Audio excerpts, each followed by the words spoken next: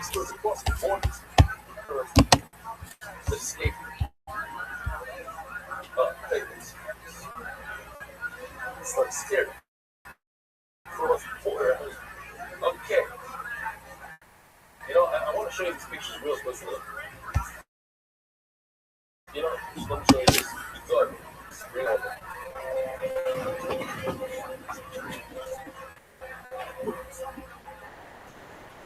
This from now where you are. I'm very happy with this. So it's a real talent.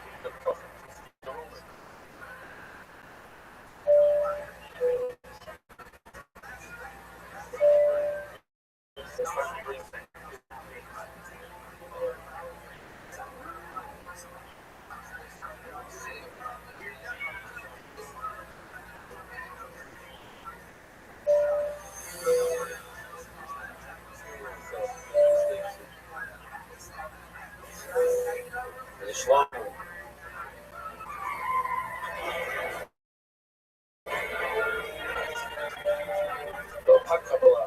This is the, how do you say it in English?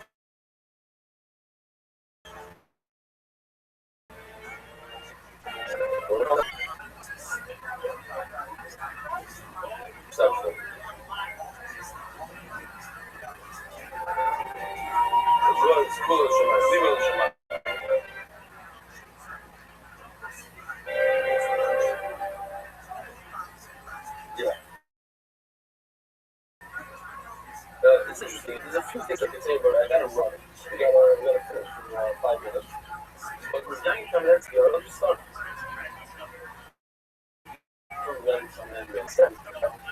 Why is it like God? Who does that? You does that?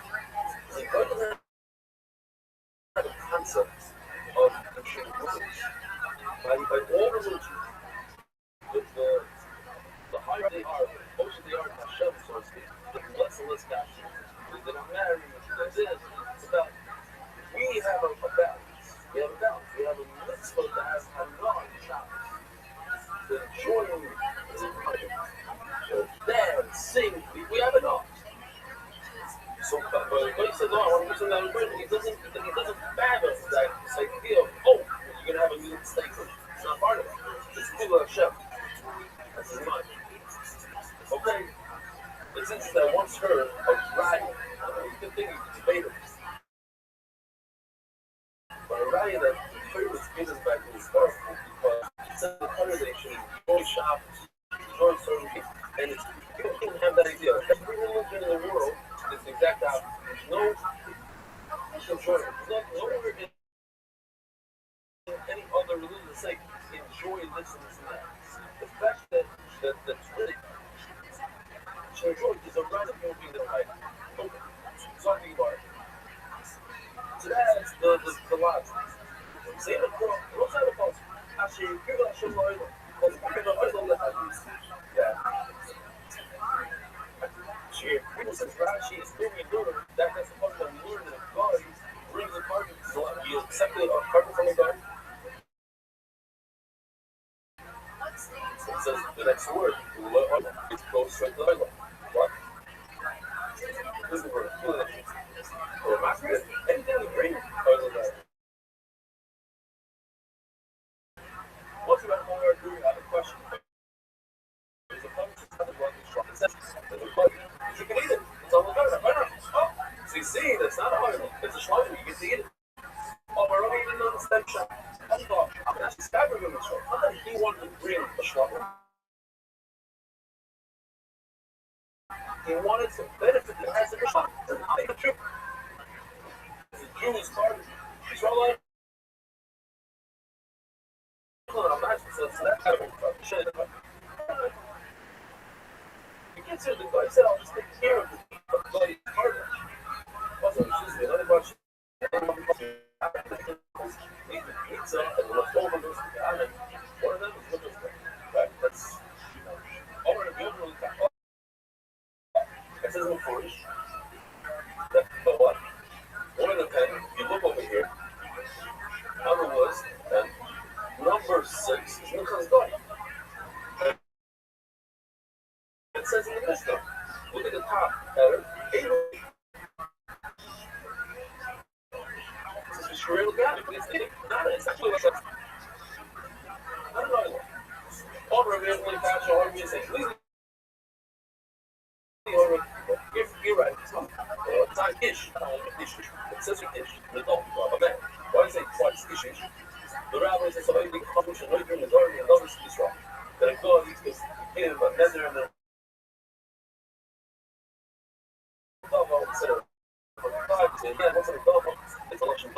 so when the person says the double, it means only this animal. This animal died, that's it. The person says in the end, it's even if this animal dies, he has to bring another one to replace it. But anyway, the point is, it's a gift action. The God can give a gift. Should I do not trust your love? Now, which one? Everybody repeats says, only in Ireland. This says you can bring anything. So there you go.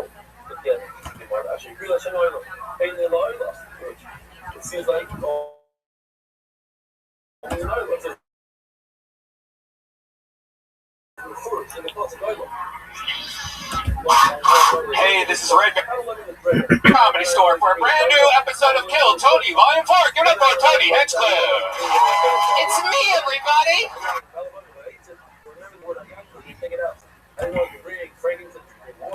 Holy shit! Hi guys, welcome. You guys are...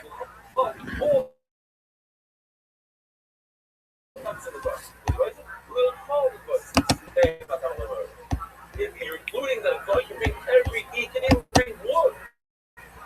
Of course, you bring oil. Why is the Thursday oil? Why is it the only thing there? Oil traveling that is God. We're going to see in a second.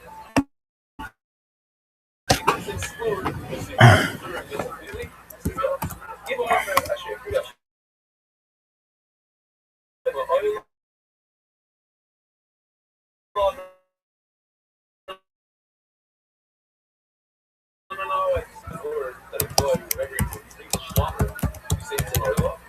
From logic or from Parker? What's the difference? I learned from logic or Parker. Not anybody from 10,000 points? Huh? It is better, but it is a difference. The right is very good. There's a difference. Come on, live audience, you can do better than that. But if it's logic, what's the logic? Oh,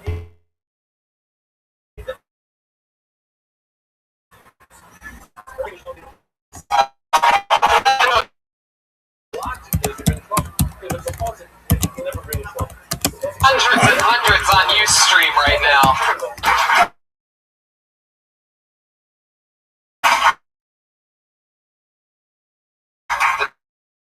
This is a real fucking live audience. I go to Sacramento, and now I'm going to Australia and other fun places. Hi, Brian Rand.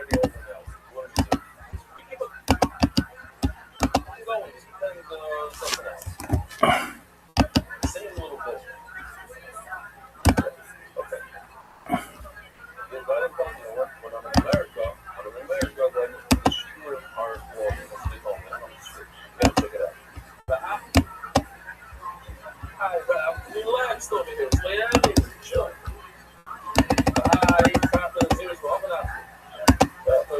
First of all, if we're already over now, I'm studying this. Sorry. But there's I've got what places for. We went to a smaller place. I don't remember what place it was. Oh, he's going to tell me. Touchdog. Thank you. Straight up. So let's go back there. But the reason why I'm showing this to you, and it's actually a video. That's what I'm getting on. Well, I'm showing it because the oil is trying to be Machazik, the satellite location. So here in Miami, trying to be Machazik. The guys come together every night. We're here. Come. What? You don't have to go every day. Come once in a while. Even the kids, because it's schmack when you're learning together. It's a different thing when people work together, they laugh together, they learn together, dive together afterwards. It's all different stories. Wherever you are, Hollywood, otherwise, sir, Hollywood, all over. Anywhere we have satellite location, sure. Great. Next.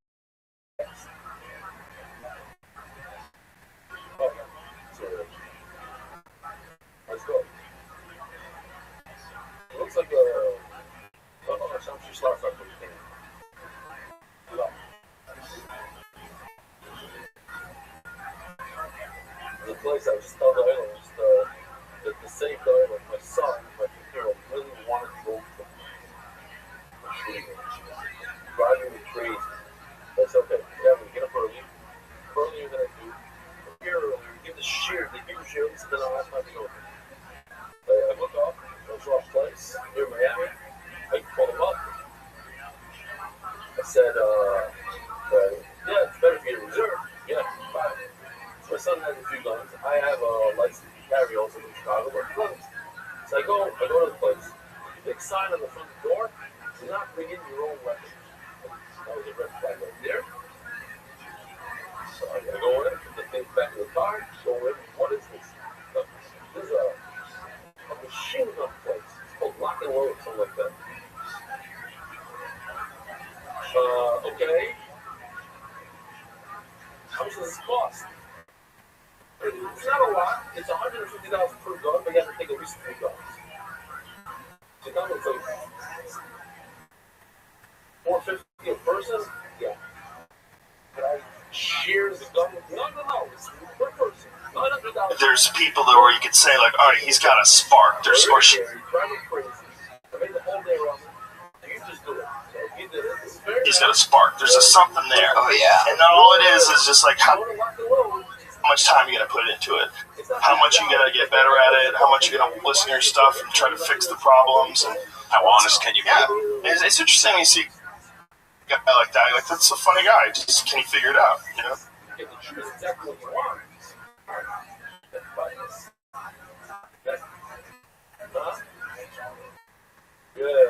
These are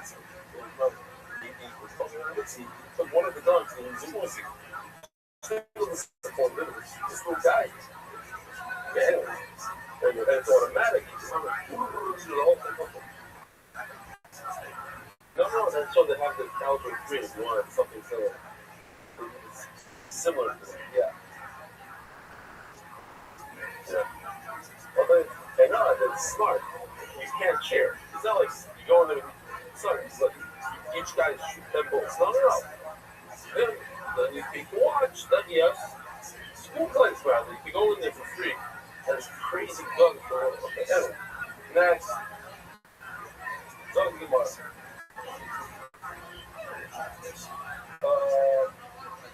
That was worth saying and not really. Where are we? Oh, yeah. So only over there by the couch.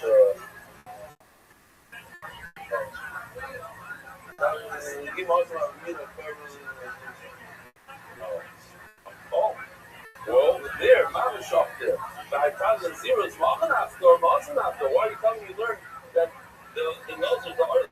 Why is it the word article that noses can't? He doesn't become a nose. But the guy can't be a nose.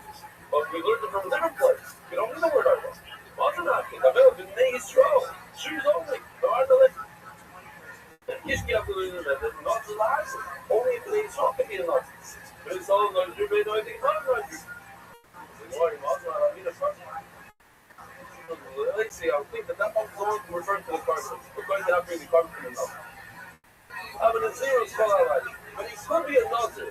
I don't remember when I went to Vail. I don't remember when. Before my daughter, I guess, moved to Utah. I was in Vail. And I met a nozer over there. Yeah, so I'm taking a picture. Look at his hair. It goes all the way down. It's basically this feet. The real nozer is called. Nazareth, that's what we call it. So, yeah.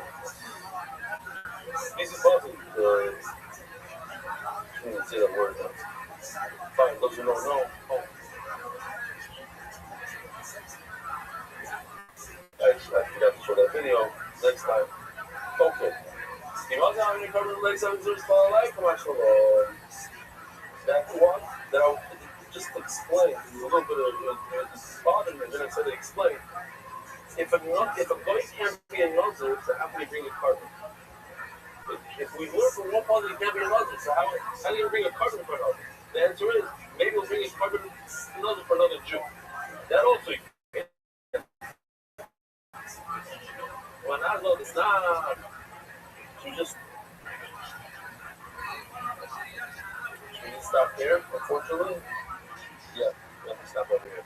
Rabbi side. Have a wonderful day. We're holding to my aunt.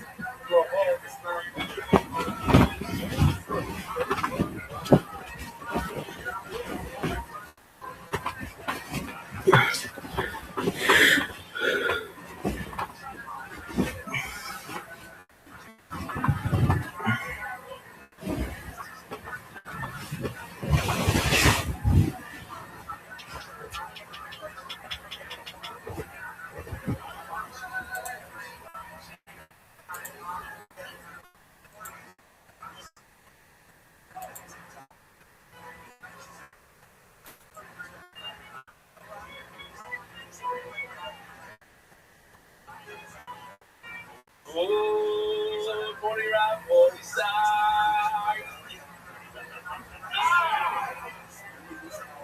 We're also supported by Rob from Miami, Knicks, the famous Knicks show. Bar, by the way, we have shared right here, live at 8:30 p.m. in the Mavis members. This is in the small, this is the last minute deal, so we have about 10 people. But Be'ezer Hashem, tomorrow in the Mavis members. A couple of emails before we start to share. This is from Penny Rath. I don't know if you've heard this one before. I want to tell you that your documentary made by learning easier than standing suit. This is developed facts in the diagrams and the video. Every time I watch that young shear on the actual pole doc, or you just recording polls every day for the past 2 years. So, which show day at minimum, Shauna, Penny Rath, Riverdale, and just moved to 5 now. I already said this. This is the power. Critical, be honest, at gmail.com. Subject. It is a loud in Torah, you got it, kid. Remember, I have so much to write and respond, but yet, with no briefers. As the saying goes, you got it, kid. We're talking, whatever it is, Yom the Torah says it's a lot in the Torah, and the rights of prohibition, and even if there are fun, won't tell everybody. So read. There are so many places in showing about bringing including things beside the growth. Behold that the things shaven, any shaver, is not 1 or 2, rather 5 lavin, and that happens every time one does so. Of course, not even contrasting is willing to include. Very telling of king, which is spoken of enormous significance in the Zoya. Even in contrast to trimming or similar to revive, these lavins do not apply. Yeah, 5 lavins. They even see what the honor had to say on this despicable conduct. See what the stifling his holy son, Kanye said. This Magnolia was Perez, as a dish, etc., and of course, many more. With that, wow, is the appearance regarding the side for his face. As the advantage of the boy, is that when reading a bit? And I'm not talking about maybe it's talking about course, not even six. Not even a bit. And I'm not talking about the Shivish law, even the cool get religious thing, etc.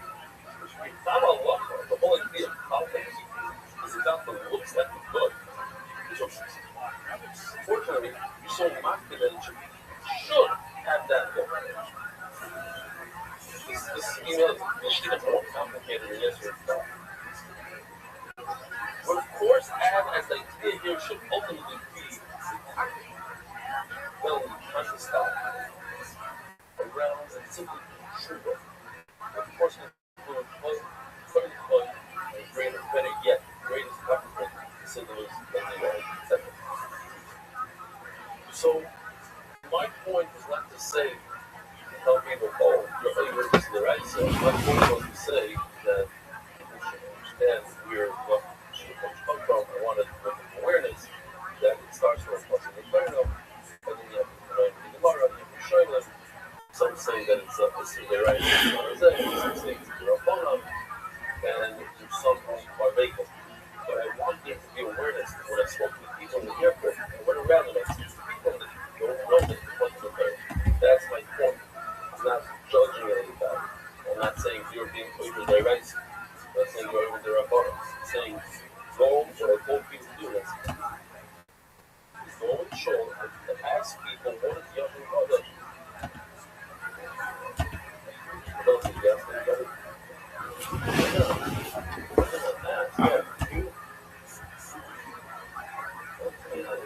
Ask people, do you know what Yoshem is punishing? No, there's ways to know, but that's not the point. Don't follow. Just know that it's a concept in the Torah. And that was not. Oh, no, that's not. Okay, fine. Next. For about 8 years now, I've been good. shots.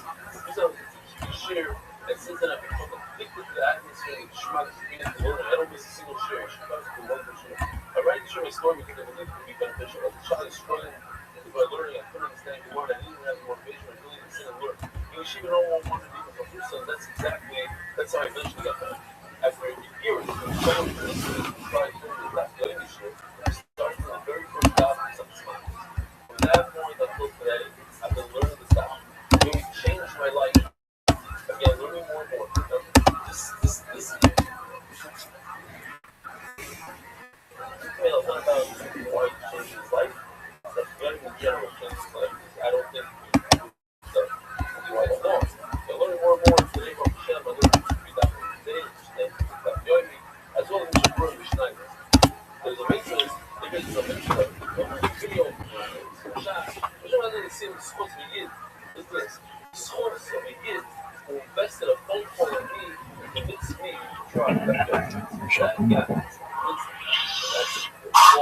Hey, this is Red Band coming to you live from the Road Famous Comedy Store for a brand new episode of Kill Tony Volume 4. Give it up for Tony Hinchcliffe. It's me, everybody. Holy shit. Hi, guys. Welcome. You guys ready for a crazy Monday night or what? Come on, live audience. You can do better than that.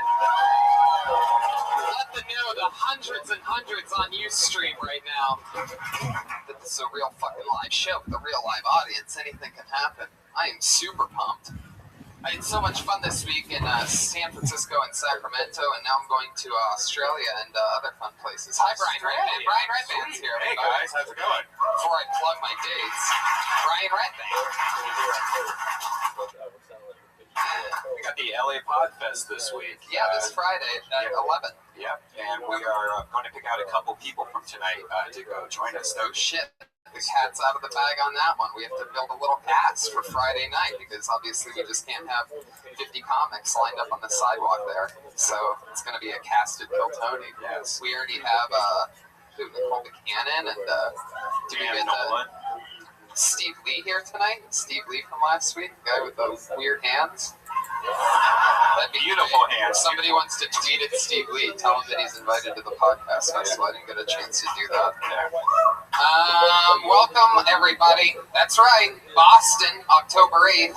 Buffalo after that. Sydney, Brisbane, and Melbourne, Australia to close out October 18th and 30th. That's where I'm going to be. So if you're listening to this podcast, the #1 live podcast in the world, that is.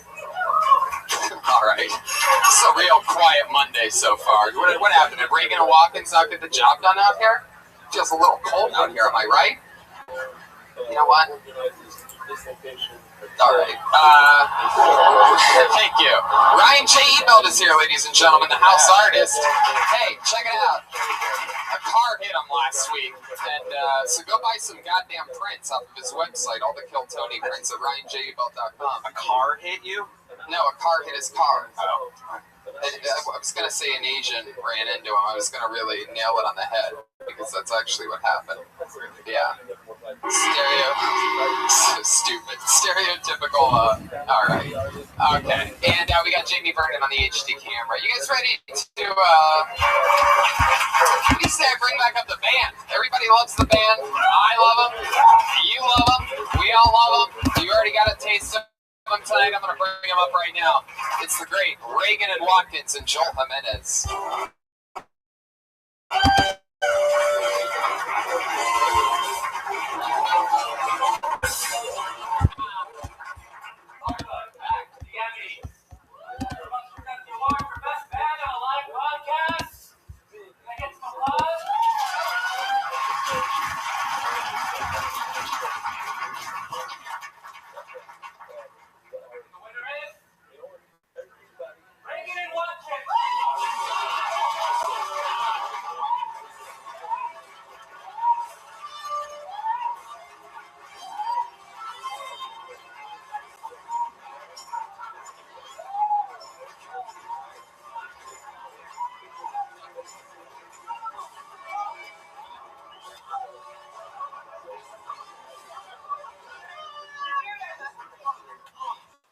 We'd like to thank Tony Hinchcliffe and Brian Redband for having us. Thank you so much. Wow. There they are, always with a different topical intro.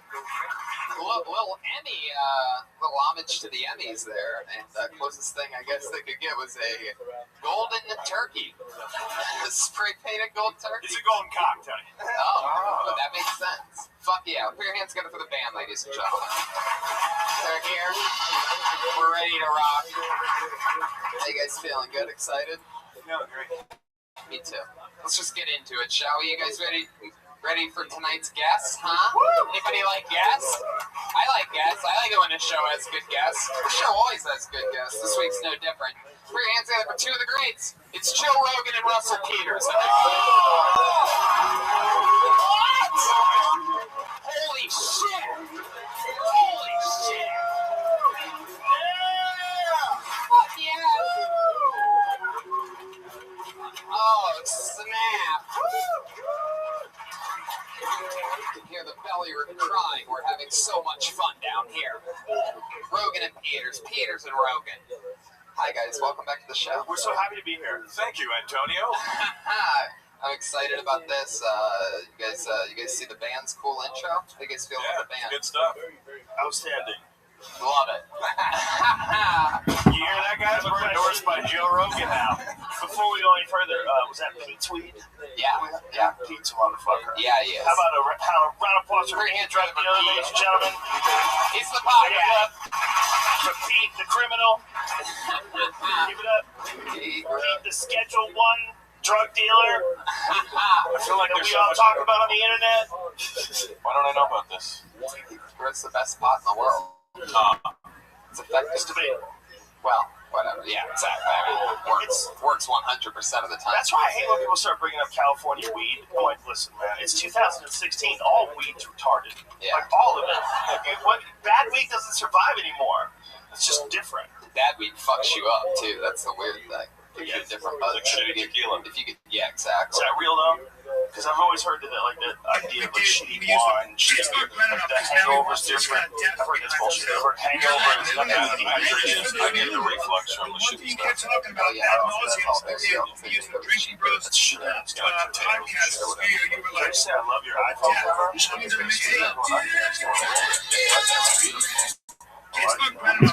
I like it. Did you drop your phone a lot regularly? You really? Just easy. Look, I watch fucking It's not good enough because now he wants this I go on JTV and sports. You're talking about ad nauseam music, drinking bros, The news, of course. You're like, Notes and stuff. On the tracks. Let's get into this crazy shit. You guys have both done the show a few times. Comedians, you know how it works. When comedians sign up for the chance to do 60 seconds on the stage, sometimes it's just a crazy person. Sometimes it's a big, amazing, young, rising comedian from around the world that's here for the first time. Sometimes it's some guy that's about to die. We've seen it all. We have seen it all. Comedians, you know how it works. When you reach your time limit of 60 seconds, you hear the sound of a kitty. That means wrap it up then. Start the interview process. We're sure going to bring out the angry West Hollywood bear. There it is. Chasing a mouse. Very good. That's enough, Brian. You guys ready to start the fucking show or what? Let's do this. Wow, I like this. Very simple name. Looks like a new name. You're a warm welcome to Pete Dunne. Pete Dunne. Pete Dunne.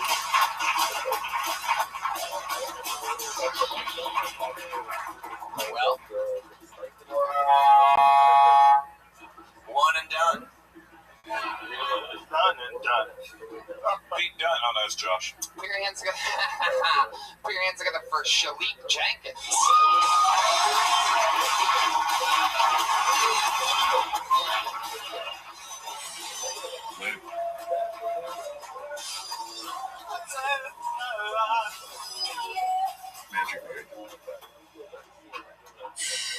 let it kick in quick, or this is going to be a boring as fuck episode. I'll tell you that right now. I'm prepared as shit. I'm tired. Moved up from New York City. He's nice. I like LA so far. Nice place to be. Your people are different. Saw this one white guy kale smoothie, welcome to Black Dude shoes.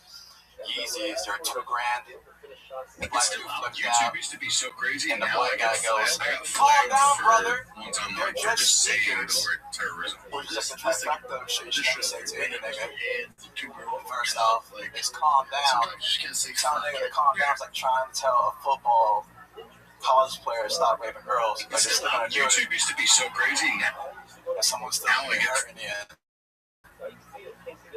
Brother, I don't think any white person should say brother, but you're saying fuck that. That's what they should do. just watch my Like, 14-year-old son just and they're just sneakers. They're $2,000 sneakers. I feel like if you say calm down, brother, 3 times in the dark at night, he's gonna be like, hey, they're quality of life. That's what I think about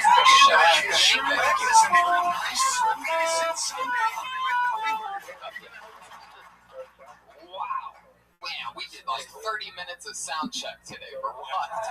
What was that about? What was that? How do you explain that? It's, This one. you got some good feedback from that. And so it begins, guys. Shalik, you are in it. Grab the mic, man. We're gonna talk to you for a bit. How's it going?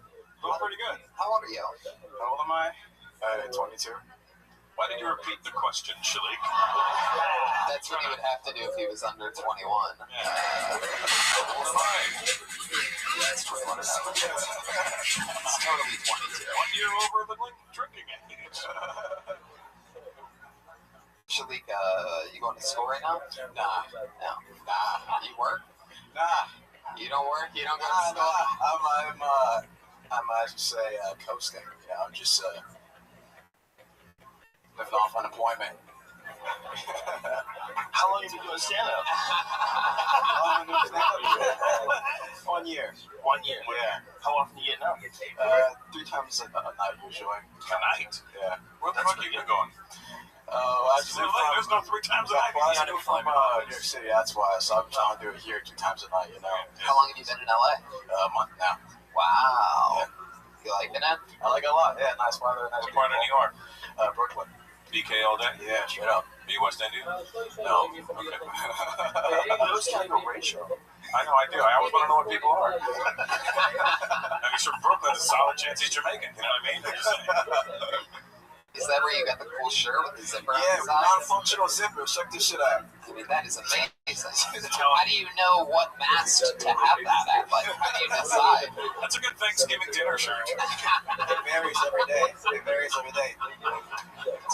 That is a good thing. Happy. Time to let the sides up. Looks like I did it again. Tony, Yeah. you know what he looks like to me? He looks like Steve Urkel mid-transition to Stefan.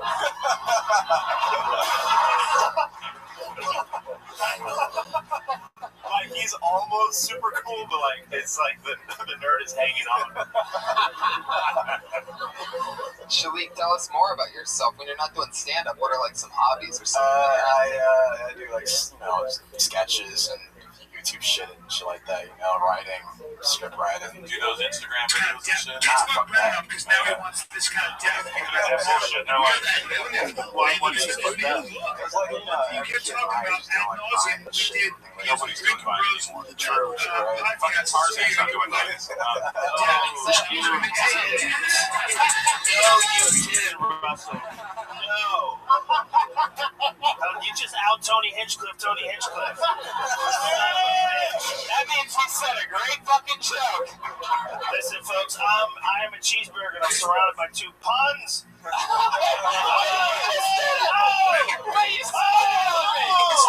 YouTube used to be so crazy. Now I got flagged Tony's the bottom.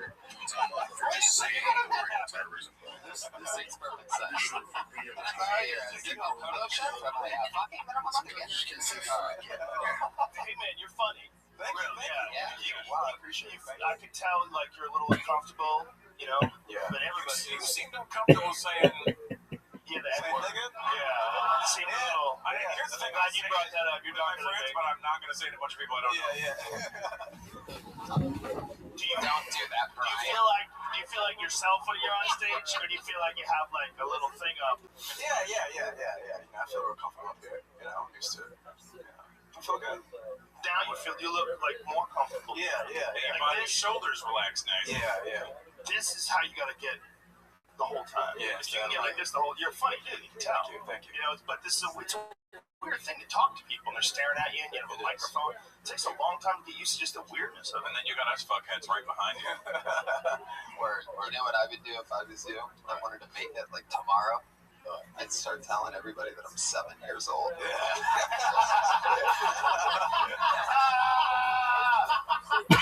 Just go out and say all the stuff that you say, just the way you say it. I'm gonna start doing it. You're gonna be like a fucking superstar in no time. Do you remember there was a girl that did that? There was a girl that did that in New York. She said, Little Esther? no, but this was legitimate though. She was doing it, and it was in New York in the 90s, and then she got on the Arsenio Hall show as like the youngest comedian in the country. She was 15, and she was this really tiny girl, so you would buy it. And then the phone lines lit up. They're like, bitch, I went to high school with her. She's fucking 30. They're like, she's 30, pretending to be 15. She was fucking crazy. It's like, my parents raised me in the East Village. She just put on an act. It was like, right at that moment where the internet kind of came in. So, like, people couldn't just bullshit anymore. It was like a very interesting realization. He looks like what little JJ would have grown up to be. What you should do is own it, though. If you're going to say you're 14, no matter what anybody says, fuck you. Yeah. You don't know me, bitch. Right. Just never let it go. Even if they know you're lying, just keep Just do what Obama did with his birth certificate. Just fucking like, you'll make a fake one later. It'll be perfect. Word. Awesome. All right. Nice to meet you, Shalik Jenkins.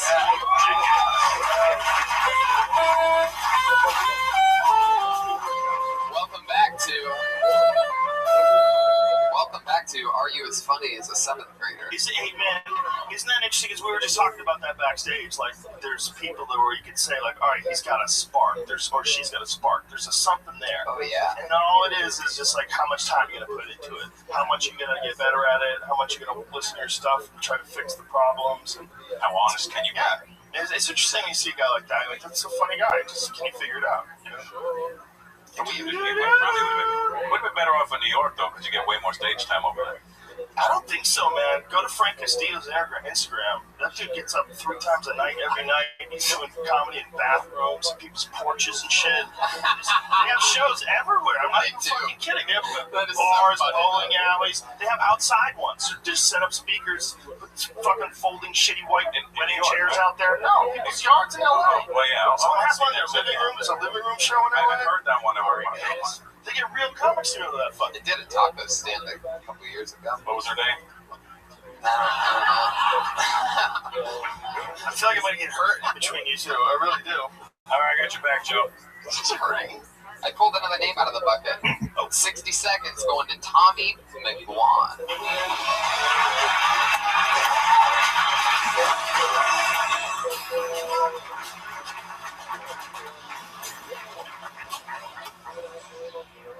All right, cool. I like to travel. That's the thing about me. Just got back from New York City recently. Anyone ever go to New York? Cool. All right. I had never been. It was my first time going. And I was like walking around Times Square and like jaywalking and like flipping off cars and stuff. And like I felt like a local. Like I felt like I belonged. But then I realized that no one from New York ever goes to Times Square. And I did something else that no one from New York ever does. And that's make eye contact with a homeless person. And it was terrifying. The guy was like, "Hey, my man!" And I was like, "Please stop. Why did you do that?" I was scared. Because I'm sure you guys can tell by looking at me, but I'm not a strong fighter. More likely to be seen in a sweater than in a fight. Nobody's ever said the words like, "Hey, let's fuck this guy up. Quick, someone go get Tommy." It's usually like, "Hey, Tommy, we're going to fuck this guy up. Could you save our seats?" Like, I did jiu-jitsu for 2 years, and 2 years, and in 2 years I got promoted to yellow belt. All right, cool. Well, there you go. Yep. And then what happened? What happened after you got the yellow belt? Then what happened after you got yellow belt? I did like a tournament. And, Yellow belt? Yeah, yellow belt, yeah. Was it a yellow belt tournament? It was a weight range tournament. I was 12, and there was only one other person in my weight range. And they were purple? It was a girl. But, yeah. So how long have you been on stand-up? About 2 years. From New York? No, I'm actually from Los Angeles, born and raised, but I was living up in Northern California for the past 5 years, and I just moved back down. You look like you were in a seminary. You look like a priest, like an Irish priest who left the seminary and started doing stand-up. Yeah, that's my day job. No. Tommy, what do you? Man. Tommy, you're 0 for 6 right now. Stick with me over here. What do you do for work? I'm in sales for medical equipment service, so MRIs and CT scanners. You sell those? Yeah, and service and everything. The actual service or the machines? Both. So we sell the machines. How much is the machine going for? I was thinking about getting this shit checked out at home on a I just regular. got fucked up by a yellow belt. That's fine. I take some of that European How much tour is money. How much does an MRI machine cost? Well, so we do third party, so we get These are fucking secondhand. yeah. Dude, let's go in on one. A good refurbished MRI machine. I've never gone in on an MRI machine with a solid key. It'd be fun. From isolation tanks. Let's see what happens when we turn around and throw metal in the room, because I think it goes towards the magnet. Come on, Tommy, sell us Died, something. right? Tommy, how many people died from that? Yeah. Metal in the room? And Yeah, turn the it's MRI on? Yeah, it goes through you like a bullet. Some kid died because they left a fire extinguisher in the room and it pulled it off the fucking wall. I might have made that up. No, that's true. He sold the shit out of it, I too. do that. I'll do that. On occasion, I'll do that. But I always come clean. How much is it for a secondhand used MRI machine? Installed and everything. If you had to sell us on it right now with your pitch, how would you sell us?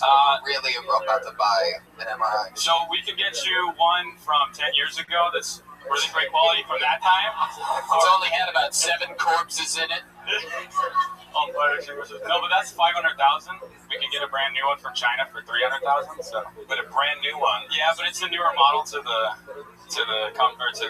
country. So it's just recently. Oh, I like your in the sneaky US. tactic. You come with the more expensive old piece of shit. Yeah, And say, listen, bro, I got a $300,000 one that's even better. You can get it right now. You're like, well, that's a simple. See, you set this price, and then we had it in our head, the 5, then he went down to the 3 for the better model. You got excited. He sets you up for disappointment. I just want to buy one now. Yeah. He's a master salesman. Sets you up with 500,000. You go, God, that's a lot of money. I mean, I don't even know if we can do it. The clinic's kind of hurting right now.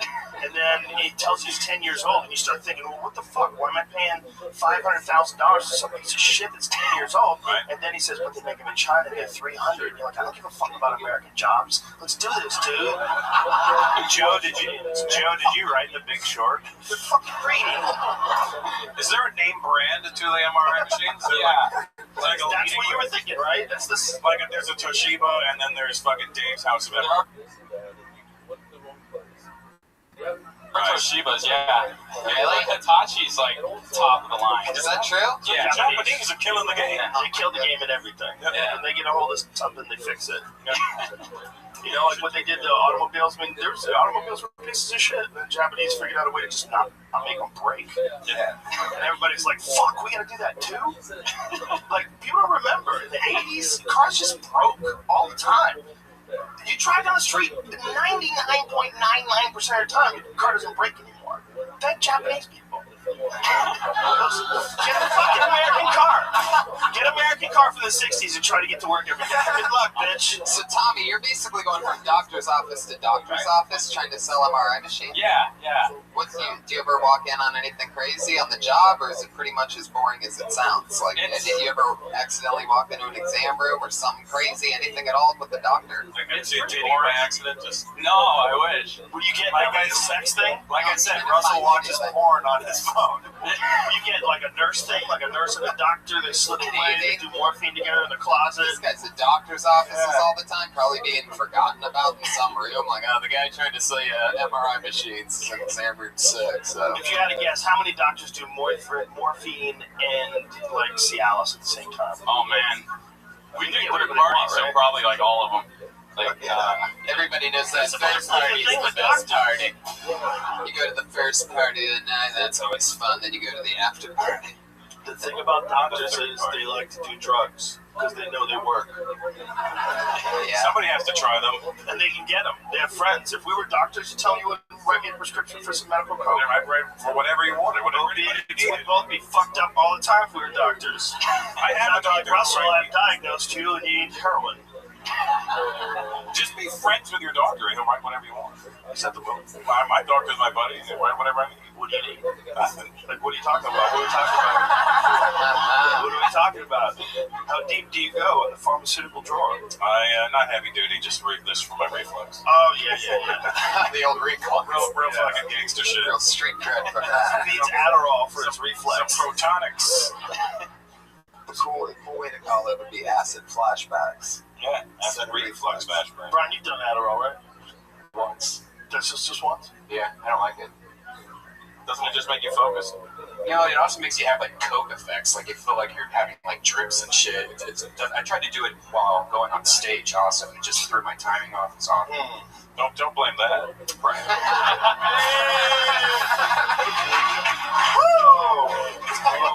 Ruthless. But it seems like it's super popular right now. Yeah, but I think the other stuff that the nurses take is way better. What's the nurse stuff? That doesn't Dr. Dick. that Provigil. Oh, Provigil. Dr. Dick. Oh, I've heard of That's that. what Hillary Clinton's on. Yeah, Provigil is like the same thing as Adderall, but without the coke effects. It's illegal in the Olympics. Yeah, I've taken it all the time. I've taken it 5 times in the last 2 months. Yeah, I have a little prescription. When you're sleeping, yeah, if you have to drive somewhere. What's interesting about it is it doesn't give you, it's not speed. Like your heart doesn't race, but it keeps you from getting tired. It's very interesting. They give it to fighter pilots.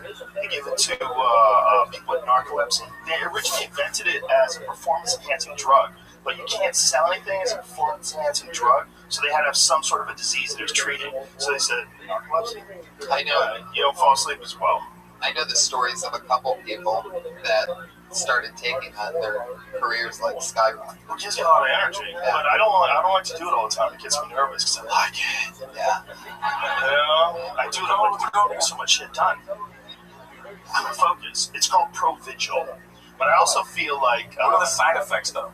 there's no side effects. There really aren't It's today. that your dick grows. I looked it up. So, just what happens with all. I took something. They gave me something for fucking That's for weight loss. For weight loss, and then it's supposed to make you focus and your brain work really well. But then my fucking prostate got enlarged. Hey! Like I said, it makes your dick grow! No, it didn't. That's the wrong part. I had to piss and then nothing happened. But Tim Ferriss had a point about it. Like he actually decided not to put it in his book, The 4-Hour Body, because he was worried that with none of the negative side effects he could cite, that it would be almost irresponsible. People would just start taking it like crazy. Yeah. It's like, apparently like all the tech guys, like Silicon guys, they just live off that shit. They're doing it all the time. Yeah. And here we are with Pete's weed. Pete's weed. It's the opposite. It's the opposite of Provigil. No, I don't think it is. Yeah. I think they all work synergistically. Tommy, tell us something else. What's the most interesting thing about you? Are you like a master skydiver or something like that? What are you into? I went skydiving once. That was fun. That was pretty cool. But I used to rock climb a lot, like outdoors. And That's where the rocks are. yeah. Oh! No, you did it! No, he climbed the actual rock.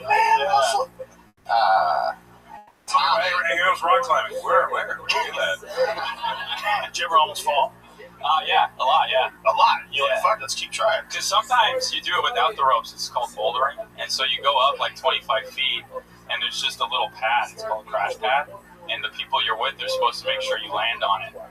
And so that was always pretty like terrifying. Whoa, how many times did you fall off of that and land on the pad? I don't know, a handful of times. It was enough. Can't remember. Yeah. Hit my head. No. Yeah, that's not good. Yeah. Tommy, Did you still rock climb? Not as much, no, because I felt too much. It started hurting a lot. So. What's the Yeah. tallest peak you ever climbed? Well, with ropes, I did 100 feet outdoors. It wasn't a super challenging climb or anything, but it was up in Mammoth. you ever do anything dangerous or scary? Like you ever commit a crime, get arrested? No, I haven't, no. I peed in a trash can once, but that was about it, yeah. All right, dude. Nice talking to you. Like peed in a trash can. Give up, motherfucker. We tried to make you interesting. Tried to make you a con man, a daredevil. You're a trash can. I peed in a trash can once. Most exciting highlight of your life. I think selling a cheap MRI machine is the more daring thing. Yeah, but that was a good move. The MRI thing was clutch. I like how you did that. Well, Tommy, it was nice to meet you. We're going to be moving on. Tommy McGuan, everybody. He's on Twitter at Tommy McGuan. How about that? Shalik Talks TV with Shalik Jenkins on Twitter. Fun. Tommy McGuan's first time on the show. All right, I pulled another name out. Joey Cruz.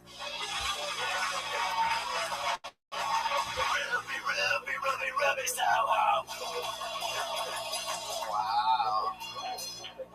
Are people just scared because Rogan's up here? And I didn't do anything. I'm the nice one. you're probably intimidating I'm everybody. the nice one. How This about, Russell Peters is mean. how about Josh Gibson?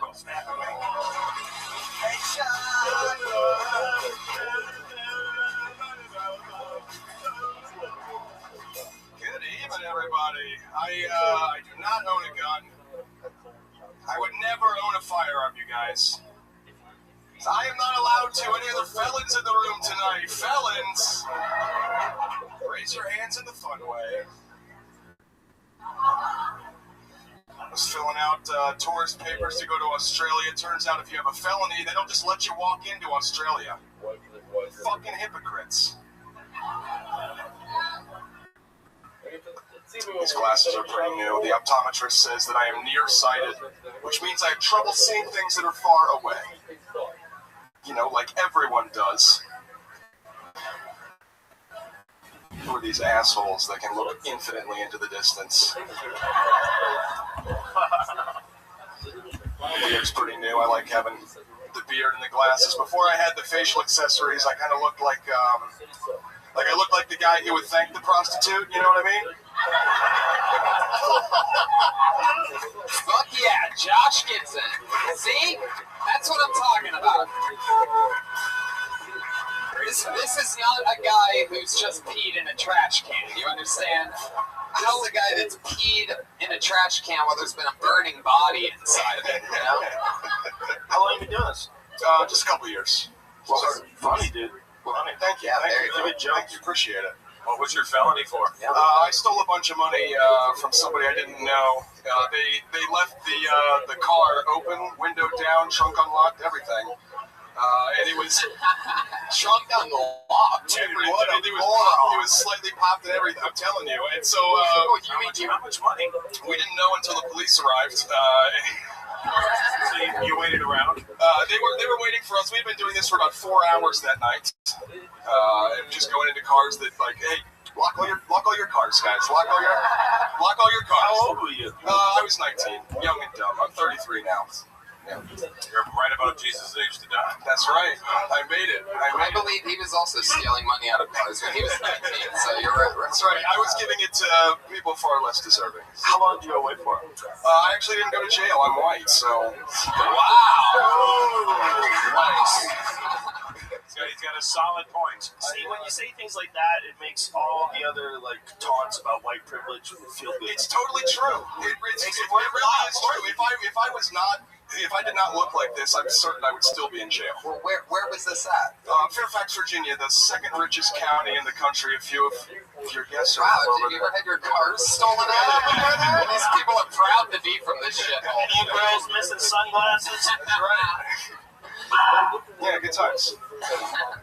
Wow, Josh, that's it. So the car that you went to was a Sting, and they got you from like. We had decided that the suburbs there was not enough cars, and that we would go to a townhouse neighborhood, and this was together. Yeah, closer together. They're treating for you. In effect, yeah. I mean, we got a bunch of power tools on us. Well, the police got a bunch of power tools. Anyway, so after a while, this guy had seen us. It was sometime in the early AM, and he had seen us, and he called the cops, and they were waiting for us. We got back to the car. We had the bag that we had just taken from the car. We didn't know, what was in it. We thought it was a laptop. The police opened it up. It was separate baggies full of different amounts of cash. Yeah. Nobody believes that money was legitimate, but it was not my money. Were they like quarters from different eras? Yeah. 1965 pennies. Yeah. Full of nickel. So you got no time. How long have you been out of Virginia? I left Virginia in 2006. What do you do for work now? I do title insurance. I research who's allowed to encumber property. Isn't that ironic? Yeah. Did you feel bad when you got caught, or did you feel stupid? I felt really stupid. I did not like. I mean, I liked that I didn't go to jail, but it wasn't like I didn't feel satisfied. But I felt so bad. I decided I joined the military because I felt so bad. It was one of these like I know that I still owe. Really? Yeah. I mean, it was just I'm back at zero after that, and then after the military, I was like, what's the most boring indoor air-conditioned job that I can do? And it's title insurance. You trying to you trying to punish yourself? Not anymore. I feel like I'm even now. I'm good. Did you take the job so that you could punish yourself, or did you actually want that job? The title insurance job? I got that so I could keep doing comedy. Okay. Yeah. I discovered comedy after the military. You get the GI Bill, and I discovered comedy while I was doing the GI Bill. GI Bill? Is that G.I. Joe's brother? Correct. That's a fucking good one. You gotta admit, Joe. Come on. That's on the spot. You think I had a locked and loaded GI Bill jokes? I can't. It's actually what my doctor sent me after I went for gastro. GI Oh, you supposed to be motherfucker. Oh my God. We're just a couple of wild and crazy GIs. You know what I mean? All right. But anyway, you're really funny. Keep it up. Thank you. I appreciate it. Really Thank funny you very much. Yeah, fun times. There he goes, Josh Gibson. Let's keep it moving. Add Josh Gibson jokes. Let's keep it moving before we talk to him too much and we're accessories to some crime or something like that. Some body in Virginia. This looks like another new name. How about Andrew Clement? Oh, shit. It's good intro music. Here he comes. This way, Andrew. Okay, well, there you go. Jesus. Here he comes. Super entrance. If you're listening to the podcast, a zip line just came down from the ceiling. How we doing tonight, y'all? Good? Okay, while we're on the subject of crime, I'm a comedian. I've done this joke a couple times.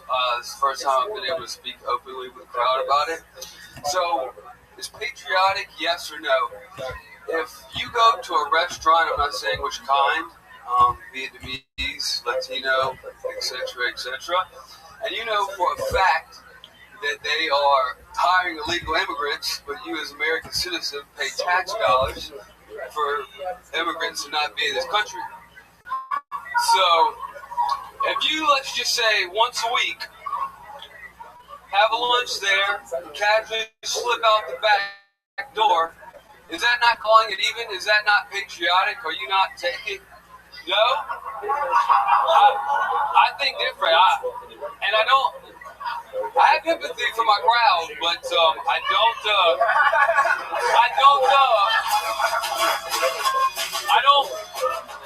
You are one of the few people that's ever been heckled in a 60-second set. That is just ruthless.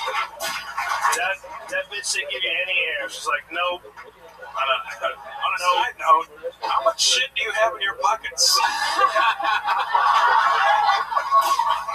What is in there? I know it's not a joke book.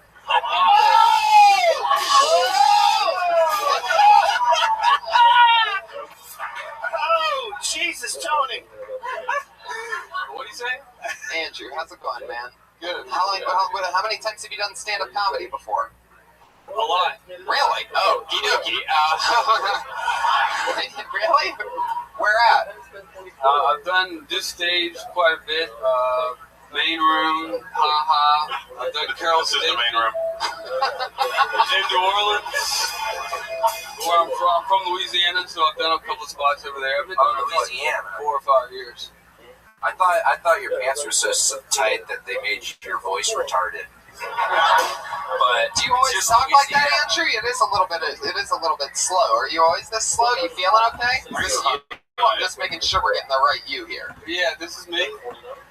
I've not used to taking on this many angles at the same time. I got You this said guy that here, you this guy. bragged 35 seconds ago that you've done this stage before. Yeah, but he means who else was behind Well, that's a fact. I'm not bragging. Just ignore those two guys behind you. Alright. There's so many people up here behind him. It's that's not totally unnatural. Yeah, for a comic to have this, especially this many people Yeah, behind it's you. just weird. It's like You guys are taking Andrew Clement's side on this? Really? Alright. no, obviously it can be done. We've seen people do it, but it's kind of a setup.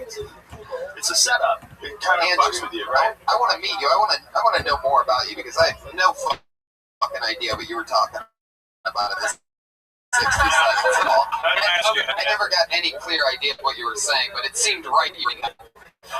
Normally I stop people when that happens. It's a controversial subject, for sure. Let's figure out who you are in today's segment. Who are you?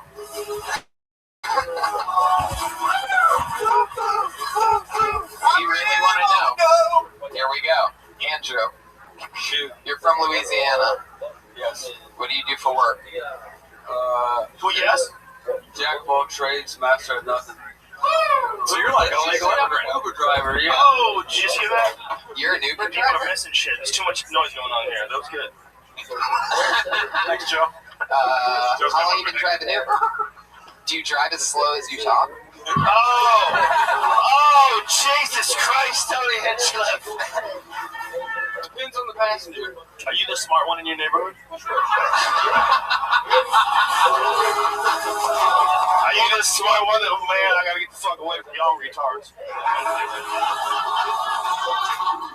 Y'all retards is holding me back. Plus Mexicans. Mexicans take the jobs I I don't would say it, but I'd like to think I want to so. work in the kitchen too. Shit. It's a good kitchen. You ever look in there?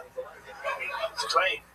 Andrew, I'm going to ask you a question. I want to see how fast you can answer. It's Ready? fuck Brennan up because now he First wants word this that kind of pops in depth your head. behind You ready? himself. We got that What's your new least though. favorite Hey, food? look, the one thing you kept talking about ad nauseum when we did we used the Drinking Bros podcast studio, you were like, the depth. We just need to mix it up. It's fuck Brennan up because now he wants this kind of depth behind himself. We got that new. Come anywhere or a giant black eye come your way. You can pick. Doesn't matter to me. Which one? Okay. He's not getting shit out of my pockets, obviously. Just long as it's not a gator. Maybe Well, it'll take a while, but I think that yeast infection, that about that's about it. Shit's gonna catch up with you. Yeah, if your prostate enlarges in those pants, you're fucked, sir. Yeah, you should wear some kind of bacteriostatic underwear, like maybe wool or something like that. Thought about it. How long have you been out of Louisiana? Wool, pretty fine. 8 years? 8 years. You have like a crazy super white family with a farm and all that? Like, is it how I picture a little barn on a hill with some extra sheds and shit in the back? A lot of screaming. What part of Louisiana are you from? Baton Rouge. Baton Rouge. Like Do suburb? you have a history with the black community lately? They do? Am I the only one watching the fucking news? Apparently. What's going on in New York? Oh, right, yes. Andrew, what were you trying to say in your 60 seconds? You go to a restaurant, there's people working in the back or something. What were you saying? What's the gist of it? Well, I got the joke idea came from when I was in college. I went to the University of Mississippi, and there was these two Mexicans. They are proud to have you there. That just shot their fucking. They're so proud to have you attendance through the floor at that fine university. We gotta get a hold of this podcast. He got in. I didn't get in. He got in. So there was Taco Tuesday, right?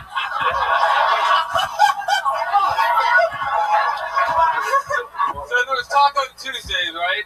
And I brought a bunch of people to the taco place, and the taco place was, Anyway, nobody brought their wallets, nobody wanted to pay, so I suggested we just leave.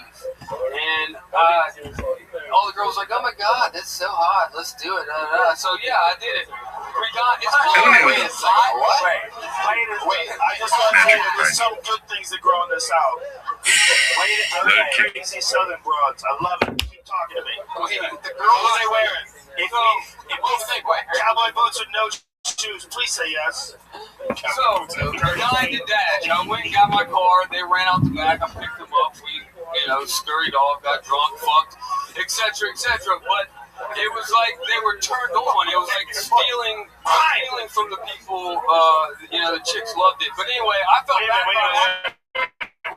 Wait, the chick loved what? I feel like you can just add that into any story. What are these chicks even doing in the story? It seems like she liked it because you guys were robbing from particular kinds of people. So it was nice. Is that what you're saying? It was daring. It was racist crime. No, it wasn't like we put Guys, and went to the nearest Mexican restaurant and ordered all the food, didn't pay for it. You're like dipping your toe in the racist pool here. And Well, it's a good thing I'm here, guys. that's why we have our racist super referee, Russell Peters. I'm more concerned with Mexicans in Mississippi. Very true. How the fuck did they get over there? Hustle. Those ones aren't legal. Question. Mexicans hustle. Legal ones are trying to get into the center of America. It's like, let's stay close to here. They were suspicious, so I didn't pay them. They were suspicious, so you didn't pay them. Did you eat the food? Yes, I You ever just tell me gas station and not pay either because they look like me, you son of a bitch? Yeah, where do you draw the line on this? Do you feel bad about it? That's why I'm on stage talking about it, because I did feel bad about it. And I was like, man, that was wrong. I mean, that probably came out of somebody's paycheck. I wanted to justify it. Yeah, man, I don't like white people either. I was in the moment. You're the reason you don't like white people. Oh my God, you're right. Tony, it's one of those Tony Robbins It things, was man. You this get to above love yourself. diving with a dip in, so, Tony, Yes, Jeremiah? did Theo Vaughn get Down syndrome?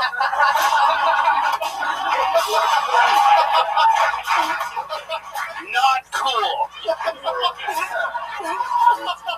That's my buddy. Oh, shit. What happened? Do you have any like family members who lynched people? Do you know? Brian, stop that! Any song or sound but that. Find a new one. Any lynchers in the family? Oh, all right. Now there's no control. Answer the question. I do want to know the answer. God, I love this show. I just like that there's these Southern girls who found it attractive to like leave the restaurant. Like, if you dine at Ditch's Taco Tuesday, I'll suck your dick in the parking lot. Suck your dick. That is hot right there. But she'll leave before he comes, because it's their MO. So, Andrew, you've been out of there for how long again? Out of where? Louisiana. You've been here how long? How long have you been in LA? He's mine. He's back in that fucking I've been in restaurant. LA 8 years. The good old days of robbing Mexicans. Hey, he's an Uber driver. We may have Taxi Driver 2, a sequel to Taxi Driver. What's your least favorite type of people to pick up in your Uber? Andrew, what's your least favorite type of customer in your Uber? What kind of car do you have, first of all, before you answer that? What kind of car are you driving for the Uber? Mercedes. Fuck yeah, you know why? Which one? Because the chicks love it. It's a straight Jeep. Chicks love it. It's the GLK 350. Oh, so you're not Uber X, you're like Uber Request or some Yeah. shit. Wow. He's the more expensive Uber. I feel like they get in the car. Saying, man.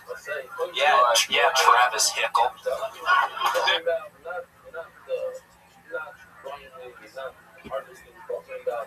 The whole Theo Vaughn with Down syndrome was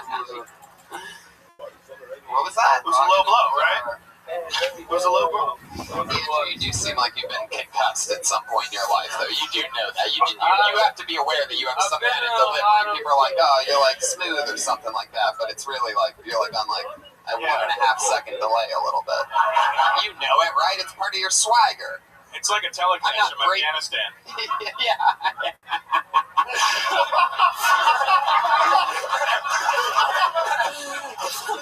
That's right.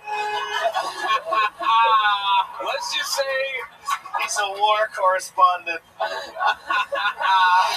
Oh my god. Oh my god. Let's just say I try to use it to my advantage, you know? With the ladies. Are you sober? Yes, I am. Oh, Joe Rogan with the You're 10 gonna blame star something. question. Interesting. Yeah. That last night that you partied, what happened? 'Cause I'd imagine there had to be some dead bodies or something. It was a big car collision, and I just walked home, went to sleep, shook it off. So you don't remember the part where you don't remember when you fell into your head that night? Well, I also fisted the gate of that. I mean,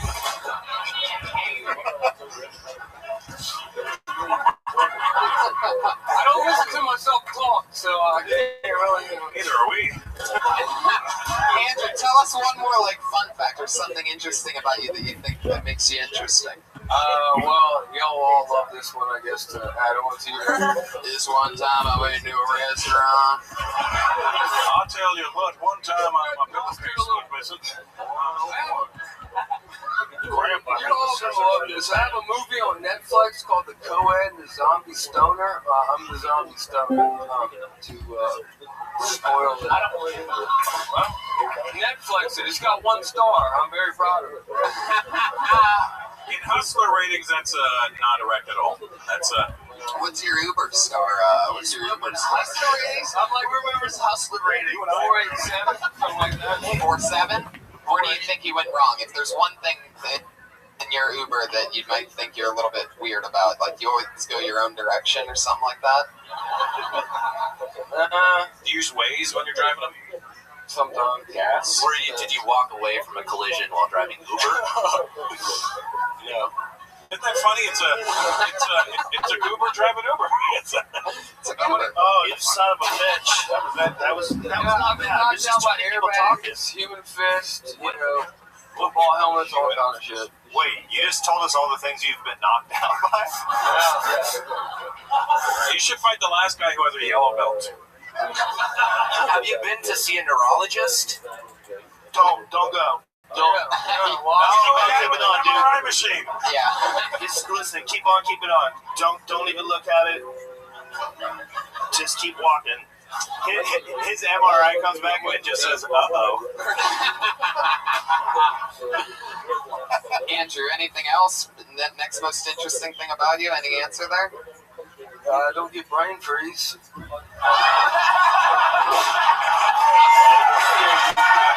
And on that note, ladies and gentlemen. Oh, amazing close. Andrew Clements, everybody. There he is. Excellent dismount, sir. Excellent dismount. Congrats on your temporal You can't get brain freeze.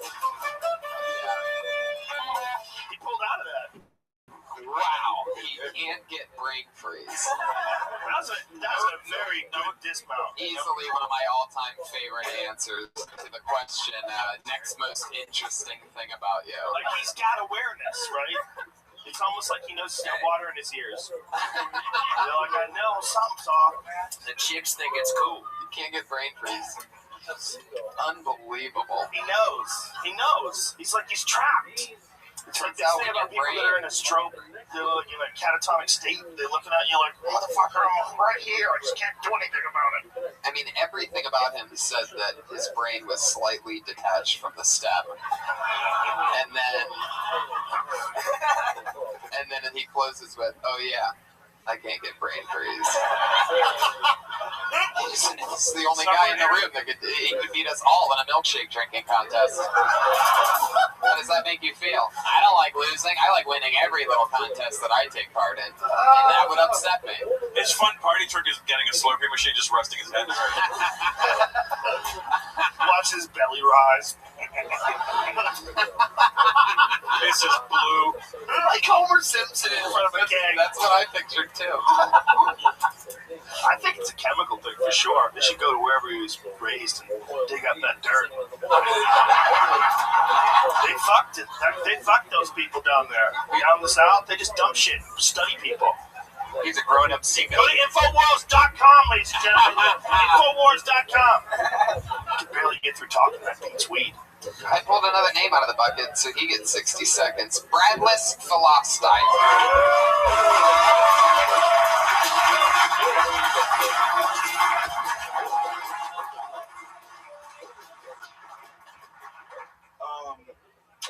Slavery has never been cool. Except for right now, because there's some dope-ass slavery movies coming out. You can be uncomfortable, so I'm going to finish this joke. Yeah. Like, slavery movies are just becoming just as good as Holocaust movies. But I'm sick and tired of saying, like, sad slavery. Like, I want to see a new type of slavery movie. Like, I want to see, like, a slave rom-com. Can you imagine a trailer for a slave rom-com? Like, have you ever fell in love at the wrong time? Historically, ever done that shit? What would you title a slave rom-com? What would you title it? Like, Sleepless in Mississippi? 10 Things I Hate About Cotton? When Harriet Met Tubman? I don't even know what you're Bradless Philostine. That was great. How do you say your name? Bradless Philoctet. Bradless Philoctet. Philoctet. Gotcha. How long you been doing comedy, man? How long have you been doing it? 3 years. That was really good joke writing, man. The way you set it up, the way you entered into it, knowing you have a 60-second set. Yeah. Funny shit. It's so true. It is. Almost dying in the beginning. Dude, it's funny. Dude, you're funny. Where are you from? Miami. How long have you been in LA? Almost a year. What do you do for work? I work at a hotel. What hotel? Casa Del Mar. I should say fucking hotel. God damn it. What kind of hotel is it? Holiday Inn. Never heard of one dude that you work with going to rat you out. So we can fix it if you want to talk about it. What kind of hotel? Is it sort of a shitty hotel? No, it's like a fancy hotel like Oprah goes in. Oh, cool. I shouldn't fucking say Oprah. Damn it. Man. Now you're fucked. I think I realized something. I can pretty much just ask you anything. I'm an open book right now, just saying. What's the room number and the safe combination to the hotel? 724.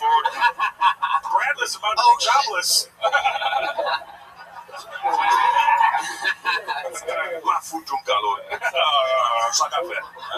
You ever get to see anybody cool other than Oprah there? Well, not somebody cool, but the other day I saw Tupac's brother. One Pac. You son of a bitch.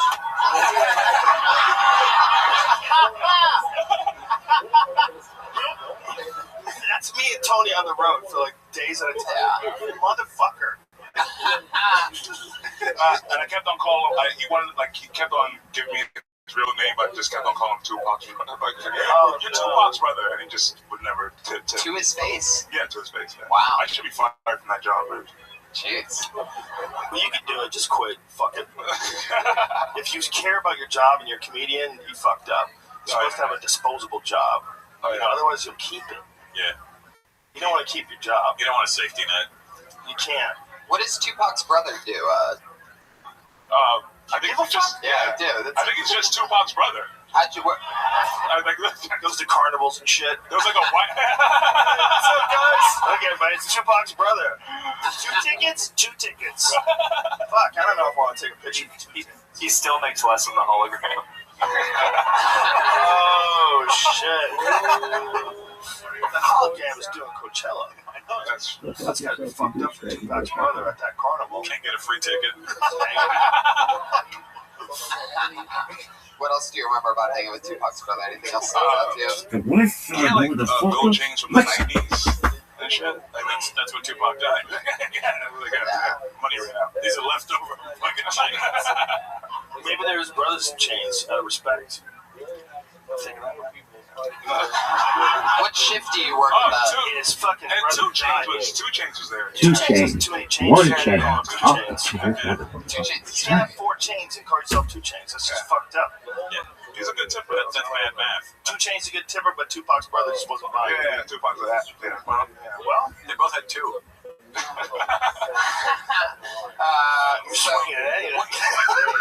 What do are you working at the hotel? I said it. Dorman Bellman. You were late night sometimes? Yeah, sometimes it sucks. Dude, let's just tank this job for you right now. Tell those people to go fuck themselves. Okay, here, let me hear. You're too funny to be doing this shit, man. You need to get an Uber driver with that last guy. Oh, God. Start driving people around. That's your... I think we know what kind of people he doesn't like in his car. You can pick up the slack. I just got health insurance, so it's like... Oh, see, that's how they get you, man. I know. They get with that fucking 401k bullshit. Next thing you know, you're doing that forever. Next thing you know, you're the funniest bellman in LA. Dude, you absolutely could be a professional stand-up comedian, 100%. I think the audience probably agrees, right? Yeah. You just gotta do it, man. Just do it, for sure. It's not easy. Your spot is like the hard spot. Where you've got talent, and then you have to figure out how to ditch the job. It's the hardest spot because nobody wants to do it. Nobody wants to just cast away the net and take a chance. So you gotta have like some disposable job, you know? Like a lot of people, like, what'd you do? What'd you do when you were like struggling? Just worked at shoe stores and sold fucking socks door to door. I did whatever. Yeah, but you didn't give a fuck about any of those jobs. Yeah. I delivered newspapers. I was a bellman before. You delivered newspapers? Yeah, every day. He still has the hat. And the tips were shit. Thank you. Did it again, Jeremiah. Why are you scared on tonight? The retard joke, the paperboy hat. He's on. He's scared. That's my career in a nutshell. The retard joke, the paperboy hat. The kid's good. John Rogan, LA Times. Can I get a quote? I enjoy mongoloid material. I like when they pick on the disenfranchised and the people who have disabilities. I always enjoy that because I don't have disabilities, so I can laugh.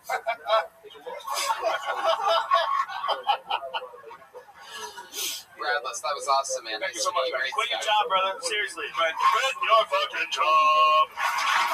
Bradless, if you're free Friday, come to the LA Podcast Festival with us, will you? Bradless, the Lost Site. Breaking news, Bradless. Dude, you guys got some talent tonight. Yeah, Some fucking talent tonight. we've got some killers lately. Let's get through our two regulars, and then we'll go to the bucket one last time and get out of here. How do you guys feel about that? We have two regulars every single week. They do a brand new 60 seconds every single week. That's sort of a tough thing to do. Very, very hard. And it's awesome. This, your first comedian, you know her, you love her. Here she is, Vanessa Johnson, everybody. With a new 60 seconds. Live on Kill Tony, the #1 live podcast in the world. Vanessa Johnston. Are you #1 now? Something I just say. Vanessa Johnson, everybody. Yeah. This week, a homeless guy asked me out on a date. He walked up to me and said, "Hey girl, you got a quarter?" I was like, "No, sorry." He was like, "Oh, okay. You single?" I was like, "What?" And he was like, "Girl, you know I'm good with boxes. Imagine what I could do with your box in my box." And he was actually kind of hot. So I was like, maybe, no. You know, eventually some girl is going to walk by him and go, "I can fix him. I'll give him a bath, teach him how to read, and then we'll get married and have babies." And whenever people ask her about him, she'll go, "Well, he's a rescue." Nailed it. Vanessa Johnston. Another new minute. That's a good one. Thank you. I feel like it's awkward now. Well, I mean, it's one of those things where it's like, that is great beats and a fun misdirect. I'm curious as to how much of it, like, how... It's true? Yeah. So yeah, this week I was doing a bar show at Van Nuys, and the part of those years, the guy walked up to me, asked me if I had a quarter. I said no, and he was like, "Okay, you single?" And then I wrote everything off. Right. Sometimes that's all it takes. It's a fun little spark to get it all going. And the fun misdirect that I didn't see coming was you thinking that the homeless guy was hot for a second. Like, that part's funny to me. Was that part true? Was he semi-attractive? Sort of like a Yeah. Right. I was like, he's confident, like. Yeah, that does take super confidence to go from quarter to like want to go on a date. He's like a man's man, you know. I don't know. A broke man's man. Hey, do you have a quarter? No? You want to go on a date? You buy? For sure, obviously, right? That's so funny. Where do you think he would have wanted to go? Where would you take a golf? What day of the week was it? It was Wednesday. Well, who has specials on Wednesday? Specials on a Wednesday? I know, there was a fucking day by day. Or I can fuck myself. It's gotta be crazy being a homeless guy having the balls to ask a girl on a date, though. That is sort of an interesting thing that I've never really heard about that often. What's interesting in confidence is that attractive, like even slightly, because guys don't really give a fuck if a girl's confident, as long as she's nice. It's true, we do. Like, if she'll talk to you, you're like, oh, you'll talk to me, great. Like, women don't have to be aggressive towards men, so the idea of confidence. Because now he wants this kind of depth behind himself. We got that new though. Look at this new look. The one thing you kept talking about ad nauseum when we used the Drinking Bros podcast studio, you were like, the depth. We should mix it up. It's still out. YouTube used to be so crazy. Now I got flagged for one time for just saying the word terrorism. Oh, this again. This show, if you bring up Mr. Hands and two girls on top, like, sometimes you just can't say fuck it.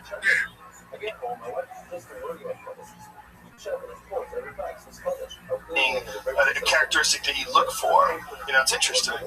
It's like, that's like, no guys ever say that about a girl. Like, yeah, man, she's really confident. That's a nice way of saying she was ugly. Super duper confident in that one. Like, she thought she could hang out with me. Like, you might use that in a long-term descriptive. Like, she's really smart, she's really confident, very interesting to talk to her. But you wouldn't just go with the confident thing right away. Like, oh, dude, you got a confident one? Fuck yeah. She'll probably know when you're fucking with her and just break up with you early. She's smart. She's not going to take your bullshit. She's a confident one, right? It's weird.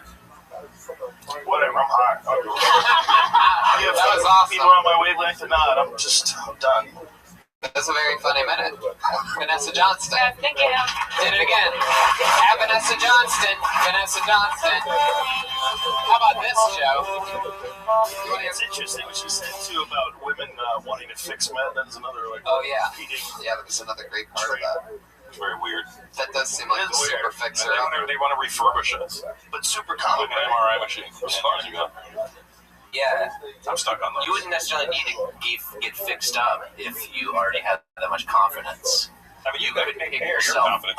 Yeah, but she would try to fix you, right? Like dress you better, do your hair better, and maybe like get you to just stop acting. Just be a mother and a whore at the same time. Whoa. Jeez, Pat Reagan. Some music you want to get off your chest right now? Yeah. You got super weird on us, dude. Sometimes he voices his opinion against the establishment. Whatever that means. I've heard like a scatter of those words before. I want to see Pat's Tinder profile. Looking for a motherly figure and a whore. Hey, that's true, you know. I mean, that's probably relationships have a lot of that element. So I was just saying something that was true. Totally. We gotcha all the way. Even Snoop agrees via Wait a minute. live feed right now. You can't just let that go. You don't want to let it go? There's something there, something in that. I think it could hurt. I think it's not. Well, I have mother issues. No shit. Like what? What's the best road? But girls want to take care of me and do stuff, and then I'm just like a freak. So that's a big generalization. Girls want to take care of girls that I hang out, girls that I end up with. Right. Want to really like take care of you. Right. Yeah. Like breastfeed you. Do you feel like that's everything? Change your diaper. That's a pattern, a common pattern, the mother whore thing. Yeah. Was your mother a whore? No. She's not? No, I can't even. Like you wouldn't know. I can't even picture her having sex. Is she good? Is she a hot mom? No. Are you just saying that because you don't want us to talk to her? No. Okay.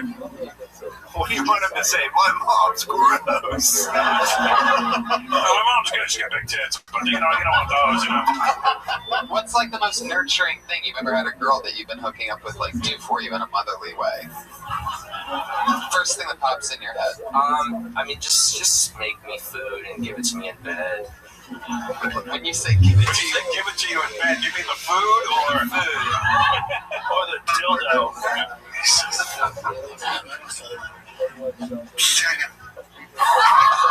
There you go, Pat Reagan. And when you say food, like what kind of food? Like a bowl of cereal? Children's cereal? Like kale and eggs.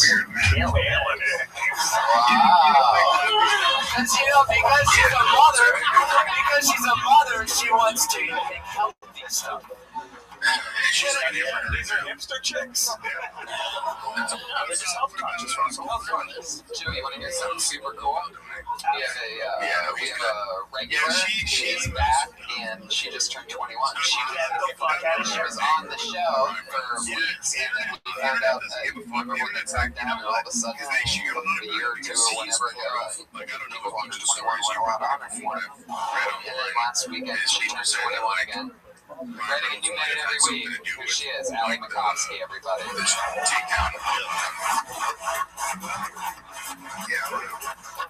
Hi, thank you. I just got fired from my job.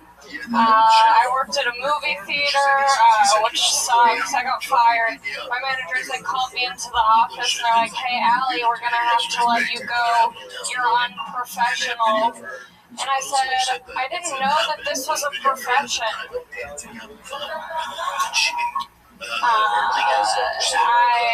You guys have ears, so you can hear that I have like a very monotone voice. It's just how I talk. Makes having sex hard, because no guy wants to hear me be like, "Oh yeah, sweet, sure, chill." I just started watching porn just so I could sound alive. So now when I'm having sex with a guy, I'll just be like,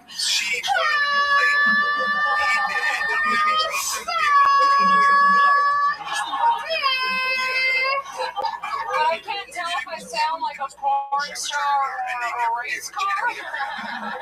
Just, lightning, Allie Makovsky.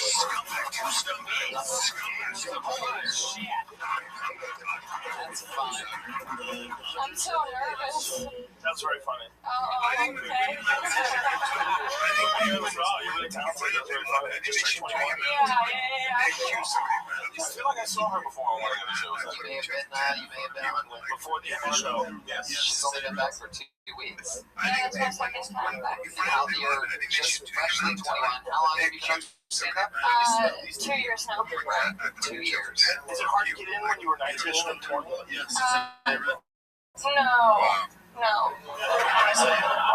So It's like this weird thing where like when you have boobs, you just are like, "Hey, I have boobs, let me in." And they're like, "Okay." That's why when I started out, I always carried a pair of boobs in my backpack. What the fuck makes you think you're on? They weren't my own boobs, I just carried them someone else's. I specifically said I get my boobs in a backpack. Can I get banned? I was actually holding the boobs for a moment. I want to get banned again at this point.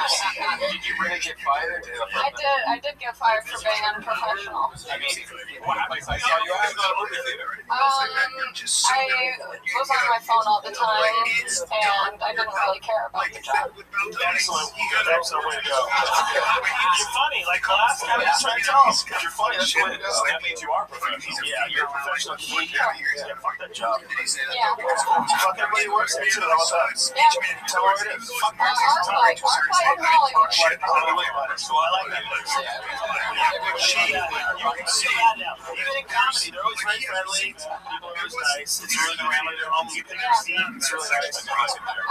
There was a guy, a homeless guy, who would come in like so often, and the tickets there were like $20, and he would masturbate in the theater. And I just let him go because gotta take a break. There's a little art light, you know what I'm saying? How are you gonna know? That's the way they do it. You jerk off in the arc light. It's not paying $25 to go find a place to jerk off. That's like a common thing. I used to work at a few movie theaters, and we had a guy that would always come in with a newspaper underneath his arm. He looked professional, and he just put the newspaper down and asked. We kicked him out of like 5 different theaters. Why did you work in so many theaters? Yeah, that's a good question. Every theater I worked at, this guy would go and jerk off in the newspaper. I sometimes see him in comedy clubs even now. That's what Red Man means when he says he's on a theater tour. So he has down in the basement. You opened an only acted newspaper? Everybody knows that. Man, that is fun. This is so cool. Hey, what movie was it? What was it? Oh, the one that he had to get kicked out of because someone was sitting next to him was Hail Caesar. He just loves 50s Hollywood, I think. He's about to shoot some Caesar dressing. Oh, okie dokie. And that's just the note, ladies. If you are going to take care of him, he prefers a Caesar. Oh, shit. Allie, we're really excited about having you back. We're excited. Another great minute. You're an absolute killer. Allie McNaughty is what she is. The future. She's coming. Marry your Johnny. Red band.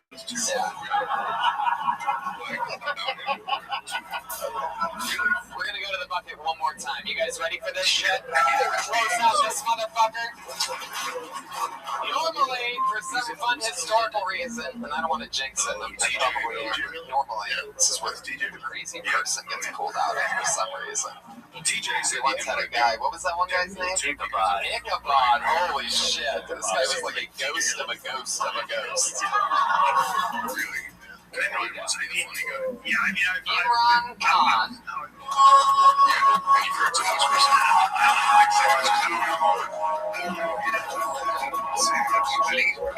Oh shit.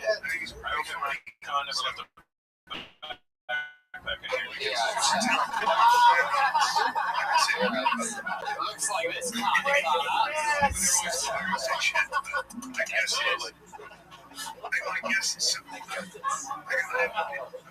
So let's try it again. Alright. How about Anthony Amarello? This is unbelievable. Wow. Who signs up and leaves? I don't get it. 4 people. Do you ever, like, take those people out of rotation? Like, we used to. It's too late now. I pulled another name out of the bucket. Put your hands together for Joe Mazzarini.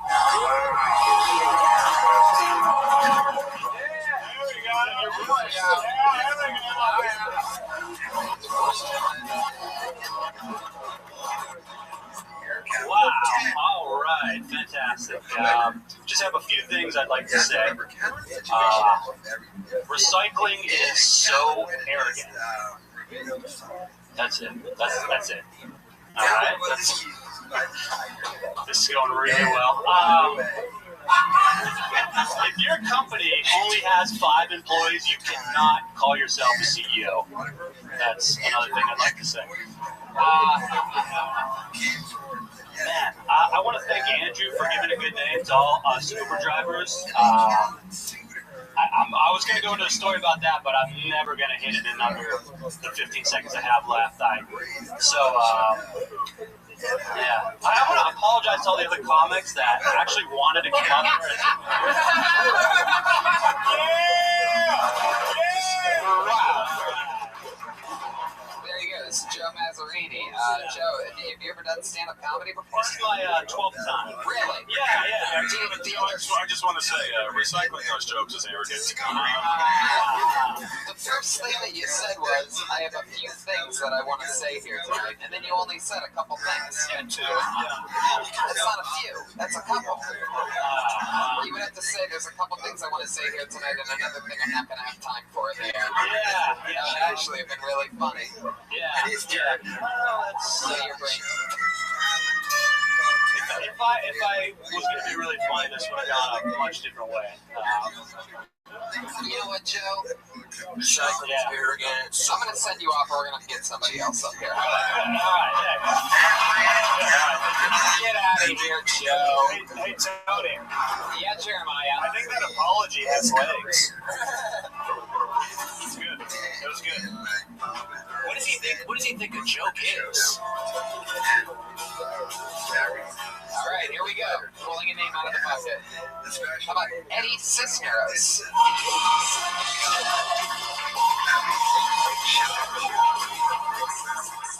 The weirdest thing ever. Maybe we have to do something where... You know, if I did, well, we didn't want to get on stage, it would just fake the name of that person. Yeah, that definitely doesn't work. Oh, yeah? Yeah, it's double. Big band or red band? I pulled another name out. Here we go. Chris McCoy, everybody.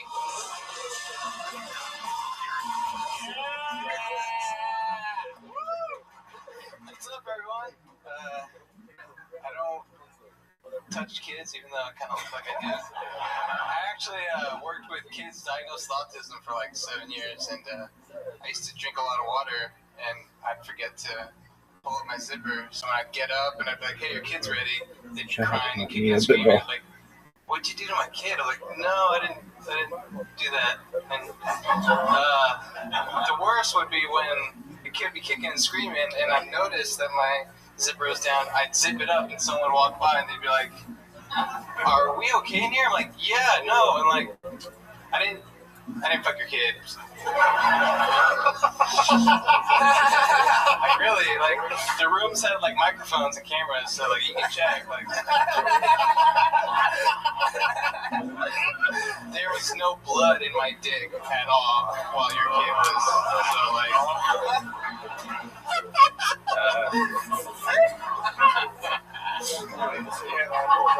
that's it. There you go. Chris McCoy. This is a guy who definitely fucks kids. I mean, let's face it, 100%. It's really the only thing that's even on your mind. Is that a pager? Do you have a pager? no, it's fine. Did you fly up? I think so.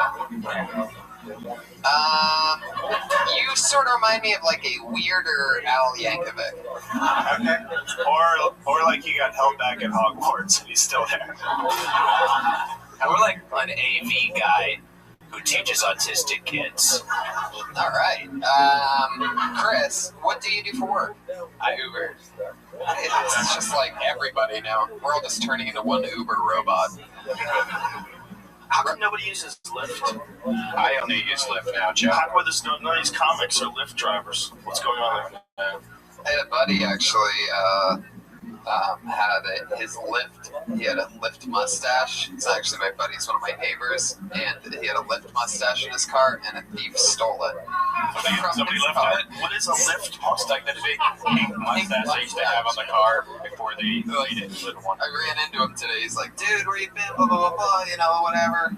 I've been out on the road continuously. He's like, "I haven't seen you forever." He's like, "Someone broke into my car." I'm like, "Oh, dude, I'm so sorry to hear that. What'd they take?" He's like, "My Lyft mustache." I'm like, "It's not that bad, right? Start a new life." He didn't think it was funny. I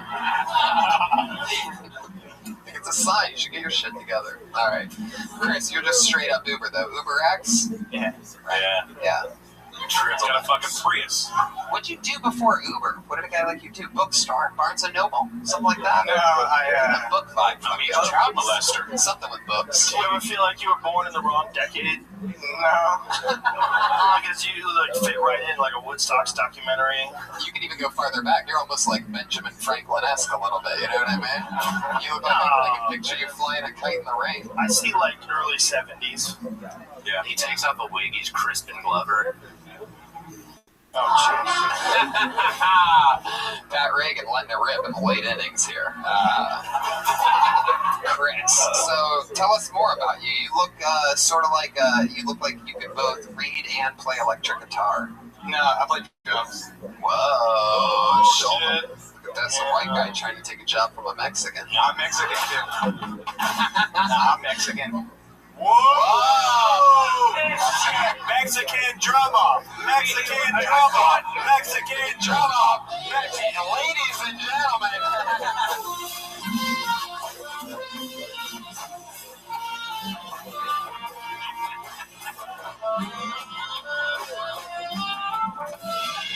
There it is.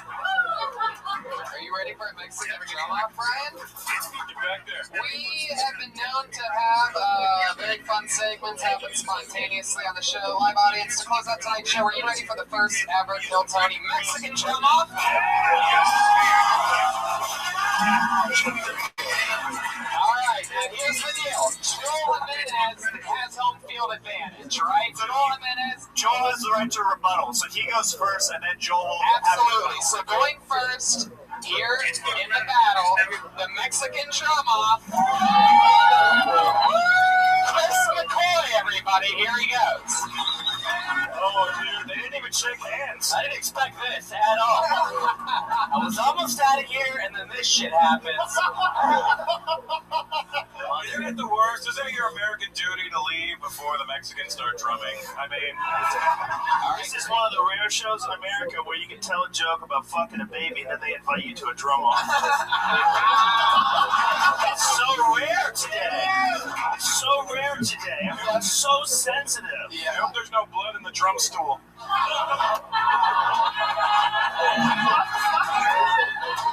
All right, Chris, you want to hit this shit? You want to just take over? Do something crazy? What do you want to do? 1, 2, 3, 4.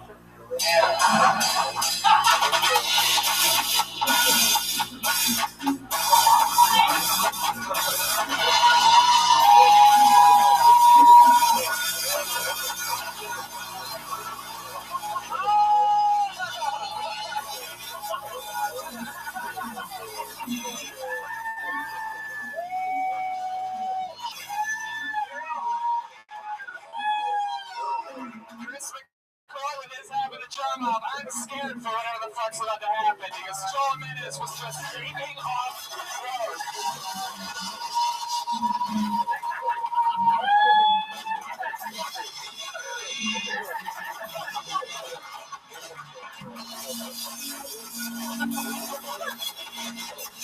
Alright, that wasn't my best. Joel Jimenez!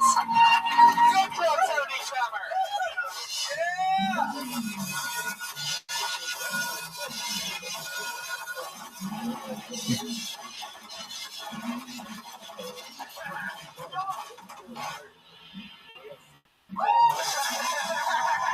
Wow!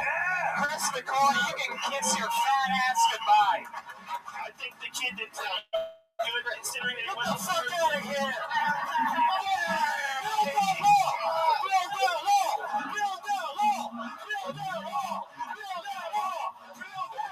Holy fucking shit. I think it's awesome. I always say that we have more fun on Mondays than anybody else in the world.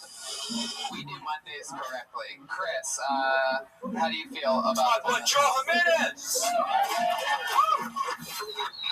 anything else, Chris? How do you feel about just getting your ass handed to you in front of a... Oh, it wasn't my drum set. I think you mean Kulo. Wait a second, wait a second. Whoa. Wait a second. That sounded I like think a... Joel Jimenez might have to take off his underwear for this one. You know, on things happen there, right? Also, Joe, your underwear's inside out, by the way. Yeah. AIDS is not eat ash. Those are boxers. That's what I'm talking about. You want to let people know your brand. It's fucking wrong, man. It's definitely inside out. Now there's shit stains on. That is a fair point. I'm sorry. I apologize. All right. So do you feel like if it was your own drum set, you would have done better? Or do you feel like if you knew what the fuck he was going to do, all this craziness of taking his clothes off, that was kind of a dirty trick? No. Would you have taken your clothes off if you went and did that? Do you want a rebuttal in your underwear? Would you have just whipped your hog out and started slamming on the cymbals? We could go Red Hot Chili Pepper style. Motherfucker, I'll show you what's up. Red Hot Chili Pepper. Oh shit. It's just sock of truth. With the sock of truth. We just want to know how bad you want to make it, bro. This is like a Jesus.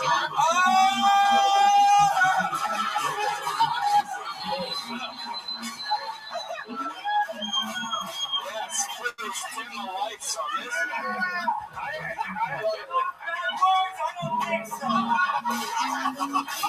I know that sock is coming loose when he starts slamming them feet up and down. Oh, yeah. There's never been a cock sock in the world that's very durable. The bond is just very precarious, always barely hanging on. I haven't seen a pussy that hairy since '79. He's one of the few men left that doesn't manscape. He's a fucking real man, ladies. Oh, yeah. There's a lot of this going on in his house. I've never seen a Mexican that doesn't take care of his bush. You know what I mean? That's a landscaping joke. And do you want to sit in that seat now? Don't be scared, man. Chris McCoy, is there anything It's the only else? one way you're going to win. You take your shirt off, you put it on top of there, you go, you're fully naked, no sock, and then you win. Suck his dick. Suck his dick. Suck his dick. Suck his dick. Chris, it's the only way you can really save yourself. Well, listen, man, it's not a loss, it's a learning experience, but for sure, don't blame the drum set. This guy's naked behind you, man. Some shit got crazy. If I had to choose, A little bit. I gotta accept that some shit got crazy. It wasn't just the drum set. Chris, is there anything? guy did. He got naked. He started beating the fuck out of the drums. It's like flea and tick. Chris, is there anything else that you want to tell us that you're good at when you're really just mediocre at it? I'm playing left-handed, so the setup's bad.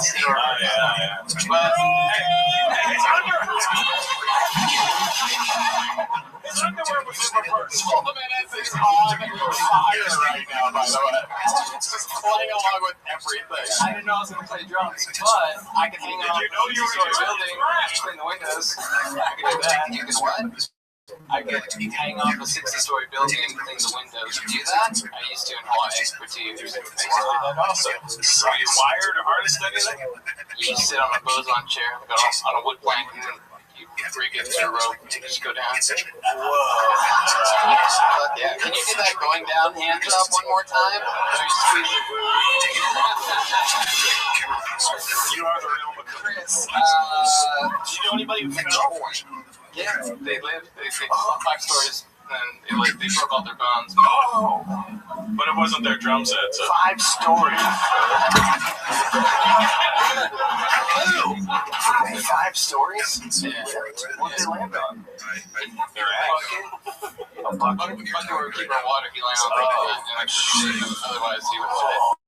And he did heroin too. So.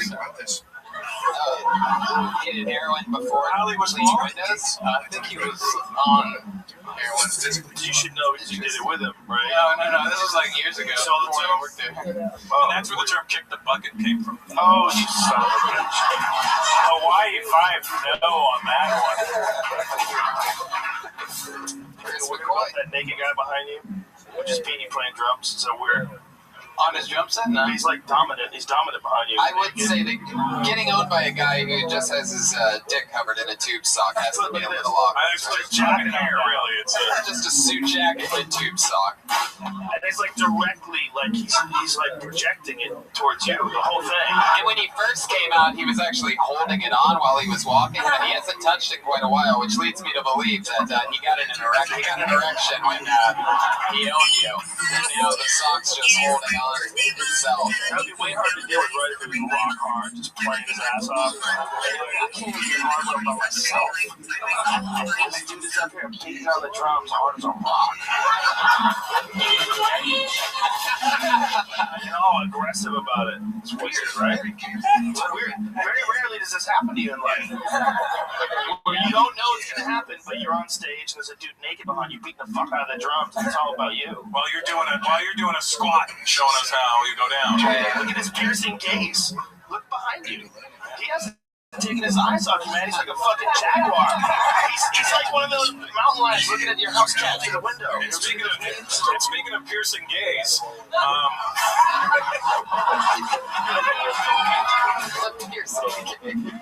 look at him, man. He hasn't stopped staring at you, dude. He's sizing you up. This is dark. This is dark. You might not know, Joel Jimenez is actually a superhero who gets pedophiles off the streets by beating them in drum battles. So, Chris, it was nice to meet you. There he goes. Chris McCoy's first time on the show. A lot of new people tonight, a lot of new shows. Chris McCoy is on Twitter, Rednecks3000. Joe Rogan, we're doing Columbus and Philly next weekend. I'm really excited about that. Yes, we are, Tony Hinchcliffe, and we'll be at the Pasadena Ice House this weekend. Yes, shit sold out. Yes, indeed. Russell Peters, you got anything coming up or anything Russell crazy? Peters, new Netflix special, October 7th. October 7th. Jeremiah Watkins, Pat Reagan. At Jeremiah Stand Up on Twitter, and the next Stand Up on the Spot is October 18th here at the Comedy Store. I'd like to give an Emmy to Jeremiah Watkins for Best Drummer right now. Joel Jimenez. Joel Jimenez, That's the story tonight, ladies and Joel gentlemen. Jimenez, ladies and gentlemen. Give it up for that bad motherfucker. That's what Sorry on Twitter. He's mostly sorry on Twitter. Ryan J. Ebelt's drawing that took place during this show has all four of us on it. His car just got wrecked, so go buy some prints. You can buy the official Kill Tony poster, which is on the ground, live on the stage. That's it. We did it. Thank you so much, live audience. You guys were an awesome crowd. So Thank you. fun. We made history. We love you. Good night. Thank you.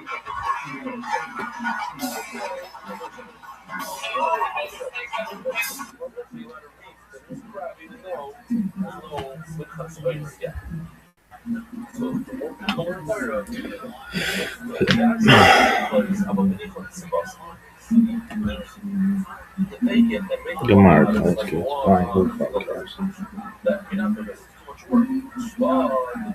Just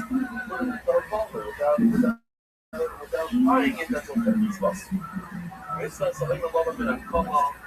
You should take it from something that's attached to the ground and get lots of the evidence has an effect. So find that you're going to you take it from two pieces. Correct. It's what's a little bit a lot. The mitzvah is to use moist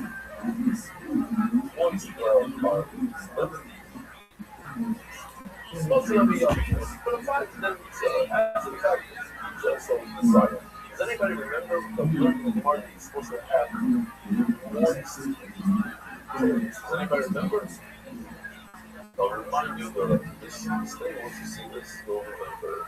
One caramel is in the tree code. So rock and roll. It's supposed to be salt, rock. What's up, you slutty hoes? It's the Westside Pimp here.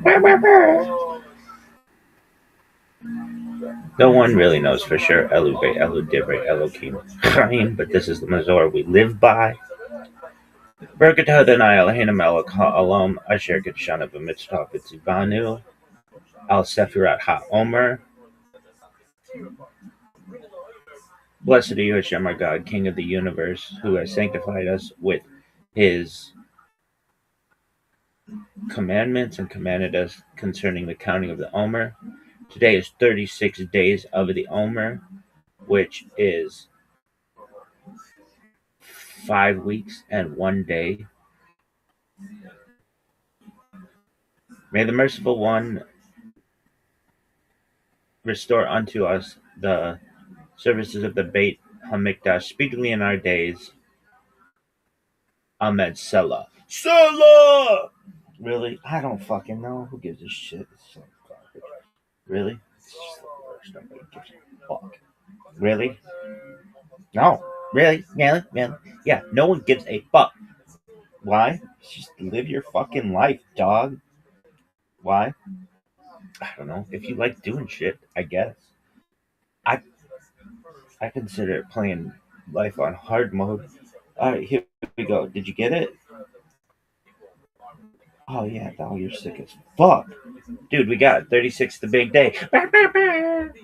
Really? Oh, so sick. Alright, how many days of this bitch? 132? Ho? Really? Fuck yeah, dog, I'm on it.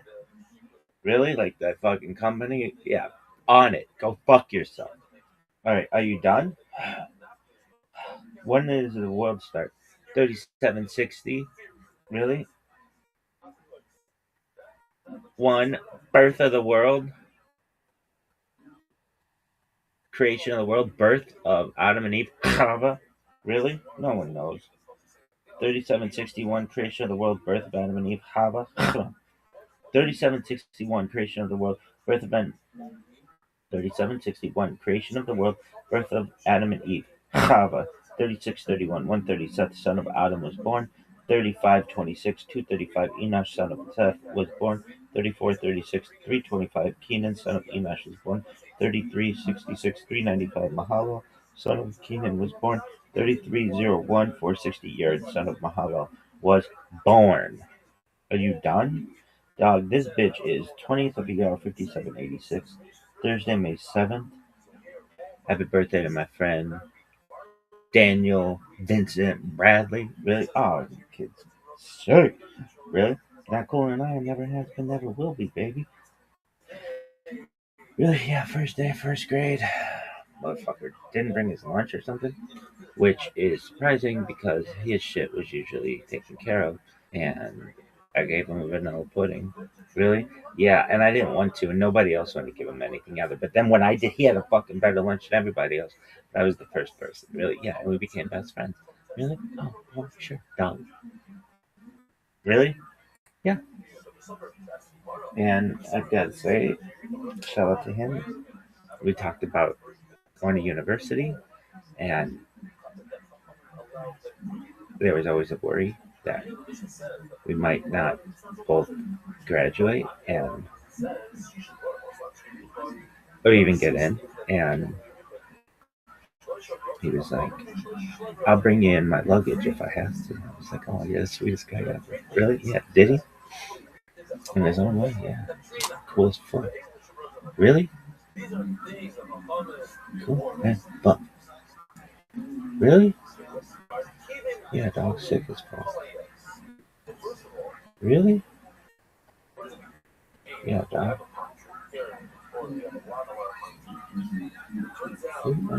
Fuck. Oh, is that the end of your story? No, dog.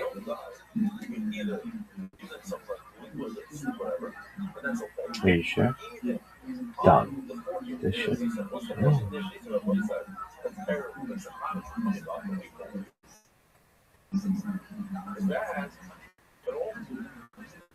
So they'll take parts of the country and put it like from another country. What's the word in English? They're looking for agriculture. Take two trees and put them together. Grass. Sorry, grass. Grass. This is not also. Why is it not also? All right. Take 12 of this bitch. Apparently. Anything else? Coffee and kabal and coffee. Think about this. A lot of that, not everybody knows. Every shop is different than Arab shop. Arab shop will say to get your haircut. So you can take a haircut at the you can go and walk at different sections. Every place that is called, every place that has a lot of light. And I think it was vanilla pudding, but we always said it was tapioca. Why? That was just like our code. Really? Yeah. Tapioca, like the shit from South America. Yeah, bitch, and that fucking matzo. This asshole. I'm Dr. Justin Sledge, and welcome to Esoterica, where we explore the arcane in history, Look at this athleticism. and religion. One of the most difficult aspects in starting to study Jewish mysticism and Kabbalah is getting a handle on just how those ideas developed over time. It's tempting to think that, for instance, Kabbalah has just always existed in the form that we have it, or that Kabbalah is just one thing at all. Of course, neither of these positions is really tenable. Such notions developed greatly through the ages and are still developing. And there are now, and there have always been, numerous mutually exclusive schools of Jewish mysticism and Kabbalah. This class is meant to serve as Oh yeah, there's like a global pandemic that's gonna happen, really? Maybe more people go online and then see my shit, bitch. Development from the prophets of ancient Israel unto the rise of modern Hasidism in the 18th century. Of course, this series isn't meant to be exhaustive by any means, but only should serve as a springboard for deeper study and reflection, and hopefully it will also enable you to situate developments in Jewish mysticism and Kabbalah in their historical and cultural context, and hopefully embolden you to dive into the primary texts, which are admittedly as sublime as they are obscure. Let me express my gratitude to Congregation Tchia for allowing me to use these lectures to reach a larger audience here on Esoterica. If you want, you can find the entire series under the playlist Entering the Garden, Introduction to Jewish Mysticism and Kabbalah. I'll be uploading them over the next few weeks, or if you find these episodes after autumn of 2021 and you want to watch the entire series, you can find them in that playlist.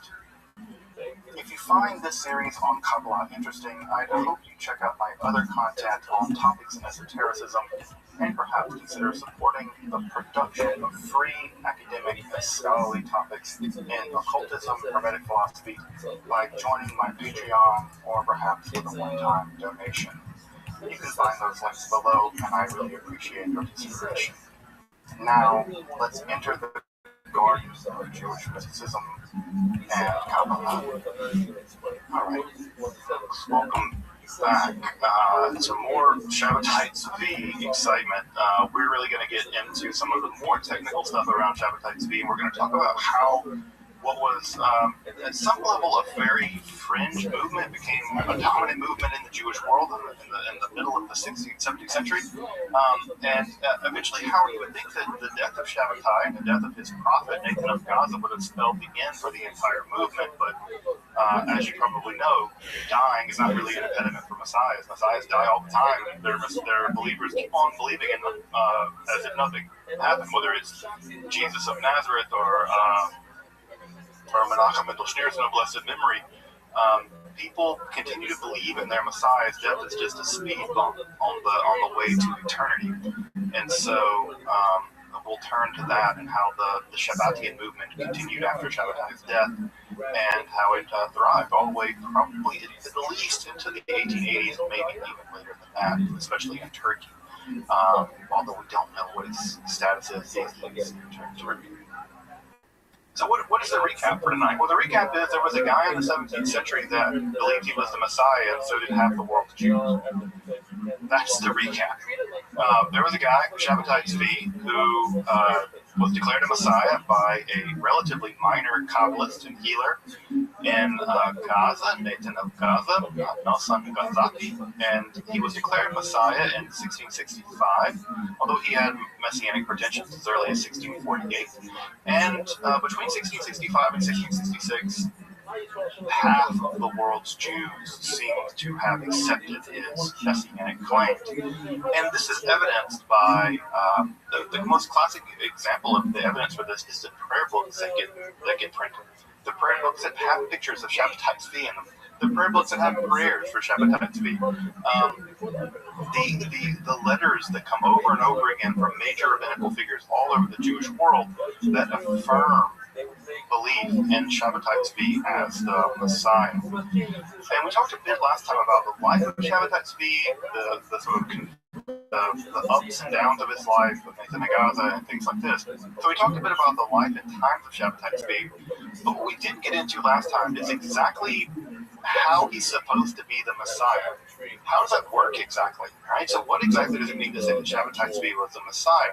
And how this dovetails in a really important way as a part of our discussions here on Kabbalah is that one can only understand the messianic claims of Shabbatai Tzvi or of Nathan of Gaza by understanding how that was justified. And that was justified by Kabbalah, basically. It was justified, it was underwritten by Kabbalah. The Kabbalah enabled Nathan of Gaza and at some level Shabbatai Tzvi to develop this messianic story that allowed Shabbatai Tzvi to claim that he was the Messiah, and for Nathan of Gaza to greatly popularize his messianic claims.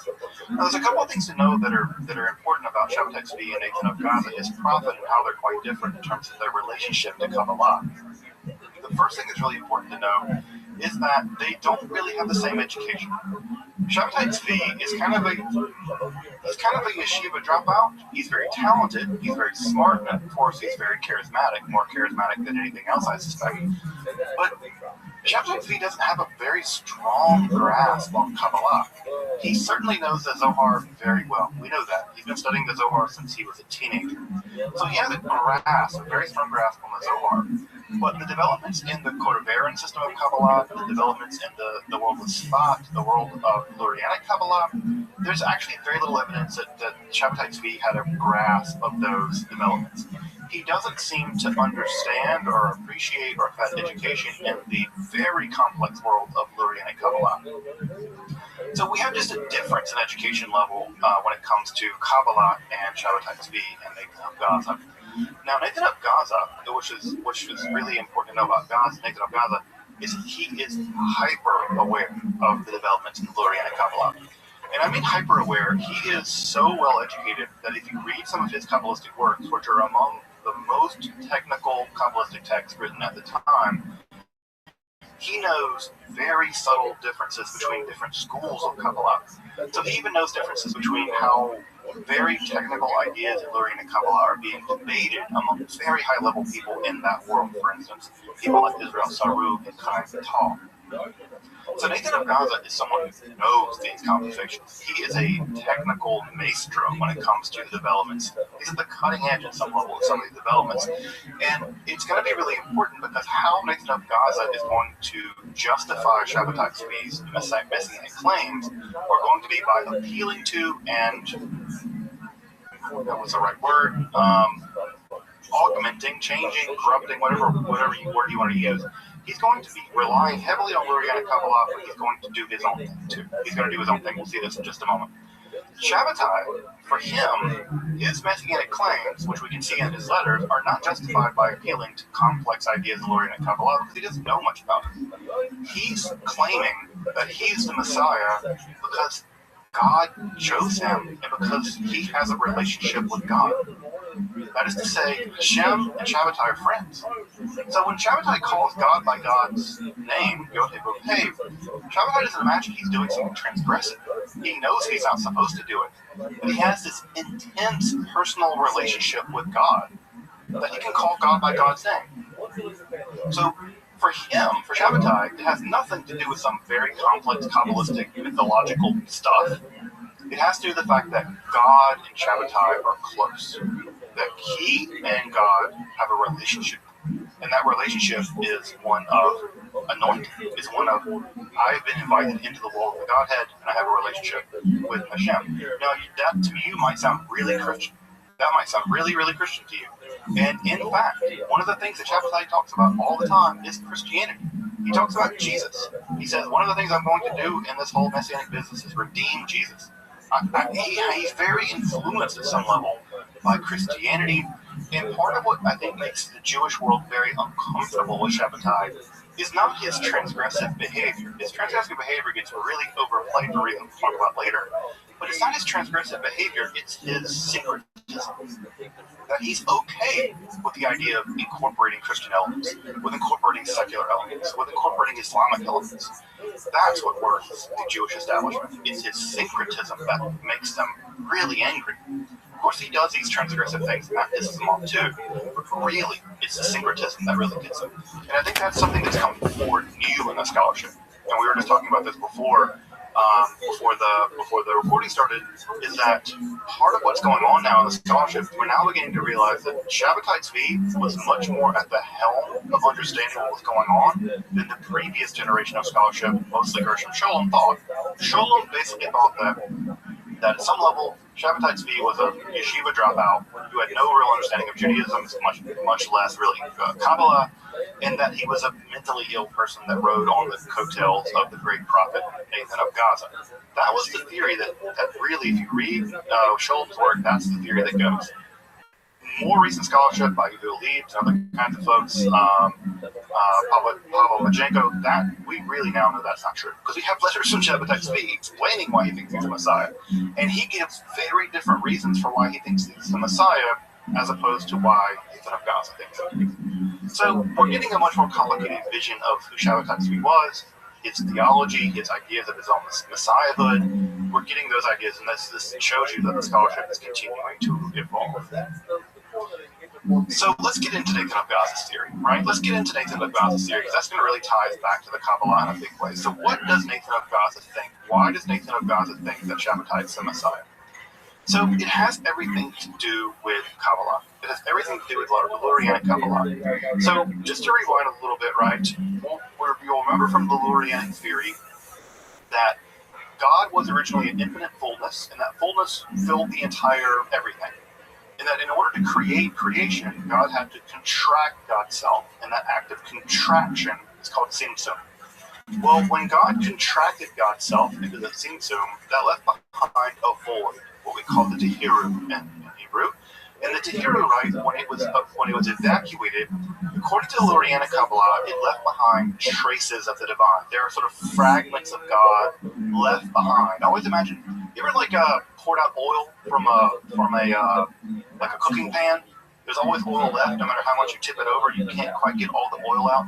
The traces of the oil, the traces of the divine light, the reshimu, coated or fragmented all over inside of the tehiru, of the void. Well, some of those aspects of those traces within the divine void contain elements of divine judgment. Remember, divine judgment in the Kabbalah is always thought of when divine judgment isn't checked by other forces. That is evil. It's unbridled judgment, din.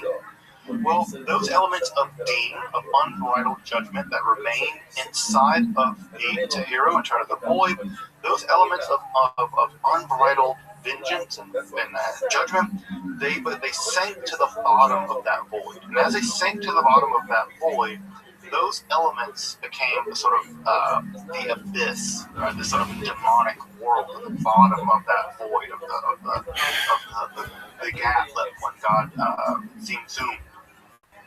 That area, by the way, is called the golem, and Lurianic Kabbalah, it's called the golem. It's the unformed world. It's just a chaos. It's a tohu vabohu. It's this chaotic nightmare where all the evil has sunk to the bottom of the void.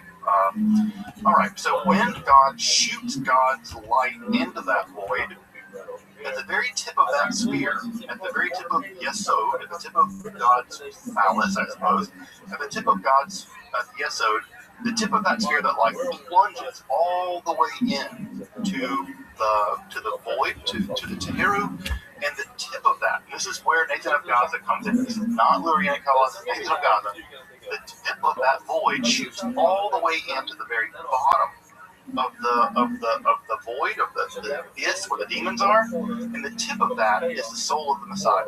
The soul of the Messiah is the tip of the sphere, the tip of the light going all the way in. And as soon as it reaches the bottom, it comes back up.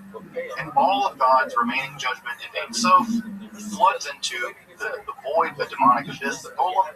And the soul of the Messiah is the only thing good left at the bottom of that chaotic, nightmarish abyss of evil. The soul of the Messiah is born, is deposited, according to Nathan of Gaza, at the very bottom of the abyss. And that abyss is filled with every form of evil imaginable. Every form of evil imaginable. The soul of the Messiah is born there, he's put there. And there, the soul of the Messiah becomes infused with all this evil. And it's only through this unimaginable process where the soul of the Messiah has to redeem itself, has to climb out of this horrifying abyss of evil, that in the process of redeeming itself, eventually it pulls itself all the way up, right, into this horrific world of what it called the Tanaim, the dragons, of the text that describes this. It's called Drush Tanaim, the treatise on dragons. As the Messiah's soul fights vigorously, strives vigorously to purify itself, repurify itself of all this evil, eventually the soul of the Messiah reaches sort of the event horizon, right? If you want to think about this in terms of a black hole, it's like a black hole, but eventually the soul of the Messiah can get to the very top of the event horizon, right? And just barely pop through. Now, when it barely pops through this horrific world of demonic power, it's still corrupted deeply with demonic power. It's still infused with evil.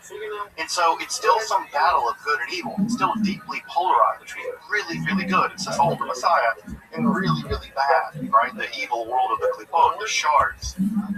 And as it climbs out, it eventually crosses back through the event horizon of evil, which you can't do with a black hole, but it crosses through, and it's still influenced all this evil, but as soon as it climbs out of the world of Klipot, it has to find a body. And when it finds a body, the soul rose that finds a body. Whose body did it find? It found the body, according to Nathan of Gaza, of poor Shabbatai Tzvi. And folks, that explains Shabbatai Tzvi. That explains these, according to Nathan of Gaza, these illuminations and these darkness periods, this sort of manic behavior, manic depression. It explains why he can be completely righteous and in love with God, and yet do these transgressive things, where he says that the 17th of Tammuz or whatever is a feast day rather than a fast. And it's exactly Shabbatai's manic depressive psychology and manic depressive religiosity that for Nathan of Gaza is actually proof of his messianicness. Because inside of Shabbatai is the struggle of the messianic soul against the world of evil, and for Nathan of Gaza, this entire process is the final act of history. Once Shabbatai is purified of all of this evil, then everything will be redeemed. He is embodying, according to Nathan of Gaza, he embodies this final titanic struggle of good and evil. Now, what did the apostasy mean? Right? Because again, Nathan of Gaza is formulating this idea in 1665. Nathan of Shabbatai apostatizes in 1666. Well, we have two completely different theories about what's going on here. We have Nathan's theory. Nathan's theory is that Shabbatai is plunging himself into the world of evil, that is to say, Gentile religion. Nathan of Gaza has nothing good to say about the Gentiles. He's plunging himself into the world of evil in order to basically undermine it. That is to say, he's destroying it from the inside. Nathan of Gaza's theology is always the idea that Shabbatai is plunging himself into this to destroy it. He's like a double agent. He's sneaking into the world of he's not really apostatizing, he's pretending to apostatize, to plunge himself into this world, to undermine it, to destroy the Klipot. What we now know from Shabbatai's letters, right, we have another view, which again is actually Shabbatai's view. Shabbatai also thought he was the Messiah. Shabbatai's view was that he was actually he was plunging himself into this in order to redeem Islam. He thought of himself as a redeemer. He wasn't going into Islam to destroy it. He thought there was positive things in Islam. He thought there was positive things in Christianity. And the idea was that ultimately, by plunging himself into this, plunging himself into Islam, he could redeem the world of the Muslims, and that would be part of the grand redemption. Notice these are very different theories. Notice that what Nathan thought was happening is one thing, and what Shabbatai happening is something completely different. So notice here, even the Shabbatian movement isn't coherent in terms of what they thought was happening in terms of Shabbatai's messianic mission. And that's not surprising, because if you look at early Christianity, it's not clear that early Christianity really understood what Jesus' messianic mission was. And there was a huge debate about that. Paul thought one thing, James thought another, Peter thought something else. It's not clear that anyone really had a clear idea that Jesus' messianic mission was X, Y, or Z. And so that's why you have these big debates. The church ditto with the Shabbatian movement. Now, what's key about this, right, is that we have three important interlocking things that make this important. The first is all of them agree that whatever Messiah means, it does not mean the traditional idea of Messiah that we talked about last time, which is the idea of a political Messiah. This is a spiritualization, same thing that the Jesus movement did with Jesus, the Shabbatian movement does with Shabbatai, ditto with Further, we have this quasi-Lurianic justification for Shabbatai's claims. Now, what's important to note about these sort of quasi-messianic justifications for Shabbatai's messianic claims is that they're going to be the ones that largely stick. Now, it's a case that some Shabbatians did have some letters of Shabbatai, but largely what's going to stick is going to be the Lurianic, quasi-Lurianic read. I say quasi-Lurianic because a lot of this is not Luria. This is Nathan of Gaza sort of riffing on Luria. Riffing on Luria is a kind way to put it. But yeah, it's riffing on Luria. And third, this is all part of a larger apocalyptic agenda, as we mentioned last time. Again, I cannot emphasize this enough. The 17th century, the mid-17th century, was an age of hyper-apocalypticism. I mean, folks who remember the 1990s, remember the 1990s and how apocalyptic that was. You have the Branch Davidians, you have Y2K, you have all this stuff, you have Heaven's Gate. It was a very apocalyptic time. We'll take that and turn it up to 50, and that gives you some sense of how crazily apocalyptic the 17th century was. So this is part of a much bigger apocalyptic world, and Shabbatai's messianic claims are all about the end of the world. And to give it a sense of that, I want to read a letter of Nathan of Gaza here. It's a chunk of a letter from Nathan of Gaza. I'll read it relatively briefly, just so you know kind of what the mood felt like. This is a letter of Nathan of Gaza to Raphael Joseph, who was a Chalebi of Cairo. He was a big wig dude in Cairo. In fact, he was the guy that made Shabbatai shop. So I'm reading the translated lines of Nathan of Gaza. Quote, nowadays, we again face opposing forces. They are wholly ineffective, however, and injure no one but themselves. For the final end is now upon us. Again, the apocalyptic level, the final end is now upon us. This being so, Nathan writes, you must not wonder why, by what special merit our generation has come to deserve it. In addition, there are these dreadful agonies, inconceivable and limitless, that Rabbi Shabbatai Tzvi has suffered on behalf of the Jewish nation. Consequently, he has full power to do with this nation whatever he pleases, to justify or, chas v'shalom, condemn them. He may justify the most depraved sinner in existence, even someone like Jesus, or condemn anyone who doubts him, even he be the most pious person alive, to unspeakable torments. You must treat the following principle as absolutely certain. The Jewish people cannot attain to life other than by believing these things without any sign or miracle. All this is God's purpose enacted in this generation, worthy to see the beginnings of the redemption. The beginnings of the redemption. You must have no concern whatever for those who do not believe, even if they be your close personal friends. And then after that, what ends up happening is that Shabbatai describes the outline of what Nathan of Gaza thinks is going to be roughly a 100-year period in which all this is going to go down, and you get a sort of timeline about how this thing is going to go down, how Shabbatai is going to go, and all kinds of stuff. It's very, very bizarre. But at any rate, that gives you some sense of the fervor that Nathan of Gaza puts onto all this. Now, as we mentioned, Shabbatai died, and so did Nathan of Gaza. In fact, after Shabbatai died, Nathan of Gaza kind of redoubles his efforts, and he argues basically that Shabbatai's death is a kind of illusion, that Shabbatai is not dead, he's just hidden, right? That was an idea to be found also in Shia and Islam, that he was occulted, and at some point very, very soon, he would reveal himself again in his full glory. Again, Are they leaning on Christianity at some level here? It sounds like it. It sounds like very Christian, that he's just hidden. So this is a kind of, it's kind of Shia, kind of Ismaili, kind of Christian move, that Shabbatai's not dead, he's just hidden.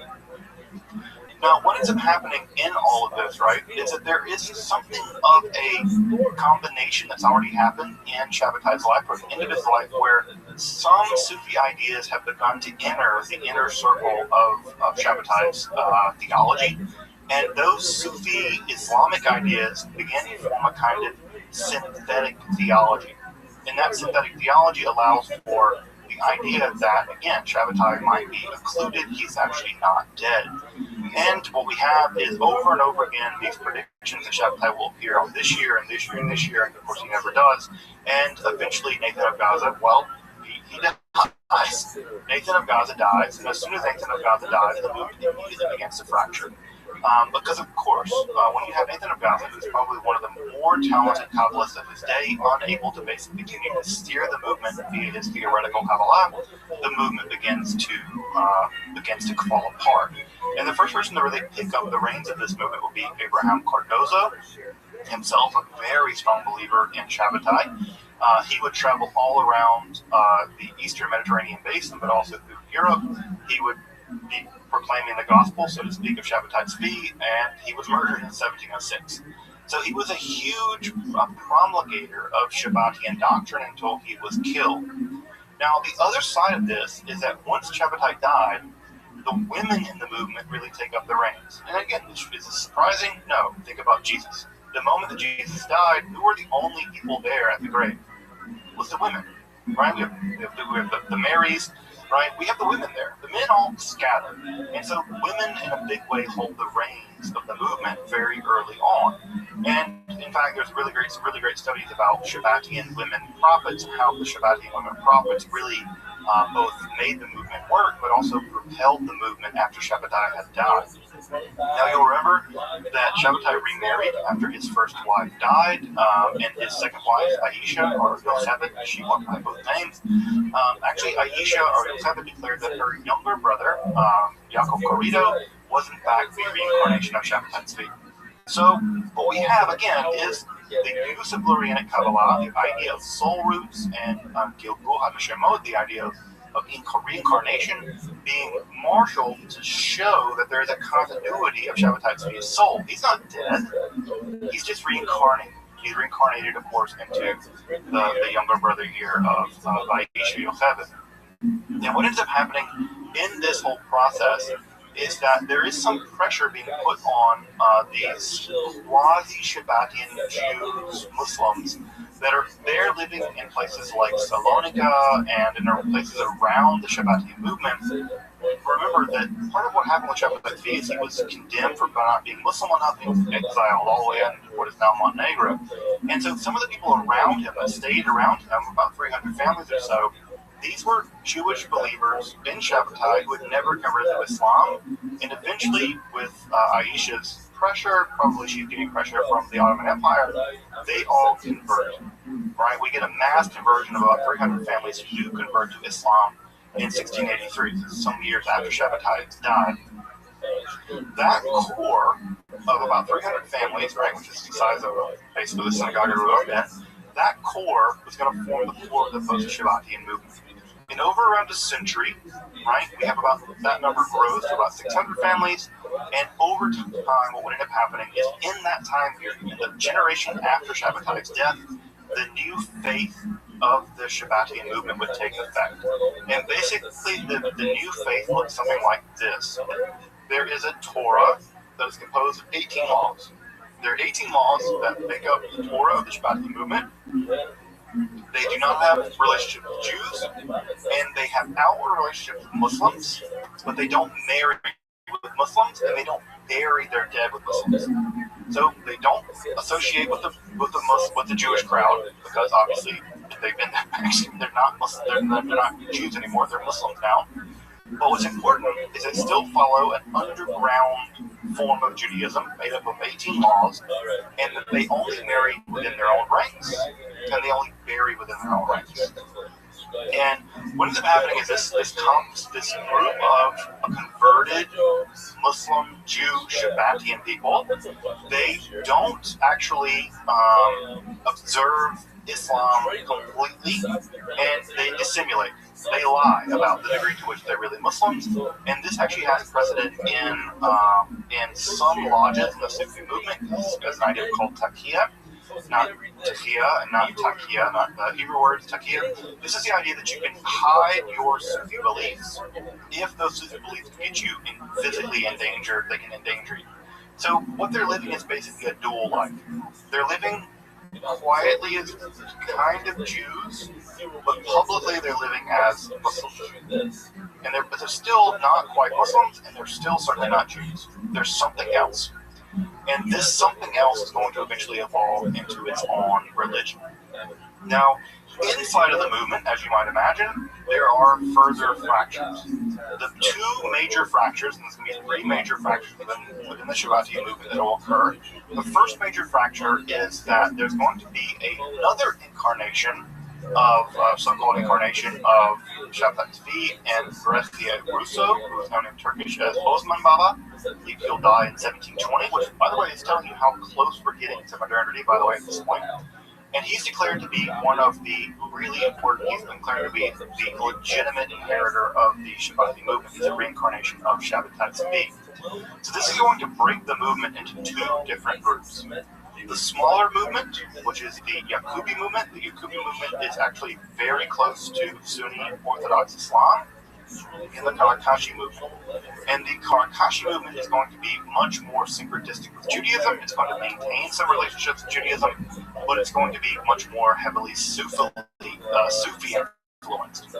What is important to know about the Karakashi movement is that they're going to have missionaries. And those missionaries are going to be sent to Eastern Europe.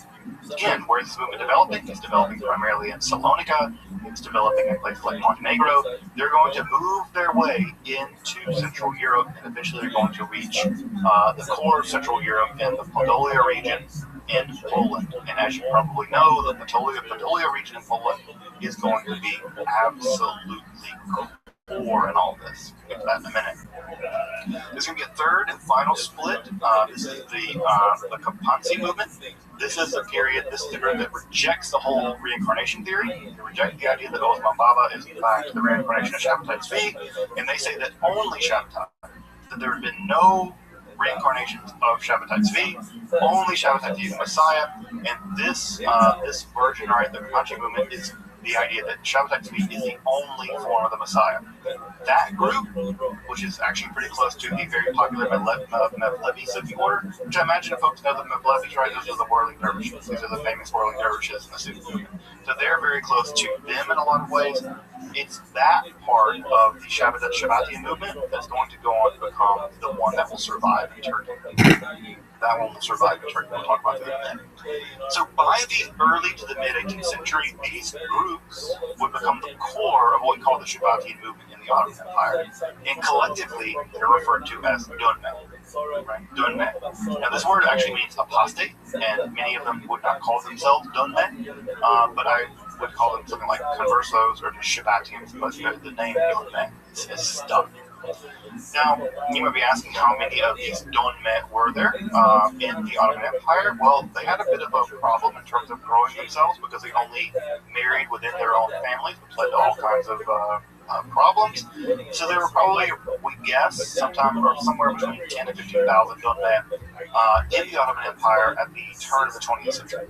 So at the turn of the 20th century, there were 10,000 of these Shabbatians living in the Ottoman Empire.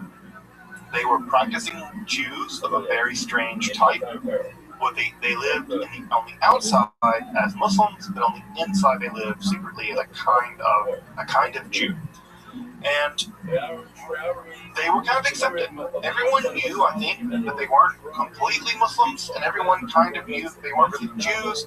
They kind of did their own thing. They buried their own dead in their own graveyards. They only married each other. They lived in the same part of Salonika and eventually Istanbul. They were their own thing. Everyone at some level knew this. Now, what's important about the Donme is that they there are two things that are really important that are known about them, is that they became very well educated and very, very wealthy. This is often true for very tight communities, right? That is to say, they became skilled craftsmen, they became skilled tradesmen, and they kept their money indoors, and they become actually quite educated and actually quite wealthy. And they were some of the earliest Turks to turn toward the West in the process of sort of modernization. And as the Ottoman Empire began to come apart, the Donman formed, at some level, the core of the Young Turks. And the Young Turks, as you probably know, are the folks that led the modernization of Turkey. They revitalized the Turkish language. In many ways, they formed the core of the process in which Turkey would modernize, and in many ways, these Donman, which we now know the Donman formed a pretty significant element of the Young Turk movement, which means they played a pivotal role in the development of Turkey as a modern nation. Now, the tide of that would all turn. In fact, I think I said this right I said this on the slide. The first foreign ministry for the new government of Turkey would be a Karakashi Donman. So the first foreign minister, it's a big deal. That's a high-ranking member of the Turkish government, was Donman. So now the problem with this is that as the 20th century wore on, Turkey and, of course, Israel came into loggerheads about all kinds of things, and what ended up happening was that there was a huge anti-Semitic backlash in Turkey, and that anti-Semitic backlash caught the Donmen. The Donmen were thought of as secret Jews, and the idea that they were secret Jews was even more terrible because they were, conspiracy theories and stuff that fled through Turkey. And so many of the Donmen basically completely abandoned any Judaism, and many of them completely ceased being Donman and became completely secular. They became completely secular. The question now these days, by the way, is: are there any Donman in Turkey at all? And we don't know. We don't know. I think I mentioned this last time in my last lecture on the Shabbatians. I had a student in a class I taught her Shabbat speed. She came from a Donman family. And she said that in Turkey, that she would ask other people, and they would say, "Yeah, I come from a family of Karakashi people, or I come from a family of Abasi people, but no, I'm just a secular person. My father was secular. My grandfather may have visited, whatever, a tomb with someone, but no, there are no practicing Donman left in Turkey." The problem with it, we don't know, but part of what they don't do is they don't tell anyone they practice this idea of takia, which means they don't make it public that they are in fact Shabbatians. So are there Shabbatians left in Turkey? Maybe. Probably not. They're probably extinct. But are there Donman families left in Turkey? Probably. Yeah, there are definitely Donman families left in Turkey. But are there any practicing Shabbatians in Turkey? The data seems to indicate no. It seems to be an extinct religion. But I'm leaving the door open for the possibility that they're still over there, but I think that the odds of them actually surviving are pretty low.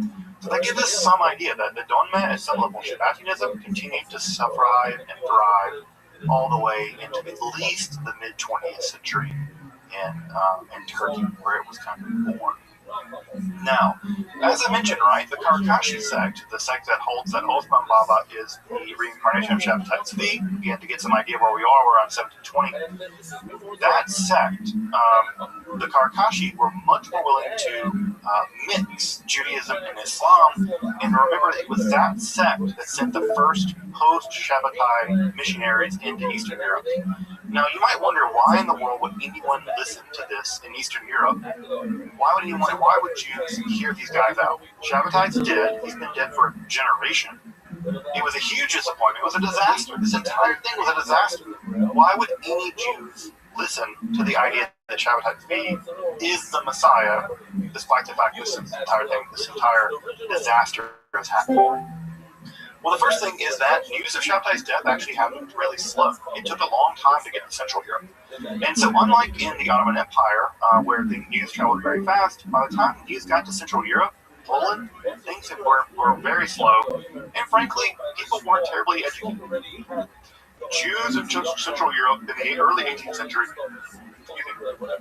Jews in Central Europe in the late 17th century, in the early 16th century, or late 17th century, yeah, they're not terribly educated. This is a very, very rural, very superstitious, very mystically inclined group of people. Remember that the Judaism of the Ashkenaz, the Ashkenaz, have historically been very interested in the supernatural, very taken with those kinds of ideas.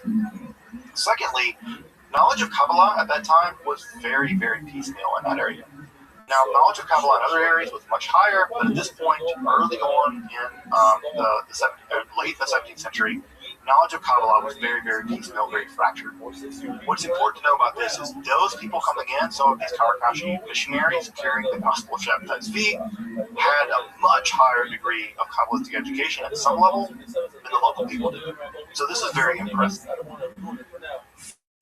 Further, Orthodox Judaism in this region was much, much more oriented at the level of practice than belief. What really mattered for these people, and this is true for many factions of Judaism, is it matters much more what you do at some level than what you believe. And so belief was a bit more weird.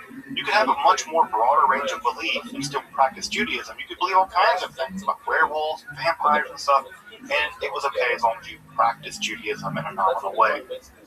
And further, these communities were very precarious. You're talking about a place where during Shabbat, right before Shabbatai's life, he experienced a giant pogrom that killed 100,000 Jews probably, and this entire area was subject to constant problems with the local population, where there are constant pogroms. And so there's also just a level of instability and fear and messianic claims in environments like that, where there is a kind of precarious existence, are much more, they become much more tenable. It's much more easy to convince poor, uneducated people who live a precarious existence of the existence of a Messiah that will save them, as opposed to other people. And again, that's true. We can see that playing itself out lots of times in history. When the Shabbatian movement landed in Central Europe, in general, it kind of took. And it's always going to kind of take in Central Europe. We'll talk more about that in a minute. Now, what's important to know about this is what ended up happening in the aftermath of Shabbatai Tzvi's apostasy in 1666 is that most people deconverted. They rejected his messiahship. What typically happens in the Jewish world? Someone gets to be the Messiah, they don't follow the rules, and we reject them. Well, what ends up happening is that typically the rabbis that were almost always the anti-Shabbatai people were the Messiah, were the rabbis in the local region, like Manasseh ben Israel, for instance, in Amsterdam. And Manasseh ben Israel, who was anti-Shabbatian the entire time, once the fervor of the Messianic movement ended, Manasseh ben Israel was basically able to rein his flock in and kind of shepherd them in the aftermath of this disaster. So in many ways, Amsterdam is really typical because Amsterdam was hotly messianic, very messianic, maybe one of the largest messianic centers in the world. And then after the 1666 apostasy, people were really disappointed, and Manasseh ben Israel, the rabbi of the community there, was able to basically shepherd them through the disaster. What ends up happening, however, in Central Europe is that some of the rabbis that were converted and some of the rabbis affected or influenced by these missionaries, some of these learned rabbis continued to hold their faith in Shabbatai in private while in public denying it and remaining Orthodox. So we have people that are secretly maintaining some kind of Shabbatian ideas, and yet at the same time, publicly, they are not holding on to them in public. We call these people crypto-Shabbatians. And what ends up happening is that as Kabbalistic ideas began to make their way into Central Europe in the aftermath of Shabbatai, you can sort of imagine Shabbatai as the wave that reaches in, and that when Shabbatai brings, the Messiah claims of Shabbatai bring this wave into Central Europe, what gets left behind after he leaves, after he sort of washes out, his Messianic claims wash out, what gets left behind is the Kabbalah. So he brings in the Kabbalah, and then he comes out because he apostated or whatever, and what's left behind is the Kabbalah.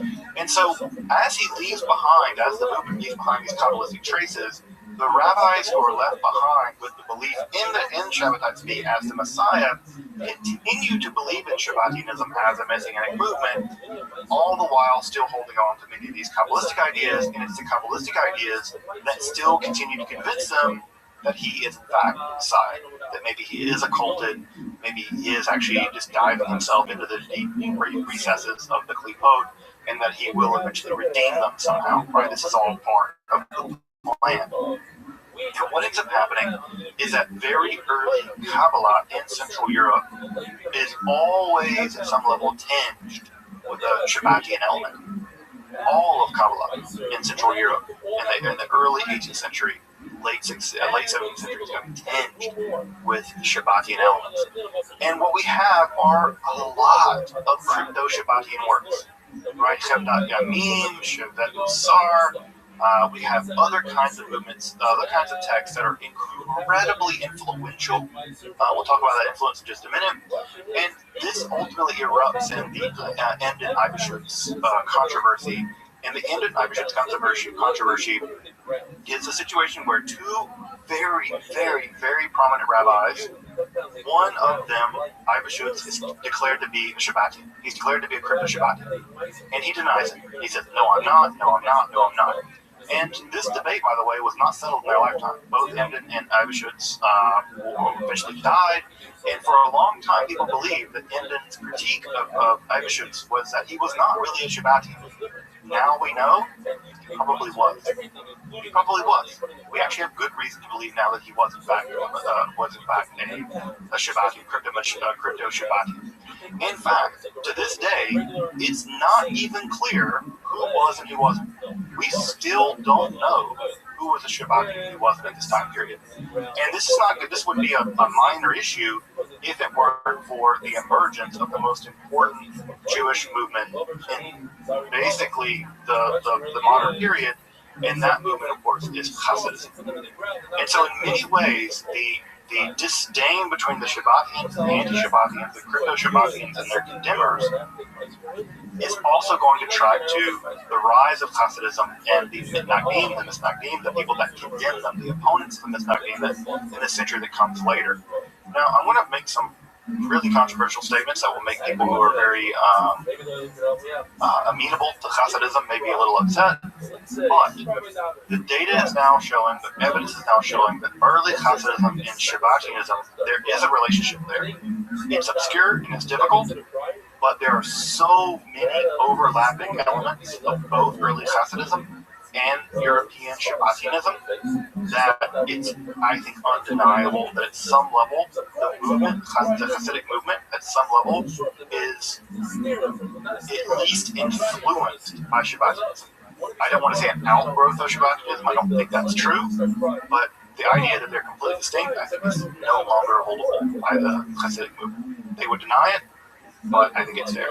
So, why do I think that? Well, it's, for instance, things like the role of the Tzaddik or the Rebbe, the idea that they're a sort of intermediary, a kind of quasi-Messiah, as act as sort of an intermediary between them and God.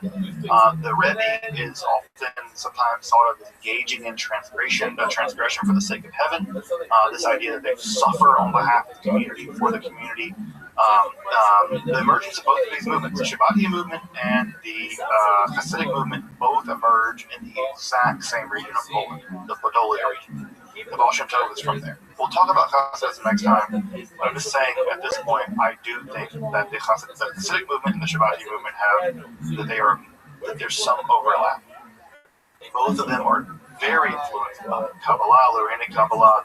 There's an antinomian streak in Hasidism. Obviously, you can find that in Shabbatianism as well.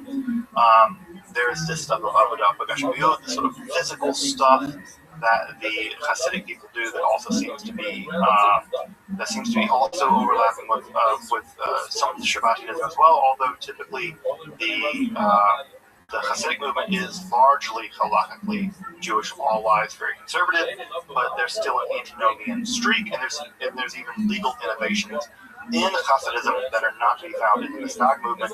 For instance, the wearing of tefillin during Chol Moed, that is deeply influenced by Kabbalah. It's not to be found in more Litvak style Judaism. That's an element that comes especially in Hasidism. As you probably know, the world of Hasidism is very court-like, it's very royal. The Rebbe is treated almost as a kind regal figure, as a kind of king, and there is a quasi-messianic attitude toward the Rebbe's and the Hasidic movement.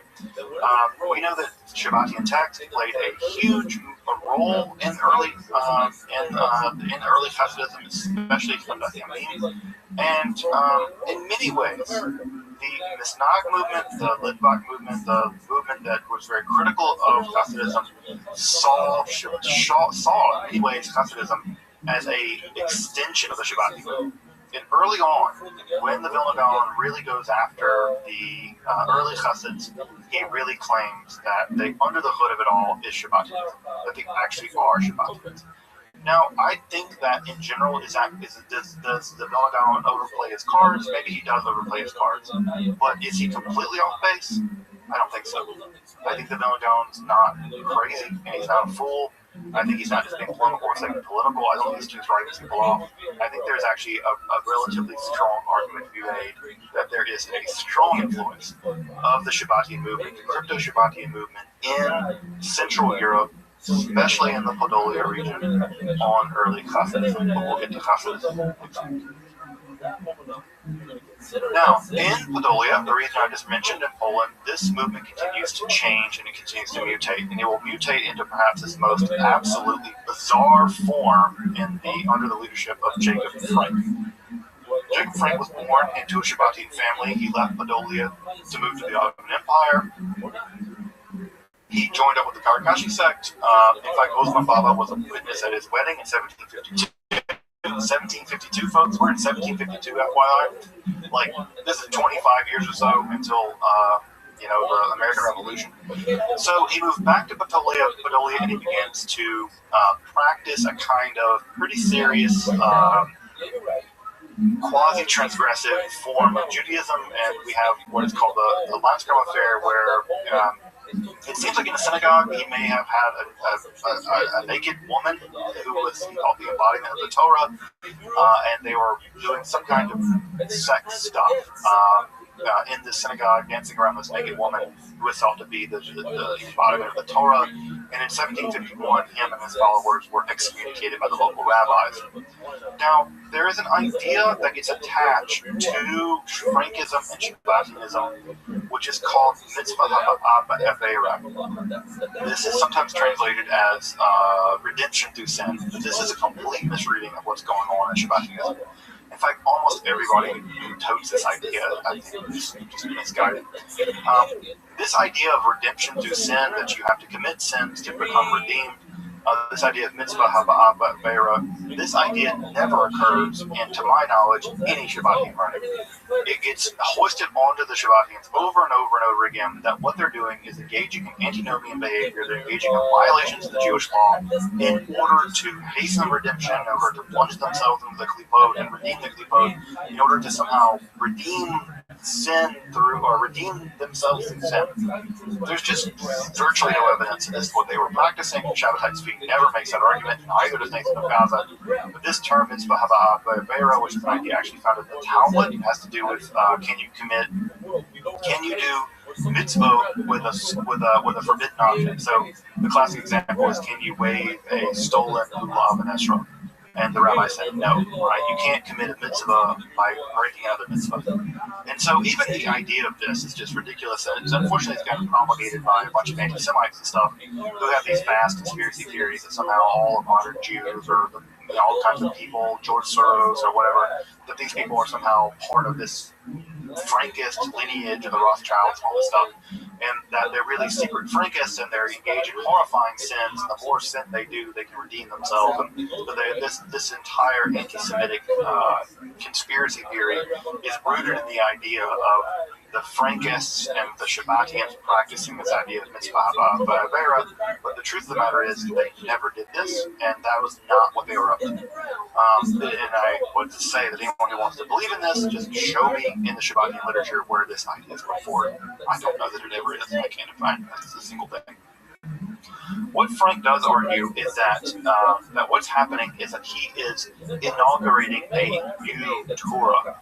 That the new Torah that he is inaugurating is a replacement, right? So you have the Torah B'Ariyah, right? And he's he's inventing a new Torah. He's conjuring into being a new Torah, the Torah Atzilut, the Torah of this world. And that new Torah is going to inaugurate a new religion that he calls Da'at, wisdom, knowledge. The Das is how you would say it in Ashkenazi Hebrew, but this idea, he's bringing a new form of the Torah into the world, and that new form of the Torah is going to be this thing that he calls a new religion called Da'at, or Das.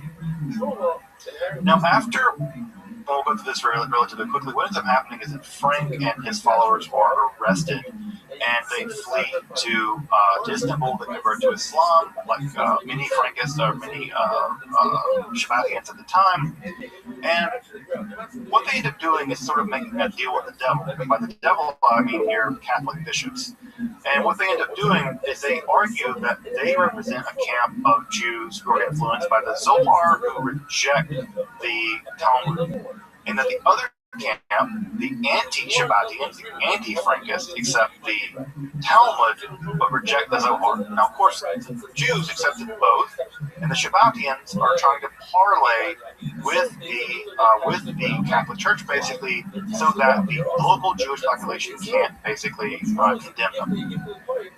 The Shabbatians argue with the rabbis. There's a 19-40 debate, and the bishop the bishop is the person who's going to side with whoever.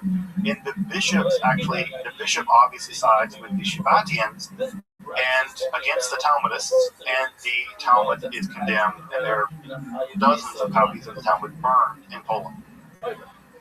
Now, what ends up happening, again, history is always funny, the bishop that sided with the Shabbatians in Poland in 1757, he dies, and a new bishop emerges who is no longer a friend of the Shabbatians. At this point, Frank declares that he's actually the reincarnation of Osman Baba and Shabbatai Tzvi, and he begins to reveal his new religion. And what ends up happening after that is that, this gets so complicated. There's a local bishop who wants to basically prove the blood libel is true, and in order to prove the blood libel, the idea that Jews sacrifice and kill the host, the sort of classic anti-Semitic nonsense, he holds another dispute in Lvov in 1759 of the blood libel, but the anti-Talmudists are declared to be not really Jews, and they are to be converted. And Nathan and Frank, on September 17, 1759, basically sides with this bishop, and this bishop stands to gain an enormous amount of land and all kinds of stuff, and also the Jews, including Frank, also stand to gain an enormous amount of privilege by converting to Catholicism. 3,000 Jews are converted to Catholicism on the 17th of September 1759. It's a disaster. It's a disaster. I don't think Frank himself even thought this was going to happen. Now, Frank, being, I think, completely full of himself and I think just delusional with power, holds that this is part of the plan. Just like Shabbatai had to convert to Islam, well, Frank, being the reincarnation of Shabbatai Tzvi and Osman Baba, he's going to in fact, to this day, it's not even clear who was and who wasn't. We still don't know who was a Shabbati and who wasn't at this time period. And this is not good. This would be a minor issue if it weren't for the emergence of the most important Jewish movement in basically the modern period. And that movement, of course, is Hasidism. And so in many ways, the disdain between the Shabbatians and the anti-Shabbatians, the crypto-Shabbatians and their condemners, is also going to try to the rise of Hasidism and the Mitnagdim, the Misnagdim, the people that condemn them, the opponents of the Misnagdim in the century that comes later.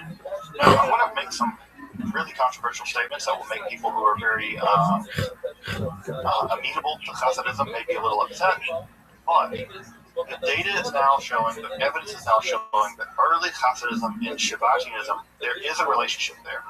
It's obscure and it's difficult, but there are so many overlapping elements of both early Hasidism and European Shabbatianism that it's, I think, undeniable that at some level, the movement, the Hasidic movement, at some level, is at least influenced by Shabbatianism.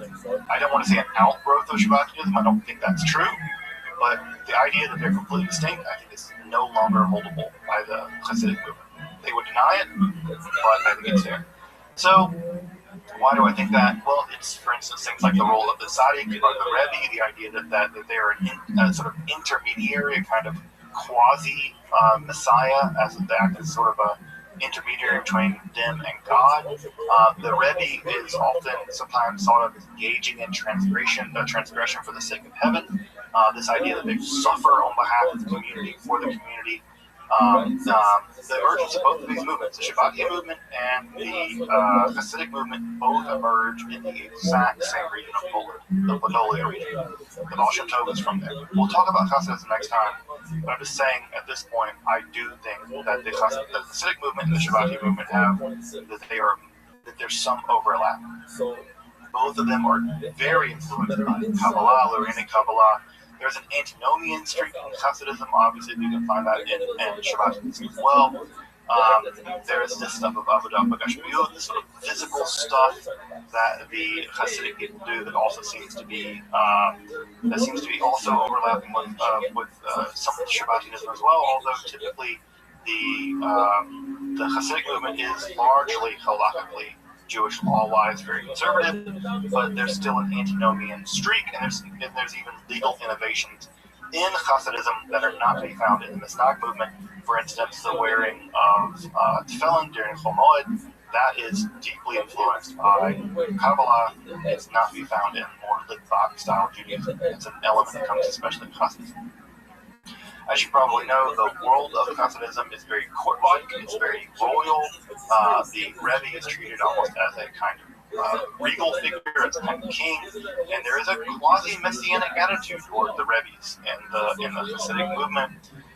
We know that the Shabbatian text played a huge role in early Hasidism, especially Hamdat Yamin. And in many ways, the Misnag movement, the Litvak movement, the movement that was very critical of Hasidism, saw in many ways Hasidism as an extension of the Shabbatian movement. And early on, when the Vilna Gaon really goes after the early Hasids, he really claims that under the hood of it all is Shabbatianism, that they actually are Shabbatians. Now, I think that in general, does the Vilna Gaon overplay his cards? Maybe he does overplay his cards, but is he completely off base? I don't think so. I think the Vilna Gaon is not crazy, and he's not a fool. I think he's not just being political for the sake of political. I don't think he's just writing people off. I think there's actually a relatively strong argument to be made that there is a strong influence of the Shabbatian movement, the crypto-Shabbatian movement in Central Europe, especially in the Podolia region, on early Hasidism. But we'll get to Hasidism next week. Now, in Podolia, the region I just mentioned in Poland, this movement continues to change and it continues to mutate. And it will mutate into perhaps its most absolutely bizarre form under the leadership of Jacob Frank. Jacob Frank was born into a Shabbatian family. He left Podolia to move to the Ottoman Empire. He joined up with the Karakashi sect. In fact, Osman Baba was a witness at his wedding in 1752. 1752, folks. We're in 1752, FYI. Like, this is 25 years or so until, the American Revolution. So he moved back to Podolia, and he begins to practice a kind of pretty serious quasi-transgressive form of Judaism, and we have what is called the Landscrum affair, where it seems like in the synagogue he may have had a naked woman who was called the embodiment of the Torah, and they were doing some kind of sex stuff in the synagogue, dancing around this naked woman who was thought to be the embodiment of the Torah. And in 1751, him and his followers were excommunicated by the local rabbis. Now, there is an idea that gets attached to Frankism and Shabbatianism, which is called mitzvah haba'ah ba'avera. This is sometimes translated as redemption through sin, but this is a complete misreading of what's going on in Shabbatianism. In fact, almost everybody who totes this idea, I think, is just misguided. This idea of redemption through sin, that you have to commit sins to become redeemed, this idea of mitzvah haba'ah ba'avera, this idea never occurs, and to my knowledge, any Shabbatian party. it gets hoisted onto the Shabbatians over and over and over again that what they're doing is engaging in antinomian behavior, they're engaging in violations of the Jewish law in order to hasten the redemption, in order to plunge themselves into the klipot and redeem the klipot, in order to somehow redeem sin through, or redeem themselves through sin. There's just virtually no evidence that this is what they were practicing. Shabbatai Tzvi never makes that argument, neither does Nathan of Gaza. This term is Bahaba, which is an idea actually found in the Talmud. It has to do with can you do mitzvot with a forbidden object? So the classic example is, can you wave a stolen lulav in a shul? And the rabbi said no, right? You can't commit a mitzvah by breaking another mitzvah. And so even the idea of this is just ridiculous, and unfortunately it's gotten promulgated by a bunch of anti-Semites and stuff who have these vast conspiracy theories that somehow all of modern Jews or all kinds of people, George Soros or whatever, that these people are somehow part of this Frankist lineage of the Rothschilds and all this stuff, and that they're really secret Frankists and they're engaged in horrifying sins. The more sin they do, they can redeem themselves. And so this entire anti-Semitic conspiracy theory is rooted in the idea of the Frankists and the Shabbatians practicing this idea of mitzvah ba'avera, but the truth of the matter is they never did this, and that was not what they were up to. And I would say that anyone who wants to believe in this, just show me in the Shabbatian literature where this idea is put forward. I don't know that it ever is. I can't find it. It's a single thing. What Frank does argue is that what's happening is that he is inaugurating a new Torah. That the new Torah he's that he is inaugurating is a replacement, right? So you have the Torah Beriah, right? And he's inventing a new Torah. He's conjuring into being a new Torah, the Torah Atzilut, the Torah of this world, and that new Torah is going to inaugurate a new religion that he calls the wisdom, knowledge. The Das is how you would say it in Ashkenazi Hebrew, but this idea he's bringing a new form of the Torah into the world, and that new form of the Torah is going to be this thing that he calls a new religion called Das. Now, after we'll go through this relatively quickly. What ends up happening is that Frank and his followers are arrested, and they flee to Istanbul. They convert to Islam, like many Frankists or many Shabbatians at the time. And what they end up doing is sort of making a deal with the devil. And by the devil, I mean here Catholic bishops. And what they end up doing is they argue that they represent a camp of Jews who are influenced by the Zohar, who reject the Talmud. And that the other camp, the anti-Shabbatians, the anti-Frankists, accept the Talmud but reject the Zohar. Now, of course, the Jews accepted both, and the Shabbatians are trying to parlay with the Catholic Church, basically, so that the local Jewish population can't basically condemn them. The Shabbatians argue with the rabbis in the 19 to 40 debate, and the bishop is the person who's going to side with whoever. And the bishop obviously sides with the Shabbatians and against the Talmudists, and the Talmud is condemned, and there are dozens of copies of the Talmud burned in Poland. Now, what ends up happening, again, history is always funny, the bishop that sided with the Shabbatians in Poland in 1757, he dies, and a new bishop emerges who is no longer a friend of the Shabbatians. At this point, Frank declares that he's actually the reincarnation of Osman Baba and Shabbatai Tzvi, and he begins to reveal his new religion. And what ends up happening after that is that, oh man, this gets so complicated. There's a local bishop who wants to basically prove the blood libel is true. And in order to prove the blood libel, the idea that Jews sacrifice and kill the host, this sort of classic anti-Semitic nonsense, he holds another dispute in Lvov in 1759 of the blood libel, but the anti-Talmudists are declared to be not really Jews, and they are to be converted. And Nathan and Frank, on September 17th, 1759, basically sides with this bishop, and this bishop stands to gain an enormous amount of land and all kinds of stuff, and also the Jews, including Frank, also stand to gain an enormous amount of privilege by converting to Catholicism. 3,000 Jews are converted to Catholicism on the 17th of September 17th. It's a disaster. It's a disaster. I don't think Frank himself even thought this was going to happen. Now, Frank, being, I think, completely full of himself and I think just delusional with power, holds that this is part of the plan, just like Shabbatai had to convert to What up, Sophia? Hope you're living like a G. I just stream my life on here. If you're looking for something entertaining, like, yeah, there you go, girl. Into the world of Catholicism. And after he converts, he lives a life of a Polish noble. He lives a life of a Polish noble. He's wearing fine clothes, doing all this stuff, but at the same time, he is also engaged in very heterodox behavior, and in a way that the Turkish court would accept Shabbatai engaging in very strange behavior, the local Catholics aren't having it. They are not having it. Eventually, they arrest Frank, and he is basically sent to prison in a monastery for 14 years. So he's arrested and sent to a monastery for 14 years because they do not want to deal with him. The Catholics are not playing around, perhaps in the way that the Turks were. In 1772, Russian forces invade Poland and they release him. They actually release him from this monastery where he's being kept, and he kind of cozies up to members of the Holy Roman Empire. He gets comfortable with Joseph II. He meets Paul I, the future Tsar of Russia, and it's in that time period that he writes his principal Frankish Shabbatian work, a text called The Collection of the Words of the Lord, which is published in English now. What ends up happening is that he gets into kerfuffle with Joseph II, the Emperor of the Holy Roman Empire.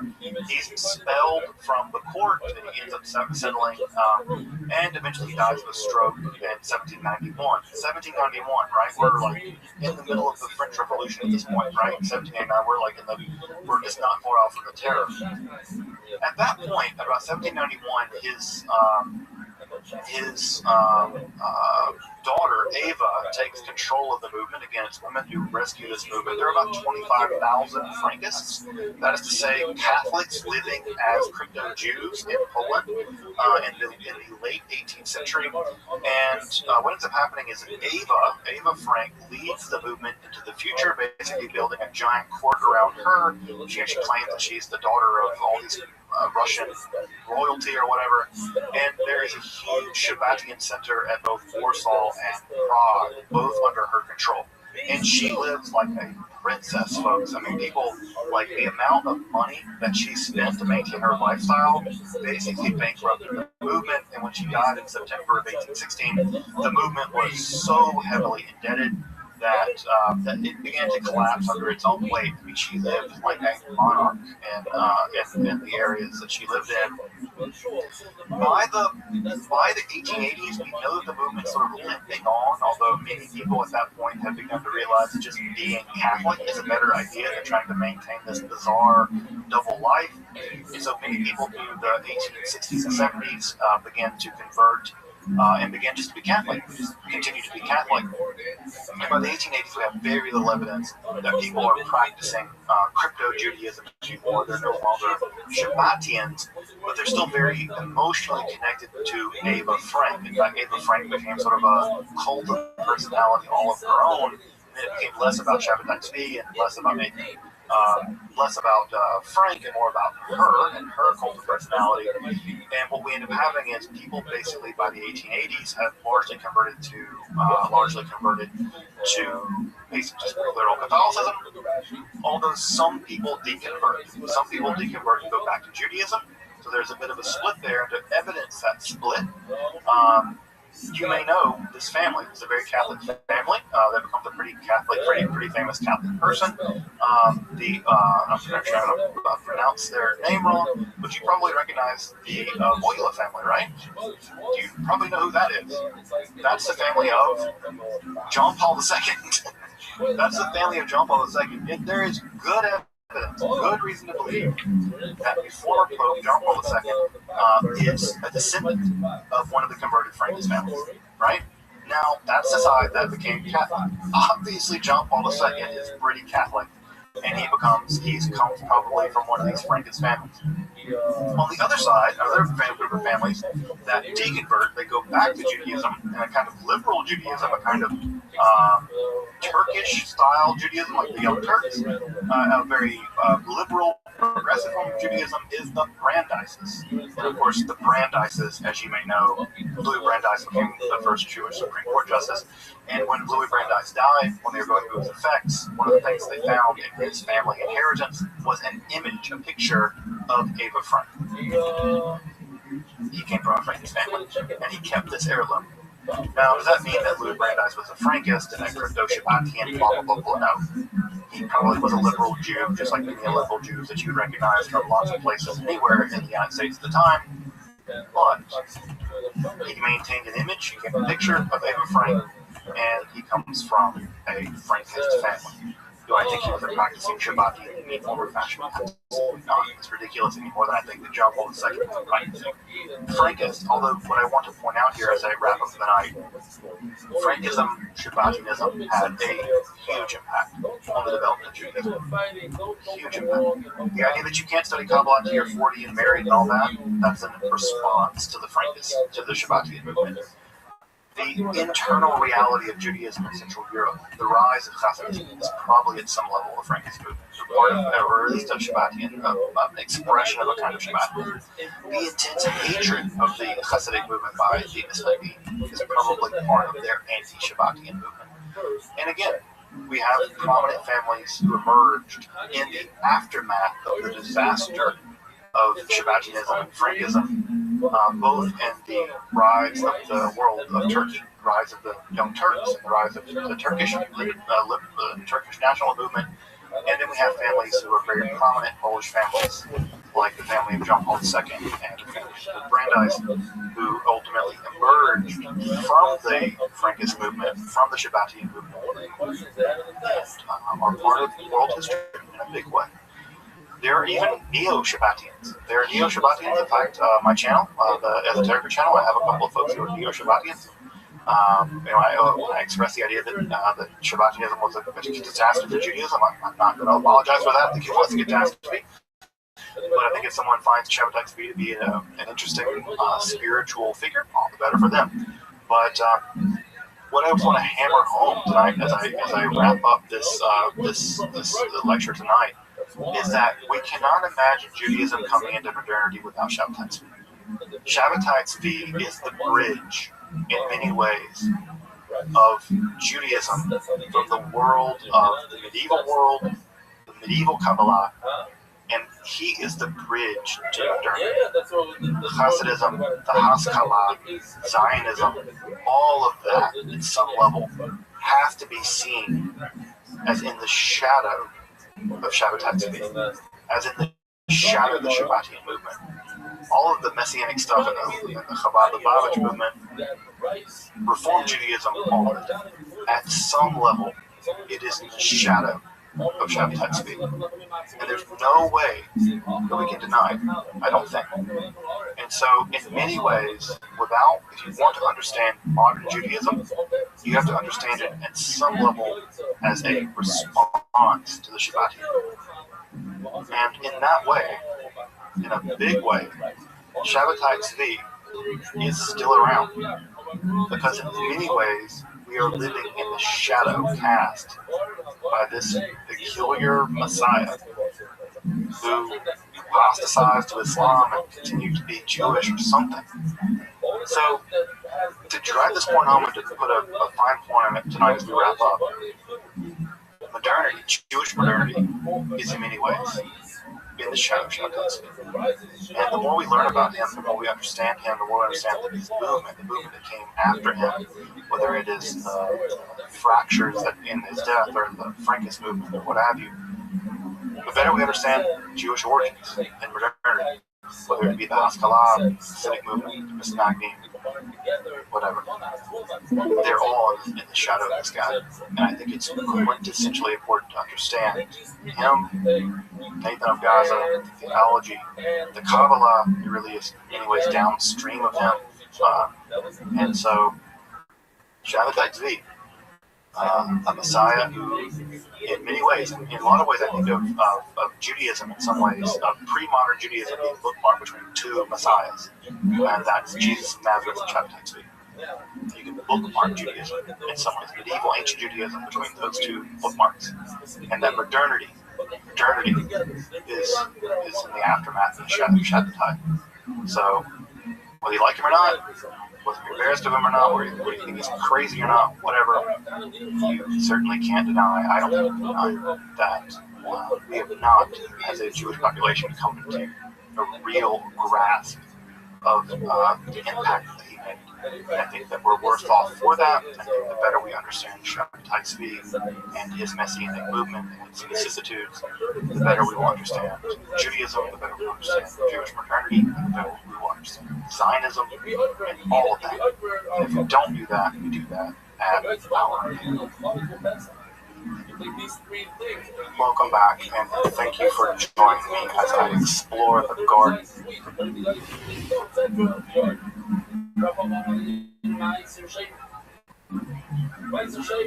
Years 1, 2, 4, and 5.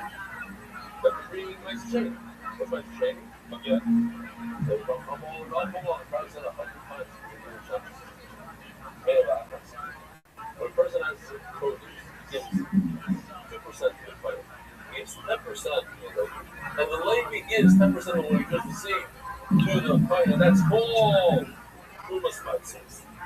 And on years 1 through 4, 5, he gives 10% to himself. That's it. He brings 10% of the rest of the process of the flying to years 3, 6, 7, 1. That's your own. Very good. If you take this combination of 3 different things and you eat it outside of your flying, the offer like was the you get about this reading outside. It's only a third of the designs, and a third of the designs, and a third of the designs. But these things are inspired the wheat and the flour. Going down, even over Toma. Of course, the Rashi, over Toma, the other except Toma. Rashi says, except Toma even on a passion. But once the Kaddish says, well, not a simple thing, not that it's used over Toma. But the Kaddish over here is the two important things that the wheat and the flour are like. Mouse and Oklabaine, it's pure. It doesn't have any. How do you make dough? You don't make dough with the shaft, the peel, whatever you want to call it. It's pure. So you cannot, if you have the peel of the, what's the better word? No. The husk? We have the husk. Oh, that's a better word. We have the husk. It's not with starter. Rob is trying to say, in order to give over Tumah, you need a full shear without the husk. Tanya, it's like so it means like I'll do your riots. You know, they move up, they change move up the husk that you need is edible, and therefore even the husk is started. So what's the barley? Move up the reference, move up the reference, not right to him that if it's the husk, it's not started when it comes to the barley. Anything you're at is one of those small. When you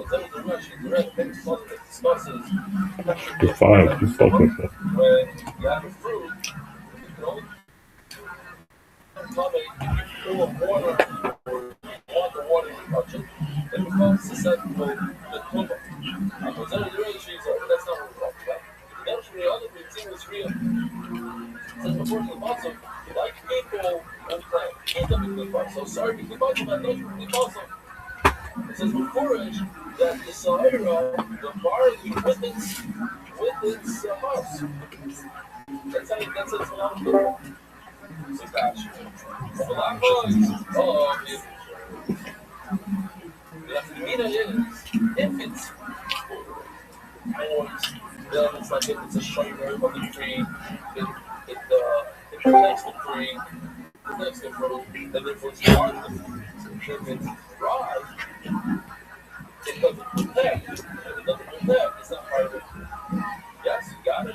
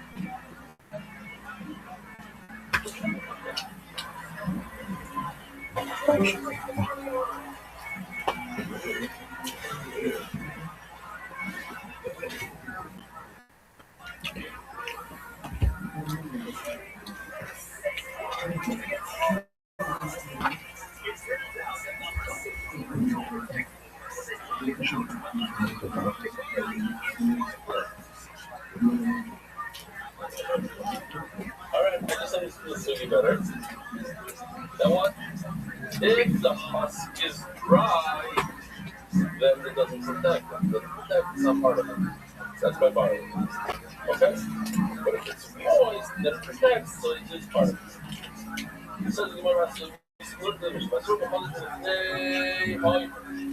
right? You're not going to have to know that Chadash applies to the 5 range. Are you guys skip? Oh, yeah. This is really the fight of the kid. I gotta get rid of this. This is too much. Especially it's getting hot. Yeah, my girl loves it, but I'm like, I don't know.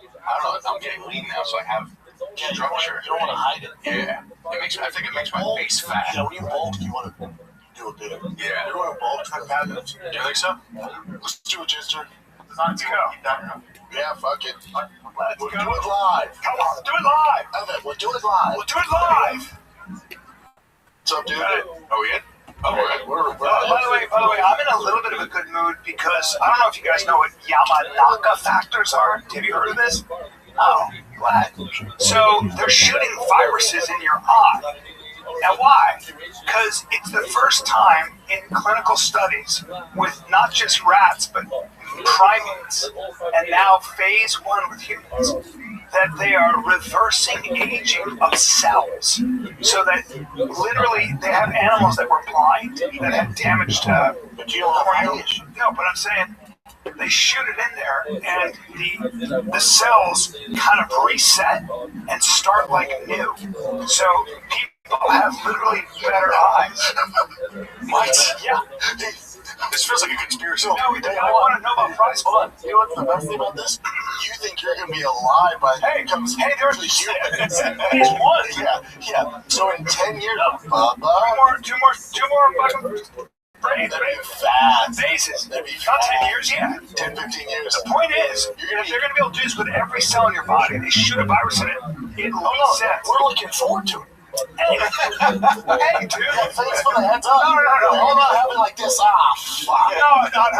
Just shitty here and having to. I missed it. Just eyes hanging down like a fucking dog. Original eyelids in No, heaven. but not the factors. They say they're literally a revolution. It's just like, I'm fuck up here, Bubba. I'm dying and they have it for my eyes. Good news is, bad news is you're dying. Good news is you can have good eyes and watch yourself die in the mirror. You can see your family say goodbye. Literally.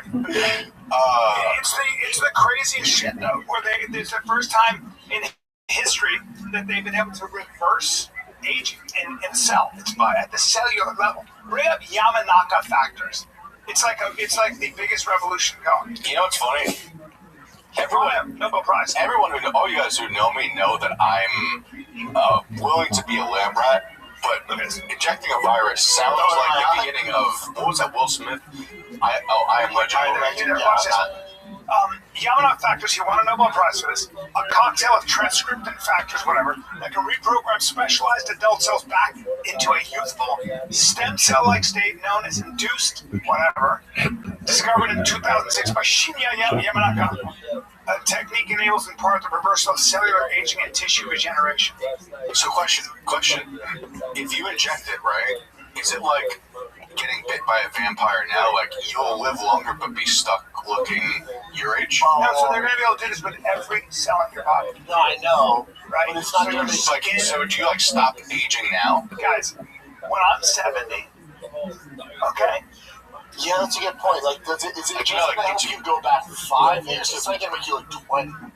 So, does it make you look younger, or are you just like, this is your body from Yeah. now on? well, the idea would be that your body's always making new cells, right? So that's why with animals, primates, they were able to take practically blind mice and primates and give them eyesight, which is crazy. Hey, Like, they literally regenerated nerves, optic nerves. Hey, I'm gonna turn around. Yeah. And you better be wear that. It's crazy, though. That's so funny. The best. Look at this. Yeah. It's everybody talks about, like, The best. look at this. It's camera went out. Before we go there, Yeah. It's everybody talks about, like, It's trying to camera went out. But you get what I'm saying? Where there's no plug in it. Is it like I don't know. is it like how vampires work? Like once you get bit, like this is what you're stuck as forever. I know. I don't know. Because like with that interview with the vampire, the little girl got turned a vampire when she's like 12, Yeah. and she's just 12, even though she's 400, she was 12. Yeah, that's what I'm saying. Yeah. I don't know. You still haven't watched They sell agents. Interview with the Vampire? I watched not the show, but the movie. The movie's phenomenal. Show's way better. You've seen the movie with Brad Pitt and Tom Cruise and Kirsten Dunst. They didn't get along. Apparently, Tom Cruise. Pardon me. Brad Pitt was like, guys, all competitive. I mean, it was just unfortunate. The series is so much better. It's super gay, but it's the gayest thing ever. That's such a gay-looking show. Yeah, it's good. Did you watch True Blood too? True Blood was gay. Love True Blood. Oh, Interview with the Vampire is way gayer than True Blood. It's nuts to butts, vampires. I look at you differently. Yeah, you should. It's good. Now, Brendan. Were you a Gossip Girl guy too? Yeah. No, is that vampires? No, it's just gay. Oh, no. If there's no vampires, that's gay. Did you watch home remodeling shows and stuff like that? No. You watch fashion shows? No, I'm not that gay. Okay. No. You like fashion? Also, I'm over all that shit. No. Dude, As Hamzat said, TV right now is me. What the fuck was that about? Hamzat did a quote today where he goes, I called McMahon and told him, give me his meat.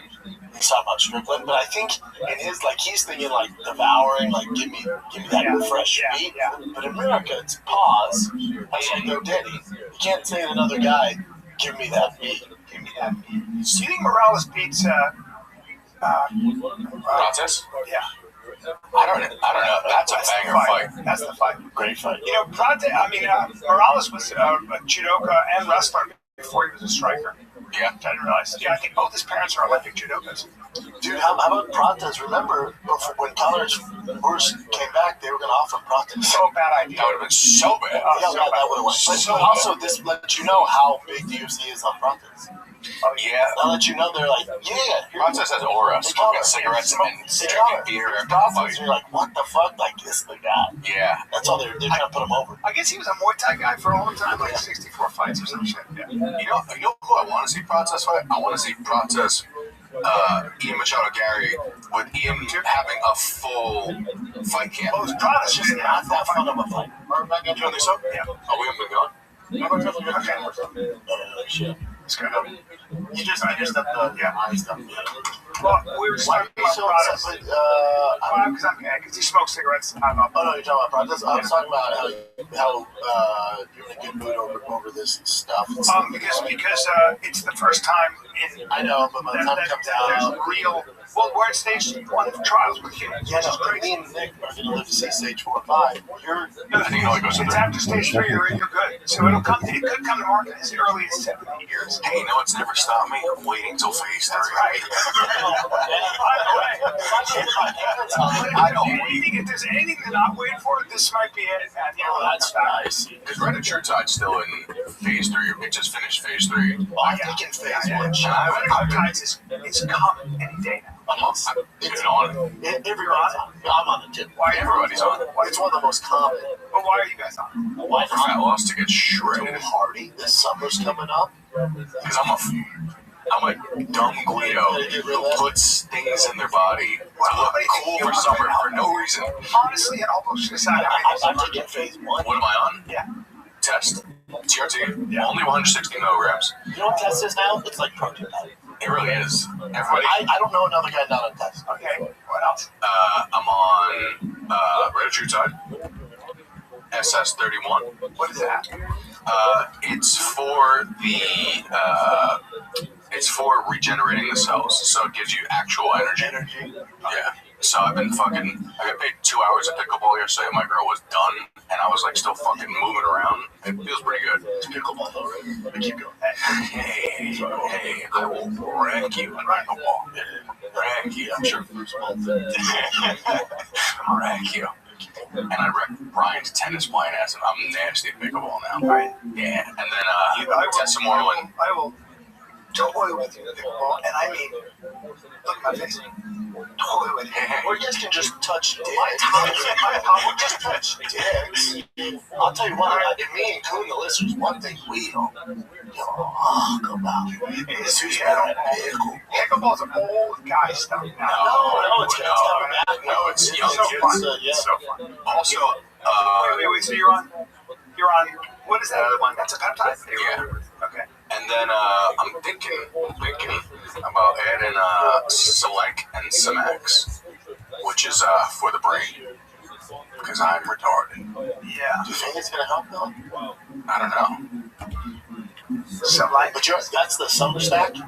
Yeah. Does that do anything? And what else? You're doing something. You got a little something else going. Equipoise, something like that. No, I would never take Equipoise again. What are you on? So I'm taking Anavar. I just started Anavar. I started last week. Oh, you did? Yeah. Now, how's your dick doing with all that stuff? Phenomenal. Really? Phenomenal.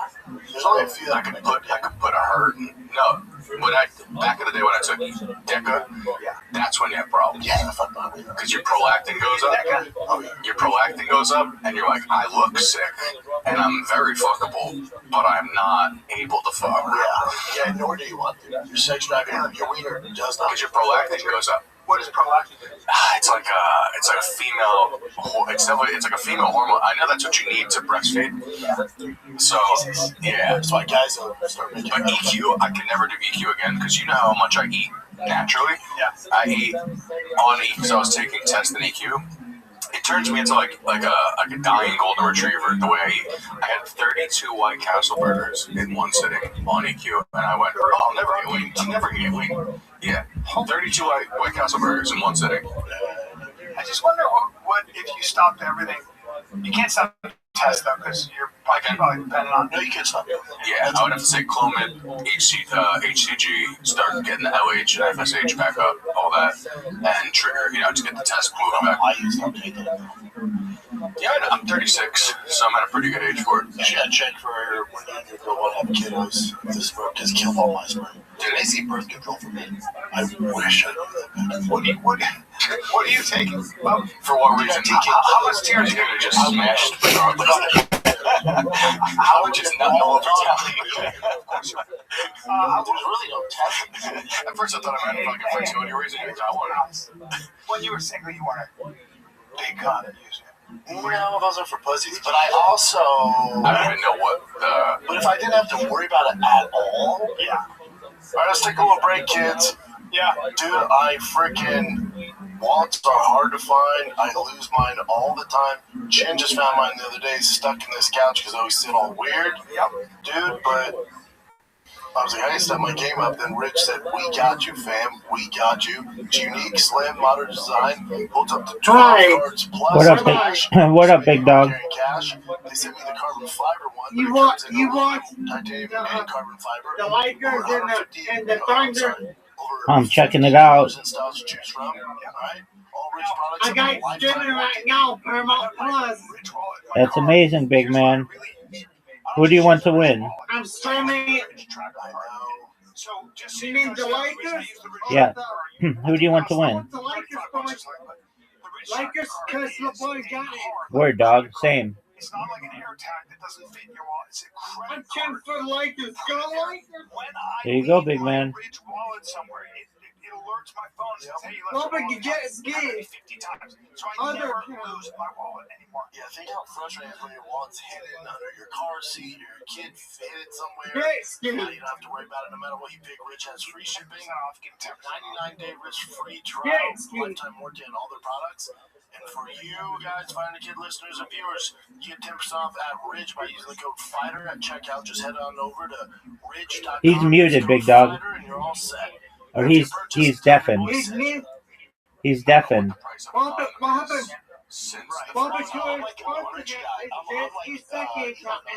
He's just deafened. He's just doing his own thing, but he can't hear you.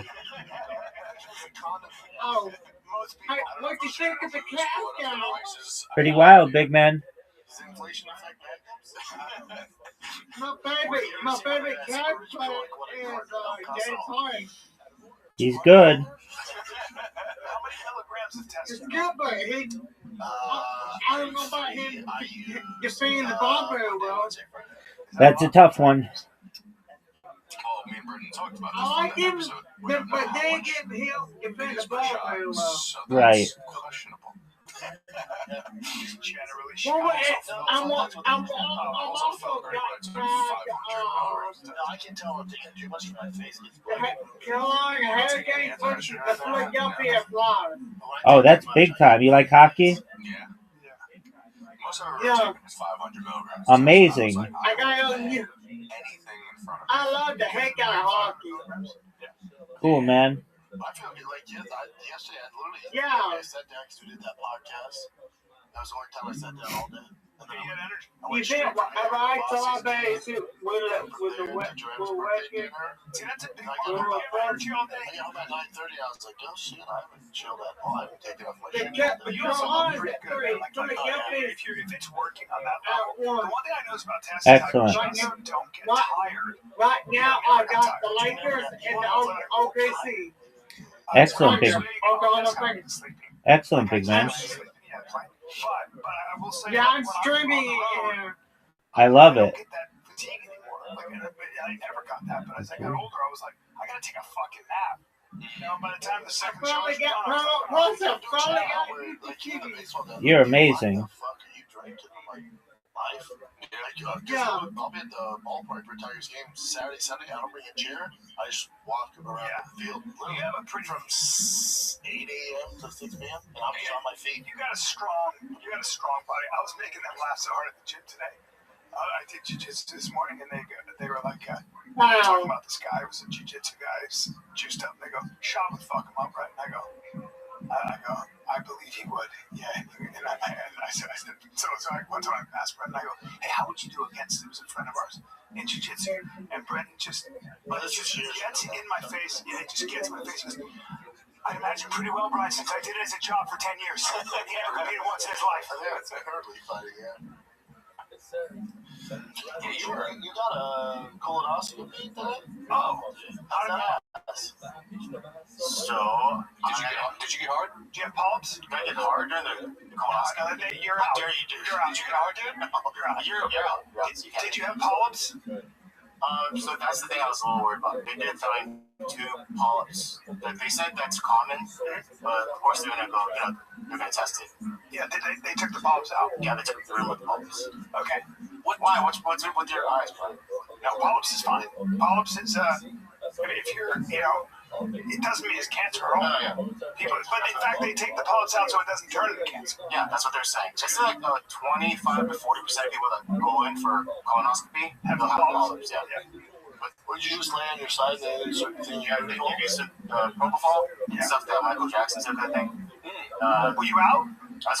I literally, they're gonna put me to sleep, and I'm like, okay, cool. And then I was done. I woke up like, what the hell? They would be up first, though, right? What's up? They would be up first, though. After. I didn't feel shit. All that.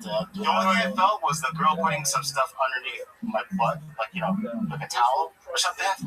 I told you the nurse after I had my colonoscopy. I was 50. The nurse, straight up when I came to, straight up was absolutely hitting on me. Absolutely. Yeah, but I got a butt on me, but also like they stuck it in my shitter. My dick was probably all lazy and she was absolutely hitting on me, just right there. And I was like, I looked like fuck. And I was like, I just got my shitter looked at. We was all heavy in the head. Yeah, maybe it was all maybe it just when it's that relaxed, it just looked like it was just a big old sleepy snake. Yeah, or maybe she was thinking that just one thing. It was so interesting. Or she might be a real whore. She might be a real you might be the third guy she sucked off that. She might have been into suck cocks too. Suck a cock. Or just licking your rumpy. You don't know where you're Well, you're lucky though, because you're a shower, not a grower. So anybody who knows Brian has seen. It's lazy, heavy piece. Yeah, lazy. Are those balls getting smaller with the deal? They're not really getting smaller, and you're not taking enough. Yeah. See, me, I'm not so lucky. I'm a grower, and I did hernia surgery, and they put me out unconscious, and it's the shit. I went to the shittiest hospital in the Bronx. And I woke up in another room because they put me on anesthesia. And I wake up in this cold ass room, and the doctor just backed up to me. He goes, "I see you not walking around naked." I went, "Walking around? What?" And he goes, "Yeah, man." He goes, "Dude, that anesthesia knocked your brain up, but you're like a rhinoceros." He goes, "You're a walk. We had to push you back down." And I'm like, "Why are you telling me this?" Yeah. And I had to explain. The nurse came around. I'm like, "It's so cold in here. It's very cold in this hospital." Right? Well, you're gonna think I'm bullshitting now. So I don't know if I had double hernia surgery, so they fill you up with carbon dioxide. Your cavity hurts. You really hurt. Oh, you're fart. And so they give you. You just in so much pain. So they give you morphine. And you kind of and I'm actually in my bed, almost standing. They have you, kind of. And the anesthesiologist, a man, came in and knew I was a comedian actor, and he goes, white guy, and he goes, I know you're a comedian and actor. It's amazing. I love that. I do African dance. Do you do any dance? And he was straight up hitting on me and gave me his card that said African dance on it. No. And do you think everyone's hitting on you? Because it's 2 stories in a row. I know it is. I know it's a little much, right? I was young though. I was young and cute as fuck. You're all right. I was pretty cute. You're all right. A cutie pie. Do you know how I found out when I was getting hit on? No, we know what you look like. Yeah. We've been around. You know, I found out I had a hernia. Was it obvious when you had a hernia? Because I had the umbilical. That was here. You did? No, I had it right down here. So whenever I would do anything, I'd pee, and it would look like, you ever seen True? When the monster, that's what my stomach. It would come out like a nose. You ever had a hemorrhoid? No, but you ever had one? No. You had a real meathead. I heard you had a real meathead. I had a pain here. You know how I'm a little bit of a bitch when it comes to. I was like, damn, it wouldn't go away. It was like a pain. So I go to the doctor. And then he goes, I don't know. He goes, I kept saying, I think it's something I'm worried. So he sends me down to a surgeon. You know those surgeons at Cedars-Sinai who've seen everything? Those guys deal with life and death every day. So some a-hole like me shows up, and he goes like this. He sees my chart. He goes, you have hernia, huh? I go, yeah. He goes, where? I go, right here. He goes, that's fascinating. I go, why? He goes, it's just you'd be the first person in history to ever have a hernia there. Up there. And I go, oh, so it's not hernia? He goes, no. He goes, but I bet I know what your next question is. Talk to me just like this. I go, what? He goes, do I have cancer? And I go, that is my question. He goes, I know, because that's what you're thinking. There's pain. He goes, I don't think so. Do you know why? I said, why? He goes, because I don't think that's how cancer manifests itself. It doesn't show it present that way. So get the fuck out of my house. He literally goes, you have any more questions? I go, no. He goes, get out of my office. Yeah. He was so cool. I was fucking loving it. Dude, look at that. That is not attractive. Yeah, I had one of those on right in my belly button. Jesus Christ. That's yours right there? Yeah. Not that bad. That's disgusting. Yeah, you had to get it sewn. That's genetic. I got 2 things of mesh right here. It was painful. That guy sucked. With his stomach. He's disgusting. My dad just got good news. I don't know if I told you my dad had to, because he had on his prostate, and they thought it could be cancer. He just got the news back. Finally, it was just no cancer. It was just a lesion. And I called him to congratulate him, and he just gives too much. Look who it is. I was like, how you feeling? He goes, it's great. I just got out of bed, so you gotta give me a little bit. Take your time. I saw you were in earlier, but I was in the middle of the class, so. I know. It's okay. What J-Ski got a second account? Because he's amazing. No. Yeah. No. Yeah, huh? Mm-mm. Yes, huh? He got 2. He got a second account, though. What the heck? He didn't say he won't get one of those second accounts. Did he have to ask for permission from you? It don't matter, Rabbi, God dang it. Well, calm down, girl. No. Hell, I'm just saying. Hell, I didn't know he had a second account. You didn't never say if you wanted to get one. I didn't know you had that damn permission from me. You got to. Get a damn account. He's at the point. There he is. J-Ski, why you got a second account, J-Ski? He famous like all of us? He talked about it. I'm using this one because I'm gonna be on my phone. I'm gonna catch a Waymo to the movie theater. Somebody catches hands. Oh, you going to the movies, right? Oh, yeah. Yeah, so I'll be like in a Waymo like yeah, I knew it. See? I'll be right back though. I just got out the shower. That's me too. Mr. Chris, how was work? It was good. I went line dancing after that. I'm tired. Oh, fun. Did you go with your friends? Yeah, line dancing class. Yeah, I had line dancing class. Yeah. I'm tired. Alrighty. Line dancing class. Yep. I didn't know if she was going to go or not. And then she came a little bit late, but she was out. Why you rushing? Lady, I ain't rushing you. You come on black people time anything that way. Everybody stays to their mom. You came back. You on black people time. And we were at the damn at the hotel on Saturday. On Sunday morning comes. Cara, her niece, says, that's the cousin, says, hey, we got to get to going. We got the rehearsal at 10:30. It's 10, what, 10? We got to go. Now, Cara said, come on. She told me and Stacey's best friend from elementary school to come on. We put our stuff in there. We left. They came right behind us. Right behind us. We made it. By not even a minute. Oh, really? So it took like 29 minutes to get there.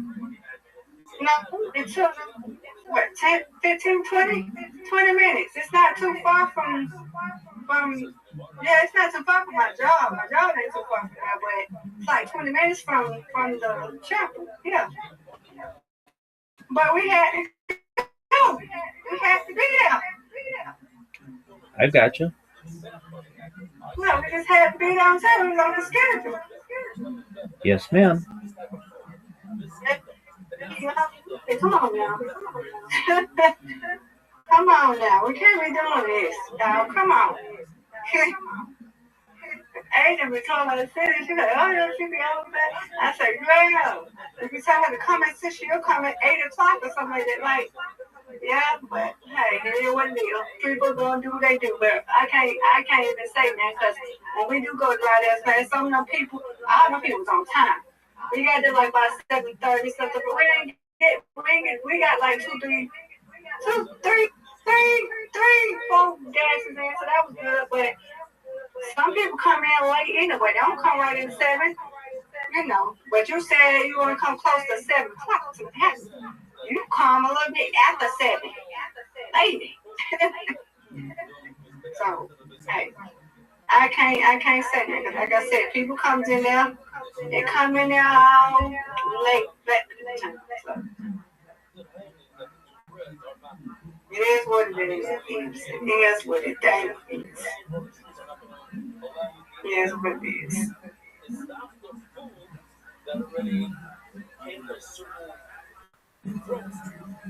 But hey, everything worked out for us all good.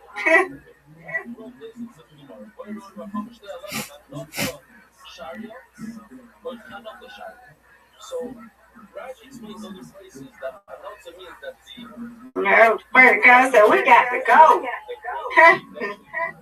Putting all this stuff on the darn thing so we can put all our stuff and get it down there and put it in the car. They were looking for some because she already had left some. Stacey's mom already had left our bridesmaid, our little hair pieces and stuff. And she was looking for something else. You're like, oh my God, y'all, come on. Like, y'all should have made a list. Like, we got to go. But yeah, that's what it was. But we made it on time, so I'm just glad for that. glad for that. That's good. Great. That's good. Well, how was your day? It was good. I was able to schedule, I think on Sunday at 1 p.m. Another podcast. So I'm doing one at 10 a.m. and another at 1 p.m. And I've been working on my bots. Riser and I watched a documentary last night. That's And good. then Zoot kept me up really late, and my hours are not completely flipped, but pretty close. Yeah, shoot, you don't even work. Shoot, yeah, he don't even work, Rabbi. Shoot, if you work, boo, I'm guarantee you that'll change. Yeah, Miss Aquarius, I worked for 20 years of my life, and I made enough money so that I don't have to. I know, I'm just saying, you don't work, so you got it good, baby. You shouldn't even be worried about it. I know you want to sleep, but you shouldn't be worried about it. Sleep whenever you feel like it. Shoot, I wish I could do that, but I have to work. Well, you can do it tomorrow and the next day and the next day and the next day. So that's something to look forward to, perhaps. Yeah, it's good. I wish I could do it. I can't wait till I retire. I can't wait because I'm not going to retire no time soon. I'm still young. So 43 years young, but when I do retire, I wish I could just chill out like my auntie. But it's good to get out and work, and it's good to get out sometimes, instead of being at home. Yep. It's good to be out sometimes. Because some people say, I'm going to do a home. They're like, nah, sometimes there's some pros and cons with that. So really, they're like, yeah, can't. Sometimes you just don't want to be at home sometimes all day. I'm like, okay. Miss Aquarius, did you hear about Hana virus? You're talking about on the cruise ship, right? Yes, ma'am. Yeah, I already know. 2 Georgia people got it. Oh, there you go. I look at, I seen it on the news, but I also, this man, Don Vacations, he be cruising all the time, but he was about the news, so he told us about it, too. Yep, they're on the watch. Do you think that it's going to be lockdowns? I don't know what it's going to be, Rabbi. That's all I know. Just what y'all need to do, just keep away from people. That's all I say. If it do be a lockdown, let it be a lockdown. Shoot, look what we got as a president. Just look. I want y'all to look when we got a president. Just look. That's all I'm going to tell you. See what the heck going on with spirit and shit. Excuse my language, I'm just saying. That damn man wanted to take their damn fucking planes. Miss Aquarius is turned up tonight. He did. My auntie said it. Because I told her, I said, well, Spirit said it was simple. She said, no. She said, but she looked at somebody on CNN, MSN, and she said, they said that Trump, they said the reason why they did that because Trump was trying to take their dang on planes for these immigrants, to get these immigrants out of there. I do not like that man. I'm sorry. I just don't. This man has destroyed America. This is about to be a World War country. And if y'all didn't know, the man has dementia. Miss Aquarius, I've known you for more than a year. I have known you for more than a year, and I never knew you were so political. I'm not damn political. Fuck politics. I don't like politics. My auntie tells me this stuff because we do not like dang on Trump. My auntie tells me this stuff. I don't look at the news. I don't look at my auntie tells me that. Y'all better wake up and see what the hell going on. Okay, I mean, what? Y'all the one, whoever voted for him, y'all made this happen. Y'all made it happen. Miss Aquarius. That shit. Y'all made it happen. Ain't funny. Dead serious. Y'all made it happen. Why are you saying that why are you saying that I voted for President Trump? Wanna get freaking mad and be on the no, oh well, then they wanna get mad now. Oh man, Trump doing it. Well, you voted for him. I didn't vote for So him. it need to get mad now. It ain't no need to get mad now. Y'all voted for him. Miss Aquarius, No, Miss it's Aquarius, one that you wanted not to do it. Miss Aquarius, I didn't vote for him, and I don't know anyone who did. So I don't know who you're I'm talking talking to. about the people that did, Shawty. People that did. If you didn't, you ain't got nothing to worry about. No. People that did, that's mad, that be on TV, that's on TV and mad about what Trump didn't do or what Trump did, and he didn't do what they wanted him to do when you voted for him. You didn't. What the hell going on with Spirit now? Now they damn Spirit, he wants to take their damn planes. Yeah? Damn 17,000 people is unemployed. Now they got to start all over. Some of them probably don't even want to work. Some of them don't want to have money. I got a girl who I follow, who I subscribe. Her name is Wonderfully, what's her name? Wonderfully ALE, I think, or Ali, or something like that. She said she's in Spain. She said, well, I got to talk to my husband. I don't know if I'm going to be on the airline or not. I got to talk to him because I'm in Spain and I don't know. You know what I'm saying? Because I think she has to go all the way to DF. She had to go all the way to DFW or somebody from Spain. So it's a lot for people. And one I followed today. His name is Stephen. I think he be depressed and other stuff. But he was a spirit. Flight attendant or whatnot. There's JC. He was a spirit. Flight attendant, and he was saying that he filed for unemployment because he's from Vegas, lives in Nevada. He said that he did a few of Frontier, Alaska. He said a lot of people wanted him to do Delta, but he said he was a little bit iffy with Delta. So, yeah. Did he Some say? people are doing rallies. Did he? Or rallying. Well, I don't understand about that. Did he say why he was iffy about Delta? I forgot what he said. I had to look at the video again. It was this morning. I was trying to get ready. All I know, he said he filed for unemployment. But he said he has to be careful because he's in Nevada too.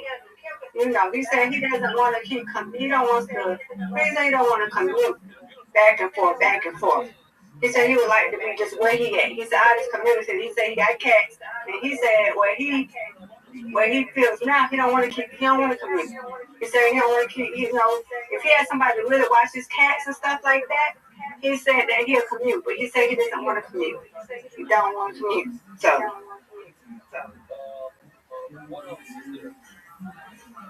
So I feel for these people, man.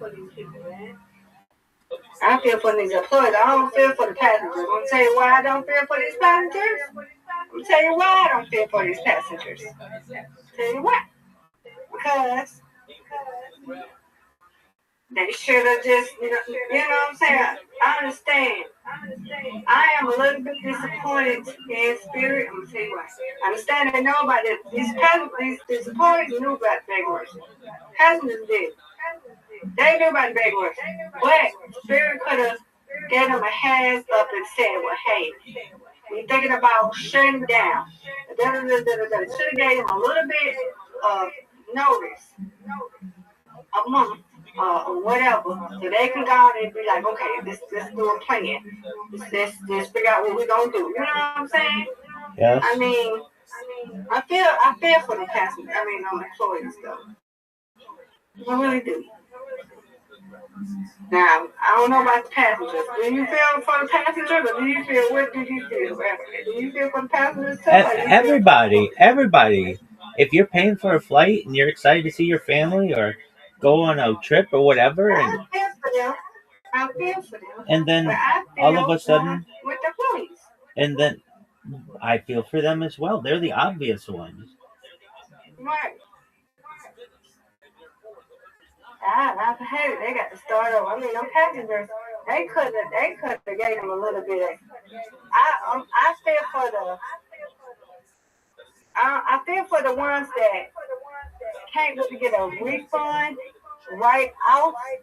I feel for the people that have to call their travel agent or whatever. I feel for the people that book a flight from all the way probably in summertime, like next month, July. I feel for them. And then they have to call their travel agent. And then they got to take they dang on time. They're going to take some time. They don't know if they're going to get their money back. I feel for them. I feel for those people. I feel for everybody. It is hurtful. But Spirit should have did something. They should have just gave everybody a heads up. Passengers and employees, they should have gave them a heads up. They should have gave them a heads up. Like, hey, we about to get ready to shut down in a month or such and such and such. You know, it should have gave everybody a heads up. Instead of have to 3 in the morning. I know one guy in Tennessee, he said he wasn't even working. He said he woke up at 12 p.m. and got an email. He said he didn't even read the email. He said, I didn't read all of it. It was a long email. Y'all, he read was Spirit operating or shut down at 3 a.m. He said he didn't even read the rest of it. He said he didn't even want to read it. He said, I was about to cry. He said, I would have bawled. He said, I didn't even read it. He woke at 12 p.m.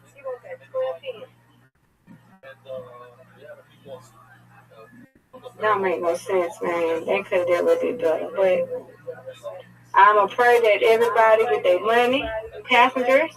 I pray that the flight attendants get their last bit of pay. I pray that the employees get a job. Every one of them get unemployment. I pray that if hopefully Spirit may come back to its senses and maybe another company, you know what I'm saying, with another company. You never know what can happen in the future. That's correct. I might take a look. I said I might take a look later because I was looking on the app and the theater I want to go to, like the ticket is like it's like most of the seats are already taken, so I'm gonna have to go to the other job South Coast, which is like one I feel more comfortable anyways, but still, yeah.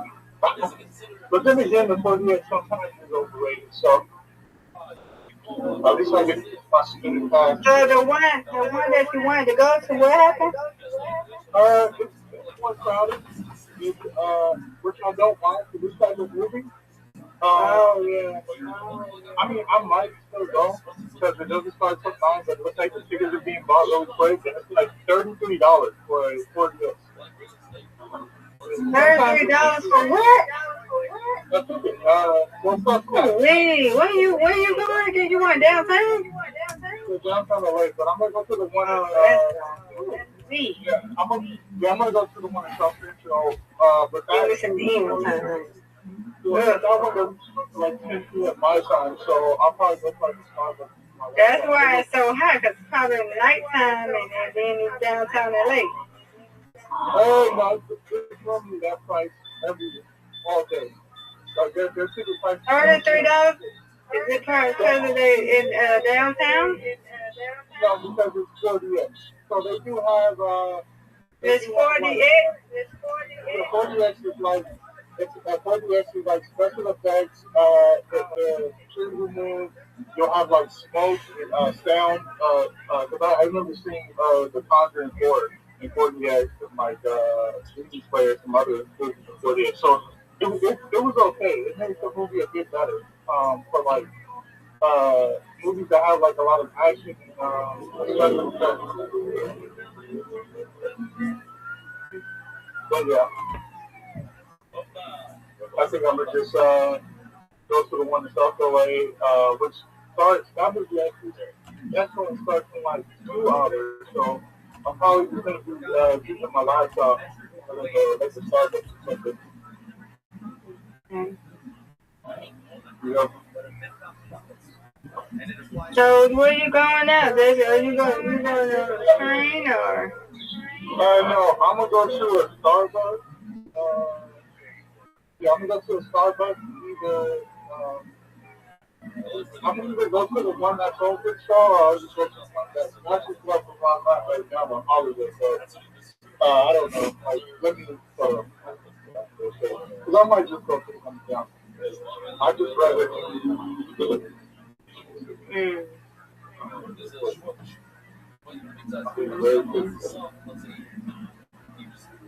I ain't had Starbucks in so long.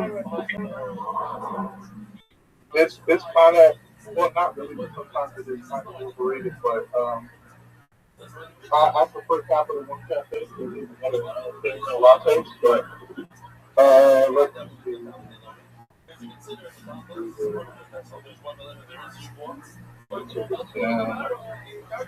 They do have a 10 o'clock show, so we find the seats, but wherever if you want to play, you can invite me. Yeah. Damn, all the tickets are there, taken. $31 as well for the show. Ooh, Lord, yeah, ooh, goodness, Jesus, help me, Lord. The cool part is the theater I'm going to, they can like I give them my out of date student ID, which they don't even know it's out of date, so I just give them and they give me the discount. So that's cool. I think I'm only gonna pay like $10, $12 for that. Okay, that's good. That's damn much for a dang on movie for a 2-go is or whatever. $33. Woo. Good job. Thank you. Strike. That's crazy.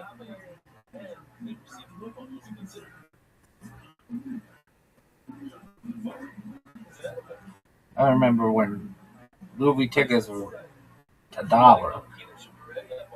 I'm for real. Dang. 33 days on. Ooh, Lord. I'll see it when how it much comes. Is the Waymo?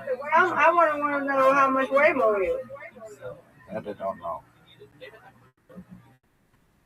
That's what I asked to see what that was here. Do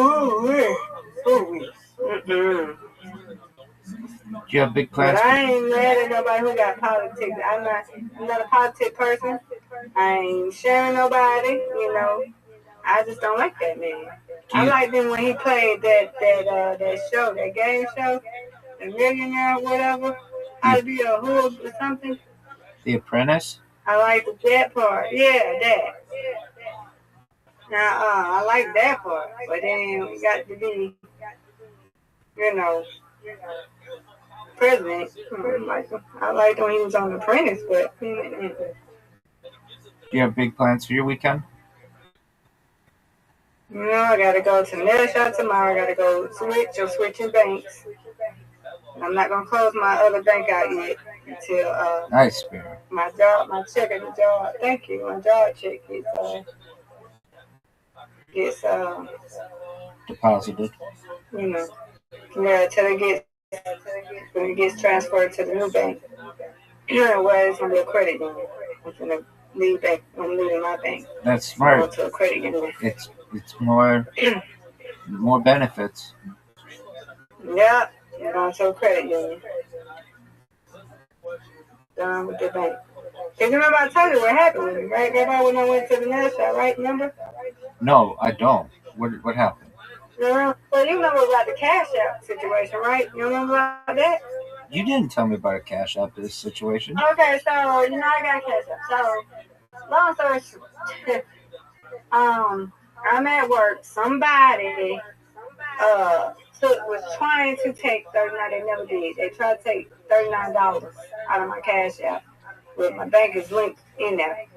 So then I called them and they was about to close. I said, okay, well, first of all, I use Uber. I said, is there a way? Good job. You did not win. I win, you win. First of all, I said I gotta get home today. I said, but is it a way I can call and y'all can open it so I can get food? She's like, yeah. She's like, okay, hold on 1 minute, let me check something. And she was like, oh, they didn't really take nothing out, and they took it through Cash App, so you good. So we're not gonna close it. I said, okay, thank you. So then, about a week later, we're going to the nail shop. This was what the day when I was going to get my nails done for the wedding. I was like 2 weeks ago. So we're going. I'm trying to pay for my nails. I did a tap. I guess I did too much, right? I did twice. This thing says suspicious fraudulent.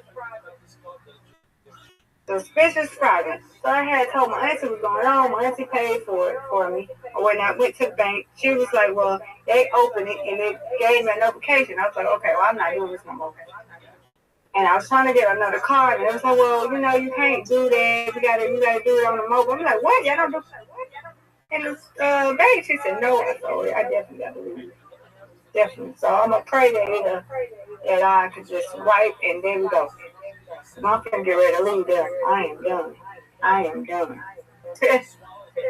So yeah. No, I don't remember you telling me that. That's a. Did you ever find out who it was? Yeah, they were Cash App first because they did it to Adrian. So after that, then I called Adrian. I had called Adrian. Adrian said, I got to tell you something. I said, what? So she told me that the person they tried to get her twice or 3 times. They tried to take $20 out of her. They tried to pay her 10. They tried to take another 10 or something like. They was trying to get it. They was trying to get it back. Is what they was doing. So they was trying to take 20. They was trying to pay her 10. And they were trying to think they were gonna get it back. They did not take nothing out of hers. I said, well, It's Aquarius. You're up. I know I don't give a care. Anyhow, I see it. But anyway, what else about to say? I don't give a care about that. Anyway, don't care. All right, but anyway, so what do I want to say?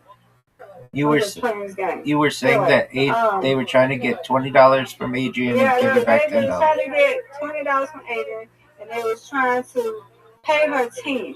Yes. They was trying to get the 10 back, but they didn't never get the money. They never did.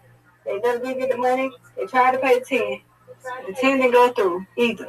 So yeah. So me and her talked about it or whatever, and she believed it's somebody that we know or whatever. But come to find out, she called the Cash App people. It's like a scam or whatever. So then, it's like a scam. So she said she was gonna call her, and I said, well, hey, I called her the next day. I said, hey, did you call her back? No, I didn't call her. I said, okay. All right. So I decided, my sister said, well, I've been told you need to go down and just go to credit union anyway. I Google researched that some of these banks are fraudulent anyway. They have most complaints anyway. So one of my banks, or the bank that I'm with, is one of them. So yeah. So I am going to a credit union. My sister like, you're going to go to a credit union. I've been told to go to a credit union or whatnot. And yeah, because I'm done. I haven't done. That's right. I don't want them to keep trying to do it and then lock my other one card out, and then I use that for Uber. You know what I'm saying? Yeah. To get home.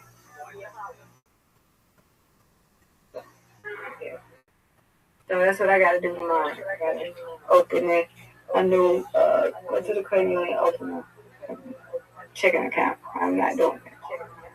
I don't give them a savings. You win, I win. I win, you win. I win, you win, you win, I win. Bowling. Undefeated in bowling, undefeated in friendship. Yeah. I heard you say that you're just getting a savings. Don't you need a checking account to get a debit? I'm doing a savings and a checking account. Oh, okay. Okay, yeah, there you go. Yeah, I'm doing both. So that's what's going on with me. So yeah, that's what we're doing. We're going to do that. And then after I get done with that, I'm done. I'm coming home. And then I'm not doing no set the test of rain. I don't know if Cynthia wants me to go with her to whatever they got the ladder, but if it rain, I'll stay my butt home.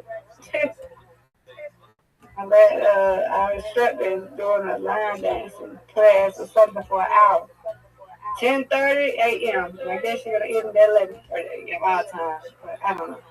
But that's what I'm gonna be doing tomorrow. I'm gonna handle that. And I already told my human resources person at the job that I was like, well, are you gonna be done this week? She said, yeah, she'll be there. And I said, okay, I'm gonna give you my information once I do it. And I'm not. She told me not to close. I already know not to close my bank that I'm at now until my check for my job get transferred to my new, to the credit union. Then I can close it after this.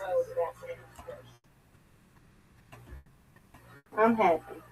I need to because there's too much going on. I don't want to have to tap somewhere, swipe somewhere, and just keep saying something. And I'm using my own card. Like, oh no. I just don't want those more issues. I understand that. I'm done. Why you cold? Maybe hot or something. Maybe hot. So yeah. Tracy coming back. I don't even know where he said he was going. I know he said he was going to Starbucks. He was going to Starbucks. I think he said to be on his laptop because he's going to a movie theater.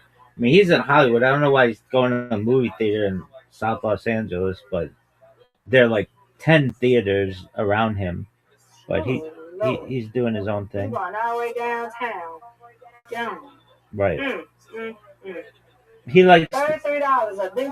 I ain't never heard it. I don't even know we got that. What do you say it's called? 4FX. I ain't never know. I know we got a 3D. IMAX or something. I never heard of 4. I only have 2 eyes, Mr. Aquarius. It can only take in so much. He said 4FX. Yeah. Let's look it up. I ain't never heard of that. Did he say 4FX? So what did he say, Rabbi? 4 something. I'm looking. What type of movies? 4DX. Have a downtown. 4DX. 4D. Yeah. It's an immersive cinema format developed by CJ4D-Plex that augments standard film screenings with physical effects synchronized to on-screen action. Okay, now I understand why it's so expensive. The experience includes motion seats that tilt and vibrate along with environmental effects such as wind, fog, rain, scents, and strobe lighting to create a multi-sensory environment. Oh, we got one. Oh, okay. Oh, okay, we got one. But it ain't nowhere near us, thank God. Yeah, I want to go some downtown. Oh, okay. We got a 4D experience theater, Stone Mountain. Oh, okay. 4DX theater. Wonder can I? Let me see. Let's do the 4. I bet you let me see how much these things cost over here in Georgia.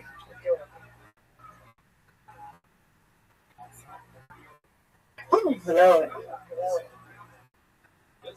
Got the chill. Okay, let's go to Ringfield back to it. Let's see what this is. We do the 4DX on something. What up, Riser? How you living, pimp? Riser here. Hooray. Riser, are you there? Yeah. Yo. Hey, Riser. Why is did I mute Mr. Aquarius? Sounds like a little mouse. I'm not sure. How you muting me? No, I don't know. I turned down your volume for some reason. Maybe you're playing some music or something. I wasn't playing music. When did I play some music? Did you fall off the face of the earth or something? Where the heck have you been? I be in here, boo. When you be in here, baby, I be asleep. You're 3 hours behind me. So I'll be I've sleeping. been in here every day at 8 o'clock on the dot. 8, 9, 9, 10, 10, 11. It's 11 right now, baby. I go to sleep Monday night, Tuesday night, and Wednesday night. I have to be up at 6 a.m. You're 3 hours behind me. It's 8 right now. It's 11:02 p.m. where I'm at, sweetheart. So in an hour it'll be midnight, okay? So when you're coming in here, I'll be in the bed. I have to get up at 6 a.m. my time, which is what, 2, 3 in the morning for y'all? It's 3. So yeah. She's been in here. Yeah, She's just been I'll asleep. be in here. Okay, well, I'm sorry I missed you. It's okay. I'll be You're in asleep. that sweet Georgia accent. It's okay. You forgot that I am 3 hours ahead of y'all. Riser, do you know about 40X movies that have motion seats, wind, fog, rain sense, and strobe lighting? No. That's where Jayski's going. What are your thoughts, Riser, on your favorite podcaster, William Montgomery, announcing that he was ending his podcast yesterday and that I had to be the bearer of bad news to you? How did you find that out? You followed it on Reddit or something?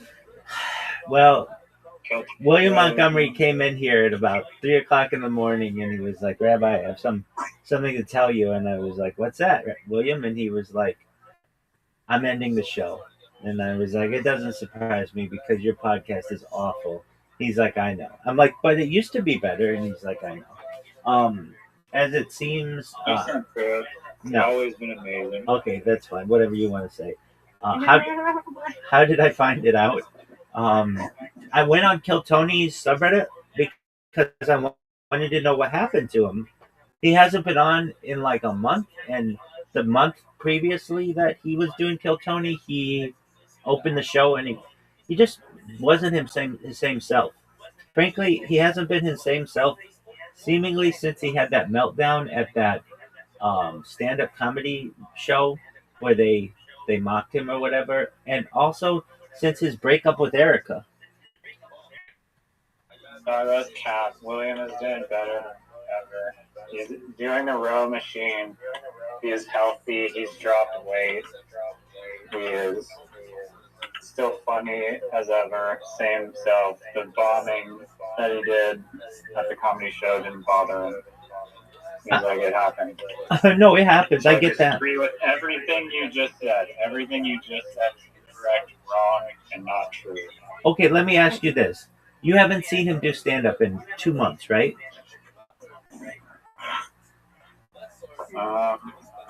Sure. Okay, well, I have, and I can tell you that he just hasn't been the same. Especially, and I'm not the only person who thinks this. Tony Hinchcliffe thinks this. His boss. Well, he got promoted to starter. So. Well, he said that he likes to do starter more because then he doesn't have to then he can relax for the show. But he's the closer. He's like Mariano Rivera. He's the guy who, no matter what, at the end, there's going to be something. And they've changed it now. And also, Kill Tony just hired a new regular, which tells me that probably William Montgomery's done. William Montgomery, he doesn't need to kill Tony. He just makes more off cameos than practically anyone on Reddit. I don't think he really makes that much anymore in Cameo, to be honest with you. Okay, yeah, no, that might be true. I actually was thinking if that river was running dry. Yeah, it has. I mean, he's a one-trick pony. How many times can you be told that you're a fat bitch? 1,000 times. Like, whatever.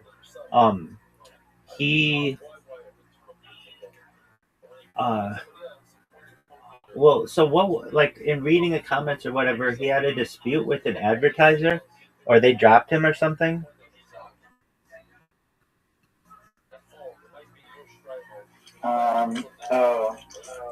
Yeah, something like that. Usually what happens in those cases It's a company like Podcast One. What they do is they basically get a bunch of businesses who want to podcast and or who want to advertise on podcasts, I should say. So like companies like MeUndies and Magic Mind and like AG1, all of those, and they get this network together, and then they say we're going to put it on these different podcasts, and so William Montgomery would be on one, and all of the other ones, and then basically they cut whatever podcasts aren't performing that well. And I think since Casey Rocket left, and the lovely Erica, they've just basically felt like his one man show isn't getting the same views that it once did. I haven't really checked the view count or noticed how many views. I mean, it never really was getting that many views to begin with. Like, no, like they're all less than like 100,000 views, which is like not a lot of money, like less than $800 probably. Yeah, and but he's legitimate, in my opinion. That's what a real podcast is. It's not these 600,000 views within the first 2 hours that these other podcasts do that are just being artificially inflated. His was like a legitimate, hey, I'm not going to blow money on bots, and we'll just see how it goes. He also did something. What else? You actually will suspend your account if you're botting your account. Well, they're supposed to, but they have people like insiders like your brother has, who they can go back to them and be like, hey, you need to unsuspend us or whatever for whatever reason, and then they do. But your average person doesn't have that kind of pull. Yeah, maybe Mr. Beast has that amount of leverage. Oh, yeah, definitely. Oh, for sure, dog. Smaller creators have that amount of leverage. Well, it's a two-tiered system. If you're Mr. Beast, you're going to be able to bot yourself. They know that you bot yourself, and that's where they make their money, on these giant creators who they can promote to the top, who have really flashy graphics, and frankly, it's a lot of brain rot. And anyone who has anything intelligent to say, they are going to, like, if they don't feel that it's going to meet their metrics, then they end up dropping them. And that's what happened with our man. That's what happened with our man.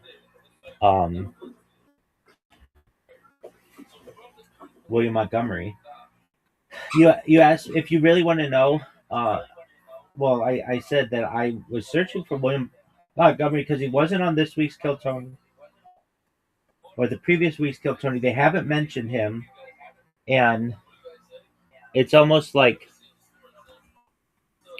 they don't want to get into it, but like he's no longer their closer anymore, which is a sad thing. He was a closer for like almost 10 years.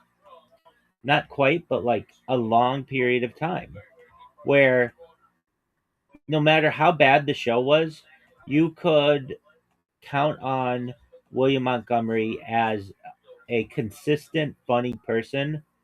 And sometimes he was just going to light it up. And when he does that, it's incredible. And I will tell you that when he's firing on all cylinders, doing crowd work and yelling at people, he's one of the funniest comedians around. But he's just it seems like he's lost his passion. I mean, I can't really comment on that because I don't Kill Tony like very often. So maybe that's true. I don't know. It absolutely is true. 100%, without a doubt. Yeah, no, he did say that he'll try and work something out, find another sponsor or something for the podcast. I feel like he's invested a lot of time into growing that podcast. And I forget how many subscribers he had when I started watching and how many he has now, but he's been steadily doing them every Wednesday. That's true. And the fans were saying that, like, oh, I can't believe he never did he never reunified, or he never had a reunion with Casey Rocket. And dude, who's the producer guy? Who? Clearly not a William Montgomery. Oh, J-Ski. J-Ski. I think I'm going to see the Waymo up there right now. He said he's going to take the Waymo, Rabbi. I see. How much is the Waymo? It depends. Sometimes it's more expensive. I don't like Waymos. It's sometimes more expensive. Evil. But yeah, I enjoy it though, because it's like, it's more comfortable. He's in California. Where you at? I know. I'm talking about Riser. Riser's not in Riser said he don't like it. Riser's not in California, Mr. Aquarius. Where's Riser at? If I see a Waymo, I'm chucking a pylon on the end of it, and then it'll stop working. Oh, he not.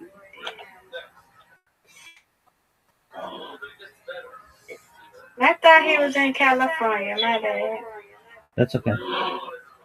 Oh, and it's $17. Oh, Lord. Only 17? Sometimes it's more this time. I think people like to probably be a little cheaper, but I just like the space. I'll pay a little bit more for the space. Like, I've never had an issue with a driver, but it's just like, I'm more comfortable. I can use more comfortable in a way more. Like, you have your own space, you can play your own music. Rabbi. Yes, Mr. Aquarius. I went to one of those movie theaters. Here, they're $33 for one ticket, and if you get two tickets, it's $44 each. What in the heck? So it's it's the same price. Yeah, that's crazy. But that's what they love. So nothing wrong with treating yourself sometimes. That's right. Oh, Lord, Jesus. I ain't mean to interrupt you. Sorry, Rabbi. You're good. No, you're okay. I got to push my car on my Okay. But, Brandon's here. Look at Brandon. Hi, Brandon.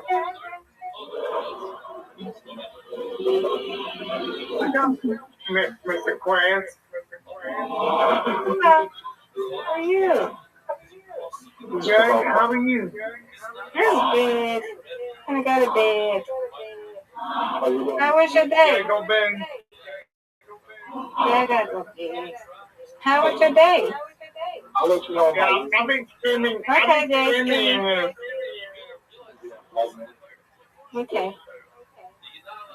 I've been streaming the quiet cars about. You be streaming what? What's it called? The New York City Lights. Oh, okay.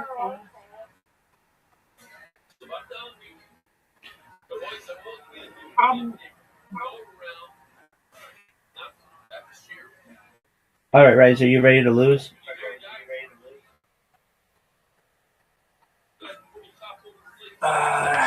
Yeah. I'm ready. I played pickleball today. Say Rabbi. We play Literati, which is like Scrabble. Oh, you okay, Scrabble? Oh. Miss Claire's, do you ever play Lottie? Scrabble. Scrabble. I used to a long time ago. Do you win, Riser? Do you win? He sometimes wins. When I let him. Oh. I win about 95% of the time. Get out of here with that.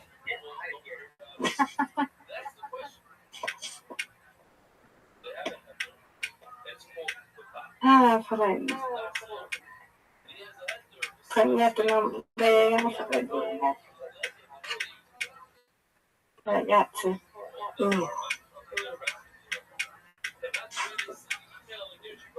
Right here. You're down 20 points.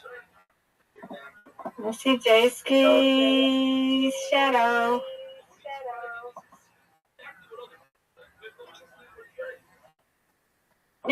Don't be trying to cover up nothing.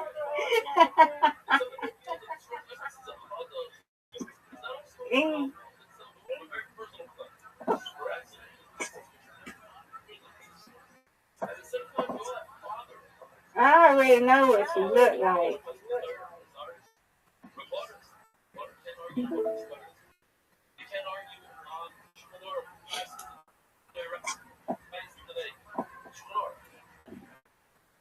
You're doing something. I don't know what JC doing.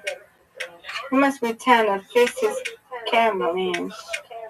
Oh, I was no, I was saying I'm kind of strange because I'm checking out my Waymo right now.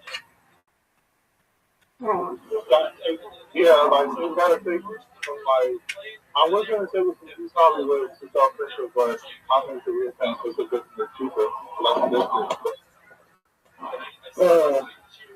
Where are you going now? You're not going to Hollywood? No, I was gonna go to the movie theater in downtown LA, but it's like the most people are already taken. So I'm just going to another theater in South Central LA, and yeah.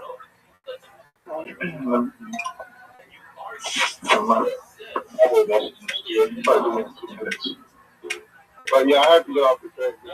Pretty much. Okay, I just keep it.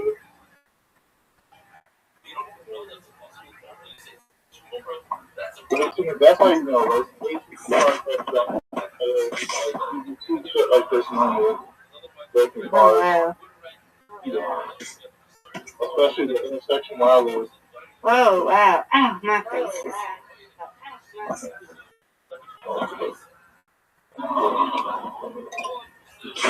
Oh, Riser. Riser.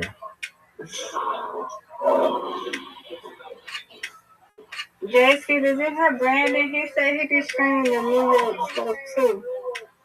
Yeah, I noticed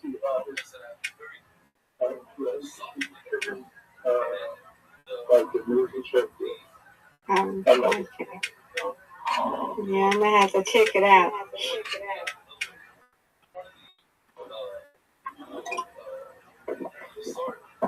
Oh, yeah, it's awesome. There you go. Mr. Clinton, look, I don't even have to open the door. It just opens like this. What's the Waymo? Yeah. I just hate it when it tells me like come up with people. And you just open. And then you just. Here, it's actually going on the way. And it's good. So it's like I'll take it all the time. You get my before customer service. Start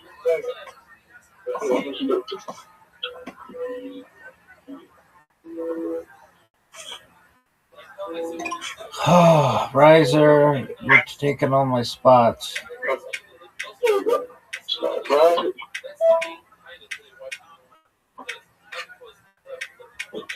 Man, we have an anxiety attack already.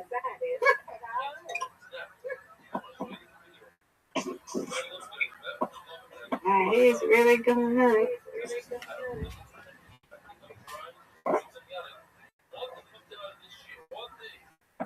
Rabbi, have you seen him in this before? Oh, in a Waymo? No. I'm watching Look at him. him. He's really in a watermelon. Yes, ma'am. Do you see him? Yes. It's pretty common for people to say she's out here. Actually, like literally every time in the Hollywood area. No, yeah, they do it downtown Atlanta, but I wouldn't take it. They don't have it here in my area, but I wouldn't. Not yet. Huh? Yeah, Neil, I'm like trying to Downtown Atlanta, they have them.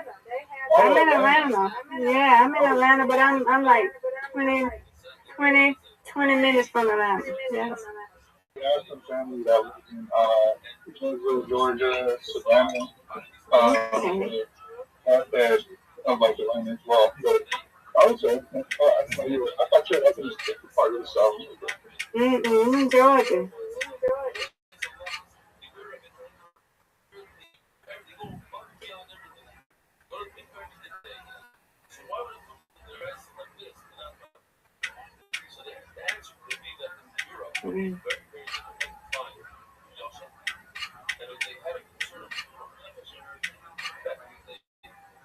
I can't see it, Casey. Oh, ain't nobody there. Yeah, I think the rides are cheaper when they allow freeway. They're testing it as one out here in LA. So, yeah.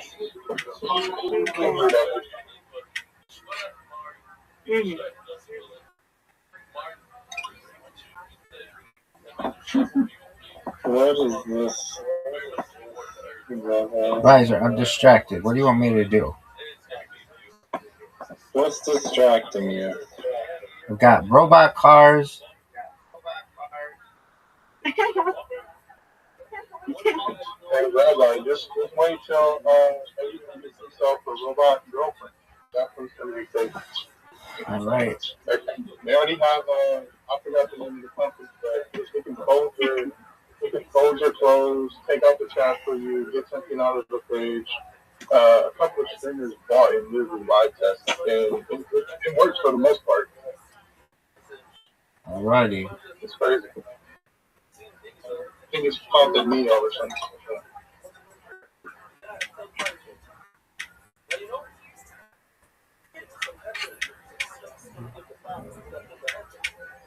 Hey, Mr. Prayers, you see what's happening? This is almost like a hard Koreatown. I'm in LA. There's actually a few I forgot to even check the proposals. I forgot to check their screen, but like I can't hardly see it. It's like pixelated. Yeah, okay. Hold on. Let me close whatever app I have for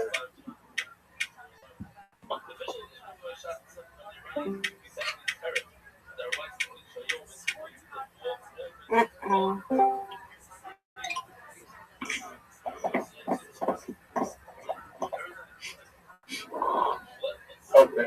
I don't know. My family's working. Okay. It's okay. Let's see. Oh.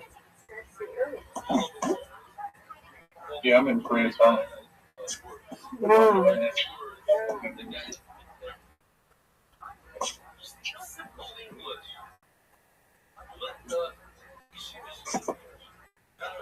Go ahead, let me brush my teeth.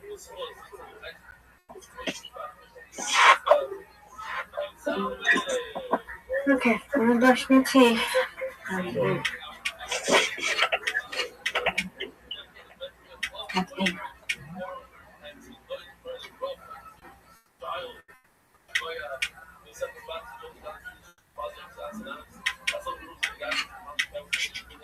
Alrighty. Oh, no! Okay. I just dropped the worship palette. Had to buy it from over there.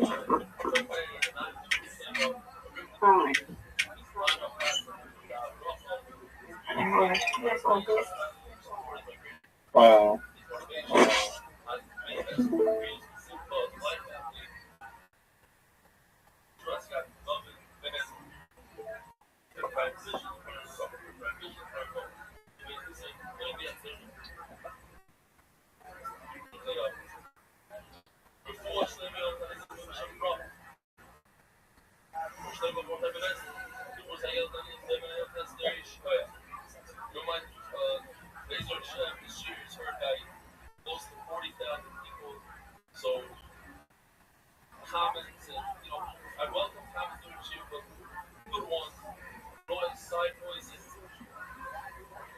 stuff like that. Try to the minimum you should play.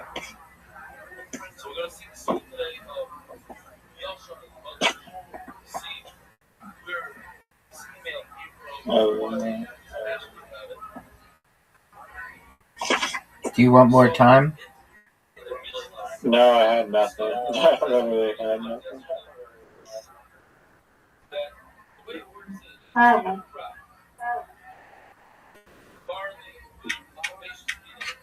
All right.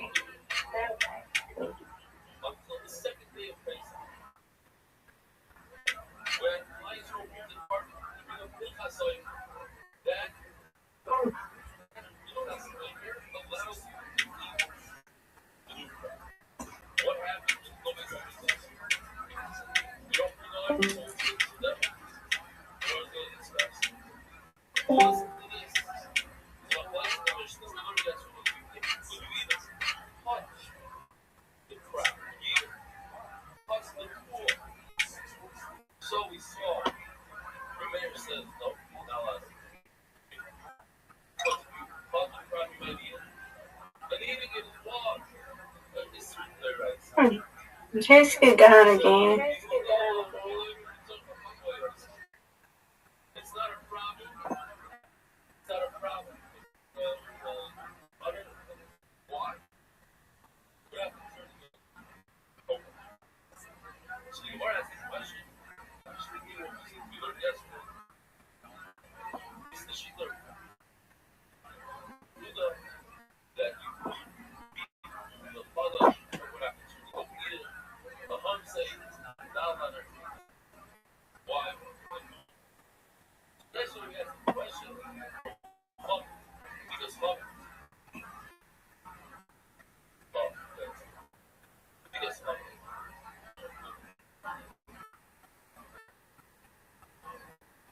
I'm going to show you something.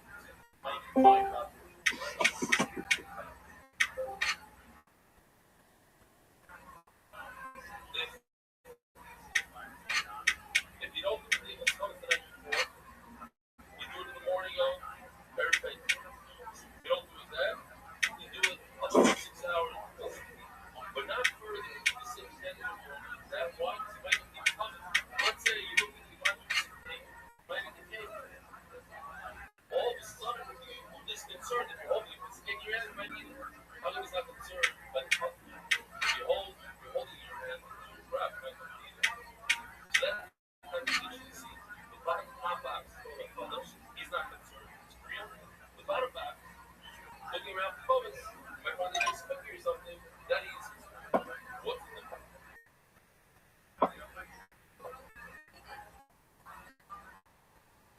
Of course, that's the question of my mother. Why?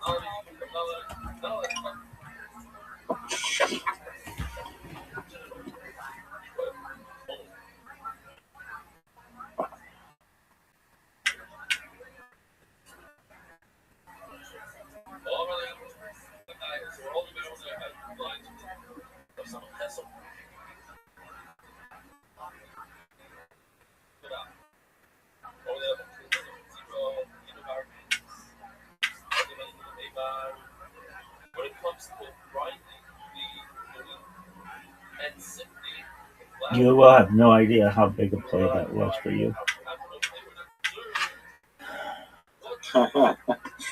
Clocked you.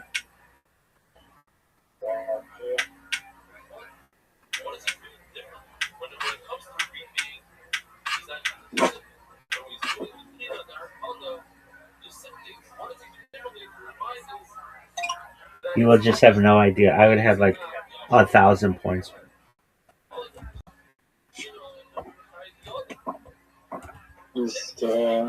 Are you serious?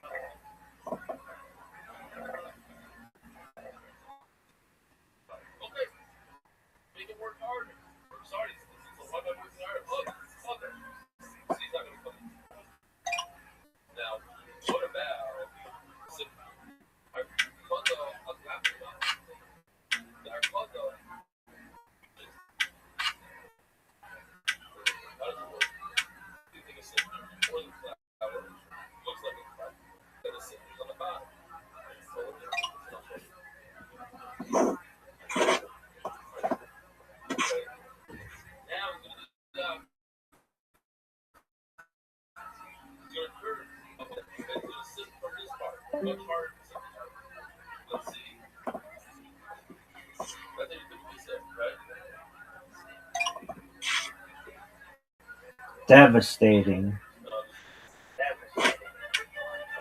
You're not too far away.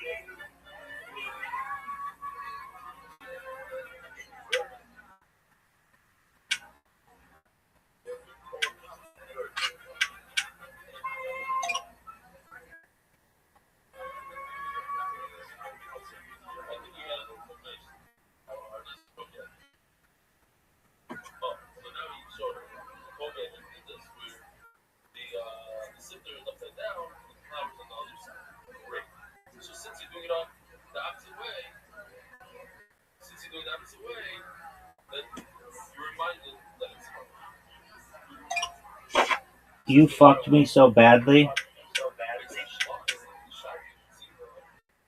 You fucked me so badly. Oh, what? No, I mean, just played prior match. The game's still like tied.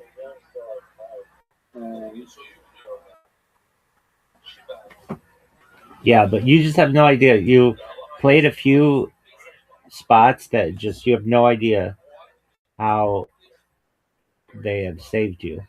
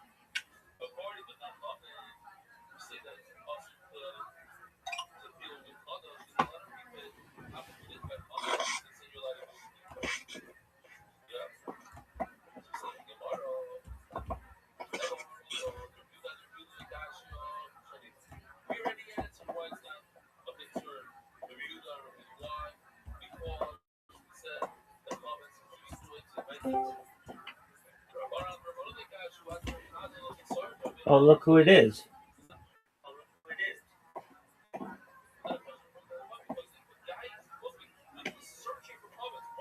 Yo. What up, pimp?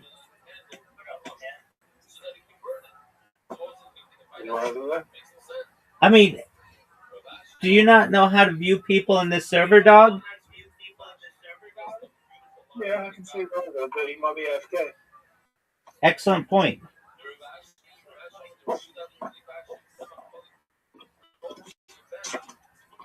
Like Brandon, he's AFK. Dude, he was just in here. Talking to us, dog.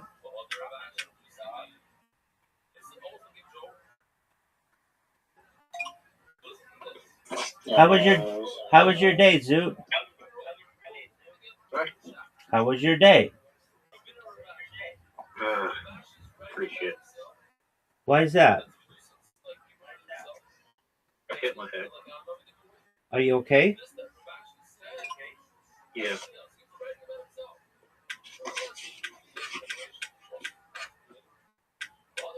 It hurts a little. I hope that it feels better.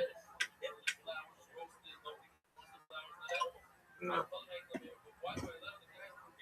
Oh, fuck you. Wow. I thought you were gonna have what? You're gonna get rid of all your titles. And then Zoot fucking leaves. I was fucking distracted. What do you want me to do about it? I got this asshole telling me about hitting his head. Why did you leave? I don't know. I had to be the one to be like, yeah, Roger's here because you're just AFK, quiet as fuck. Man. Warm-up game, son. Warm-up game, son. Warm-up game, son. Zoo cannot be allowed to do that. I mean, what do you want me to do? Ban him? Yeah. If you leave and you're here for 10 seconds, then you leave. And I kicked him a couple times recently. Let me think why.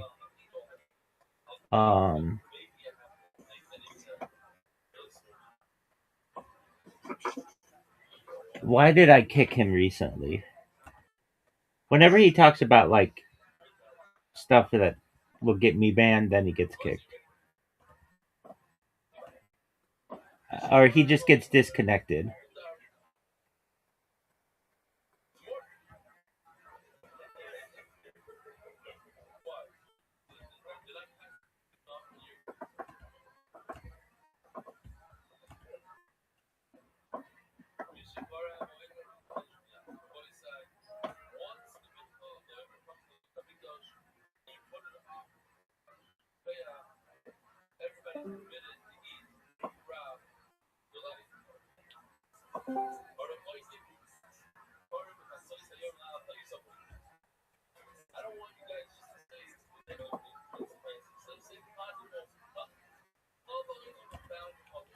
All right, what are we watching tonight, big man? I thought you had a suggestion. I do. It's supposedly a really good documentary, but it's really controversial. Go to BitChute. It's called JFK to 9/11. Everything's a rich man's trick. This is a 9/11 documentary. It's like everything from like 1960 on, even before. It's like all the history of like corruption. Okay.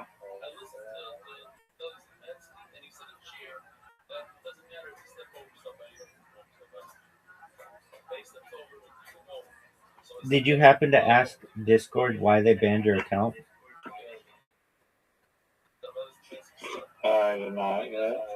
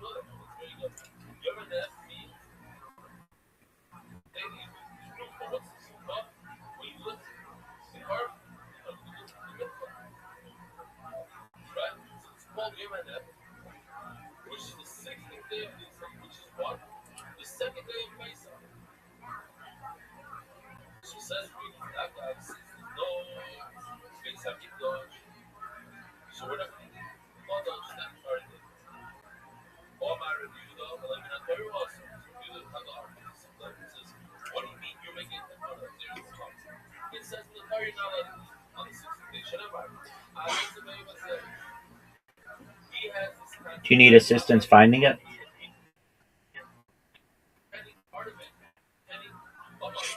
No. I got an email today from a girl who says that we're going to do a podcast on Sunday, potentially. I say potentially because she hasn't confirmed the time, but it's going to be at 1 p.m. I've got another one that I'm doing at 10 a.m., so I kind of got them back to back. And then it's going to air September 7th, 2026. If you're like, why the fuck so far in advance? She only does one podcast a month, and she's done like 77 of them. She's getting her master's degree, and so she's not like a full-time podcaster, but that's what she does. But yeah, that's cool. And I like it. She's like, we can speak for 30 minutes if you want. We can speak for 2 hours if you want.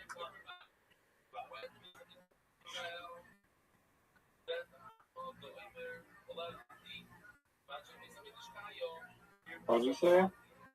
She said we have enough time.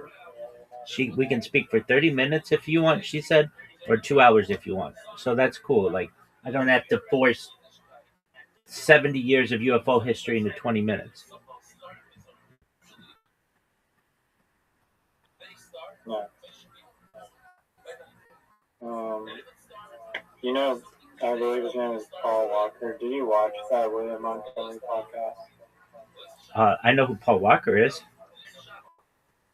Like Fast and Furious guy. Where Doggy died in a car accident?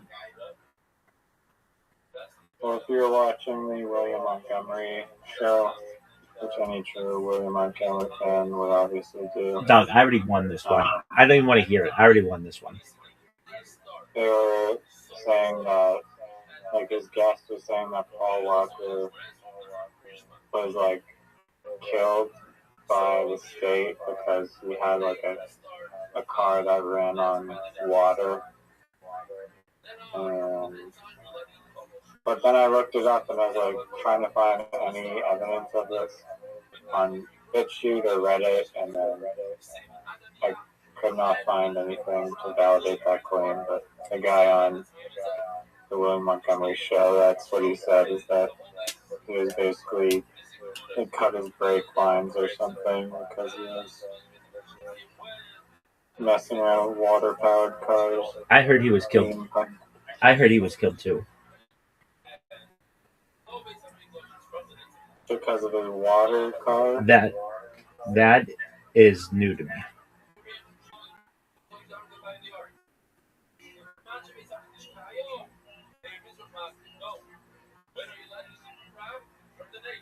He, like, became a legend, like James Dean after those fucking movies. Like the James Dean of South Australian comedy.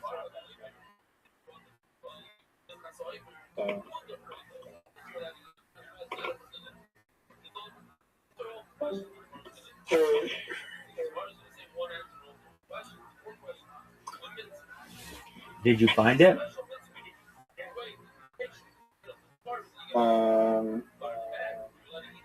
Is it 3 hours long? Yep. Is there a shorter one? No, we've got to watch this. This is like the most famous band documentary on the internet. Okay.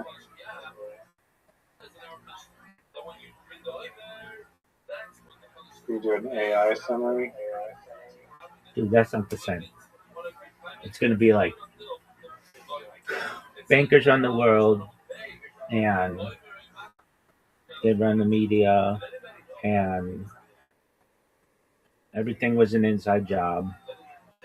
The end. I watched a documentary one time on YouTube, and now it's like banned or something, or it got scrubbed, and it was on like the Rothschilds.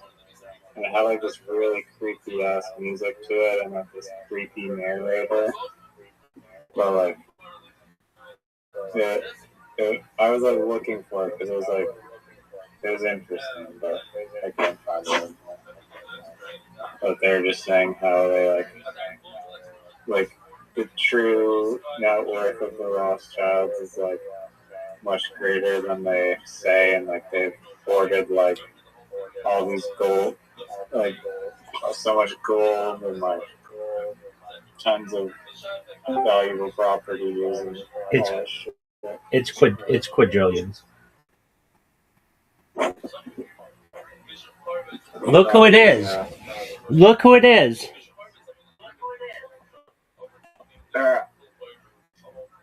Verizon, Star Wars or Harry Potter? This what I like more. Yeah.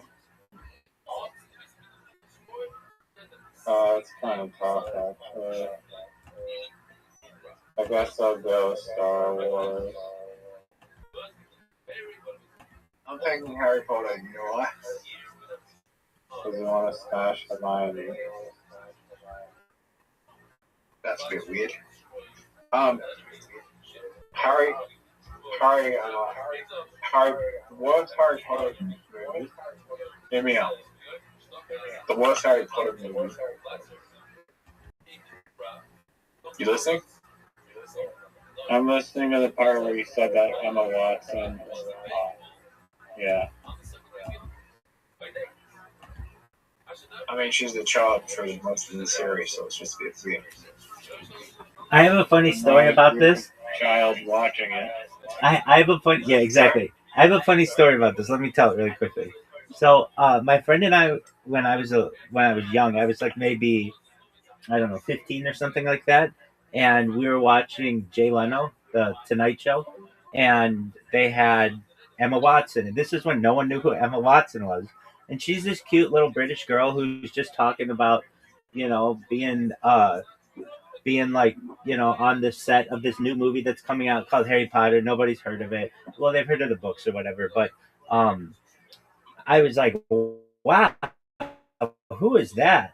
And my friend, who was 1 year older than I was like, dude, she's like 13. And I'm like, dude, I'm like 15. Like, that's not that we're like a year and a half, like, in age difference. Like, that's not that big of a deal. And he's like, yeah, I guess you're right. But I remember thinking to myself, like, that is like, this is a little kid. And then I'm thinking to myself, but I'm a little kid. Yeah, I mean, exactly. I think I had a crush. I think I had a crush on India when I was a kid. She was like 2 years younger.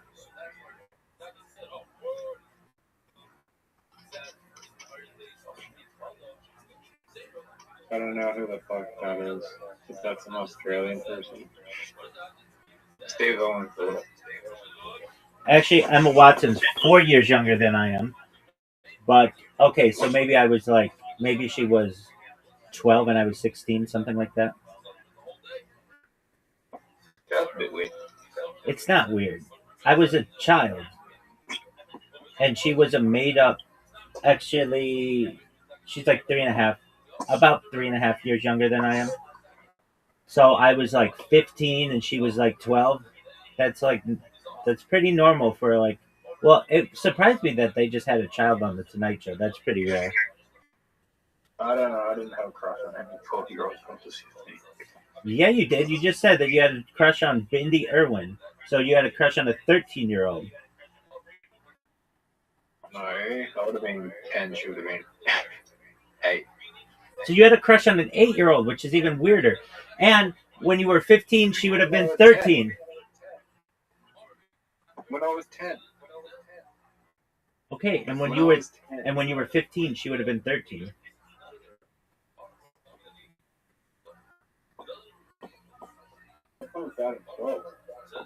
Dude, I was 15.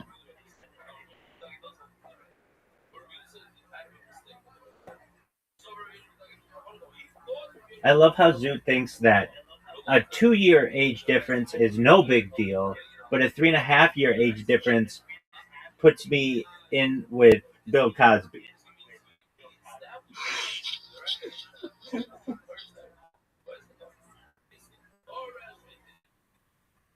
3.5 years? Yeah, dog, 3.5 years.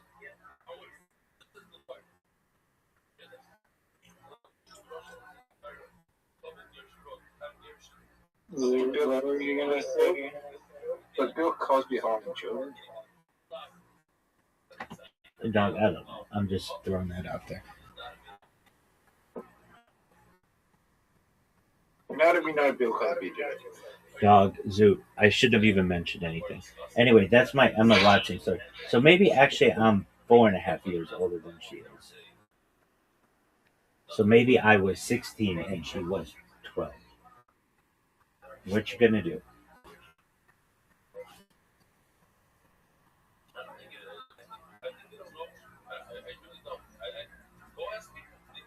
I think it's perfectly natural for a 16-year-old boy who sees a 12-year-old pretty actress and doesn't know their age on the Tonight Show to think that she's attractive.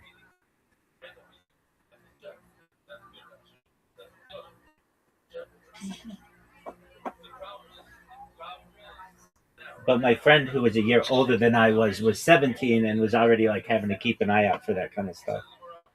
And I was like, we're both kids. I don't understand what the big deal is. I don't know. I'm pretty sure I could tell the difference between a 15-year-old and a 12-year-old when I was 15. Oh, I didn't think that she was my exact age. I just thought that she was a pretty actor who was on television, but I didn't know how old she was. But anyway, he gave me shit. No, He gave me shit for that for a long time.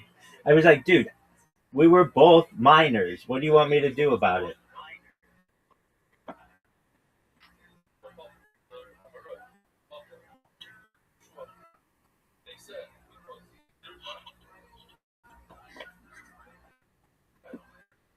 Zoot, you want to watch a documentary? Yeah. Okay. Dude, why don't you ever watch movies? I don't have time right now. Dude, you're literally the person on Earth who does less in a day than I do. what are you talking about? That's not true. Okay, aside from going to stand up on Mondays and masturbating to Armenian chicks once every 5 months, we have the same life.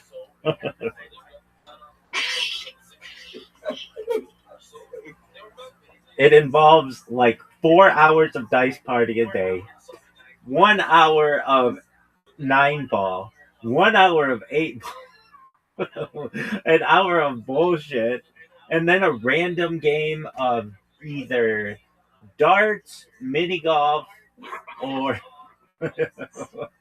or table soccer. And you wonder why my mental health isn't stable. You wonder why I'm like one of the most mentally ill people on earth. I don't know why we have to take it to that, but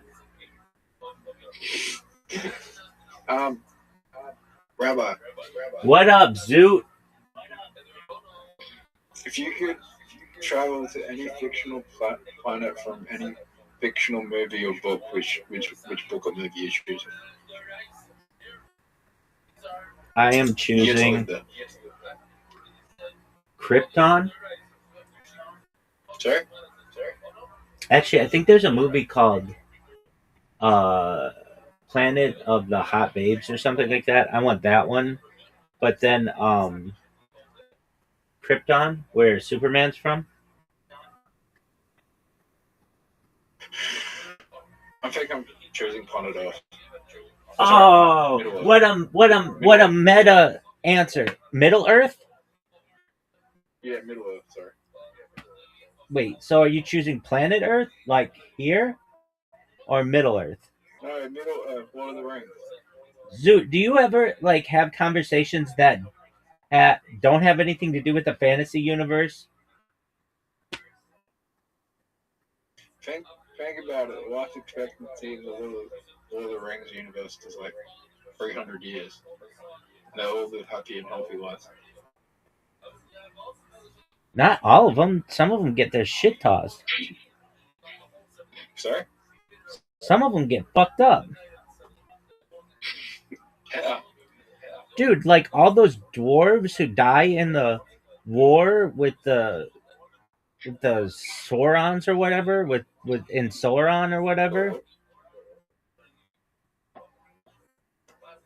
Yeah, but they could have just failed. No, they couldn't. Their whole like civilization depended on it. Why didn't they just fly the eagles to Mordor? That's a great question. And isn't that from The Hobbit though? What? That question, why didn't they just fly with the eagles to Mordor, is from The Hobbit.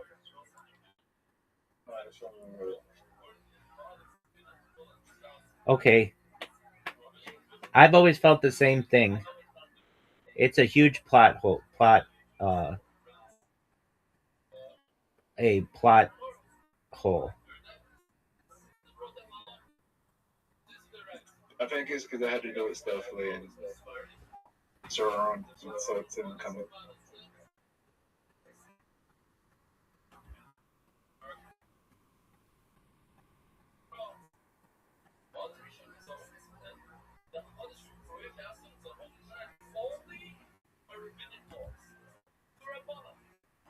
Alright, Rabbi. Do you want to watch a documentary?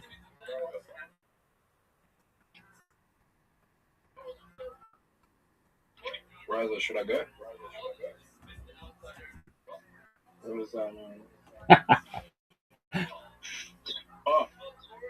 heard about the new virus? Yeah, I already talked about it, dog. Virus or whatever. It's gonna shut down the world, baby. Pandemic. COVID part 2. COVID part 2. This can't be big enough. I mean, you can't have another pandemic. Dude, this bitch is gonna be even bigger. Are you serious? I think so. You think that? Yeah, dog. There's got to be a biological one. Well, it could be. Like, it's not that hard to break this virus. Maybe Zook created it at that adult arcade, and this is the result of having sex and then getting an email saying that you're no longer invited to that arcade, and then getting another email that says that you may have gonorrhea and that you should get tested, and then you don't, and then all of a sudden the world's in a panic. All you would have to do is capture a bunch of rats from different locations across the world, get them to breed, get all the rat shit, and then make a spray, and drop it in a nuclear spray across the city, and have this virus all across the world. Or you could have sex at an adult arcade, get an email a month later saying that you're no longer invited, get another email that says that you may have super gonorrhea, and then just don't get tested for it.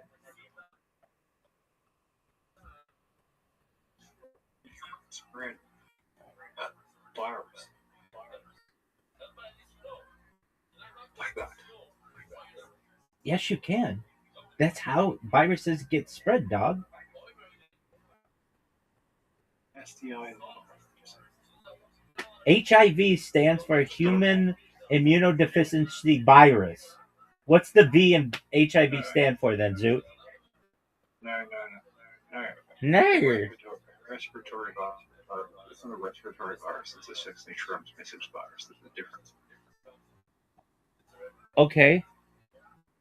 I mean, that's like a cool story and everything. Kissing. You can get it from kissing. Okay.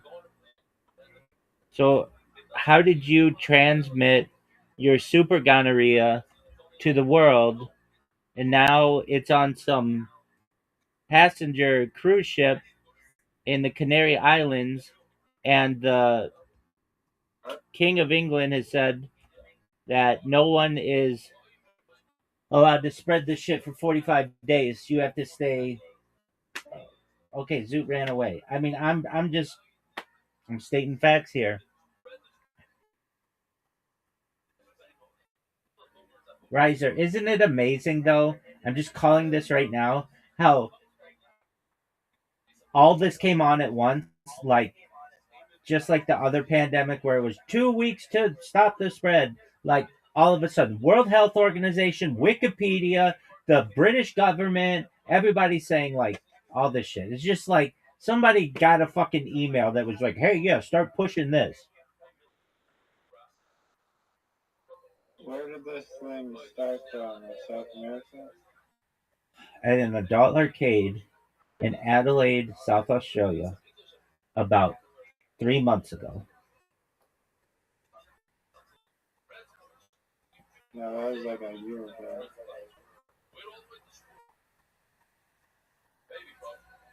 It took a little while to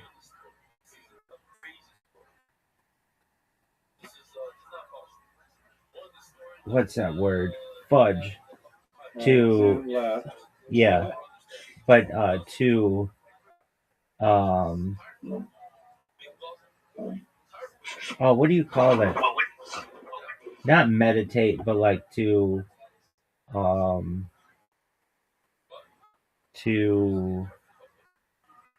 it took a while to the word is escaping me. Oh, I'm gonna look it up.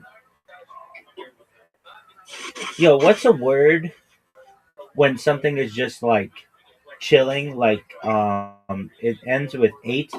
It's like Not like hibernate, but it's like that.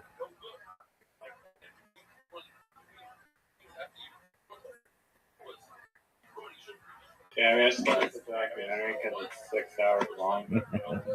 Okay.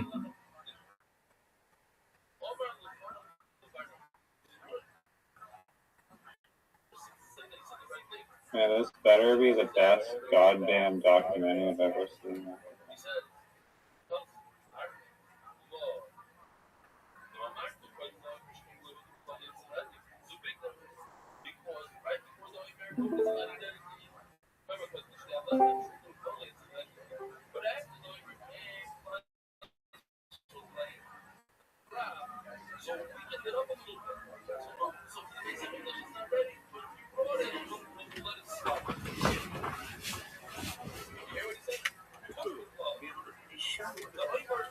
This version of our Western history is a physical impossibility.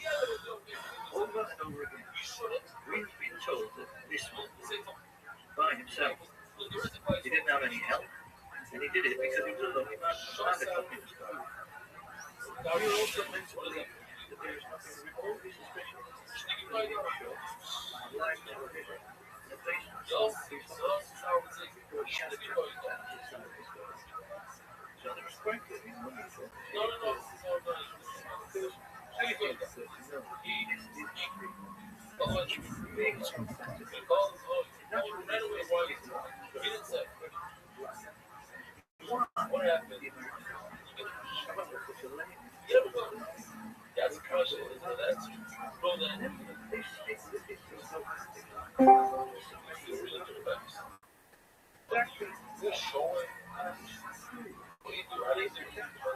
So something that you somehow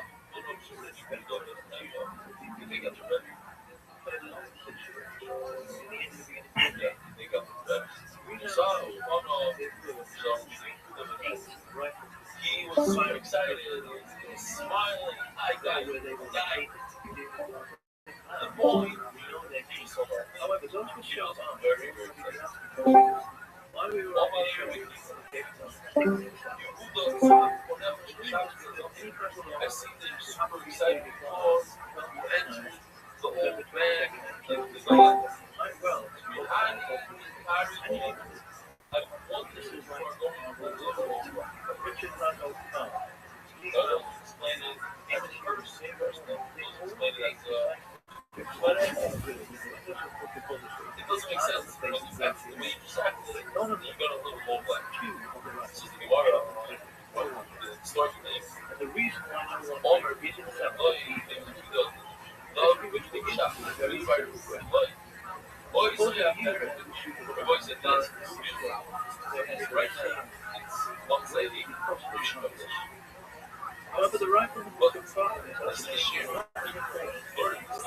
what said. As a point, we gathered together before these men were the day of the year hired for the paid so it's not I wanted to know what's going on if you believe in that power. Their memory was very comfortable. They said you're not making so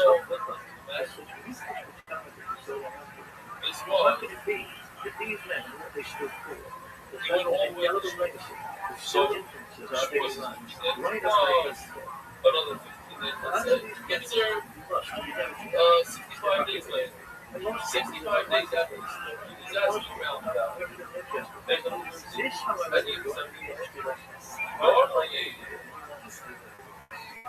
is nothing plus or it began most people are really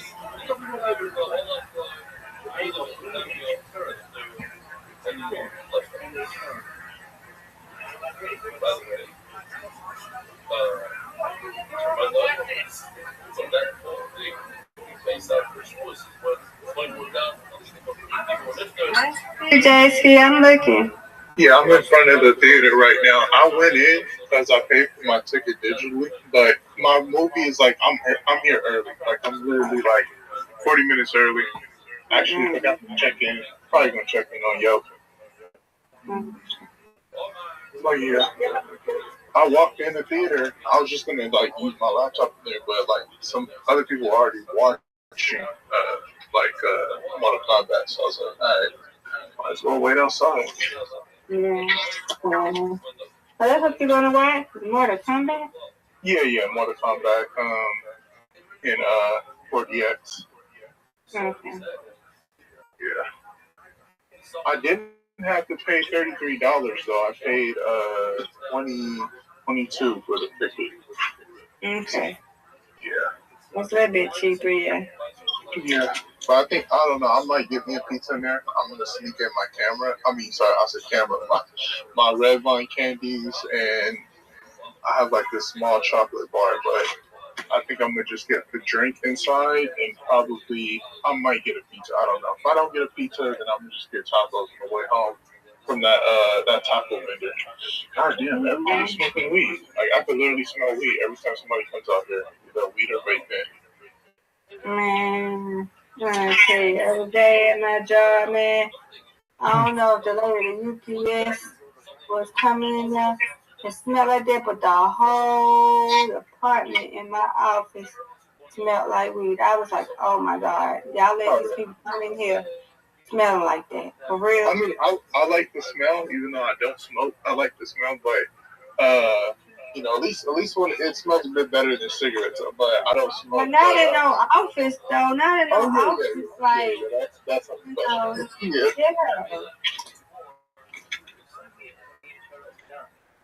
We're a bit LA, so you will have some people like they won't do it in the office, but like kind of near the office or whatever. So it all depends. A lot of people smoke weed out here. The only thing I don't like about this area, and I just found out right now, I was actually going to go into Taco Bell and go get something to eat and use my laptop, but they don't have the Taco Bell sign on there, and it looks like I guess it's closing down. And the crazy part is, I used to go to this location, I would say since the mid-'90s with my mom, when she used to take me and my siblings to this movie theater, because it used to be called the Magic Johnson Theater. Mm-hmm. Yeah, I've been coming here probably since the 90s, and it's not as dangerous as it used to be, but it's interesting I say that because I have an app. I don't know if you have an app called Citizen app, and I'm already seeing an alert with somebody shooting a gun in the air. Some lady just got arrested, and it's not too far from here, like literally a couple of blocks from here, but this area is like mostly gentrified for the most part. I'm surprised there's not a lot of people in the theater. I mean, at least in the lines. I was expecting more people at this time. So I'm actually kind of surprised. Unfortunately, the mall. Oh, let me show. You know what? While I have time, you said you wanted to see the Nipsey. Let me go there real quick. So, because this right here is the French. You said what? It's not too far, is it? No, the mall right here. This is the Baldwin Hills Crenshaw Mall, Crenshaw Plaza. However, yeah, but it's closed now. It used to close at 10 p.m., but I guess they close at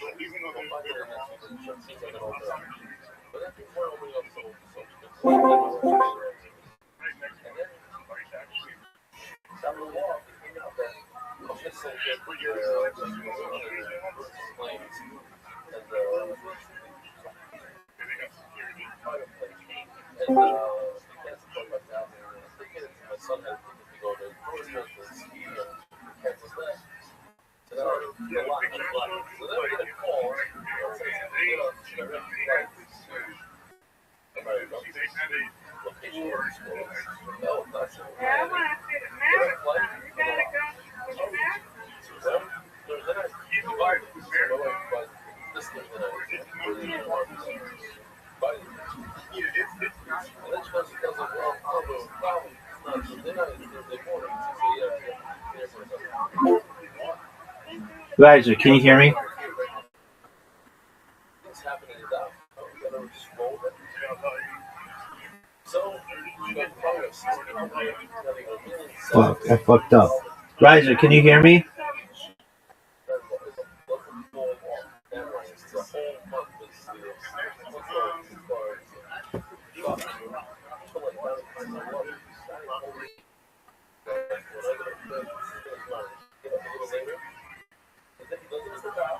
it is.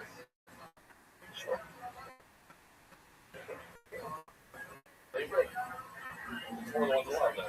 It's becoming like, I have to share with you, it's also again to share one of the videos that's in share. From the answer, no, share is like, it's a mobile, it's part of the share.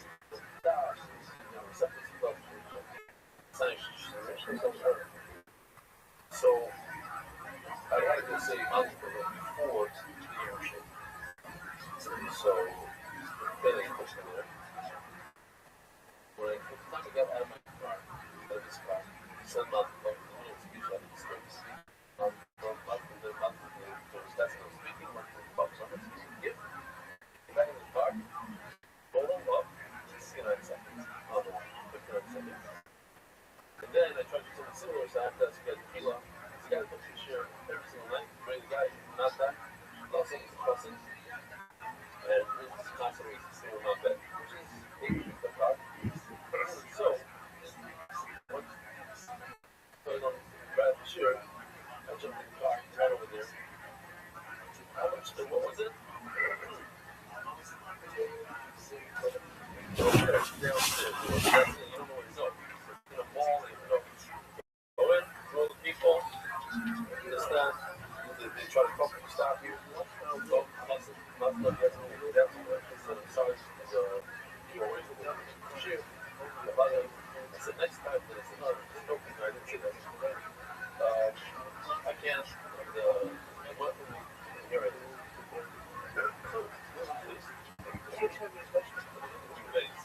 Short. No emails. But I do want to share everybody. It's very, very involved. Somebody just sent me more shit. Jews have been able to locate and kill 13 Iranian leaders. Iran just figured out how to hack the Jew website. You gotta feel a little bad. It's like when New York comes over to you and says, Dad, give me a website. They hacked the Jew website. We're killing the top guy, their president, everything in there. That they hacked the Jew website. Wow. Maybe someone else will know a little more clever than that. That's going to that website over and over. But the seriously, you gotta take one thing. Please don't fall that in line. It's toxic, but other reasons. It's hard to learn naturally. And then you go share with fears. Maybe you go for this one, you're short of fears.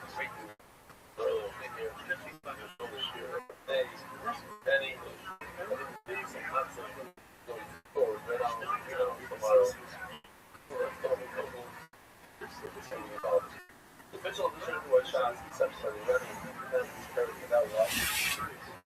The flood showed all of the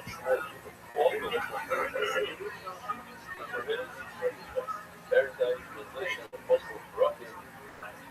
Oh wow.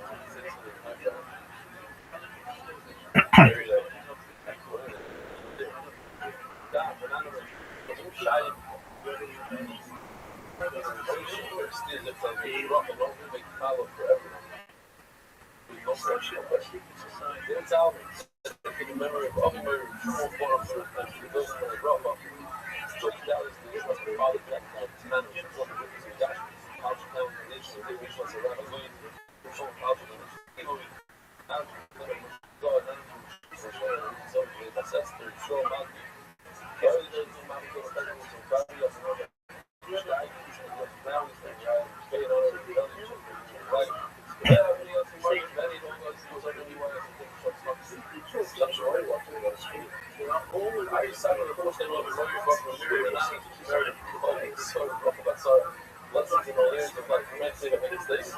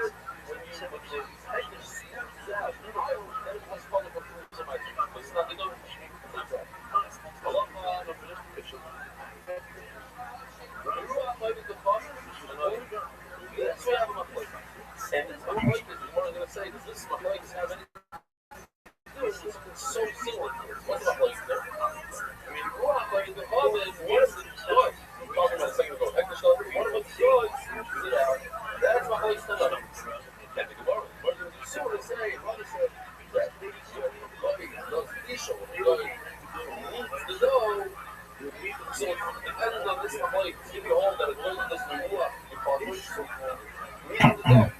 In other words, the final step in the bite, what's the final step in the grain? What's the final step in? We don't have to say it. I just want to make it easier when we get there. What's the final step in? It's another thing. What's the final step in making dough? So Rabbi says there's a Risha and you look like this. Okay, so what's that up there? Forget that. Forget that. There's a nine shoes. What's out? Right? Right behind that on design is shall be strong as we strong.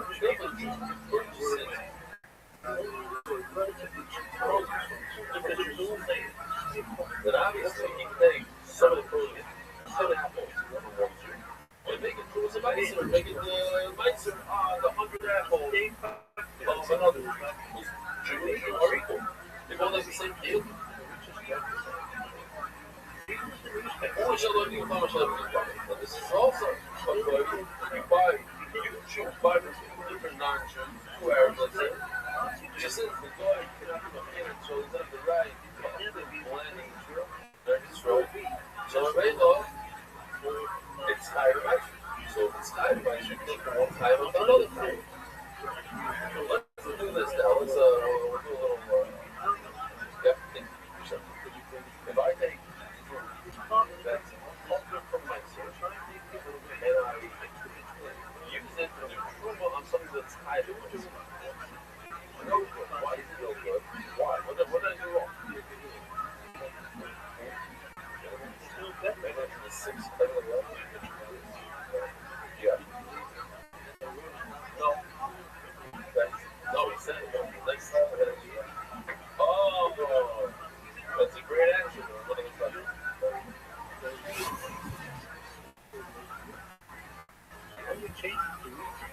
Excellent.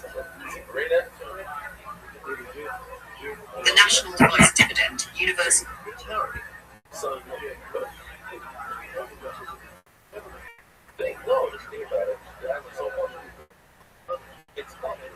This is like taking a table. So this should be promo on. It doesn't work. It's not in the same category. It's bundle.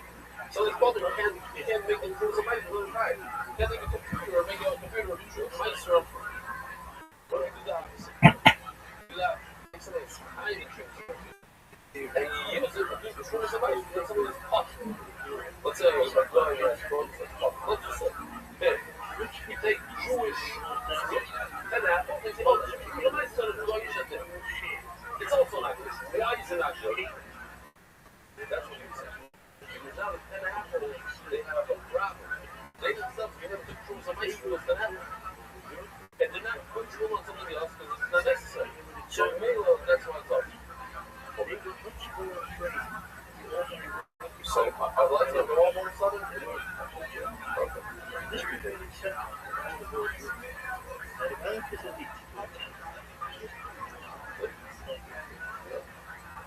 I have to say, I called the kid and said, how is the insurance? I texted him and said, unfortunately, I just found out that I actually like that. So I think I have to shoot right after my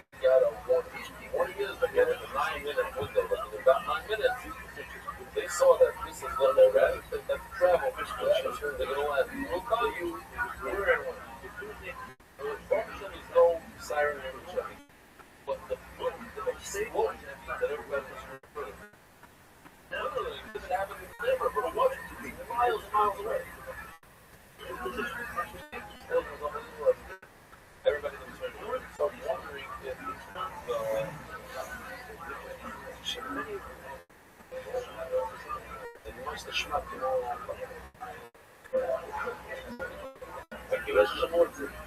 E também até caso de la vida, seguido de la evolução.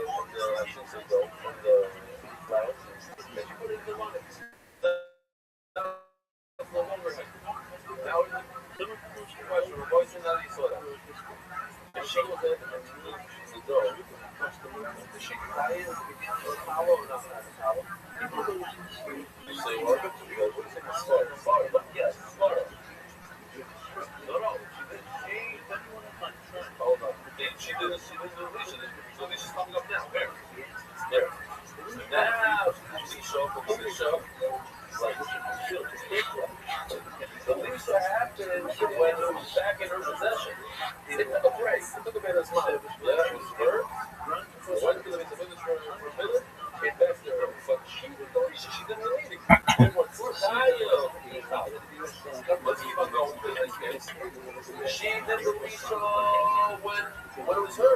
So now it's not even Kawa. The fact that you go ahead and get to the news together.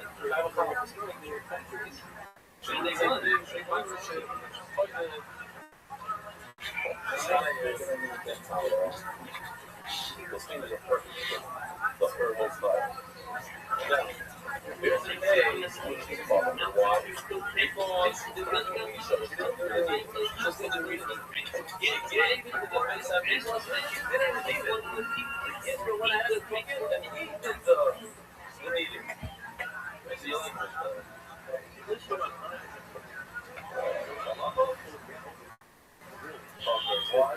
Over here, the meeting happens.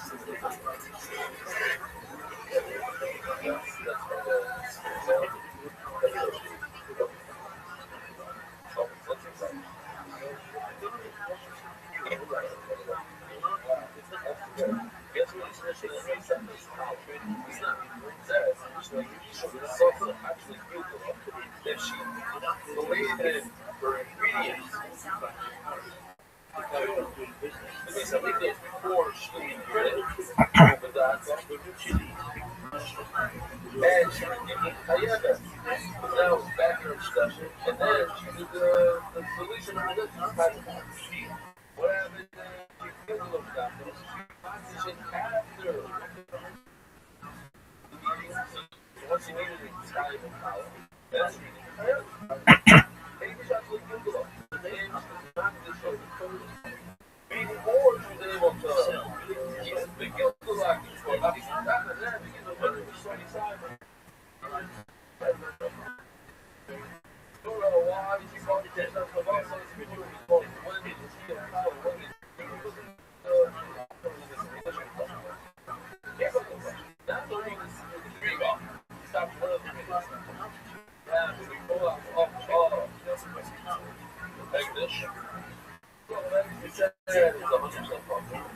Then we had the rock of a god. Then we had the Leisha of a woman. But basically, the best of the package is 100% underground. The Brahma, Jimmy, say whether or not the God was Leisha. Let's see. I guess this is better for her.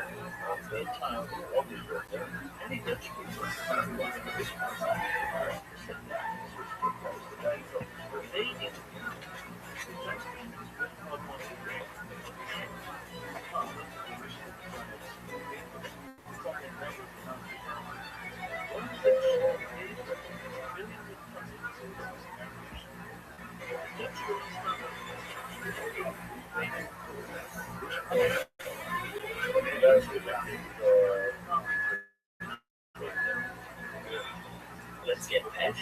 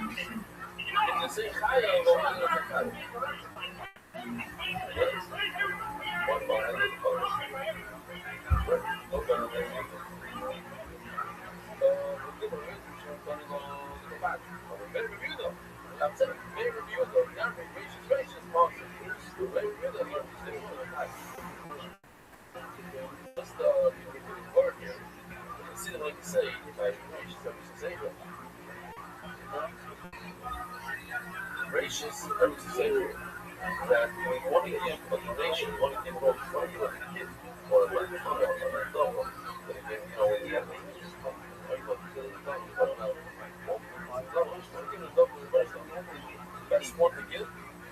Best one, it's just like to say, let's sleep. I'm looking at you. Let's sleep.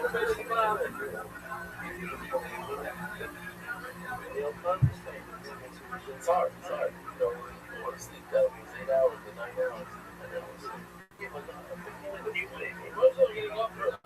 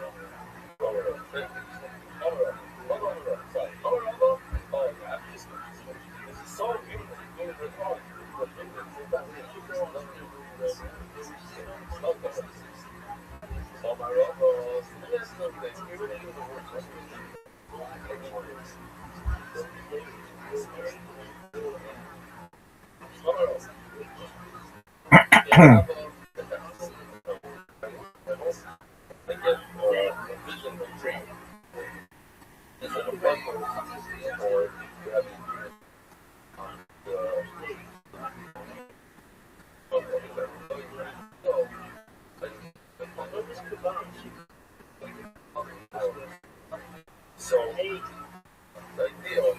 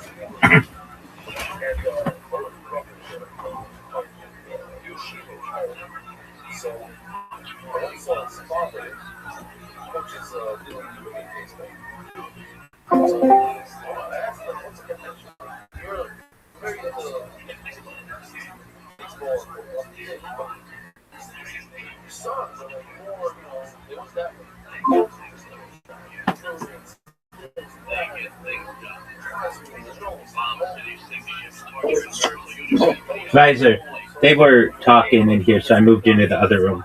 I'm still watching though. I'm in another room? No, I moved you into that other Discord channel. But you're good. I'm still watching. Keep on keeping on, baby. Okay.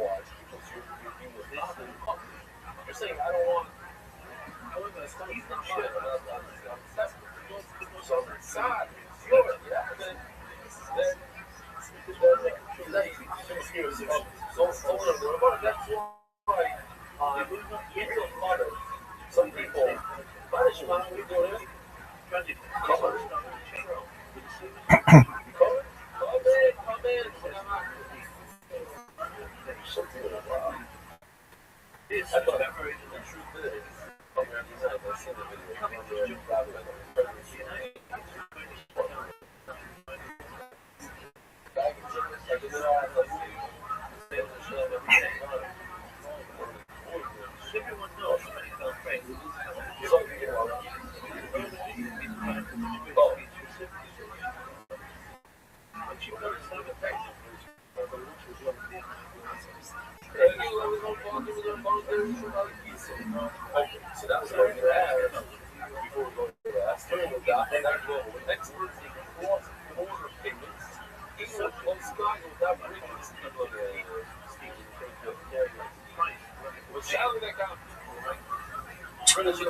trial transparency systems.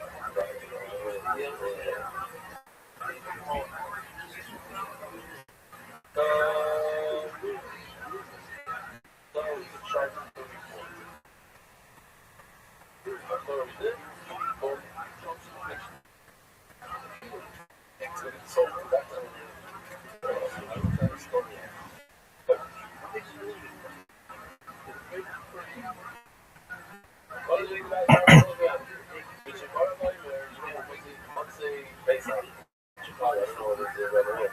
Dunkin' Donuts, yeah. It's like the number one Dunkin' Donuts, I think, travel-wise in the world. How do they have their product ready? As soon as the logo, first donuts over there, how do you have your Chilean all this product ready? When the pussy says, so check out this puppy. We got to talk about this again because a lot of people make fun of me for saying this. They don't. I really believe that they don't know. It's like a photo. They wish you photo. That's for really. A lot of people know about websites. That's what it is. Arrabiato began the new produce. Arrabiato is part of the education. Until it became the target. The total that is sent to all generations. Published results of the whole season of any women around the world. So this is fast. It's not the most article about China.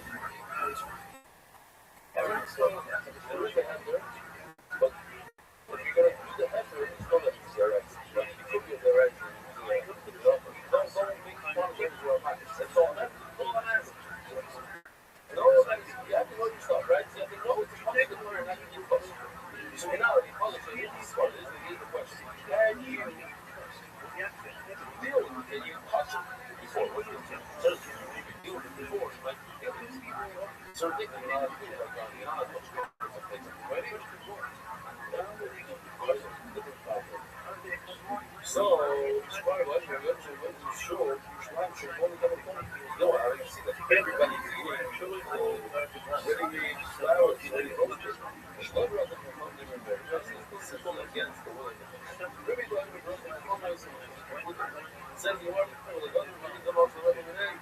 The government certainly you can see how much effort this is trying to say something. I'm talking about the hunger. Exactly. In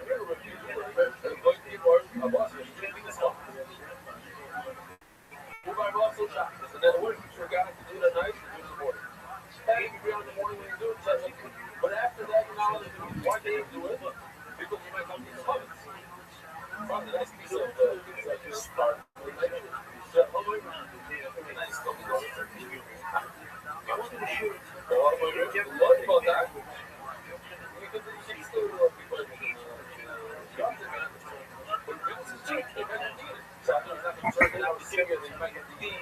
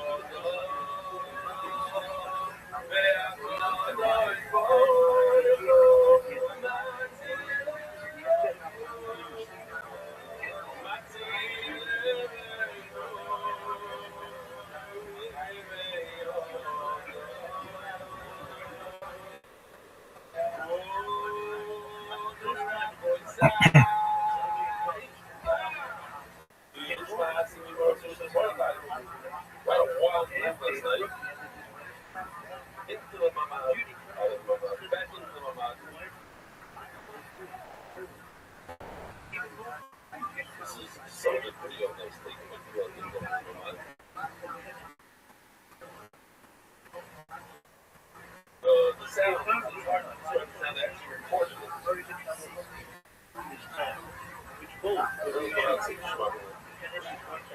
So this one is just no, this is not even recorded. Okay. This we're not check. That boom is what we heard. You all heard that. And you feel it, you hear it. There's no doubt what it is. I don't know. What's that? Each one of those.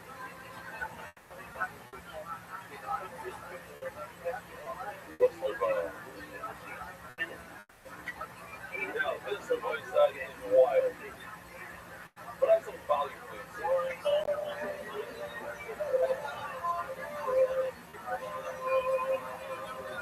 This sound fake as soon as everybody comes out from the phone for America.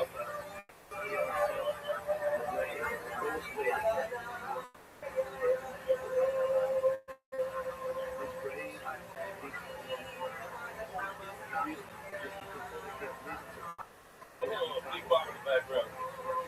It's like background.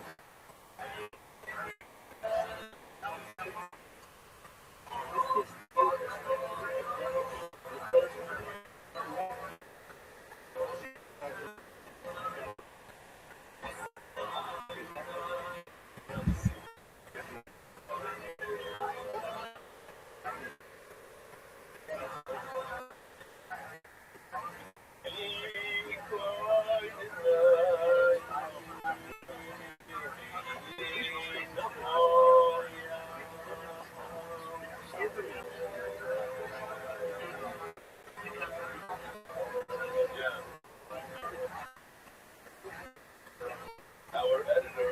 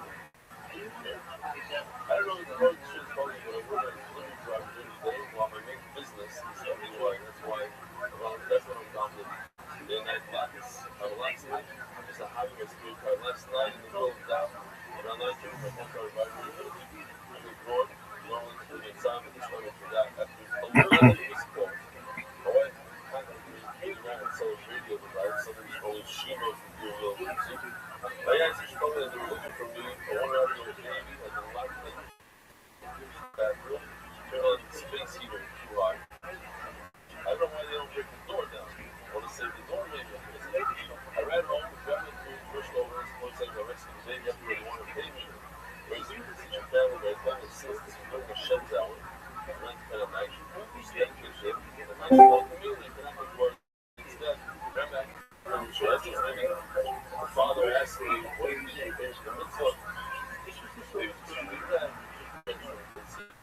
I told him before, 3.5, 1.25, I want to join the Fleming Brothers Friends.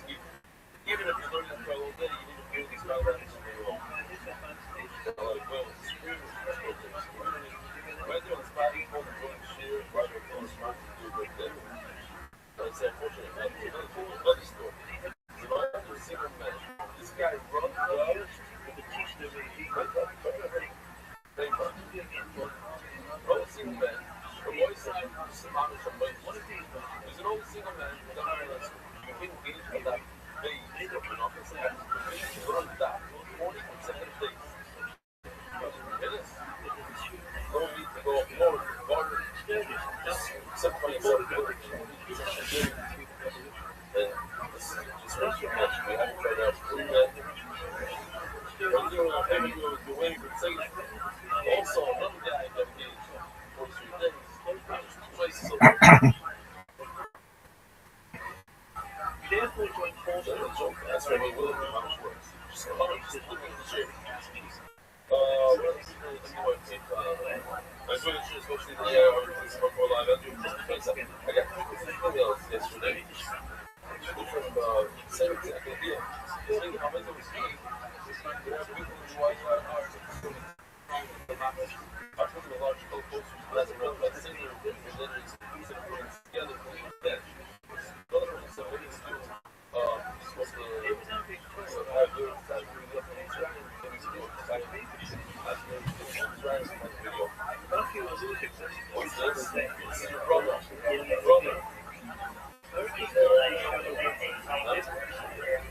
Yoshi's brother. Yoshi's brother is seller of this.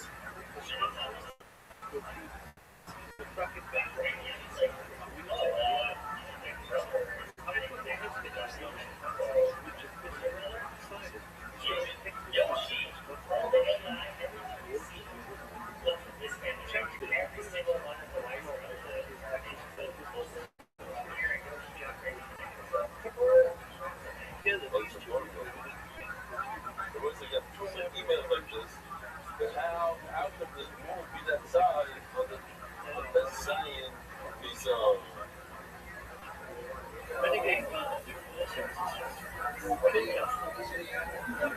just one thing that may bother certain people, but some people it bothers them, they bother them.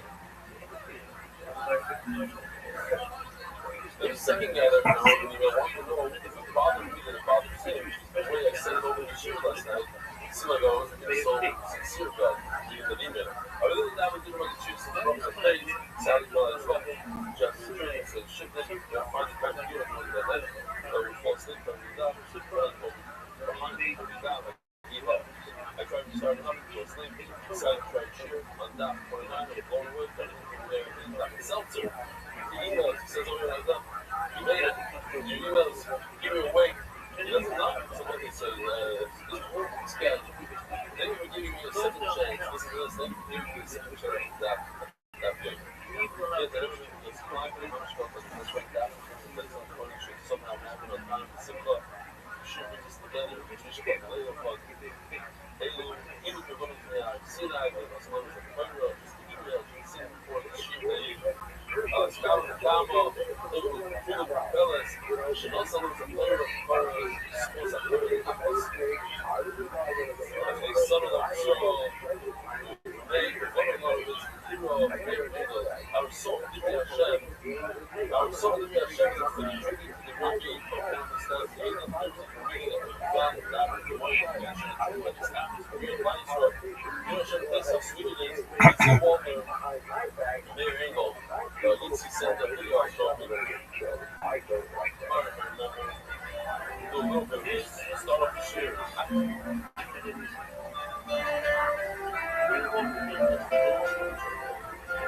Oh, that's, yeah, so that's what you're doing. It's a wonder about that. This reminds me of the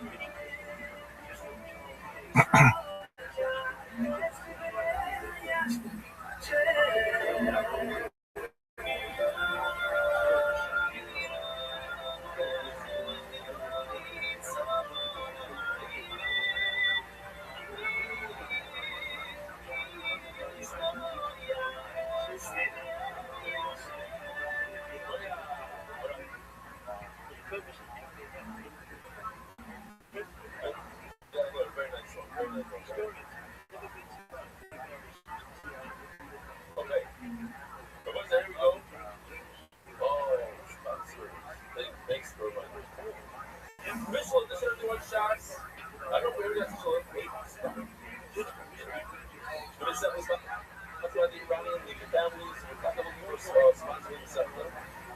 We're looking for one parent, and we have 2 jobs left. We've got left to sponsor position. So we've got parents. Parent, I gotta watch. Because say, yo, it's one of the involvement.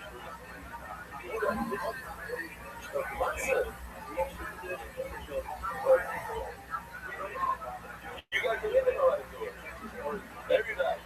There's every night translation of Moroccan.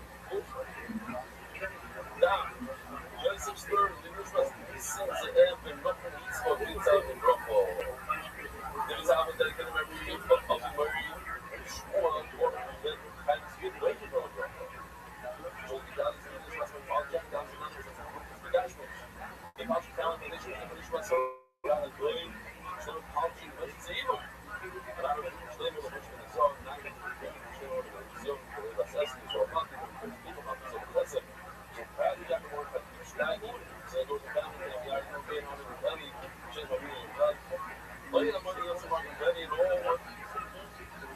Basically, concerning the oil, I decided to claim up worry from the period. Anonymous work with home, and sort of, less than whole years of life. Anonymous. There are nothing status. American came up. Both lines are the same. Except the time of the time to see for it. But the anywhere in the world, it's not something solid. Weakness sponsors. And I remember the department, so I'm solving the duty. Big sponsors was kept. Where my grandmother, we let them back to the fall of the 7 shorts at Farming Epstein. The Art of Eliab is both worthy and his perseverance in learning the Dach. Darren, in honor of our beloved grandmother, she feels for her 86th birthday. Mazel tov. When she took her about the needs of the Dach on the castle of the Supreme Vice Strong. Not in the tradition of the whole program, so safe and course. Unfortunately, we're not going to make it Rocco. Unfortunately, we're going to Esther.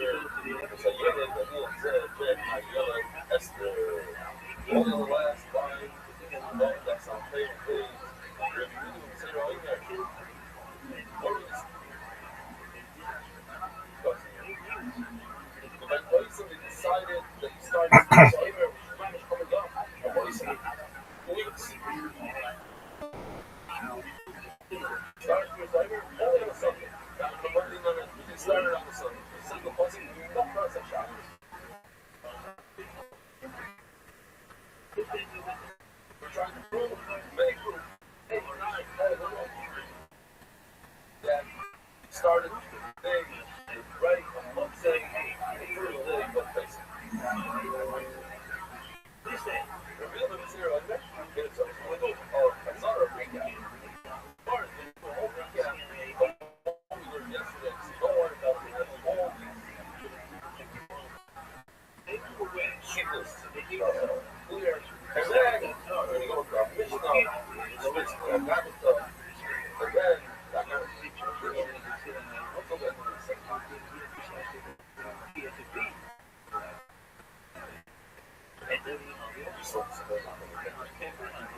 Yeah, so review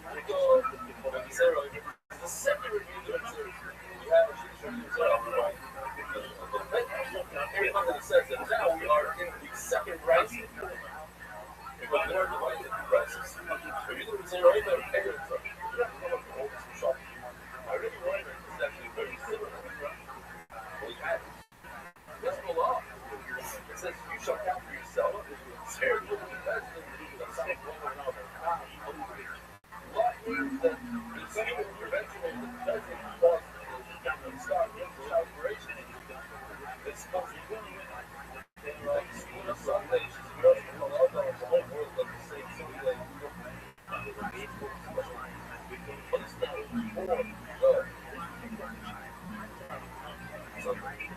It must be that we start having right after the has to be right after the other. Not until the second comes up, and we're going to have to drive for the baby.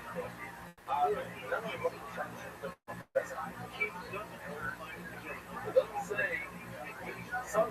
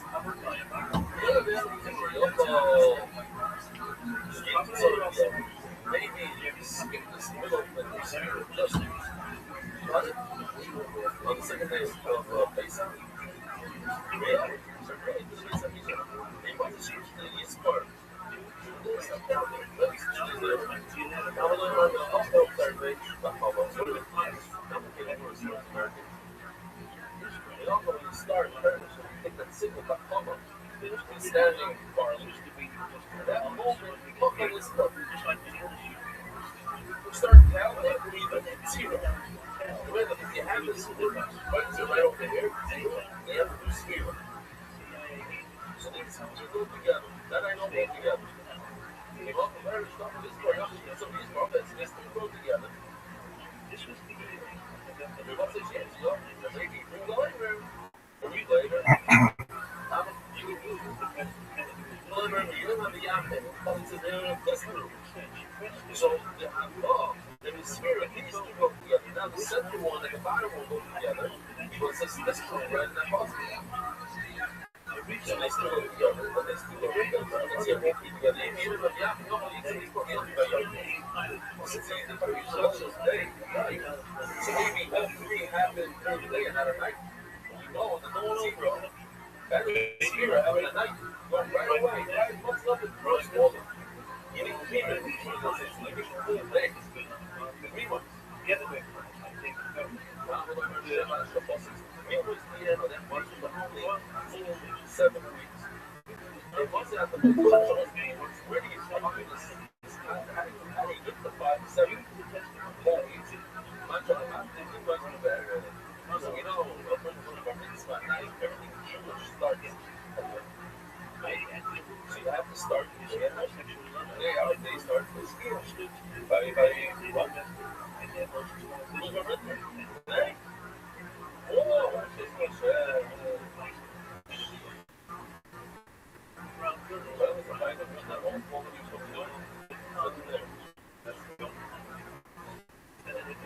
it's unbelievable. It's constant.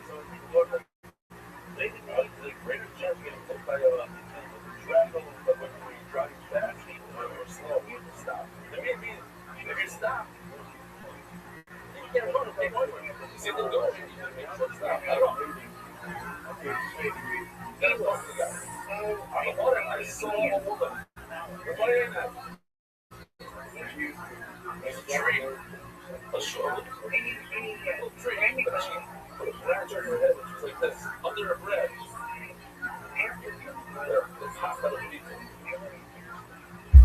I guess I should have started with one, but I didn't decide. So I don't know what you're doing with it. Hard. Stop. Next one. Look at Mara. Yeah. Io poi gli sport, io vi voglio start, that's why boys are serious. We have 4 weeks. You observe the level, you just go to Lilo. So maybe do one tonight. Do that also bring the over at night. I don't know if you ever be happy. So have a tradition. Night, day, what is it? Therefore, it's pizza. 0-0, but in order to have the full weeks, you have to start at night immediately. That's why we also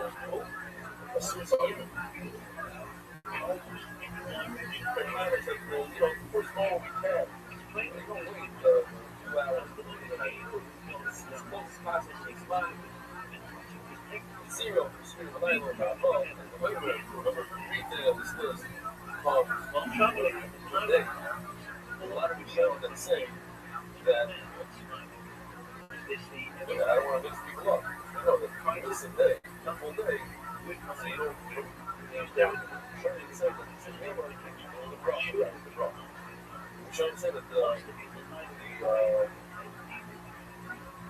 every day it's one and the next. Like that. I mean, it's not even wrong. It's one of the. Oh, that's what the chauffeur one. Yeah. Okay. Oh, that's right. Show them how they can around. Yes, they will not. They keep first. Show them. Oh, there's wrong. Oh, that's wrong.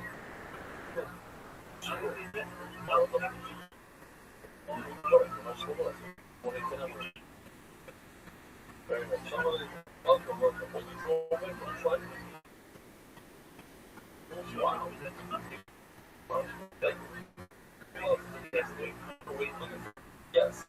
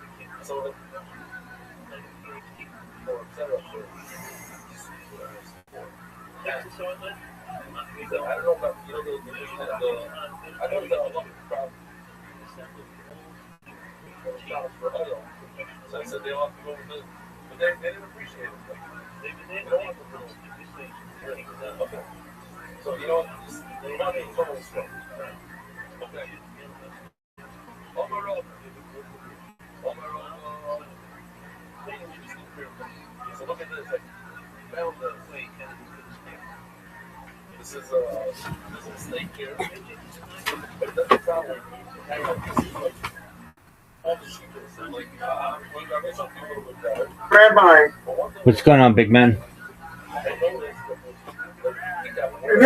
what sports is going on right here? Any sport? No, it's a little late for that. We're watching a documentary, though. A documentary? Yes, sir. When the NBA start, the NBA playoffs. They already started, big man. The Lakers, they played yesterday. Correct. They'll play again tomorrow, I think. Yeah, they played again tomorrow. What about my Cleveland Cavaliers? I'm not sure. I'm sorry, but Rabbi, you're making mad at me. I'm not mad at you at all. I've never been mad at you in my entire life. Sorry, my other account is going in and out of the call. Yeah, why is that? Do you know? I think it's one. The lo-fi bot, it keeps kicking me out. No. That lo-fi bot doesn't. No. I don't know. I think it's my internet. That could be. I'm trying to. I was screenshotting NBC, and somehow it went out. Okay, that could be it. Let's see. Is it what kind of device is it? I'm screenshotting this Xfinity screen. Okay, what? YouTube TV. No, I understand that. What kind of Are you okay? So here's what I want you to do. Go to your Chrome settings. I'm on Chrome settings. Yeah, and go to type in the search. Okay. I think it's acceleration. So type in ACCEL. ACCE. And do you see enable hardware acceleration or enable graphics? Yeah, ACCEL. And do you see enable hardware acceleration or enable graphics acceleration?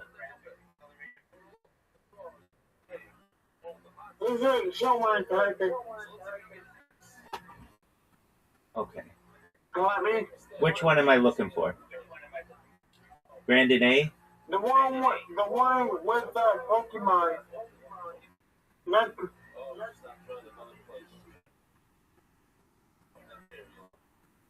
the one with the Pokemon ball. The Pokemon.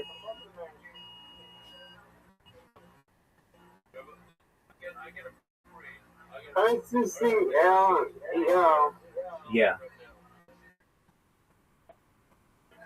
Okay, just a moment.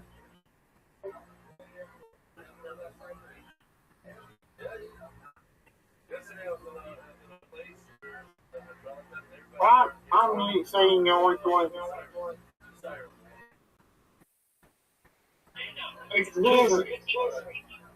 Okay, just one moment. It's not loading for me. Okay, do you see in the Chrome settings? Are you using on that device that keeps leaving and coming back? Are you using the Discord app or the browser? The browser. Okay, and are you using Chrome? Yep. Okay, go to the settings, type in ACCEL.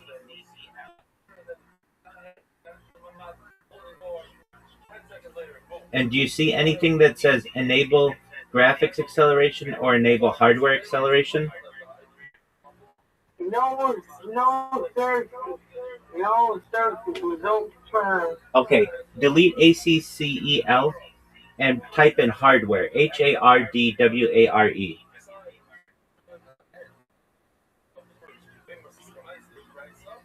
Hard.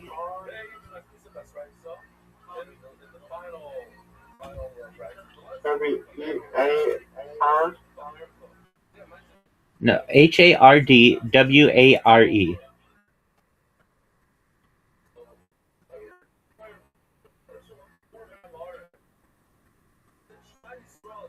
It's not doing anything.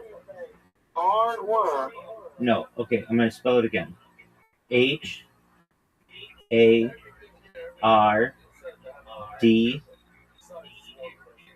Is that guy? Does anything show up when you just type in hard, HARD?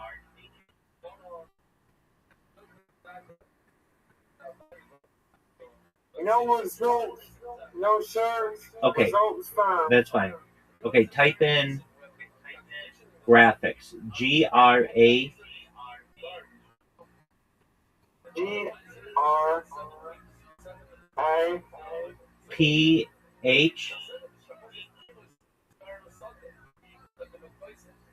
No search results found. Okay, do you know what the Chrome, go to your browser bar where you type in an address?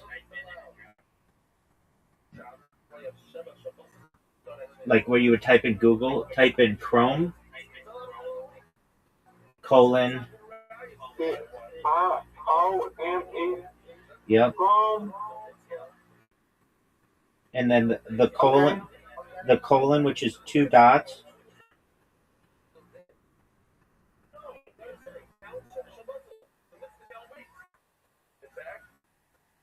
Okay.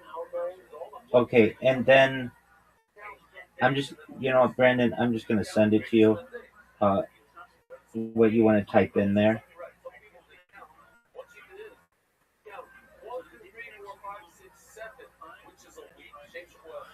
So Brandon, I'm gonna just one moment. I'm gonna send you a message of what to type in there. Yeah. Okay. On the one that has the meerkats,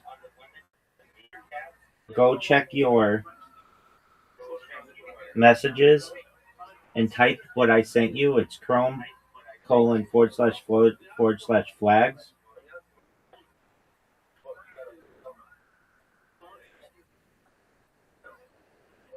Oh, man. Okay, you found it?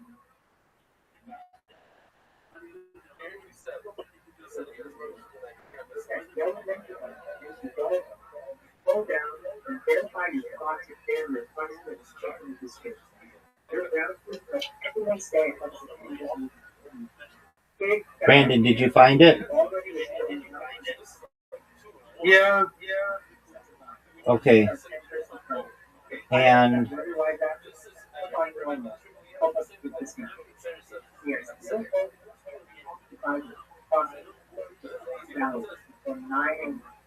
The coldest and shortest spots to bottom out in 40 degrees. So you'll want to finish up each plant protection before that fast blowing kicks in. Clear skies all green are creating the perfect setup for radiating. okay, so then what you want to do, all the way east to hazard, hardened, and tranquil. It is a critical function for anyone sensitive outdoor vegetation in the sun. Solid towns and ridges will bounce back quickly once the sun comes up. The low spots are going to feel that fight for people. okay. So go to the Chrome flags. Did you do that?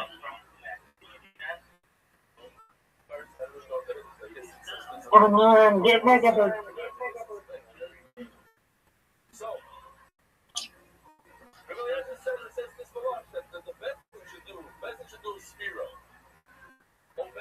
Okay, I'm going to send you the instructions again.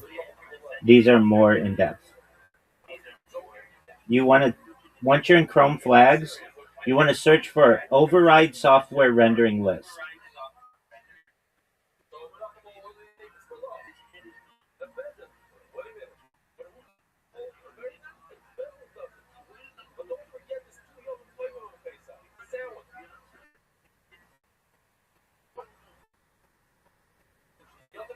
Okay, I'm in Chrome flags. Okay, and type in override, OVERRIDE.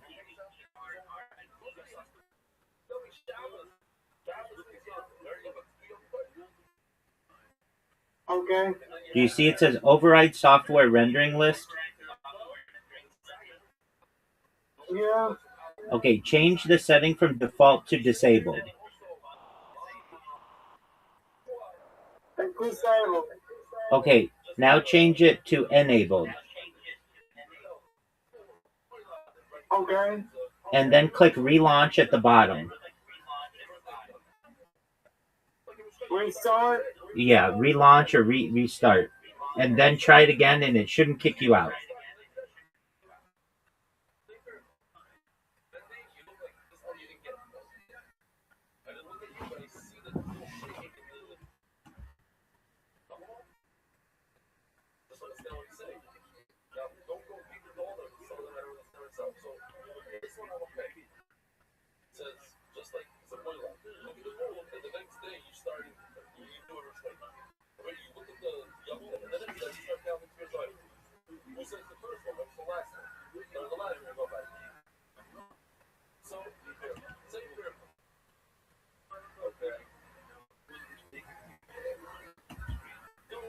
Okay. Let me know if you're still having issues, okay? Okay. It's loading. Okay. There it goes. I think you fixed it, Rabbi. Well, we'll see. Yay, Rabbi. We'll see. But that's good.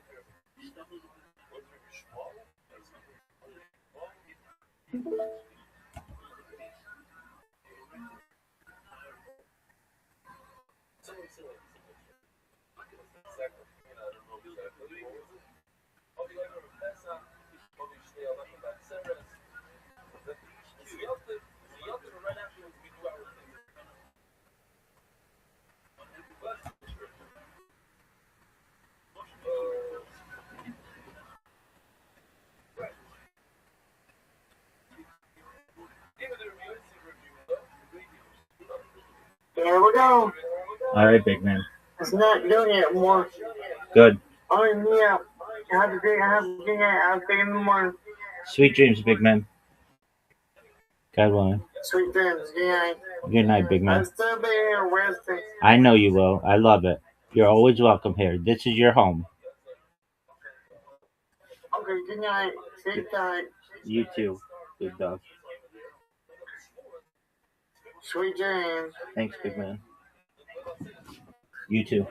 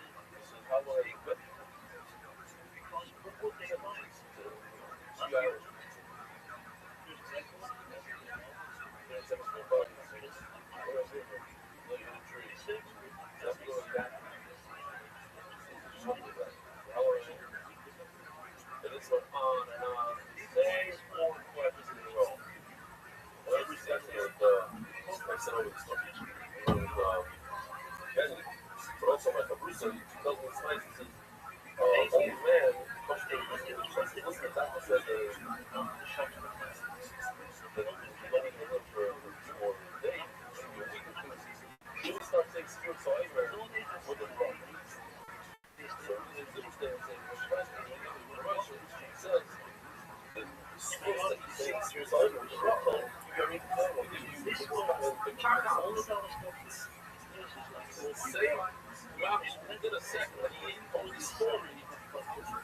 told you last time, 7.5 years ago, you asked me the same question. My father said, since I heard you didn't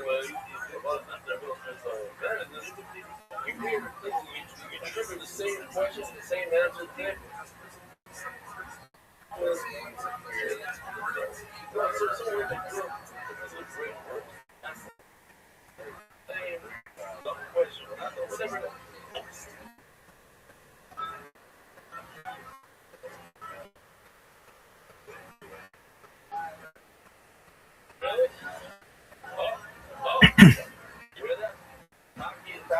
I don't want to tell people watching.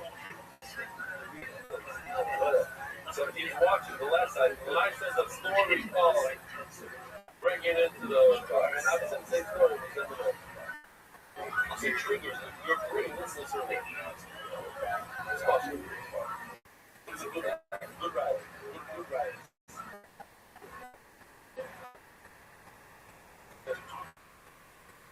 Next cycle, I'm going to go through the whole thing, which I'm just going to say. But then you want to do this. Drew, let's do it. They're playing some here.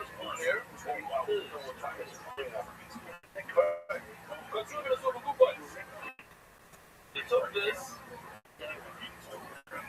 and they put it, this actually has an addition. They picked the garlic, they put it in the box. These are beautiful. Look at this.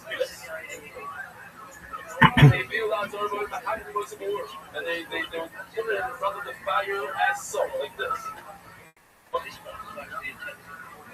How beautiful this clear is, like the first says. Made out of copper. And they hold on the bottom. You think? What? Yeah. What am I doing? You know, I put this color. What you say, look at the box, you know the box. Hopefully, listen.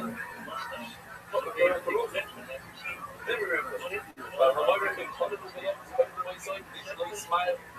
You gotta feel it down, but not like with a real heart. Something soft, something like this. I said something from not much. You don't want to switch it. So it's no reliable. Put it into this copper thing. I'm going to look over the machine. I'm trying to put it in the fire. So when I go off, then you put this one right over here. No, not this one. This one. Oh, this one. It's the wrong which called the both of them. It's no Italian show versus. This is interesting because it's different. What are a special grinder that only that the larger piece come on? The shaft. So the sun is definitely larger. This is the first larger. And now, that's great. So we're going to be sorry to show X-ray number. You ordered yesterday. When I first learned the sugar, I learned last time. What are these symptoms? Learn about symptoms. What are you? Ari, what's the symptom? How does it work? Right. But wrong. That's what I was doing. It says Rashi moves from the larger to the smaller, larger to the smaller. You can back and forth. It's in the only two sizes of everything. I only thought that everything was love. I thought switch things. The more later on. Yeah, to make it. How do you do it? Large, small. Keep on like this. I'm not sitting there. Children is off. I showered in the net from the color. And what do you do with the rest? You have 3 solve with this. What do you do? You put the little but I have a hollow for them and I'm like, make hollow off it. But you don't have to get mice. Just understand that very simple thing. We learned this many times. Something called Ruah is the final step when after you reach the flower, the apple kernel, swirl it out. Ruah. You don't say Havimais. You don't say not Havimais. If this Ruah happens in the base of Mikdash, or the base of Mikdash, you want the mice. The base of Mikdash is going to so what happens here? They want it. Base of Mikdash, Ruah. Then,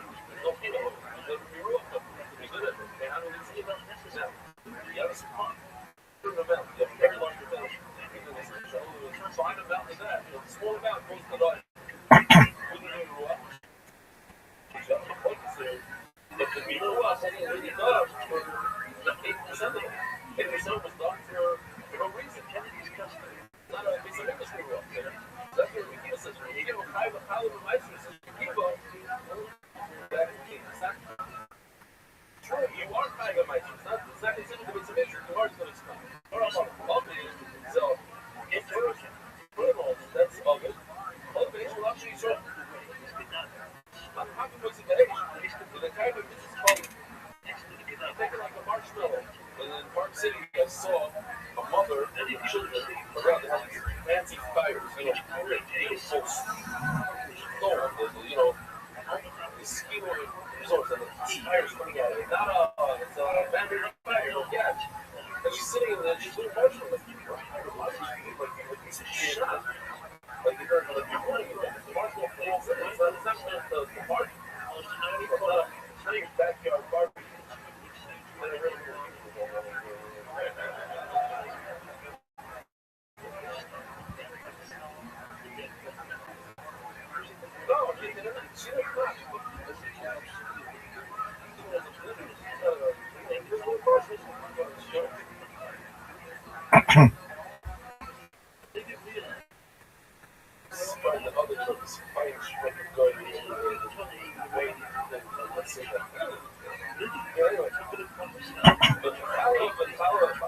So, you grab on the whip to the shaft, what is it called?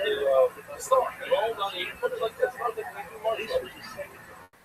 Yeah, kind of remember the spell you were there. Oh my God! Hey, four wasn't totally fell over after. No, it's not. You don't hold on to the star. You put it in the sleeve, and it's color, like something shiny, basically referring to this over here. Okay, so that was some close to show, but water off the nation, yeah, we should let this thing go. Wow. Very late. I could have kept here to show. A large portion of the world just in the woods like cruise ship. Bringing this down to that global has about 20 years. That's a fucking shot at that cop. I think you better shit up today. Because every shit up that happened in this first red, there wasn't seriously. You gotta bring some shit up. Joe.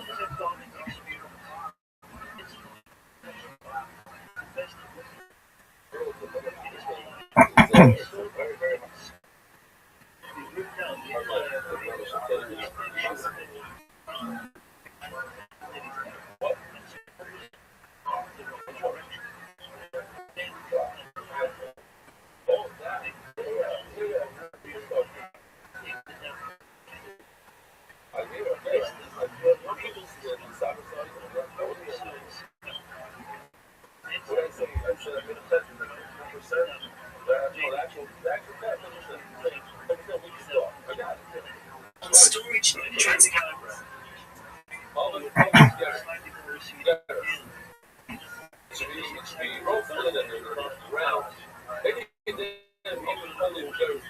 Because when you look at the policy, it says that the word age, middle. So that's what Shab should say before. When do you put it in the fire? Do you put it in the fire before man or after it's flat? Which one is it? Before the drying after. So I remember the age. So it goes on before and instead of caramel. So yesterday, Rakumo. So because of this, they go into so many things worse. So if we get anything worse, then it's actually money over, but it's really like a shame sort of. Like a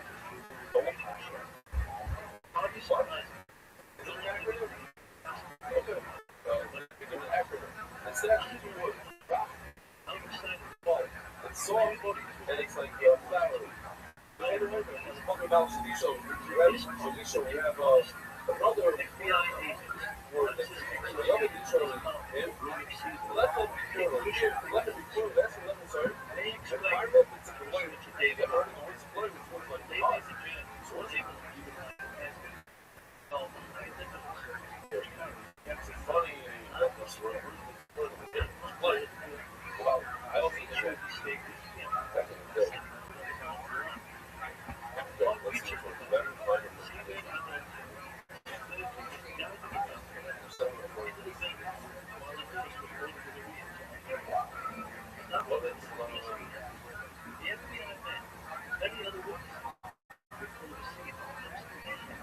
sometimes it's not meant to be just the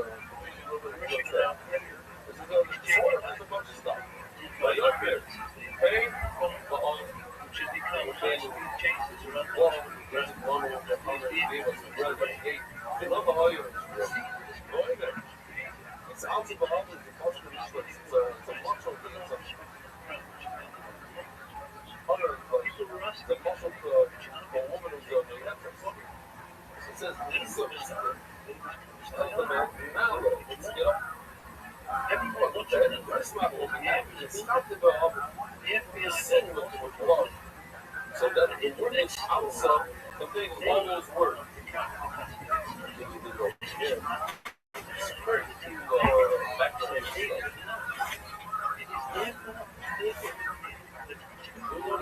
Well, in there.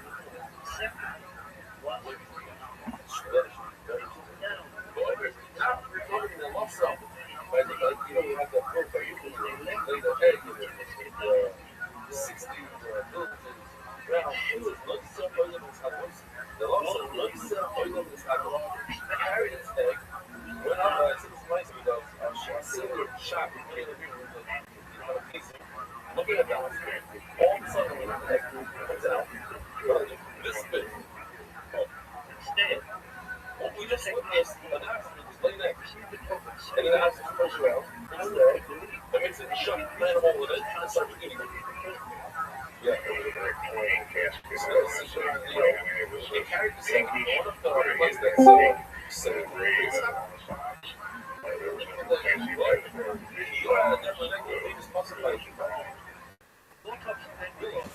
donkey says to the bill, you're at the neighborhood.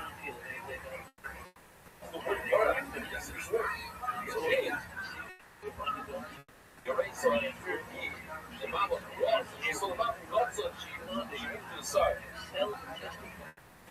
This is like, I don't know, I guess it's a look from our look at it. It's sex. It's like something like that. It's close to one of those bombers or whatever.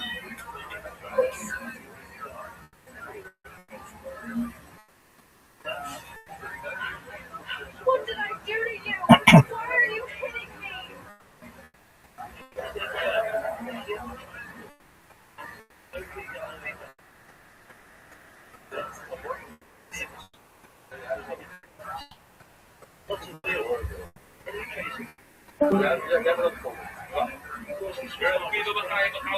This is from the small city. Very enjoyable. I'm going to miss something. The better you slow talk. That's what I'm talking about. The same word. This is how it all started, but it's different. He learns carabolic, not carabolic. Carabolic, that is completely right. He says that the leftover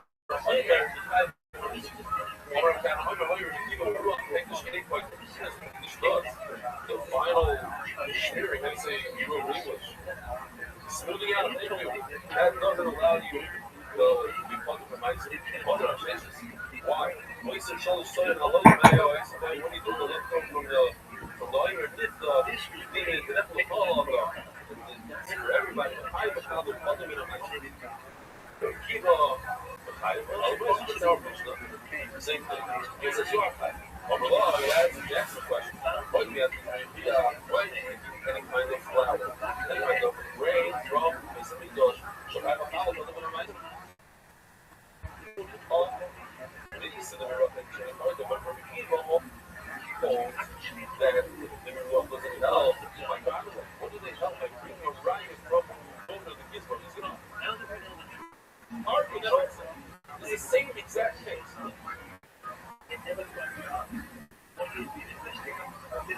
You're right. When the base of the shack left over, the lawyer, no kind of power. Or actually, when the base of the shack left over, it's down the side, you kind of switch it. You got the power. You can already get the power. It's the same exact thing. So, another combination. My God, he said, my God, it's the same exact case.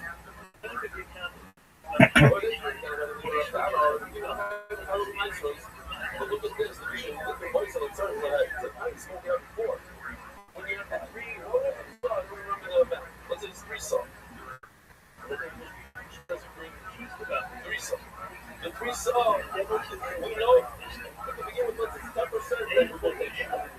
So that wasn't going to be something else. The 90% that's left over wasn't going to be something else. Later on, we'll find out retroactively that this 90% wasn't for the offer. So later, we never going to be something else. Because the way it's never did on marijuana. It's going to be higher. In other words, even if we do not admit that marijuana is lawful, the only reason why over here is the marijuana is working is because the finished. But I can give it to finish. And if we just did this moving out, we would be fought for money. Yeah, well, remember, in fact, you're right. I'm not going to be sure to give a hat this game. So I did do months and certain that. The reason why this is over here, that your father reminds of that, because the smoothing was done by the Mitzvah. Because it was never given the Mitzvah in the first place. The type that was given after 90%. One side, Surah's five boys have a wonderful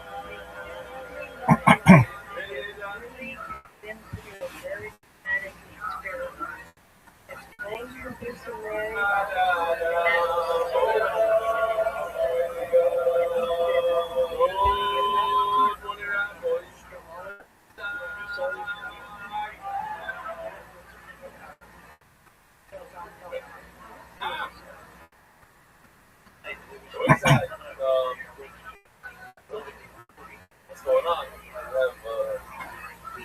We have supposed to go by.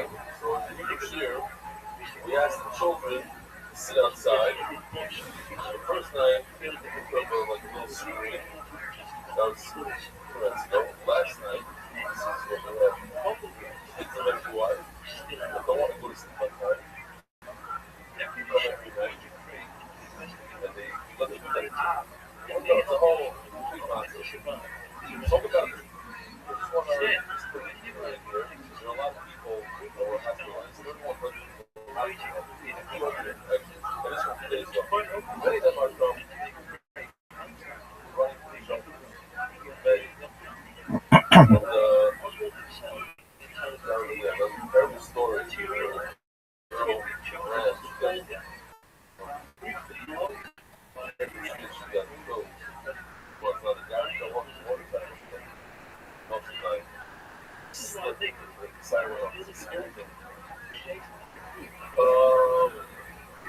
I just started learning this year, and I just wanted to keep making it so much. It used to be a very much unrelatable and abstract.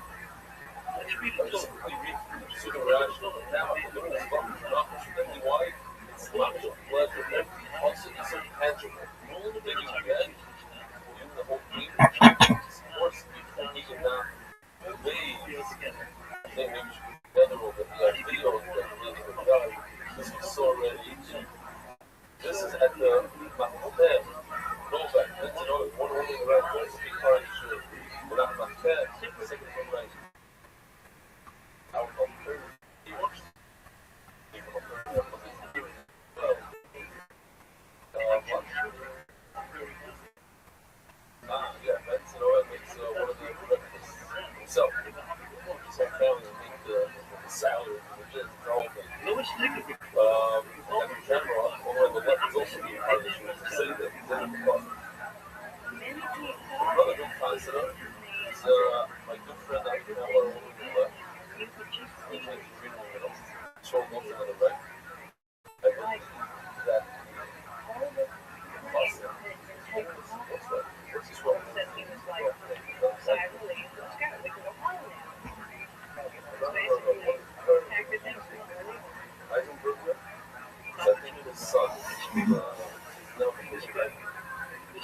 very shaky, very long period. As much as really, you just want to say hi. Maybe you give us operator about it. Where do you come from? This is a lot. You got my message. You have to come to service. So, short Shalom Rebella, you want to shoot me? This is incredible freedom I have. Bob. Oh, no, by the way, I need to update the American.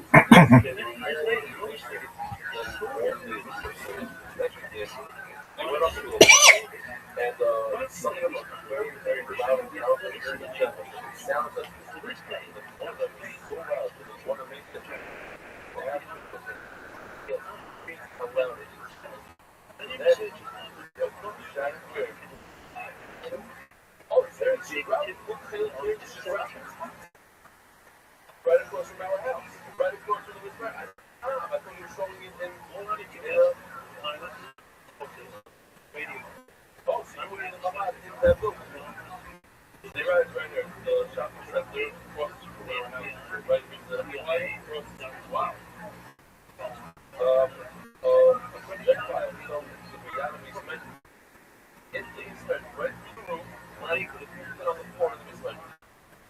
And a giant, they still have one spot, the size of a bus. And that was just like the thing, almost like the size. Like, I want to say like 7-8 feet in diameter, so it's not crazy. Yeah. So it's not a joke. The second piece of the one with the 9 feet that's still.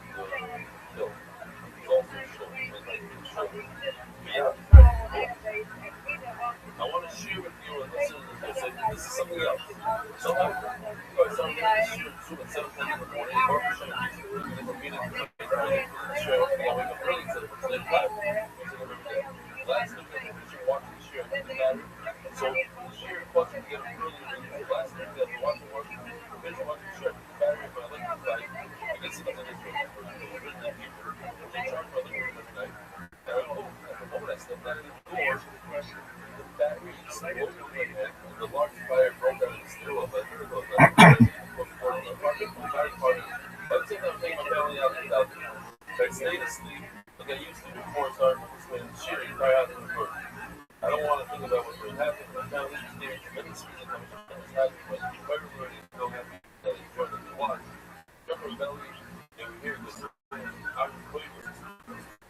I see the transit say RCP actually in the hospital where it says 3369. There's only 57,000 retired. 57,000 retired. 13,500 we expect. This is the beginning, folks.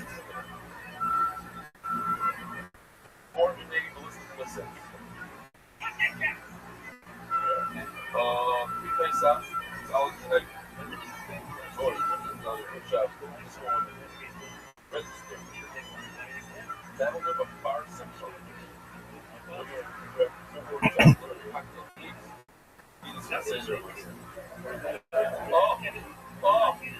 Finally. NDY. Morocco Madrid from Moisai. Back.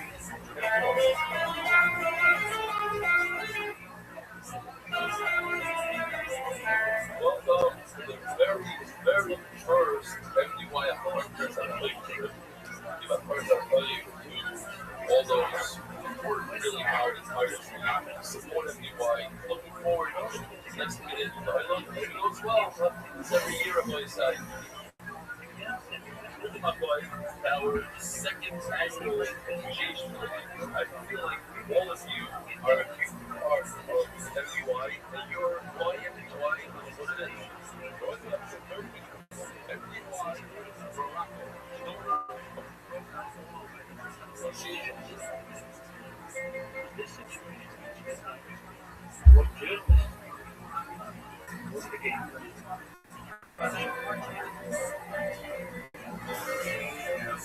78 and 72. One of the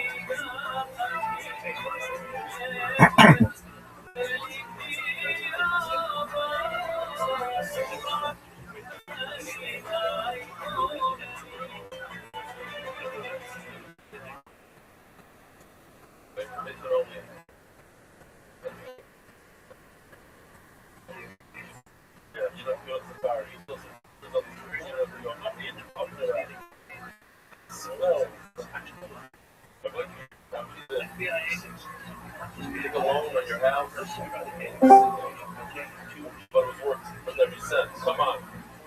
And you need to do it again.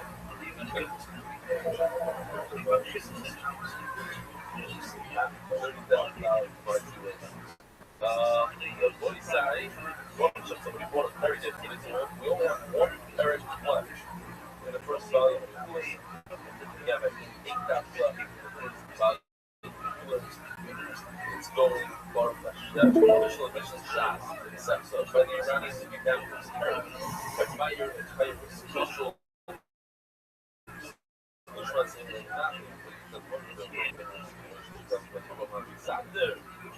The dam, Moshe Ahmed, which was paralyzed before Moshe, learned that from the Zohar, that's not the ball. Some signs by the time that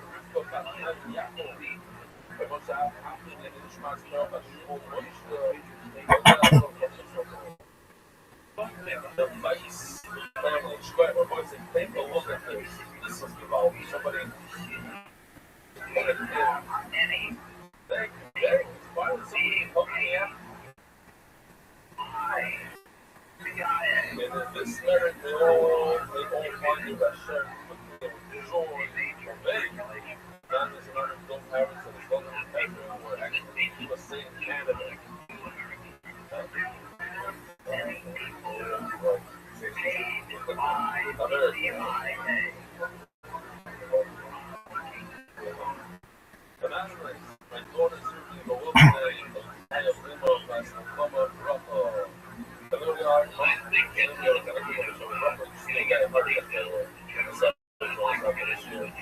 There's more stand up that you can. Everybody from people want to go like that.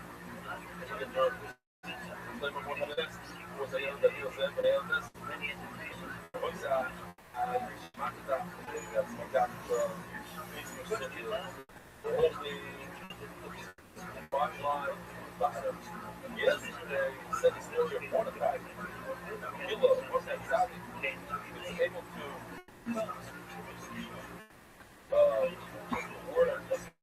or decipher. It's like the word.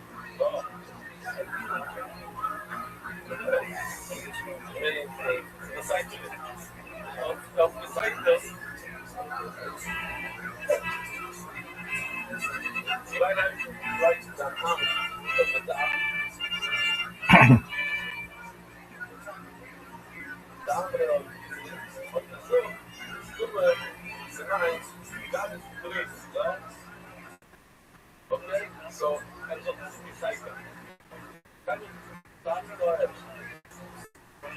so anyway, so that is treatment. You saw now. Let me ask you something.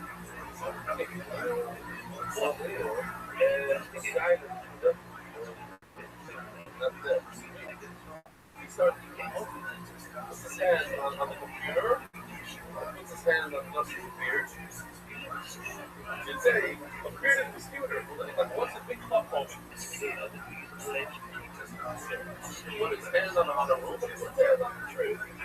So I think it's only tomorrow, so it's a nice answer to that. But anyway, we're going with these ideas, and regular people don't figure it out.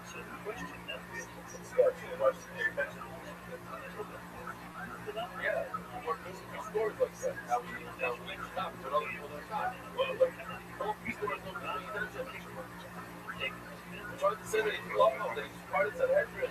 There, let's see if it fits in what you're saying. He says to the more after show stuff, shop from women, and dice for showing Shakira. They went to me something with birds. A pain is a pure bird.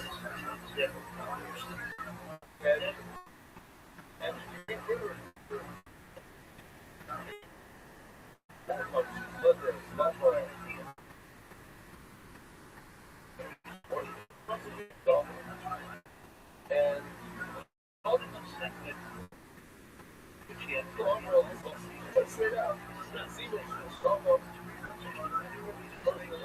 woman's down and surviving. Others say it's what it makes me see what but all over the almost my ocean. All over the all you know, also to all over us, and the simple meaning is, you also need to result of my result. See, but so may only bring one bird at the time, one bird is another. We are also describing the flow, such a large flow, like ocean. But in us, you also have a smooth zero. The goal is to have one bird at the time for a bird. Normally, one at a time, well, then one of his own signal. Maybe she say that she saved from blood loss. She's going to die. Maybe she was drowning. Nothing to do with signal. She was drowning. She said, and not worried. Bringing the dog, but she's not bringing the scenario. She's the scenario for an adult, as an adult, I think, the chef. The chef of the anal signal. Shopping says, when she's like signal, she was attacked by a steady, by a wolf. John of anal signal, she had a danger. Her eye.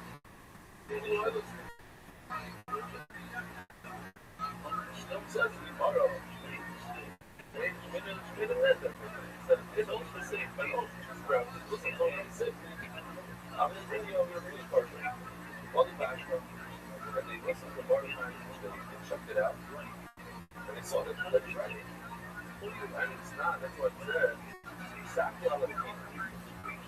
So people know here is butter. Shaking up, shaking. One of the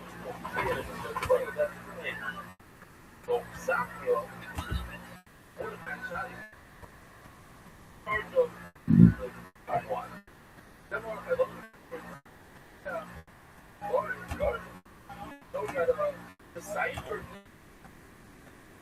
And they played that. Yeah, lost the color.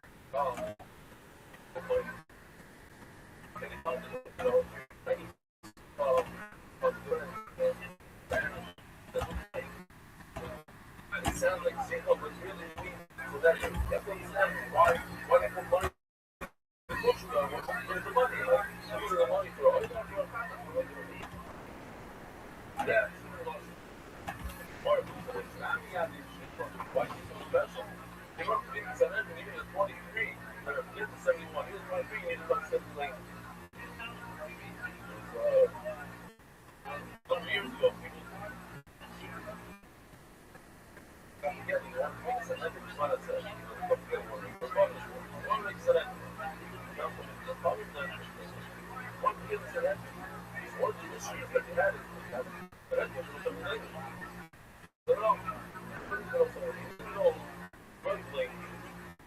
and since we speak English, the English is accepted for most people. Part of the strategy. No.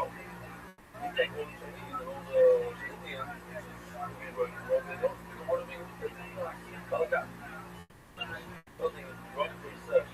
How do you know something is wrong for yourself? Don't give me one day. I can learn what you problems I don't have one day. I don't have time for it. I got pretty good. Yeah, about the word. Then back to say that's so the word.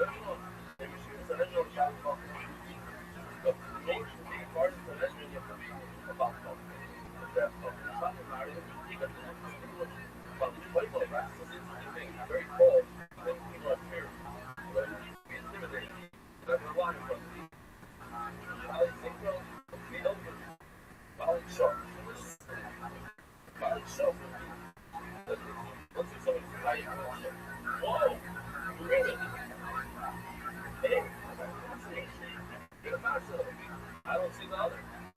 You guys here? Whatever. What time do you get home? Hold on. I went to this last one. I went to my best last one. This last one wasn't a show. I had to go to my bed. What you can do? What? You like to pick it? Great. Listen. It's over the fucking college, right? And then the little book, the black film, the mother. Yeah. I love that. One day. I love that. It's not going to happen. I love that.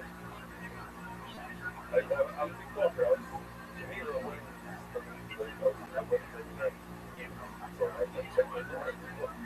What is that? But I'll give you the money. Whatever it costs. That's right. Look, here's a putting down. Like this. They have a whole thing in this. That's a button. Alright. We're at the wedding.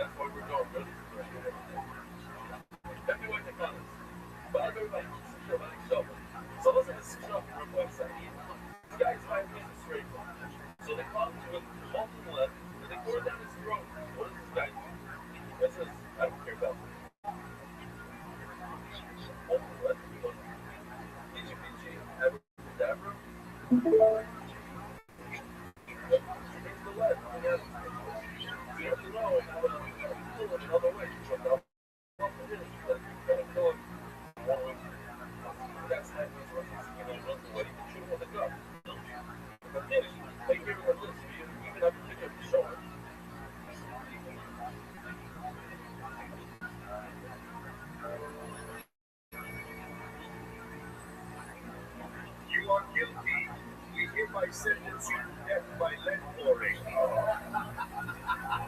Sure, you can pour whatever you want down my throat.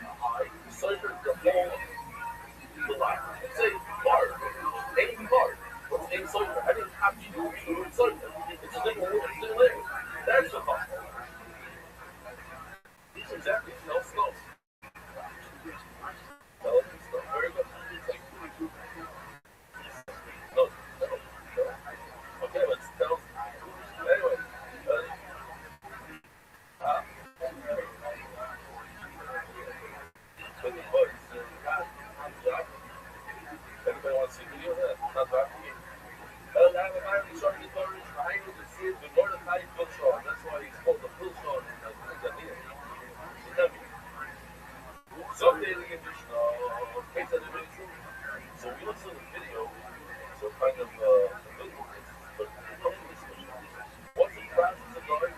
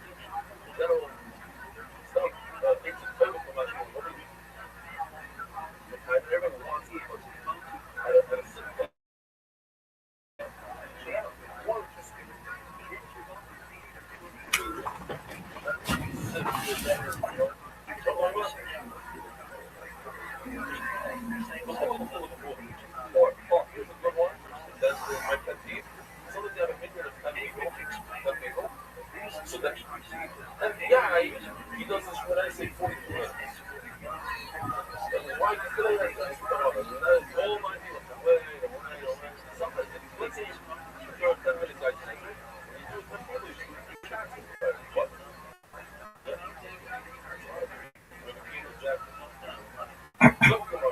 There's a concept of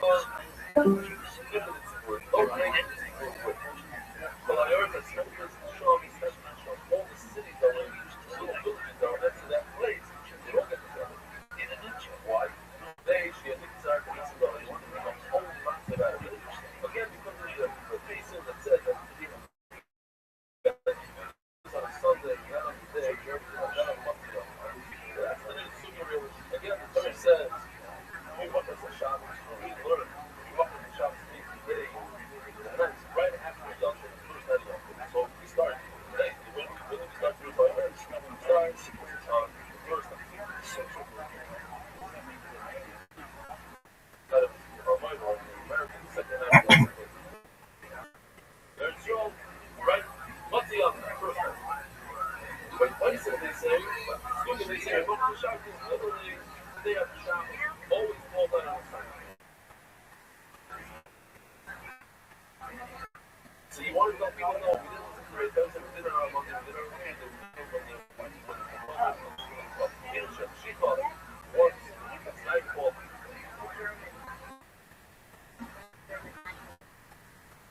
Over my head, wash. So now one of the people playing tells the audience, sun goes down, over your head, the whole place is washed. 10 minutes over your head. So people here said that especially the answer, that's 6 times Bible soup. In other words, 9, each question is 9 times. Not everybody does it. This is the secret. Hey, Bible soup, hey. This is the back. Hey, it's a whole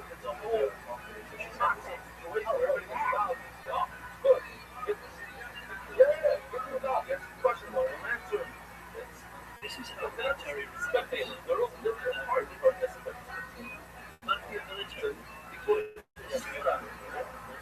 to real politician. But sometime so we remain on the movement. This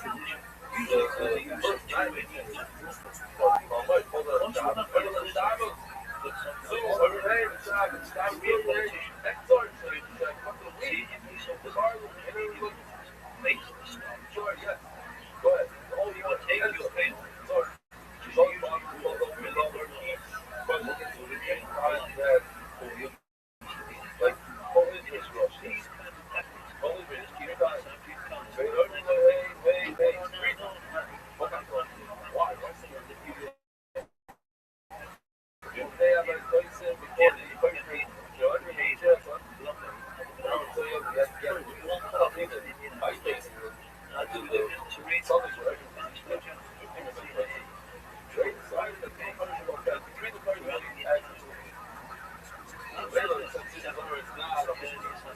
It's on.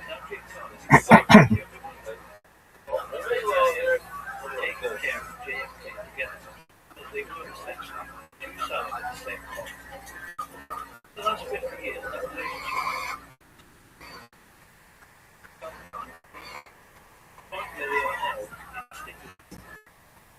People who live in the third world, so well,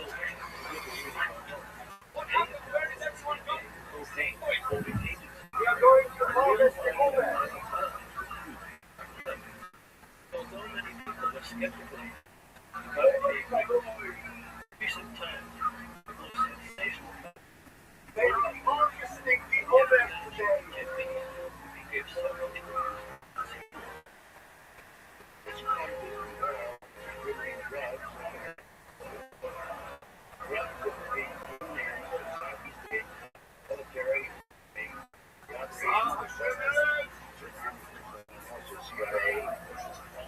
She told me that so many people came to our former audience.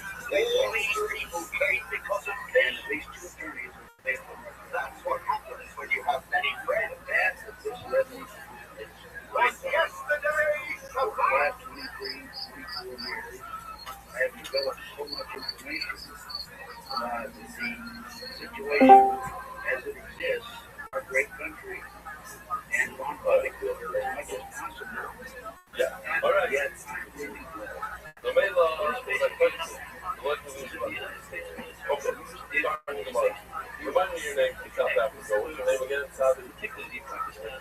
See, it's like, isn't that the name of your wife? I'm making that up. What's the name of your wife? this is the Hey, you sure that's right? Why? Yo, when did you get here? I didn't know the war.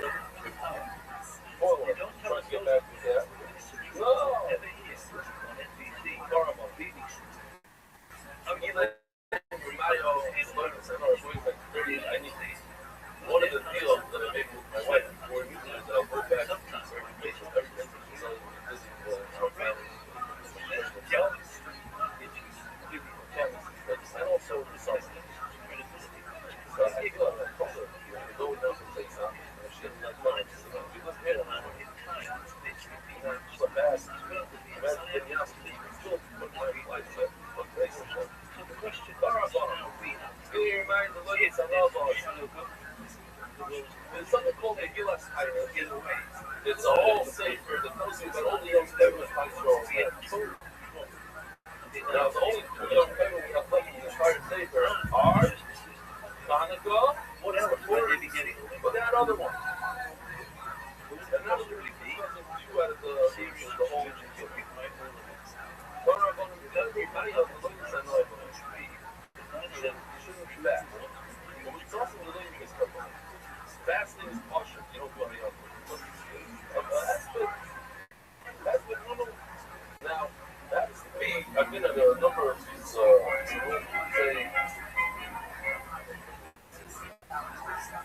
it's like the hot dog mania. This son should not be the leader.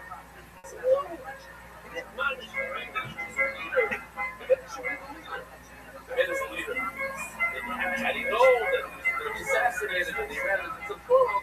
There's no one who said, what's the sugar? People usually begin to get a brain in his space. He was not meant no space. He was sure he could do it. Well, now you're doing the prison. This shot is your red.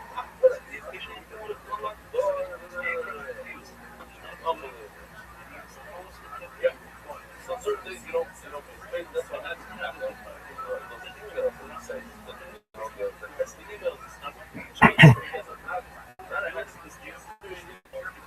I'm starting now. Here.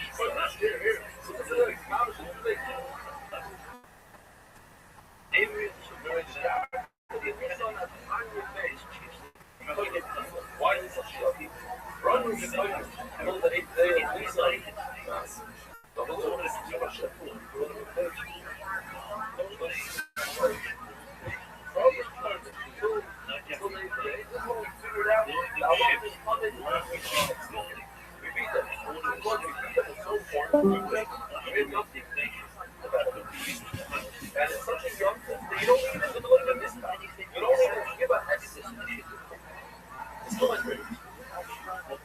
Those old men, certainly you can't. Fast.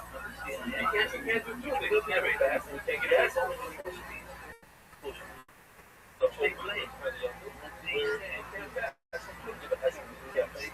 That's the next. Actually, you saw. Sorry. But from the 18th, we saw that so that's when we slumped off the whole team. That's our team. That's when Tyson said that it's always on a Sunday. Why?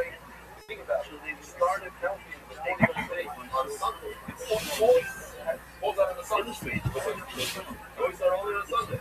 49 days later, it's going to be on a Sunday. What's on 15 days on a Sunday? So, serious preparation, terrorist destruction. Look at this stuff. Rashi, look at Rashi. Rashi makes up the whole bunch of stuff. That's a little, I think. Puts in the look inside of it. It's we're not that small. Over here, now we have to understand, what we find in the first one, you know, comment and say, oh, it's such a huge deal, it should be bad, and also more safety. But if we experiments, let's not get carried away. Says Rashi, I will look up chart. We'll have to do a kindness. We'll give them first shock. That's simply zero. So, that's it for public. It's not an attack. To be honest with you, that is okay. Like, that says they came up with a dumb halacha that should be guilty.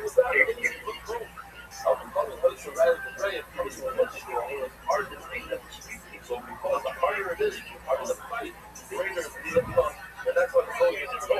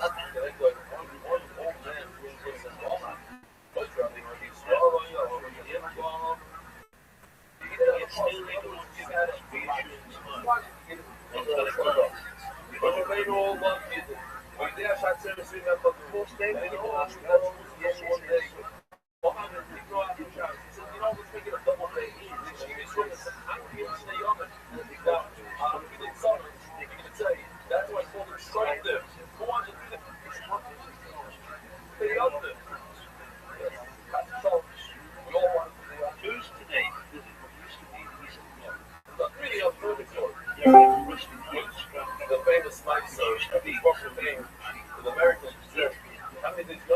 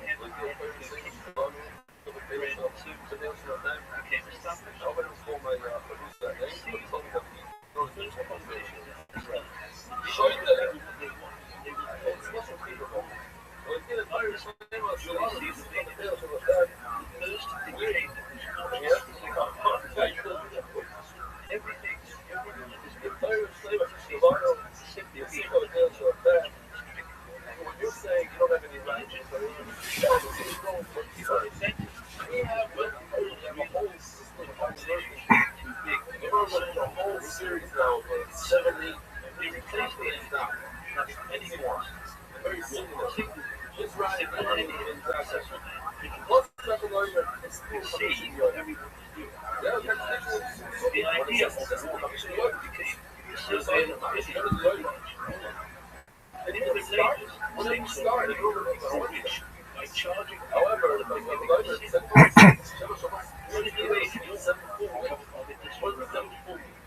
started on Sunday, end on a Sunday. So everyone I know, there was one person rich, one more thing.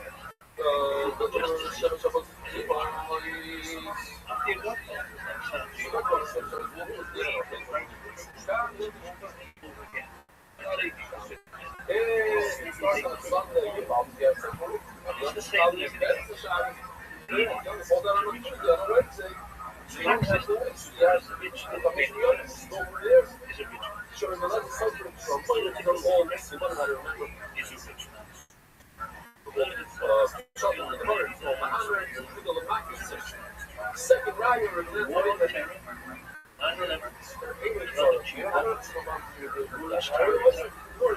Kennedy is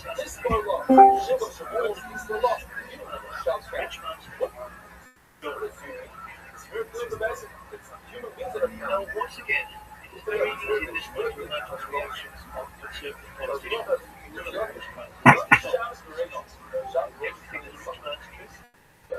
Are we seriously suggesting? Nobody counts the Sunday to be also belong to the paid attention. There's no argument with the either in the layout, whatever. Between China and Morocco, 7 days a week. Something like Sunday, Monday, what is that? Where are they?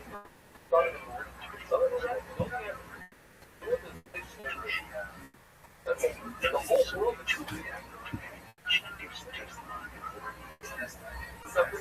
And all of them today Sunday. Very interesting thing.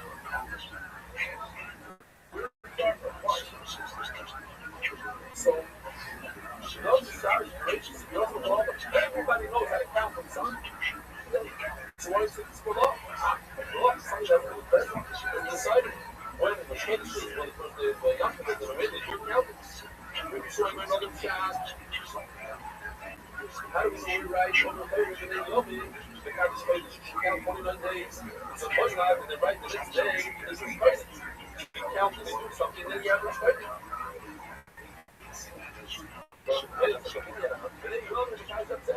So count them, and then you have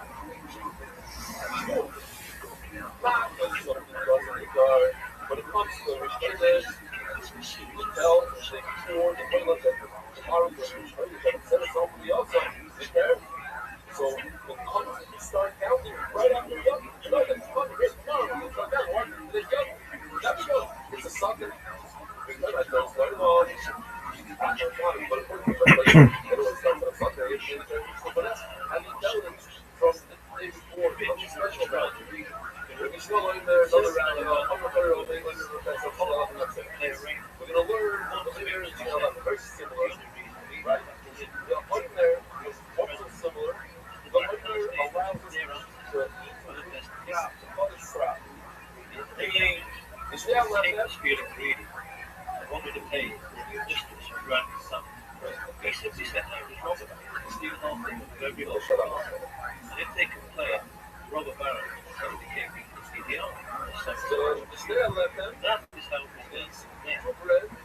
Today, that allows the mission off. They won't allow you to just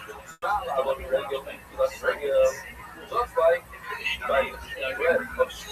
it's right after another one. It's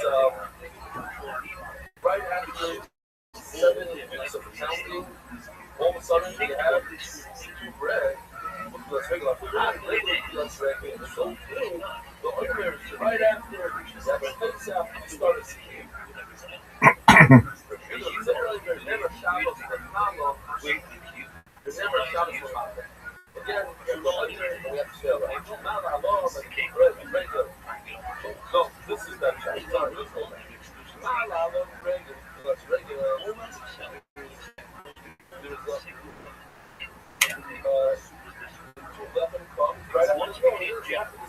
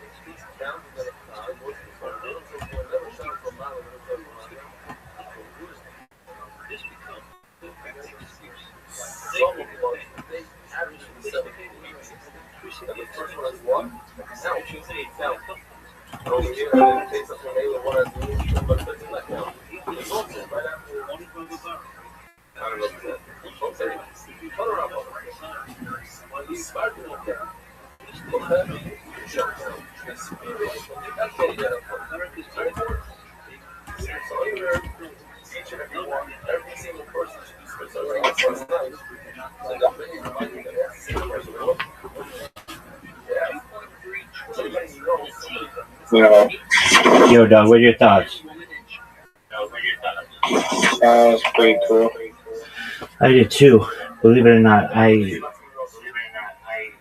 wanted to critique it more. Like I've seen like every one of these documentaries that they've ever put out, and I've seen them for 20 years. And this one could play as a podcast, or it could play as a documentary. It had a narrator. It kept me up to date. It gave me explanations. It there are some things I slightly disagreed with, like exactly how the Kennedy assassination went down. But the big takeaways that I garnered or gleaned from it that were really important to me were that autopsy picture of Kennedy where his eyes are open. That never made sense to me if he was shot from the front. But then now knowing that that wasn't Kennedy, it was just that cop, J.D. Tippit, who looked like him, was really interesting. The G. Gordon Liddy as the shooter of J.D. Tippit was really interesting to me because I'd always heard that, but I never put it together exactly how it went down. And how Watergate wasn't really about an election by any means. It was about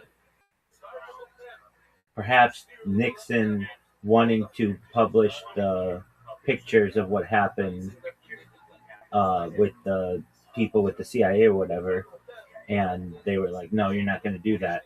And so they used the same people who basically pulled off everything with Kennedy to be the plumbers, or what they were called, the plumbers. And that was always a question that I had, like, why would these same guys who had something to do with the Kennedy assassination have something to do with the Nixon Watergate scandal? And it was like, oh, because they were basically told, like, hey, we've got pictures of you in Dallas, Texas, November 22nd, 1963.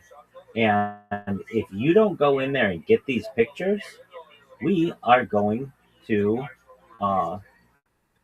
basically come public with them. Now, do I think that's exactly how it went down? I think there are other forces involved with all of this, but that was all really interesting to me, and I see why this is such a popular documentary in terms of like the non-mainstream, and why you can't find it on YouTube anymore, and why it's considered so controversial. From a documentary point of view, I thought it was excellent. the fact that they have a narrator throughout the whole thing that's telling me the story, that they're using facts, that they're not jumping to conclusions, that there aren't major periods of just silence, and that's all good. I mean, from a documentary point of view, this is the best, most engaging documentary. Like that's like 3+ hours long that we've watched. We've watched some documentaries that are like an hour and 10 minutes long, and I'm not focused on them at all because they have a lot of silence in them, and they just expect me to like take in the environment or whatever. Like I get it. If I see a picture of something, I get it. I don't need to look at it for like 10 seconds and then a landscape shot and then like 4 more clips or something. I get it. I know what you're talking about. But so overall, I'm glad we watched it. It's allegedly like one of the great non-mainstream videos of the last 25 years. Did I know everything that was in it? No. And it made me think about some things. And I consider myself to be a Kennedy assassination expert. I will debate people on it.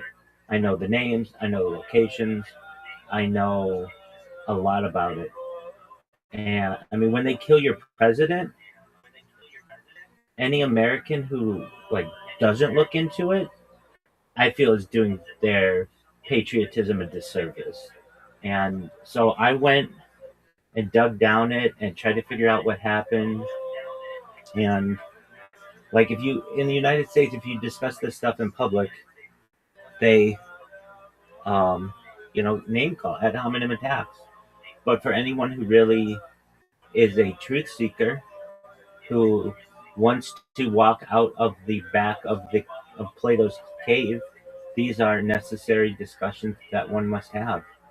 And not tonight, and perhaps not ever, but the best documentary I've ever seen on the Kennedy assassination is called I don't even know what it's called. It's the James Earl File story.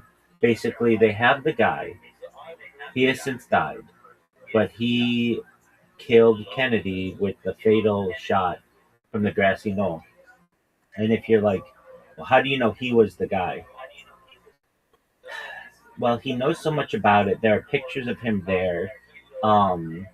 He talks about the bullet he used, the gun he used. The gun he used was a Remington Fireball. The bullet he used was a mercury-filled hollow point gun. The reason why they used a mercury fireball, a Remington Fireball, I should say, was because it was like a short barrel, but which allowed him to put it in his jacket. And it's like, okay, well, how did they get this interview of him? He was actually in jail when they did the interview. And that's like, well, couldn't anybody say what they want from jail? Yeah, but he was there at the time. He has pictures of him with Lee Harvey Oswald. He has pictures. He talks about like his journey. He drove from. Is it Oswald, the like alleged shooter? Yeah, but he didn't shoot him. He was just a patsy. And as he said, his last words, the last words of Lee Harvey Oswald were, "I'm just a patsy." And a patsy is someone who you blame for doing something and then you kill them. And literally he yells, I'm just a patsy. And then Jack Ruby comes up and shoots him on live television and kills him. And it was just like getting rid of a loose end. And then Jack Ruby went to jail because of it and quickly died in jail due to cancer. They allegedly gave him like some kind of radiation poisoning, and he died very quickly. So it's like basically tying up the loose ends and tying up the loose end and tying up the loose end. And this documentary makes, I think, a profound argument that George Herbert Walker Bush was the mastermind behind the Kennedy assassination, and I think there's a lot of credence to that. If you know anything about George Herbert Walker Bush, he was the head of the CIA. When they asked him, "Where were you on the day of the Kennedy assassination?" he says, "I don't remember." And like I can tell you exactly where I was on 9/11. Anybody who tells you anybody can tell you their location on a given day when they find out something like important in history. It's called the flashbulb memory. And so for him to not be able to say that is quite curious. And then people have since done digging up in newspaper articles, and George Herbert Walker Bush the night before was published in the newspaper to be speaking at the local Freemasonic Lodge in Dallas, which is, questionable in itself. And there's that picture of him standing outside the Dallas police station that looks a lot like him. And the CIA is just incredibly corrupt, incredibly against the interests of the American people. And there's nothing we can really do about it. It's basically an open secret that it conducts espionage, not just globally, but also on the American public. John F. Kennedy had a quote that he wanted to smash it into 1,000 pieces, and I see why. He not only was he killed over it, his brother was killed over it. Allegedly, his son was killed over it, and a lot of other people. It was another thing that was interesting to me from this documentary was they were like, "We do body switches the CIA does body switches all the time." Like this wasn't new to them, and then how the people got rewarded who were involved. So this is a weird thing. It was a time when like 5 U.S. presidents were in the same city on the same day, which doesn't normally happen unless it's like a public event or people who would be U.S. presidents. So you've got John F. Kennedy in Dallas, November 22nd, 1963. You've got George Herbert Walker Bush outside the Dallas police station. You've got Lyndon Baines Johnson, who would be sworn in on Air Force One, and they force Jackie Kennedy to be there alongside him. She has blood all over her pink outfit. You have, I should say, there were purportedly 5. Was it 5? Maybe just 4. 5. Certainly 5 presidents that were involved. You've got Richard Nixon, who was previously the vice president under Eisenhower, who Jack Kennedy beat in, and Jack and John Kennedy are the same person, but who John Kennedy beat in the 1960 election, which was allegedly rigged. You've got Gerald Ford, who would take over after Watergate, and who was on the he was very involved with the Warren Commission. So you've got like 5 presidents: Nixon, Kennedy, Johnson, Herbert Walker Bush, and Ford, who are all like extremely involved in this situation. And you're never taught about it in school. I remember when I was in school, I was really excited to learn about having the Kennedy assassination day, and we never had it. We made it to World War II. We might have said a word about the Korean War, and that was it. That was like all the history we covered. And there's a reason why the CIA publishes the books in the United States. Specifically, a company called McGraw-Hill, which Ghislaine Maxwell's father owned. He owned a lot of things, and he owned McGraw-Hill, which controls the majority. He owned Scholastic or something like that, and those two companies, perhaps one's a subsidiary of the other now. They control the American school system, books in the American school system. So anyway, this video was eye-opening, and I'm glad we made it through it. So what were your thoughts? I know I'm just blabbing. Go ahead. No, it's cool.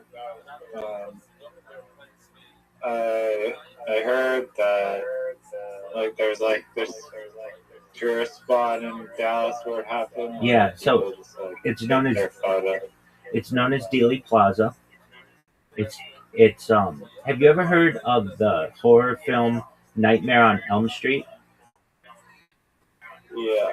It has Freddy Krueger in it. Yeah. All right. What street do you think John F. Kennedy was killed on? Perhaps Elm Street? That's correct. And there were newspaper articles that said Nightmare on Elm Street. And so that's kind of a callback to what happened on Elm Street. And Freddy Krueger doesn't have anything to do with John F. Kennedy, but the name Nightmare on Elm Street was in headlines in the 1960s, and then they made the movie in the 1980s. Yeah, a lot of people say, I've never been to Dallas, but a lot of people say, well, I've just heard people what they say. Like one guy, this is on Kill Tony, but gives you a real deal. He's like, yeah, I'm an Uber driver in Dallas, and whenever I can, I drive the people through Dealey Plaza, and I'm like, yeah, the CIA killed the president right there. And he's like, I usually get low ratings because of it, but I don't care. And so Tony asked him, have you ever, or they had somebody else, maybe, yeah, it was somebody else who was from Dallas. They're like, what do you do for a living or whatever? And they're like, well, I used to work at it's called the Dallas School Book Depository Museum. It's the 6th floor. Basically, that's where they want to tell you that Lee Harvey Oswald used the Marcano rifle to kill the president. What they don't tell you is that the amount of bullets that he would have had to shoot were impossible to be able to shoot and reload that quickly. And we have an open mic on the radio from the Dallas Police Department that we can listen to the audio, and we know when the bullets were fired. And there were more bullets on that audio than what actually was shot. It would basically be how do I want to say it? It would be just to give a real person analogy, it would be somebody carries a bowl of spaghetti to the table, but accidentally drops it. And we all have to scramble to clean it up. And there's this big stain on the ground of a spaghetti stain. And the whole time we just at the dinner gaslight anybody who asks about that. We put a rug over it, and we say that it didn't happen.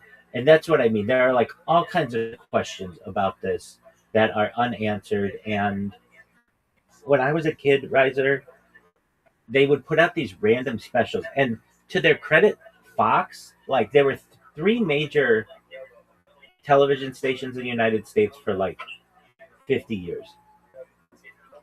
40 years. And the way they got big was through radio. So they were first radio stations, and then they eventually became television stations. Well, Fox was the new kid on the block. Fox more came from the movie world and the theaters. And Fox came out in the 1980s, and in order for Fox to gain traction on the other 3, they would put out controversial specials, on the moon, or they might put something out on how WWE is rigged, and like they would show like behind the scenes how these guys actually aren't taking punches. And another one was called uh, Magicians Unmasked. They would or the Masked Magician, something like that. They would have a magician who would show how all of the tricks are done in like major magic, and have been for a long time, and that would get a big audience, and then people would have more and more trust in Fox. And Or what's the WWF? yeah, so this one was interesting. They would so there was a time in the United States where it wasn't acknowledged that WWF was not real, and they eventually Was had it the World Wildlife Foundation? no WWE, but it was WWF then. So they wrestling? Exactly. So in the 1980s, there was an argument that wrestling is real. Those guys are really hitting each other, and it's really better described as like choreographed athleticism, something like that. But it has a predetermined winner, and that's why you can't bet on it. And this only came out though in public during a set of hearings that Vince McMahon, the owner of WWE, had in the late 1980s, early 1990s on steroids. And basically, they had to come out and say it's not a sport, it's entertainment. And this caused a lot of controversy because it was like, you lied to us. And it's like, that's just how the sport would work. You have to understand that, like, there was no internet. You watched the wrestling once. There wasn't really even a way to record it. Maybe if you knew someone with a special VCR, but really that wasn't even a thing for a long time. And then it looked real, and they had real blood, and so it's like, well, how isn't it real? And like there were no like chat rooms, and there were no forums, and there was no social media. The only way that you got any information about wrestling, aside from it being on television, is through wrestling magazines. Wrestling magazines were really popular in the late 80s and early and into the 90s. But they wouldn't admit that it's choreographed athleticism either. They would make it seem like it's real and that these guys really had beefs. And if you watch wrestling today, it's like kind of obvious that we think that this is fake, but back then it was not. And so Fox put out a special. Like a little cable. Pardon me? The chair smashing. I mean, I don't know. No, that made it even more real, because they were hitting each other with a chair, and the chair would get dented, or they would throw a guy through a table, and that looks real. I mean, it is real. But what this special did is it talked about the tricks that the guys use to make it look even more real. So, like, one of them is wrestlers generally, not always, but generally, have really long hair. Not always, but it's like, especially back then, they would have long hair, and especially female wrestlers. But even back then, they didn't have female wrestlers. There was no, like, that wasn't a thing. That only came in the late 90s. This was only men. If there was ever a woman involved, she was just known as a manager. She would just be arm candy, a pretty lady, and that's it. But they would have these wrestlers would have long hair, and the reason why they would have long hair is twofold. One, it allows, like, it looks like they get punched and their hair goes back, it like tricks a viewer into thinking that they really got hit. And secondly, it allows them to hide the punches a little bit more. If they're both bald guys, you can kind of see that they're not necessarily hitting each other. But if there's long hair, it can create a little bit of a padding and kind of hides the fist. So they would talk about, like, these guys use long hair. And they would talk about how they would cut themselves to get blood. And this was always interesting to me. There's an area of the forehead that you can cut that causes immense blood loss, but doesn't cause any scarring. So these guys every single night would take a small razor and cut themselves just above uh, their eyebrow, and you could do that over and over again. Maybe not every night, but every couple of nights or wherever these guys were in the city, and it would cause huge amounts of blood, and that was real blood. Additionally, they would show those chairs, like, oh, you're getting hit with a steel chair. Yes, but they would show where these guys would get hit with the steel chair, and it would show like it bends pretty easily in this spot. If you notice, they're not getting hit where like the edge of the steel chair is, where it would really hurt, but it still hurts. Then they would talk about the tables they would throw them through, and they'd be like, these are real tables. But you have to understand that the table actually creates padding so that when you throw someone down and it breaks the table, it actually pads their fall and doesn't really hurt that much. And they talk about like the pads on the outside of the ring. They'd be like, now these things aren't like a trampoline, but they do allow for some padding. So it doesn't just straight up, it's not on concrete. One thing I always found interesting was they would talk about how they would make the ring. And they would be like, many people think that the ring is actually really soft, but it's not. It's really hard. And when you like body slam a guy or something, it always makes a lot of noise, like ba boom, ba boom. And they would show the underside of the ring is just a bunch of like 2x4s that are like stacked flat, and that takes a lot of the impact, but it also makes a lot of sound. And they'd be like, they just take this thing and they break it down and they go from city to city, like, and it came from the world of the circuses, where you, like, this is like wrestling is a direct tie to vaudeville and the circuses, and going from city to city. And the fact that they weren't in your city more than one night meant it was really hard for the audience to see these things multiple times and to get an idea of what was going on. So that those are kind of things they would show. They would also show like oh what like um that they would sometimes use blood caplets in a guy's mouth to make it look like they ate glass or something. They would use like they would show what it's like to get thrown into like these metal, like the metal chairs, if you like, or metal stairs, if you've ever seen those, really hurt. But they would show like that the guy's not really falling into it, he's putting his arm down first and patting himself.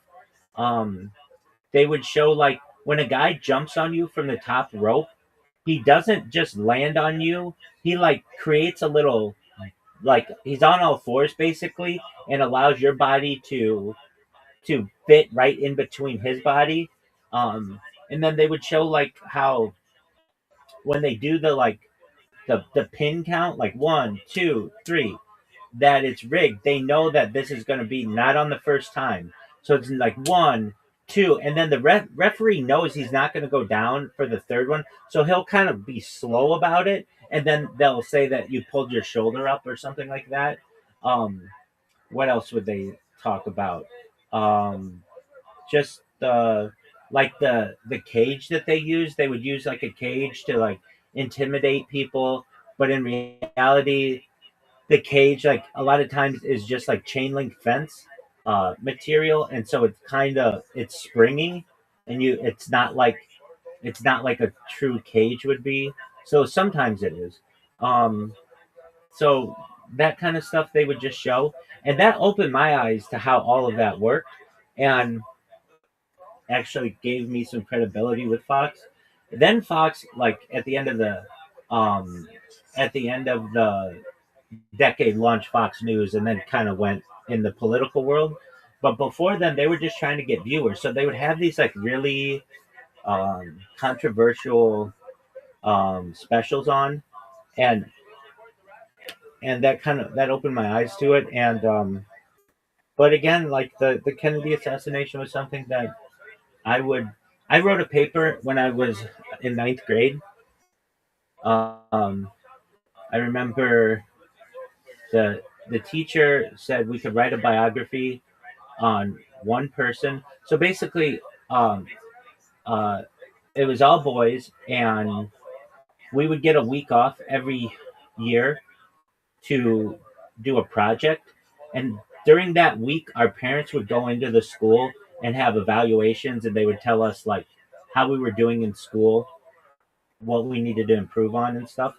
And um, during the week, since the teachers are doing the evaluations with the parents, they can't be teaching class, so they give you like a week of a project to do. And so in ninth grade, we had to write a biography.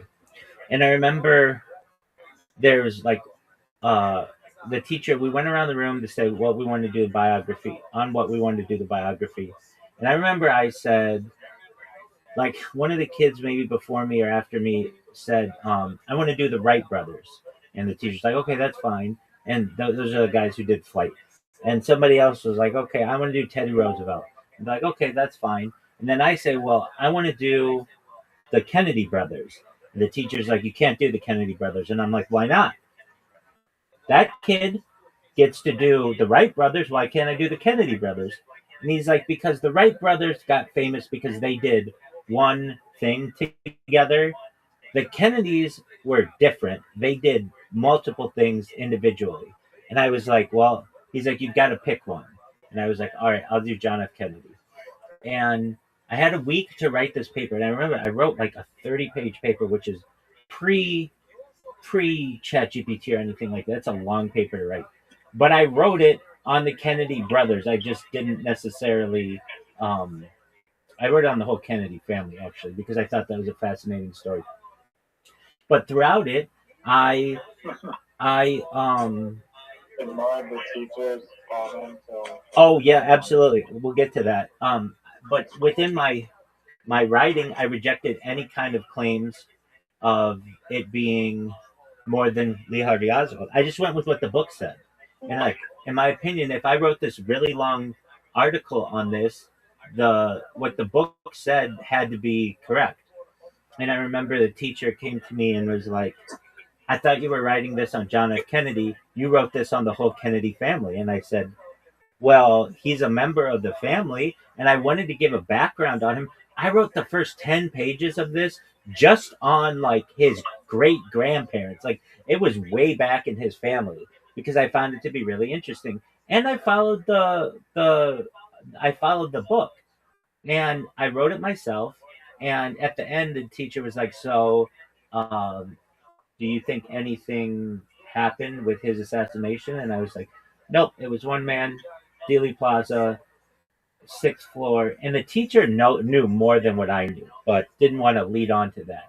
And I think at one point said, perhaps at the end, like, well, as you get older, you might want to look into this a little bit more.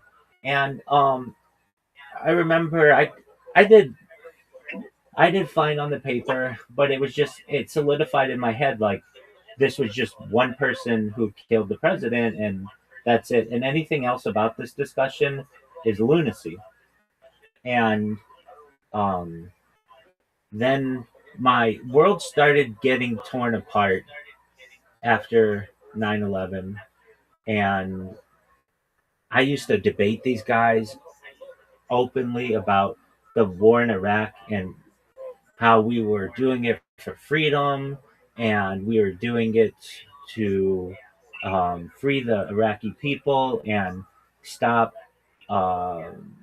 weapons of mass destruction, all that shit. And these guys who had been around a lot longer were like, it's about oil, it's about control. If you can't see that, I was only 16 at the time, but they'd be like, if you can't see that now, you'll see it in the future. And like, I wish I could go back to those guys and like tell them all. Some of them I did, but like I'd be like, I was so wrong about what I thought. And so that was the first time I remember arguing with this one guy. We were at a golf course and we were together like the whole day, and all I did was want to talk about the Kennedy assassination with this guy. And can you imagine, like, you're supposed to be working and all you'd have is this pesky 16-year-old kid who just wants to talk about the Kennedy assassination. You're just like, shut the fuck up. But nevertheless, really interesting really interesting time in my life. But we found that, or I found that as I got older, I started getting into these documentaries, and the internet went from being text based to photo based to video based. And once it got video based, there was this huge amount of documentaries that got put out in the early days of YouTube. I can remember the first year of YouTube, I just sat and watched Seinfeld on YouTube.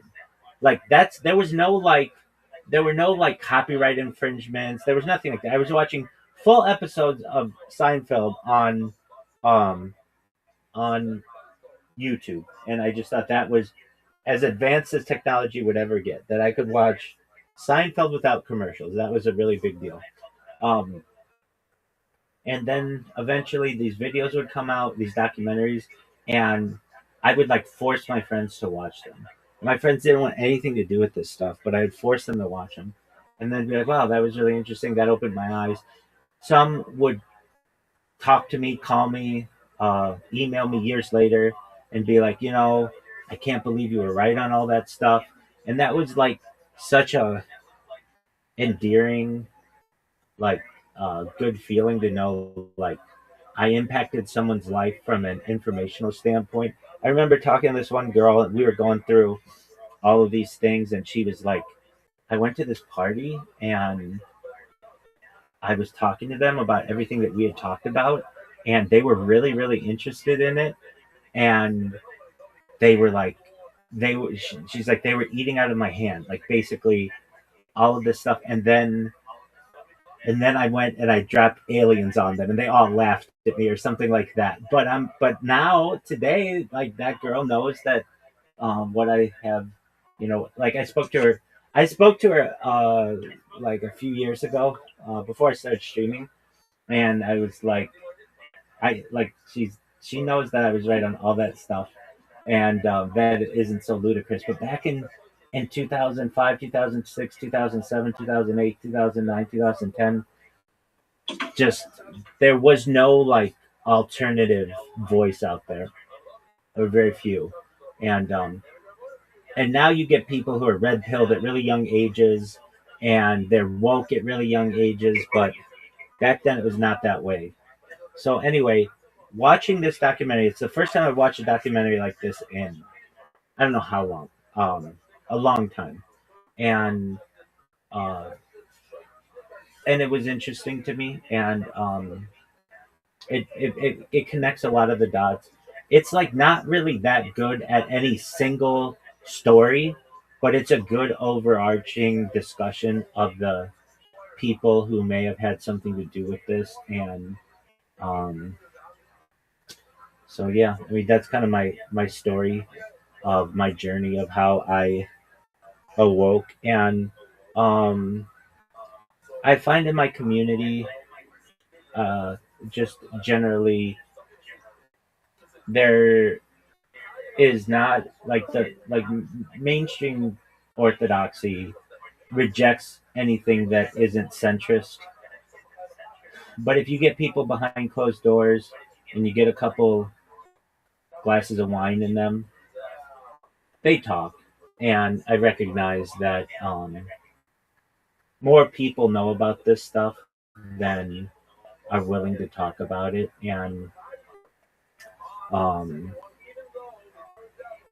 so anyway, I I find that I find that's true. Like if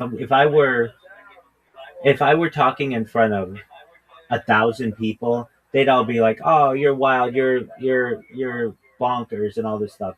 But then if you get any one of those people in a room together and you're able to talk to them about it, they go along with what you're saying. I find it like when I do these podcasts with people. There's like something in groupthink that once someone rejects it, then everybody has to reject it, or they look like outsiders. And but when I'm in these podcasts with people and they ask me about advanced propulsion and aliens and stuff, people are really serious about that they believe, and they're just sometimes afraid to have the discussion that they believe in. Um, Kennedy's part of this. Some of these other things are part of this. So Um, I'm not a. I used to be more of a fan of Noam Chomsky. He's a MIT linguist. I've lost some of my respect for him, knowing that he was as close in the Epstein files as he was. But he has a really good quote: "Terrorism is just non-state sanctioned violence," and I think that's exactly right. Terrorism is just non-state sanctioned violence, and spam is just non-state sanctioned advertising.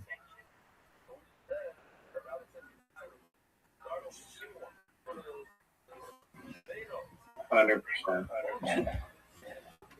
I love that.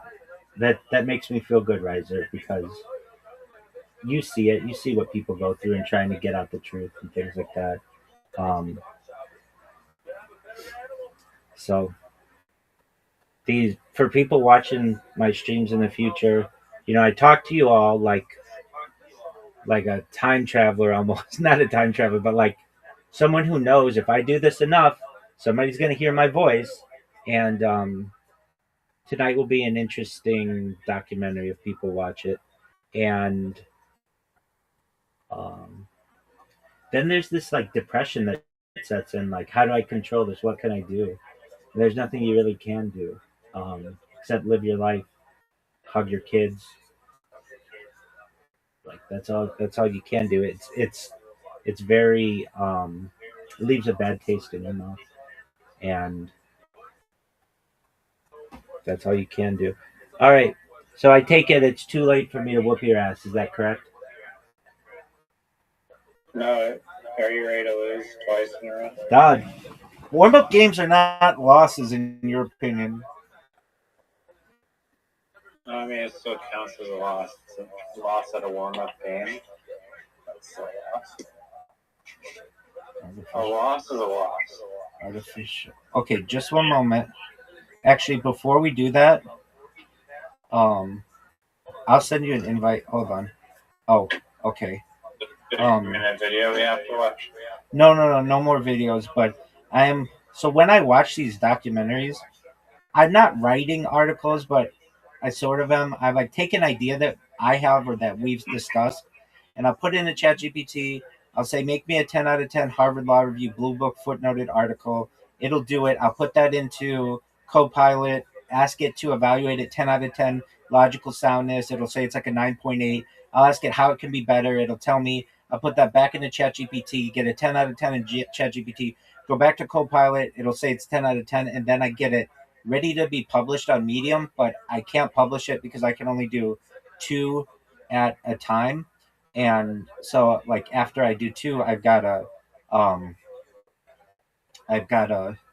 like wait 24 hours, and I have like a ton of them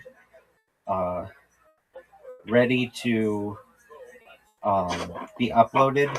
So just one moment, I want to just give you a quick rundown, and then if you have anything else with which I agree, I will write an article on it. And I don't quote anybody in it generally, but you'll get some credit. And I don't need credit. You don't need credit. You don't want credit. Watch, I put a quote riser in my Discord as a source. Okay, so I just have to find one more topic. Okay, so really quickly, I'm just going to run through these. Stop me if anything's of interest to you, but like I think you agree with all these. And stop me if there's anything you don't agree with, in particular. Well, this is an interesting one. So I make challenges to Israel because I think Israel's the future, and there's the idea of it's really important. Changes in matter to be able to study it. So like when matter turns from solid to liquid at like 0 Celsius, and then again to and then to plasma at like really hot. I want Israel and anybody else to study that, but that's really important to study. It's important to study like what happens at room temperature and stuff, but that's not as important as the state of matter. It should be a practice to kill a story, meaning give money to interviews and then not publish it. It should be something like bribery. Um, a square is the best dimensions for videos and pics. You disagree with that, and I understand. Um, there's so much space for clicking on a computer and a phone. They should condense it so that more can be seen on the screen. Internet speeds in a phone. Why is it 1 bar, 2 bars, 3 bars, or 4 bars for like digital connectivity? Why isn't it like you have like 95% connectivity or 2% connectivity or whatever? Same with Wi-Fi. Why is it 1 bar, 2 bars, or 3 bars? It's been the same for 20 years that it needs to improve. Another thing, I make an argument that policing should be against OSHA. That's like the Occupational Safety Hazard Association or administration. Same with firefighting. It's like too dangerous of a job, and we need to eventually like wean ourselves off of that. Errant golf balls should be charged to the course. Um, I think peeing in public is not as bad as people make it out to be. I don't think it should be considered a sex crime. Today, many people are on the sex offender registry because they just had to urinate really badly, and I don't think that should be the case.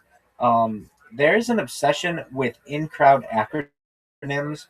So, like, we use them, but you know what they're like J-yoring. If I just said to somebody, oh, that motherfucker's J-yoring, they'd be like, what the fuck is J-yoring? They'd be like, oh, jerking themselves off raw or whatever. And jerking yourself off raw, and they'd be like, "Oh, well, I didn't know that." Like, without the explanation at the beginning, it's like it's impolite to just use acronyms and like in crowd words if you know that the other people are gonna have to ask about them. Next is, I think there'd be more lesbians uh, who are straight or at least bisexual if men were better. Like if men were kinder and not like just we're just more polite and things like that. Just better men. Um, Reddit bias through Reddit bias. There's a thing on Reddit. It's just like a left leaning or right leaning. Like if you have a sticker on the back of your car that says "I love the environment," you'll be put on a in a subreddit called Warrior Rides. But if you have one that says like um I love Trump or something like that, you'll be put in like the crazy person one. And it's like both are just opinions. Why is it that like like there's such a a divergence? Like aren't they both in the same category to some extent? They're just people it's really just bumper stickers or whatever. The next one is animal population. So basically just I think humans are evolving to the same thing. When you have an animal population, one animal, the animals ends up becoming the alpha, and I think the same is happening in the world with media. And you'll have like one alpha person, basically everybody turns to. It just hasn't necessarily happened yet.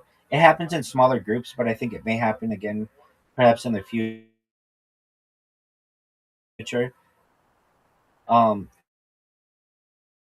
Another is skunk line. It happens with people who want to be blonde. They will dye their hair, but then they'll be like their dark roots, and they have to like touch them up. And if they don't touch them up, it'll be like it's called a skunk line. And I feel like there should just be a daily product that you can put in your hair that isn't an issue. It's not an issue for me or really anyone that I know, but I just notice it a lot in celebrities, and I just think that that could be something like that could it could just be like a little dye or paint or something that you just put in every day, just like when you're combing your hair and removes that. Next is calling the aughts the knots. So you can call them either, but this is the period from 00 to '09, like 2000 to 2009. Next is okay, so this is such a pain in the ass to me on Reddit and some other stuff. You ever look at like a screenshot on Reddit and it'll say 1 of 4 or 2 of 4, and you'll swipe and you'll think there's more and it's just a screenshot? I feel like AI should just remove that. It's a waste of people's time, and AI is already like going through all these pictures, so it shouldn't have like errant swiping. It wastes time. Next is on Twitter, you should be punished if you put like read more and there is no read more if you engagement farm basically on there. If you're just going for interaction, so like you'll put a picture of a hot girl and you'll be like, what does anybody notice? And then people will put in the comments like her boobs, and people will be like her butt. And it's like, if you're not putting something that's realistic, like, hey, does anybody think that her shirt is really cool or whatever? Or like whatever it could be. If you're just doing it so that you get attention, I feel like, I'm not saying you should lose your account or anything, but that kind of content isn't very useful. Next is just a call for Israel. It needs more ramps. I'm a really big fan of ramps and accessibility, and I know Israel has a lot of issues with accessibility options. I mean, I know that there's been war there for the last 78 years and things, so I get you can't just always put in ramps, but ramps are really important. Next is the basically, like, the government just shouldn't really be trusted, and we should just be okay with not trusting it. Anything that they tell us, we could just look back and be like, they lied here and here and here and here and here and here, so why should I even like bother listening to them at all? um the next is robots should do the mining, no more people doing mining, and drones as well. Next is a universal basic income and a universal enhanced income. Next is Europe should give reparations to Africa for raping that continent for as long as possible. And I feel that the United States should give reparations to people who are descendants of slaves. Additionally, Africa has should give access to the sea to all their countries, and everyone in the world should have access to the sea for your country. Like, you should either get an exclave somewhere, or an island or something. Like, all countries should have access to the sea. You shouldn't have any landlocked countries. Next is the same for like countries like that hug the coast, like Chile and Argentina and things like that. Like, you could drill a tunnel um, through the Andes. I know it would take a lot, but like perhaps someday, and give both uh, Chile like access to the Atlantic Ocean and Argentina access to the Pacific Ocean, whatever. Next is no more fur, synthetic fur only. Next is documentary narratives and documentaries are good. Next is all media should have universal translation. Next is apps should have universal translation. Next should be I just made an article why uh, my arguments why rape in specifically for the Israeli Defense Force is against Talmud teaching and halakha Jewish law, and that it shouldn't be allowed, and that any rabbi who endorses it should we should perhaps second guess their determination. It's called a header. Next is I think eating boogers is healthy. Primates do it. This got triggered for me from um, that that ape documentary, the one with the chimpanzees or the gorillas or whatever. Like, man, they're just eating their boogers away, and nothing's happening to them. And then I looked up some stuff on it. It was like it's what we've been doing. It's just kind of like a westernized thing that we don't do it or whatever. But there's like some healthy aspects of it. Next is I think that it's in the best interest of a company to give children throughout the United States a laptop. You could study all the data on it, but also would just make for like really advanced populations, especially in underprivileged areas. Next is how my project is a lot like John and Yoko's Bed In for Peace. Basically, John and Yoko Ono did a Bed In for Peace once in Amsterdam, once in Montreal, and basically just sat in bed for a week promoting peace. Next is super titles are superior to subtitles. Next is executives should be held criminally liable for stuff, and I also say that their trials should be on camera. Next is an argument that I make. Basically, I'm anti-circumcision. It happened to me. I had, a bris essentially, and as does just about every Jewish man. But I want to end the practice of actually genital mutilation and replace it with just a pinprick, which is what we do in Judaism for people for men who are converting. Next is if you're going to have an English documentary, have it in English. No one wants to read subtitles or have a or instead have a voice overlay. And when I wrote this article, it was really interesting. It was a technology that I'd never thought of. But just like how you have like subtitles that can be changed at the bottom, you could have a voice overlay that changes, and you can just pick whatever voice you want the documentary to be in, and it could be that.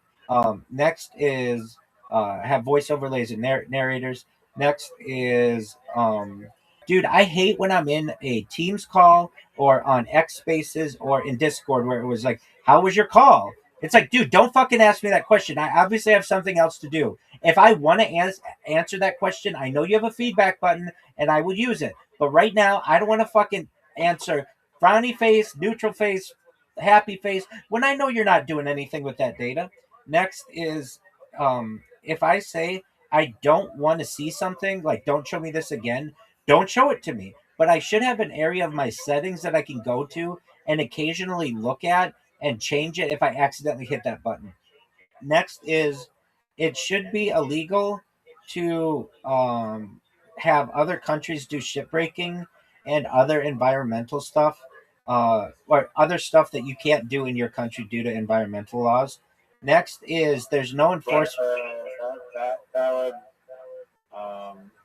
kind of ruin their whole little economy there, or at least perhaps get rid of a bunch of jobs there. I don't give a shit. I don't want those people to do it anyway. I want them to have tech jobs. I don't. Okay. Yeah, that should definitely be illegal. No, there's no enforcement mechanism of the UN, and I want them to.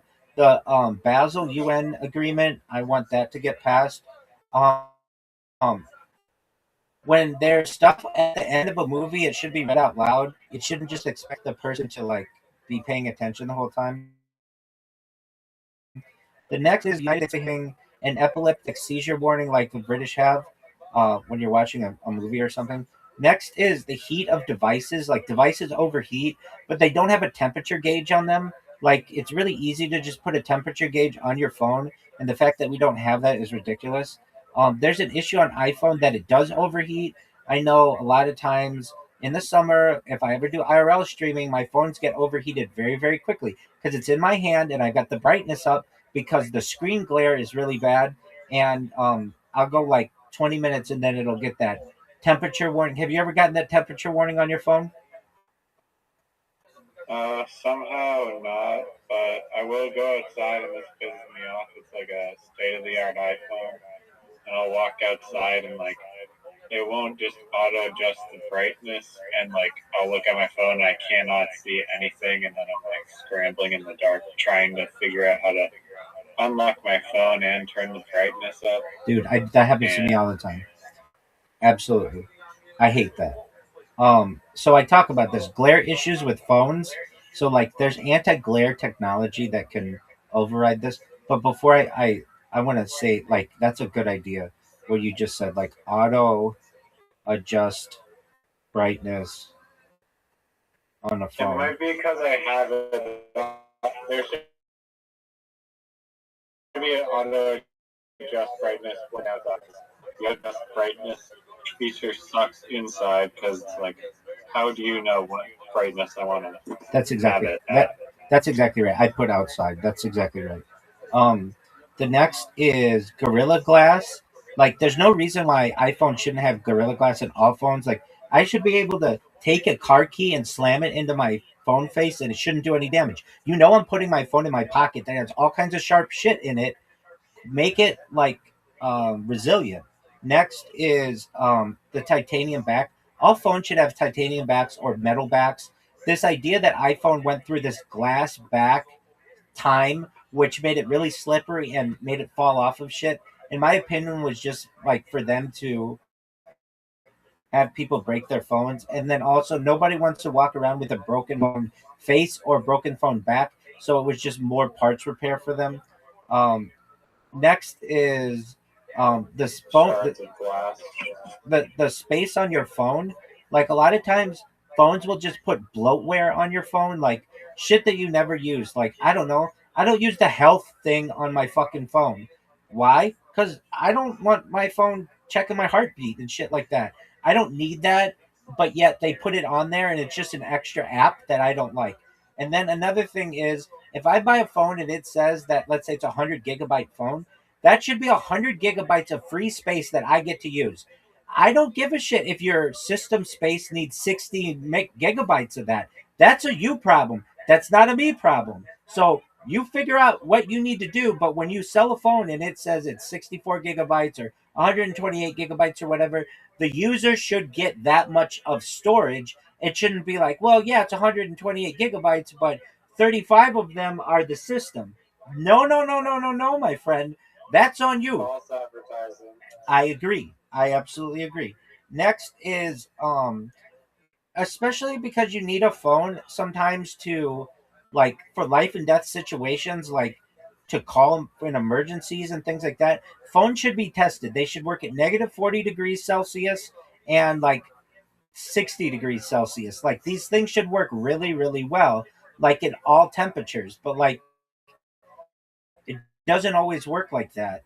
And I've had a thing, like, especially when I drive in a car, I like, with my GPS, sometimes I like to have my windows down but the heat on, and because the heat is blaring on the phone, it overheats and then I lose my GPS and I can't stand that. Next is and you talked about this. I think that it's discriminatory that you need to do two factor authentication, two devices, or a phone line or whatever. Like, low income people don't have that, and even just normal people don't have that a lot of times always accessible to them. And I think it's bullshit. Another thing is up talking. Up talking is like, I like to go to the valley and sometimes we go to the mall, and it just becomes very common, and I've just wanted to make an article about it. Next is just a campaign to make Israel great. Israel in its own way, even before all of the things that happened before October 7th. Hey, what was the thing about the phone? Like one or two pack? One or two pack? Yeah. Oh, I said two By factor. the discrimination and the. I said two factor authentication. You should be able to like register. Like, they shouldn't cap you at just creating one account with one phone number. Okay, I'll write that. In my opinion. Yeah, I don't know if you should do unlimited, but maybe like 10. Yeah. Okay.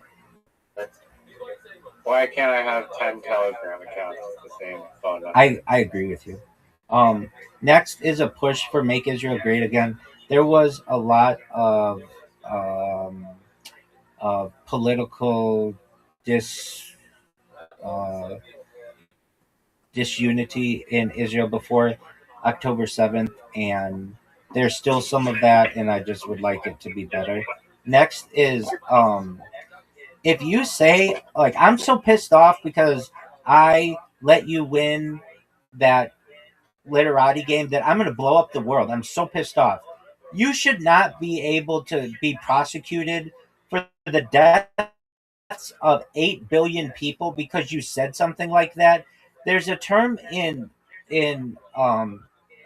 business known as puffery, where you can be like, this is the best car you're ever going to want, and that's known as puffery. And the same thing should be in criminal law, that you can be like, I'm so pissed off I'm going to kill you, and not mean that you really should be charged with attempted murder. Like, there should be something like, people get pissed off, and that kind of language should be understood. Now, sometimes it might be considered, like a threat, but most of the time it's not.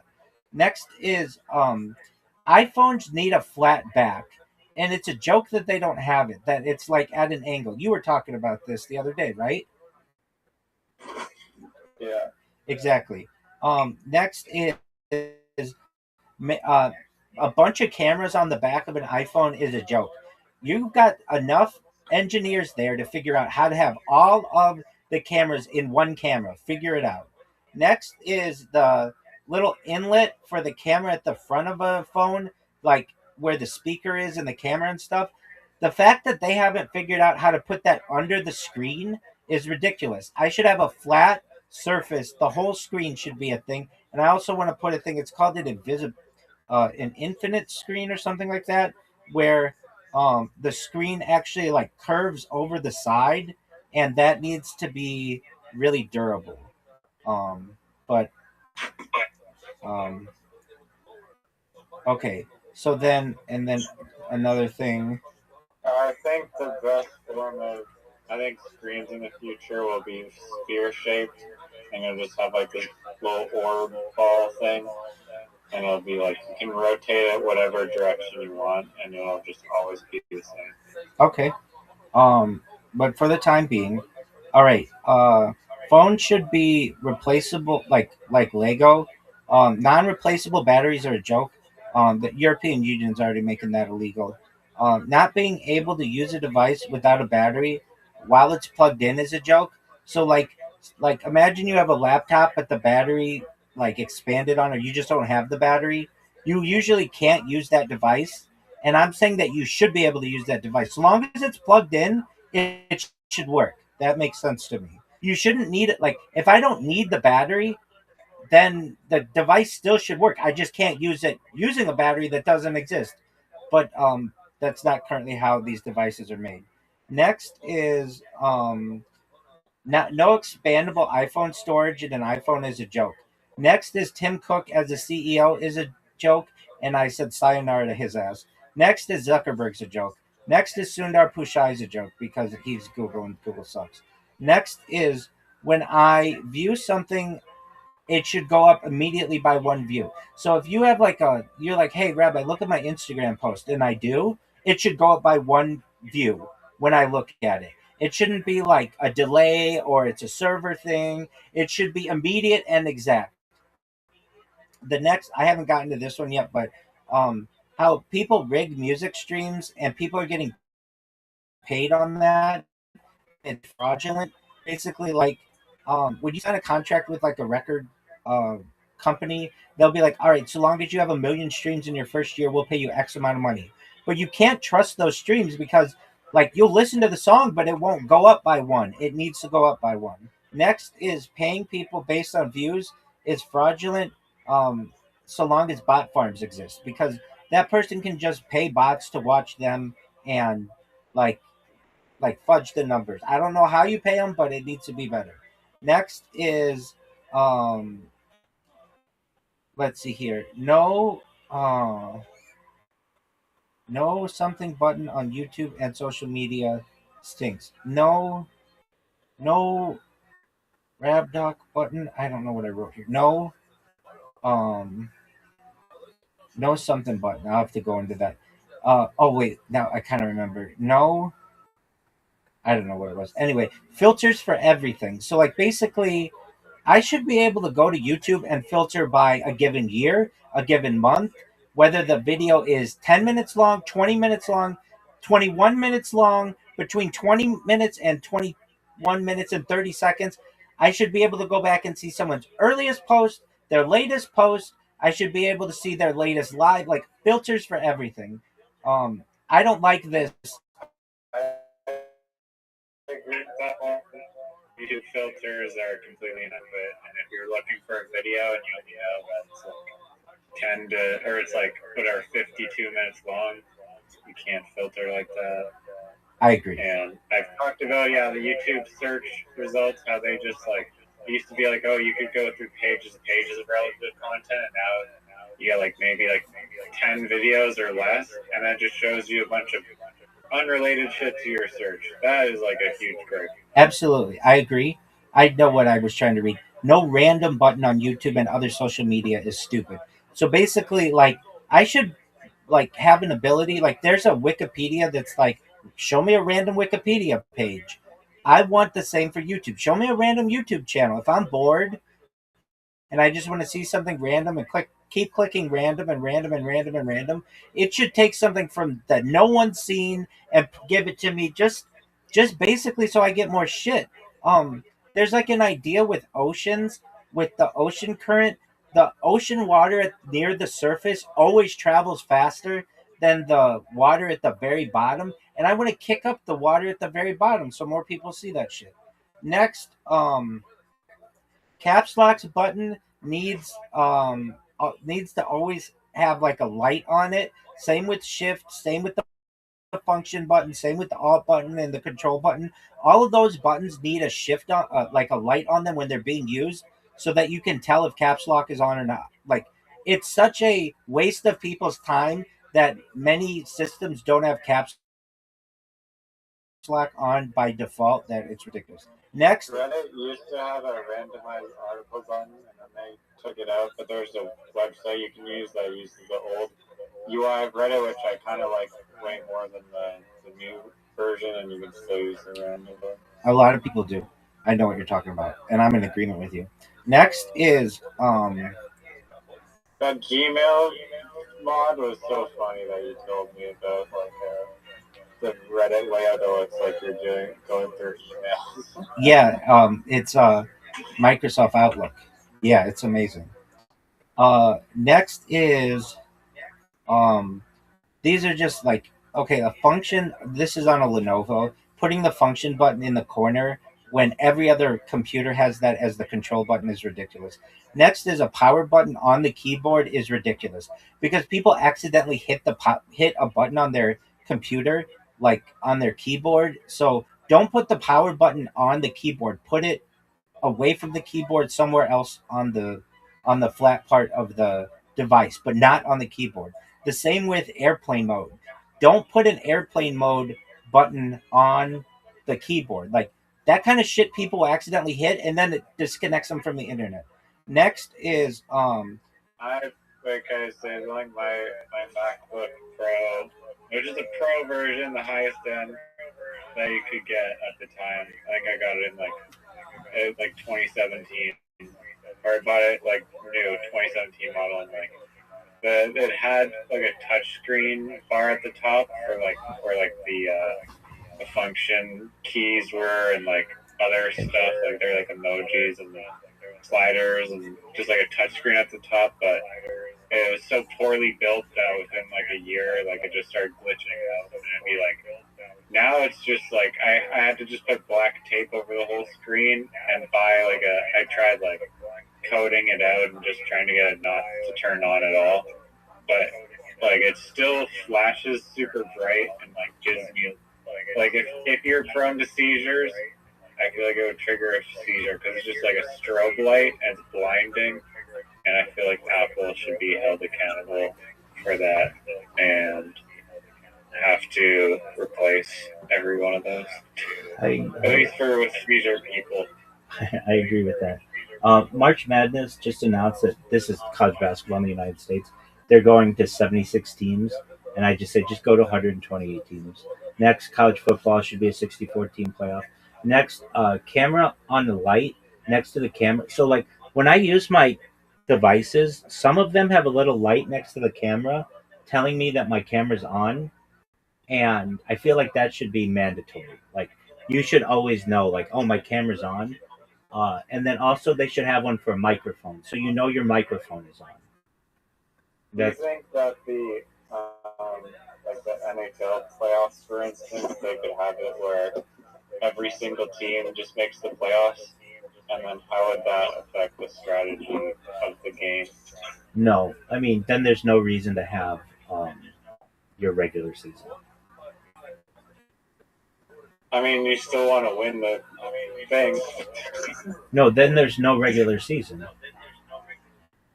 No, there is a regular season. You still got a better playoff spot. Like, oh, you're saying a seeding? Yeah. Okay, yeah, that could work. Yeah, I think that could work. I'm in agreement with that.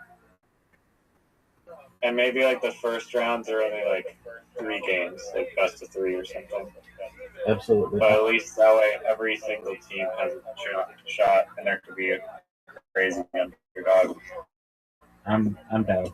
Show you my screen is flashing if you want to see that. Oh fuck, that's annoying as piss. I see it. All right, next one is. Did I just hear someone yell? I don't know. Oh, okay. Next is auto adjust brightness on the phone outside. That's what you just said. Another one is for a bank. This is an illegal practice. I feel it's an illegal practice, but let's say you're getting direct deposit on Friday, and also your rent and stuff is coming out on Friday. It's legal for the bank to take all the withdrawals out first before your deposit, so that um, you overdraw, and I think that should be illegal. Another is auto adjust the brightness on the phone outside. We just said that. Next is no cap account on the phone number. We just talked about that. Next is infinite screen, and yeah, we talked about all the other ones. So anyway, I wrote on just about all of those. So I've got a bunch of uh, I've got a bunch of articles in the pike, and they're good. All right, I'm sending you an invite. Very interesting ideas, by the way. Oh, thank you. I appreciate that. That means the world to me. No problem.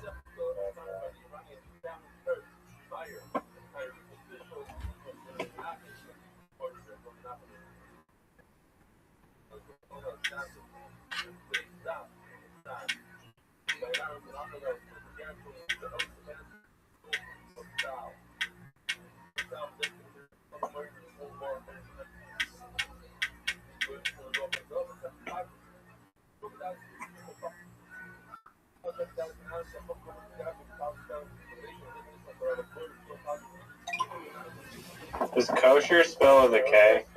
Yeah, Kosher.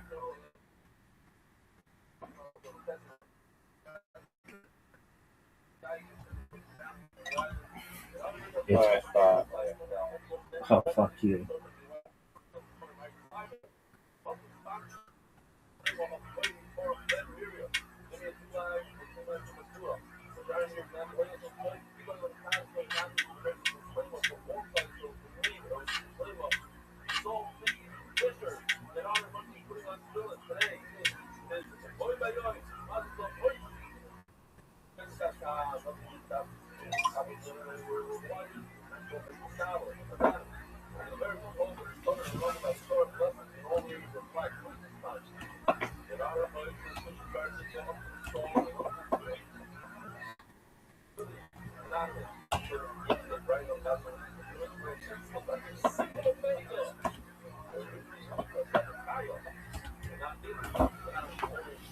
I get this thing.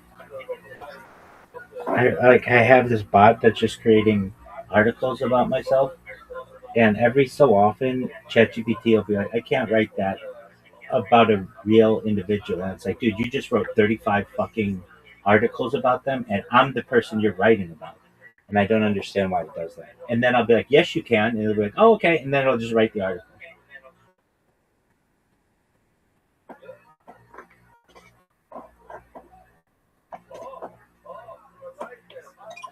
Damn.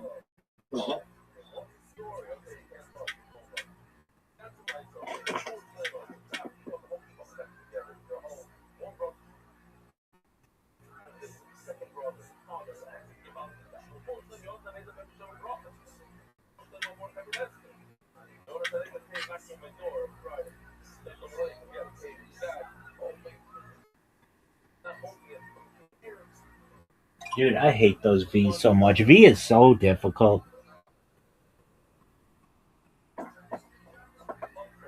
I agree. I got stuck with the V's for like the last like 10 games.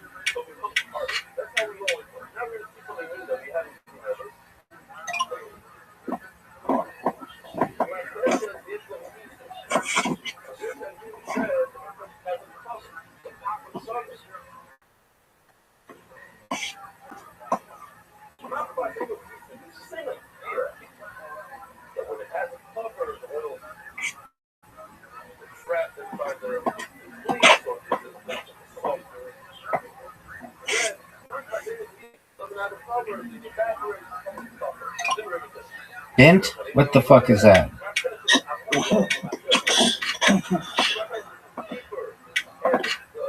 Everyone knows what bint is.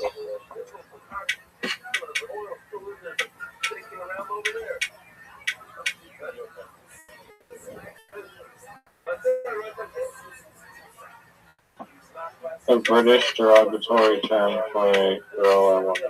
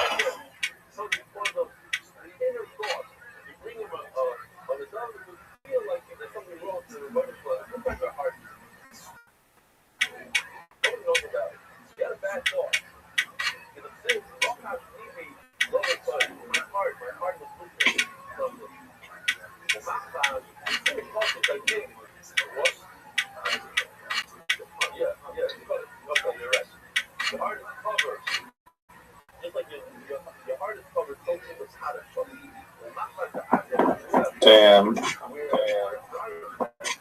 Oh, fuck. Devastating.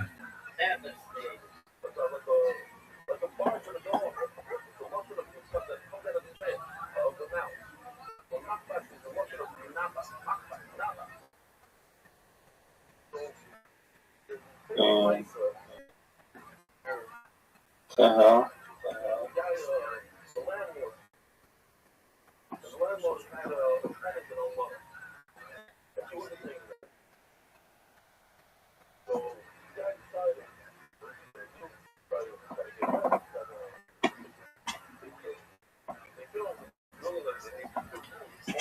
I feel like they should make the game. Oh, that was good.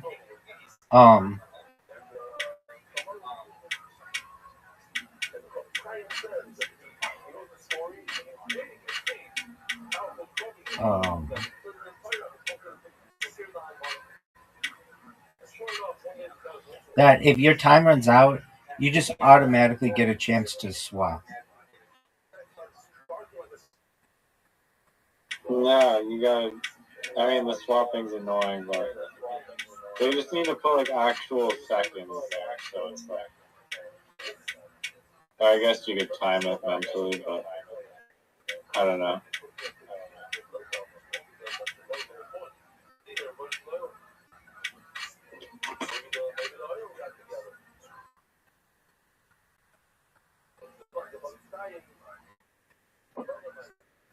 You must have had some really shitty tiles. I didn't. I just don't have anywhere really good to play on.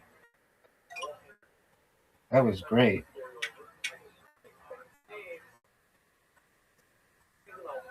Oh, I made a major mistake.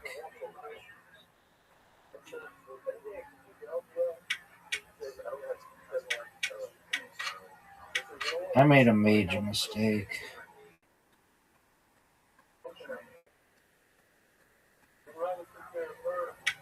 Don't worry, you'll get the X and the J in no time. I feel like it rewards you with good tiles if you're like behind on this.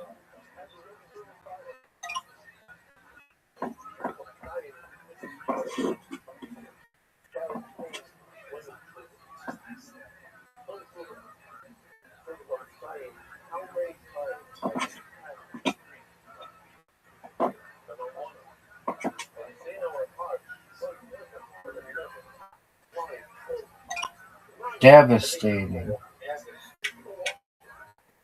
That wasn't that many points.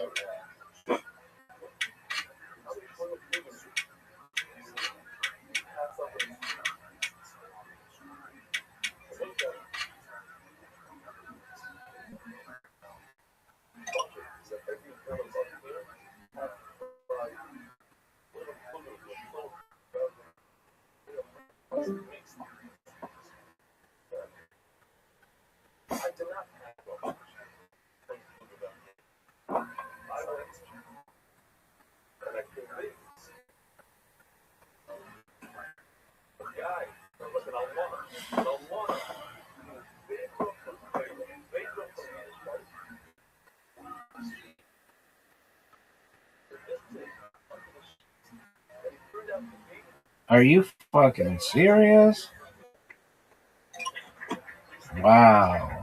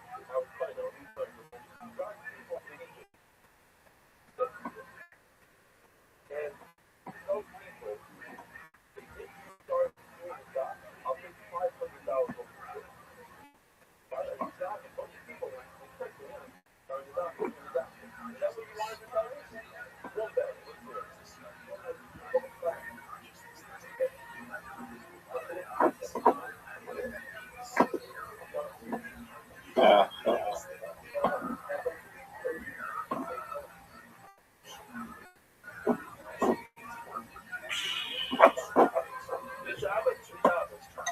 Oh, what the fuck?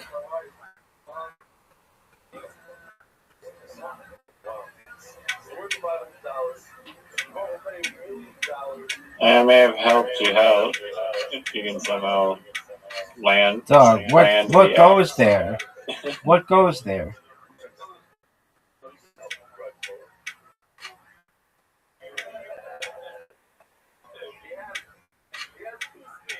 Dog, that was such a good play.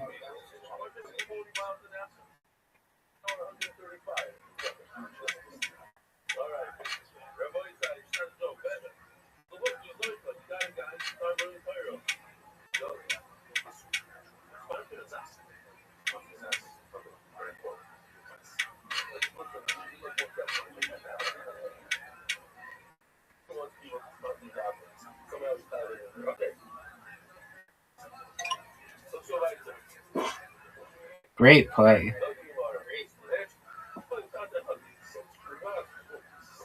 Yeah, I don't think I would have been able to.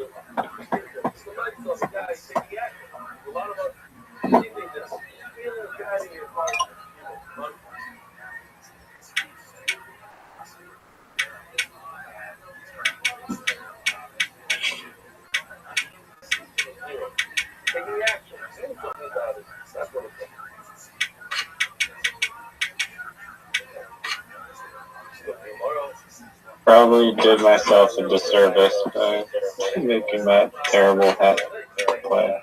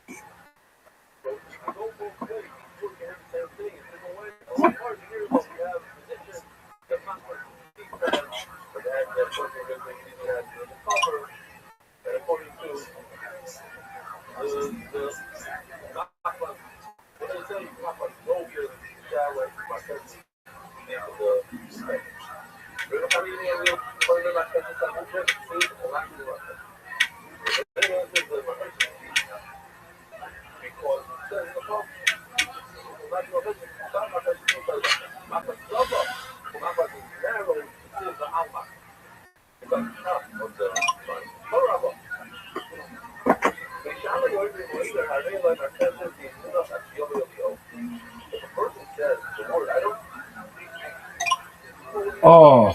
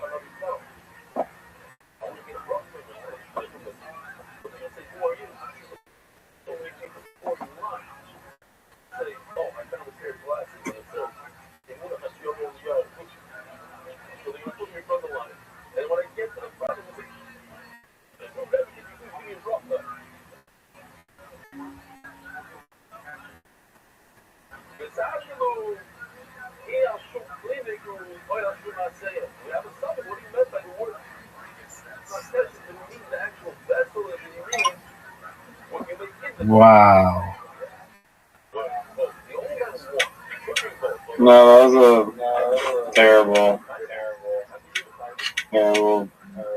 I didn't know if I should save it, but I didn't hit any 3 letters or 2 letters even. This is interesting. Oh no. Fuck. If somebody could get that 2W, they'd have a lot of points.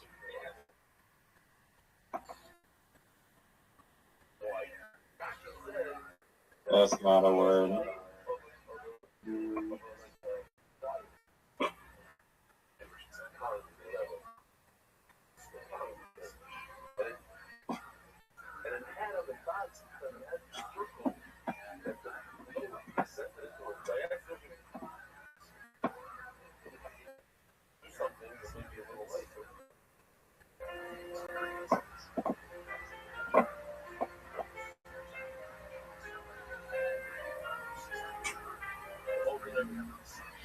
It's so interesting, like the K and the P and kosher and poor and like the VAT, like kill everything. No, I had 2 O's and I was going to play Mook, but I thought I played Mook already and it was a word. But it didn't work for some reason when I tried to play it. And I played Book and it did work, but then it wasn't enough points to justify the anything time.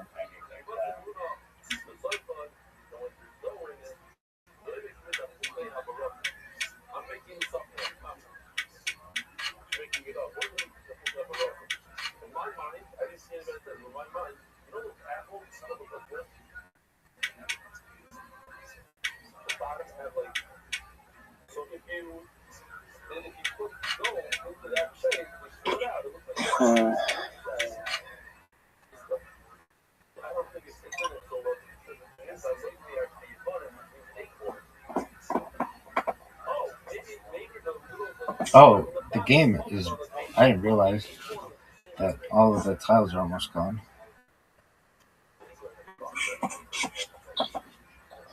I don't know. I don't know how I have a lead on you either. Like you had days. Did you have a queue? Oh no, you do have a queue because the queue hasn't been played. Oh, it ain't over, baby. You do have it, and you had the blank. You had both blank. No, you had one blank tile. I had the other.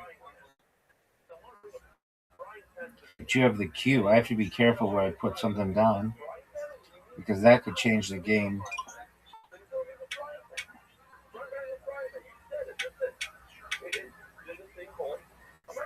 I may have made a tragic mistake there, so we'll see.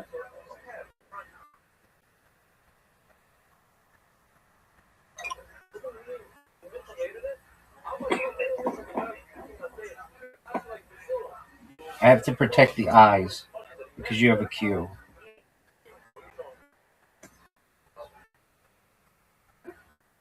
The thing that's been killing me as well recently, I'm not just ending the game. Like I'm like, I should just end the game as quickly as possible. I mean, I don't ever try to like extend it, but I'm not looking for like. I a lot of times look for points and not just, hey, this could end the game.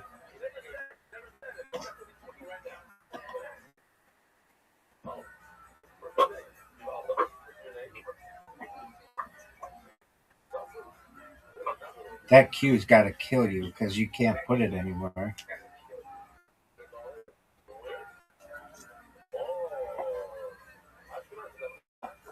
It's like a bomb. It's like it's hot in your hand. You just can't do anything with it.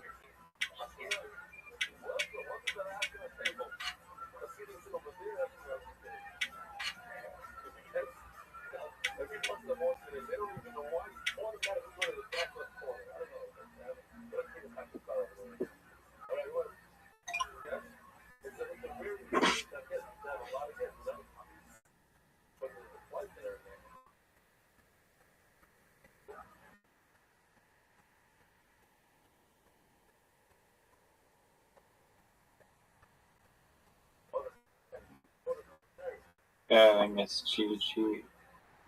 It's what? I think it's GG. Oh, it's for sure GG. But just pass. Don't quit. You never know. Something could happen. I could put something down, and it could be next to a 3-letter. You put your triple. I have a 44-point lead, though. That's a lot. But it could still happen. I don't know how I got such a big lead. Like, game really helped me.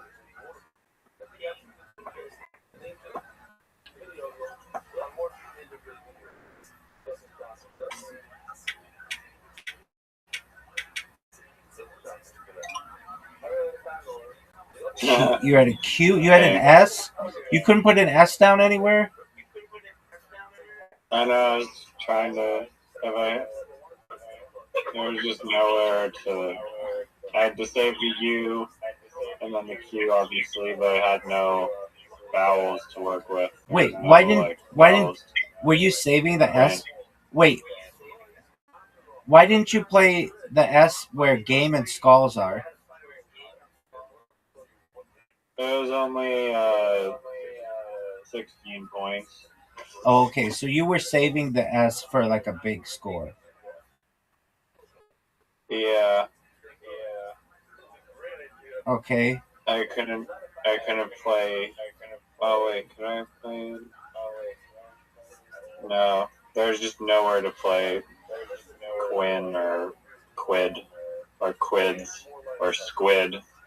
So I was kind of hooped. Oh, Squid would have been big. Oh man. All right, Big Doug. That's all she wrote. You picked the documentary for tomorrow. All right, sounds good. I'll pick a good one. Okay, but keep in mind as There's well. one I wanted to watch, but I slipped through my fingers. Keep in mind as well. There's still a great amount of desire to watch Michael, and We watched that one. we did not watch We watched Michael. Air. We did not watch Michael. Michael's a movie, dog. Oh, sorry, you're not talking about Michael Jordan. No, that's Air. Yeah.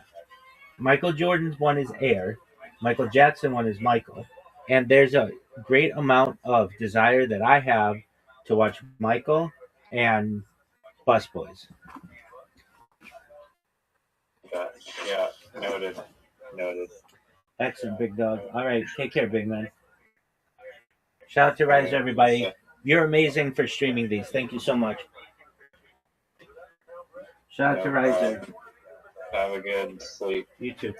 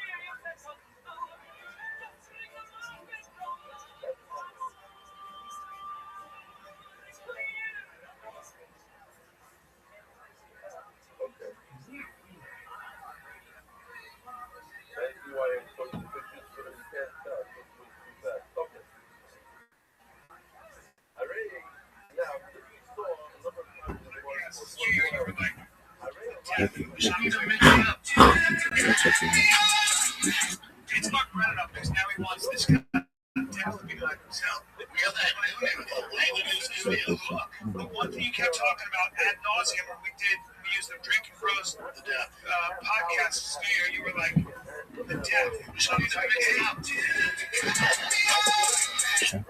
red enough because now he wants this kind of death to be like himself. We got that new look. The one thing you kept talking about ad nauseum when we used the Drinking Bros podcast sphere, you were like, the death. It's not red enough because now he wants this kind of death to be like himself. We got that new look. The one thing you kept talking about ad nauseum when we used the Drinking Bros podcast sphere, you were like, the death. It's not It's not red enough because now he wants this kind of death to be like himself. We got that new look. The one thing you kept talking about ad nauseum when we used the Drinking Bros podcast sphere, you were like, the death. It's not It's not red enough because now he wants this kind of death to be like himself. We got that new look. The one thing you kept talking about ad nauseum when we used the Drinking Bros podcast sphere, you were like, the death. It's not red enough because now he wants this kind of death to be like himself. We got that new look. The one thing you kept talking about ad nauseum when we used the Drinking Bros podcast sphere, you were like, the death. It's not red enough because now he wants this kind of death to be like himself. We got that new look.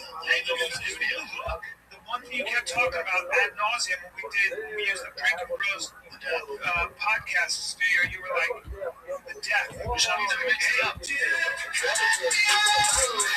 It's about Brennan up because now he wants this kind of depth behind himself. We got that new though. Look, the one thing you kept talking about ad nauseum when we used the Drinking Bros podcast studio, you were like, the death.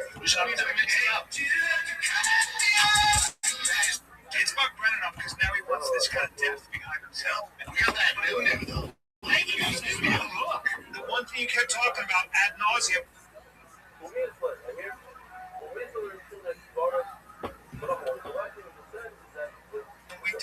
used the Drinking Bros podcast studio. You were like, you know, I could have sex again. I'm like, I'm gonna go. I don't want it. Yeah, I'll tell you who has arthritis in the old fingers. This guy. Do you? Yeah, right. Sure. Yeah, it hurts. Maybe it's from jiu-jitsu. It hurts. Speaking of fucked up stories, my girl told me a story the other day that has been living in my head. It's so fucked up. She went out with one of her girlfriends here in Austin, and she told her the most fucked up story.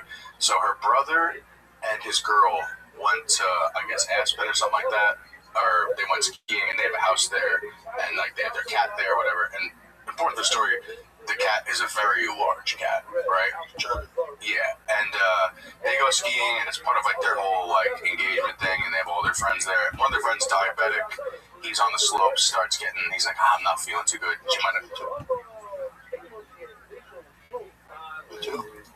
I'm not sure, but just know that he's diabetic. Goes back to the house. He said, do you mind if I go back to your house and just rest? And like, yeah, no problem. So the next day, they see their cat is like walking weird, and the cat has like blood coming out of it, and they're like, oh, we gotta take it to the vet. So the brother takes it to the vet, and the vet puts him in a side room, and they come back out, and they're like, we know what you did to that cat. And he goes, what do you mean? They're like, we know what you did. Like, you're not gonna get away with this. And he goes, yeah, like I smoke weed around it sometimes, but I don't like blow it in the cat's face or anything. And they're like, no. They're like, a cat's organs shouldn't be moved in that way. And he's like, what are you talking about? Like, we know you fucked the cat. So what actually happened was that guy, the diabetic, went back, for some reason saw the cat, railed the shit out of it, and then he fucked the cat. And then they had to snitch on the guy, and the guy lost custody of his kids. He's on a list. I don't know what kind of list you get put on. A cat, bro, so you're a weirdo. I don't know what kind of list you put him, but he's on some type of list. I don't know if he's just not allowed to Petco or something like that. List, I don't want to know. Yeah, I think there's that bestiality. You can do 7 years. Yeah, he lost custody of his kids. How fucked up is that? That's a snitch. Weird, right? Also, my first question was, how thick is that cat? Yeah, that's what I said. Chubby cat. Yeah. Wow, that's terrible. Right? God, that story's been burned into my head. Mad at my son. My son fucked with me, but I got really mad at him. He said, he goes, hey, Dad, what's a rusty trombone? Oh. And I go, why? And he goes, don't worry, I'm alone. And I go, all right, so it's when you tongue somebody's shitter and you're jerking them off, usually with shit on your hand, you know? And I just see him laughing, and I'm like, listen, you little fuck, you better be alone. But apparently I think he had his friends there listening. I tore him a new asshole. I go, you don't have your dad tell you what a rusty trombone is around your your fucking young friends. Like, don't do that. That's a problem. Yeah, because they're gonna go home and be like, yeah, bro. Do you know that comedian Brian Callen? He told us what a rusty trombone is. Like, I lost my shit on him. I was like, Dad, you don't understand. Yeah, that's a problem. Like, don't ever. I lost my. I haven't been mad at my son like that. I never. You think the first mistake was breaking down what a rusty trombone was from the jump for you? You know, he and I are telling you how we talk. He and I. He's so funny. And we fuck around all the time, so if it's just he and I, the rule is you're allowed to say whatever you want to me, just not around other people. You gotta watch your language, right? So that's the rule, that's our thing. The first one that I ever heard from Finn was when you guys were FaceTiming. It was when I first started going on the road with you. Yeah. He goes, Dad, do you like dragons? And you're like, Yeah, well, like, what kind of dragons? He goes, dragging my balls across your face. Like, He was like 12 at the time. fucking hilarious. Yeah. But if he's around dudes, older men, trouble. I got you, you know? Yes, but not around, you can't do that around your friends. No way. Yeah. But that, hey, you know, you learn. As if you want to be a comedian, you're going to push fucking the envelope and then you're going to fuck up. Also, red flag, your son is 15, knows how to use the internet. Oh, so when he's asking you, that's a fucking setup job. It's a setup. Yeah, they know. He set you the fuck. You think he doesn't know how to use the internet? All those kids know what a But I thought maybe he was asking me what, like maybe... Like, you thought this was the birds and the bees conversation? Well, yeah, I want to know what it is from your perspective. I don't know. I had my guard down. I was like, what? A rusty trombone, you know what I mean? I can tell you what all those things are, right? It's all part of that. Dirty Sanchez. Cleveland Steamers. Cleveland Steamer, yeah. What's a Cleveland Steamer? That's when you take a shit on somebody's chest. Like a long on the chest. Oh. I don't know who's into that, but they're out there. I feel like it's always people, Germans and Japanese people. They do a lot of the scabs. So that's a fact, and it's always World War II losers who are big into poop. Well, it's also cultures that are super repressed and disciplined and orderly. The more orderly, the more orderly you need it. So I'm surprised your buddy fucked that cat. Not my buddy. Well, what happened to Cleveland Steamers? That's really funny. You know, it was a really big letdown. Finding out recently, it's almost like finding out Santa Claus wasn't real. Finding out that Tub Girl was not a real video. What do you mean? What's Tub Girl? You remember the girls that would like poop in the cup and drink Two it? Girls, One Cup? Yeah. I've never seen it because it was fake. It was a hoax. I don't think so. It came out. It was a hoax this whole time. Really? Yeah. Don't show me pictures, Jim. I just ate a bowl. I don't want to. I thought it was. You don't want to watch that after eating that. I thought it was a bowl, dude. Whoa. It's not pieces. They're not. Chocolate mousse, ice cream, or similar browns. Whoa. When you saw it though, Nick, did it look like actual poop? It did. Okay, so that was big. But it was also like massive. Back in. I feel like I watched it. I'm not bugging, but I feel like I watched it on like YouTube or something. 2007. Yeah, I think it was on YouTube. It was going YouTube used to be like the Wild I'm glad West. that is fake. I'm glad that's fake. Right? Yeah, I'm glad it's fake. But what's not fake is One Man, One Jar. What was that? It's where this guy, he like pulls his balls up and you see just a jar sitting on the floor and he just slowly... What up, dude, little Paul? What up, baby? Dude, how you living? Dude, can you hear me? In a house? Can you hear me? Yeah, can you? Alright, how's your day going? I'm drunk. Why are you drunk? No, I get blood. Why did you say you're drunk? I feel drunk because I gave blood. Do you get paid to give blood? No. You just do it to be a nice person? Yeah. That's tight. It's illegal to give blood, get paid to give bodily fluids in Australia. Or else you'd be like a fucking cow. You can only give blood once every 3 months. You don't get paid? You can't, there aren't like sperm banks? No. Wow.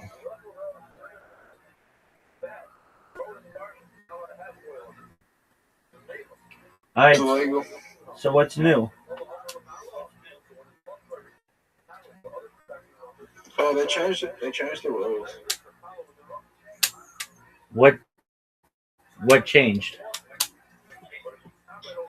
You can be gay and give blood now. Oh, okay, that's why you're allowed to do it? Sorry? Yeah, you weren't allowed to have gay sex and give blood. Alright, I'm just joking. I know you're not gay. Sorry? I'm just joking. I know you're not gay. And that's not even funny to make fun of that. It's like not even a funny thing. But it used to be a hilarious joke. Sorry? Dog.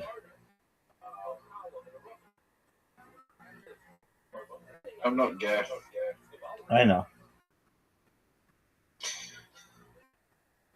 Some gay guy asked me if I wanted my dick sucked today. I'm like, no, fuck off. Were you looking in the mirror?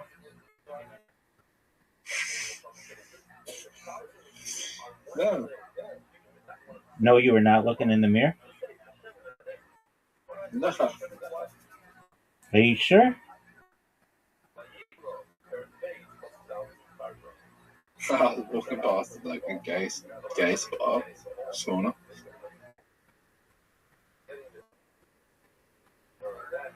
They just kept staring at me. I was just like, do you want? And then he comes up to me and says, do you want me to suck your dick? I was like, no, fucking good. Fuck off. If he were a chick, would you let her? Fuck yeah. Oh, all day long. Yeah. Yeah. It's really rare that a girl's gonna suck a random guy off. Extremely. 4 p.m. in the afternoon. Extremely rare. In the middle of the city. But the acceptance rate on that has to be like 99%. Like, unless you're going up to a guy with his wife, just about every other guy would be like, yeah, okay, I got time.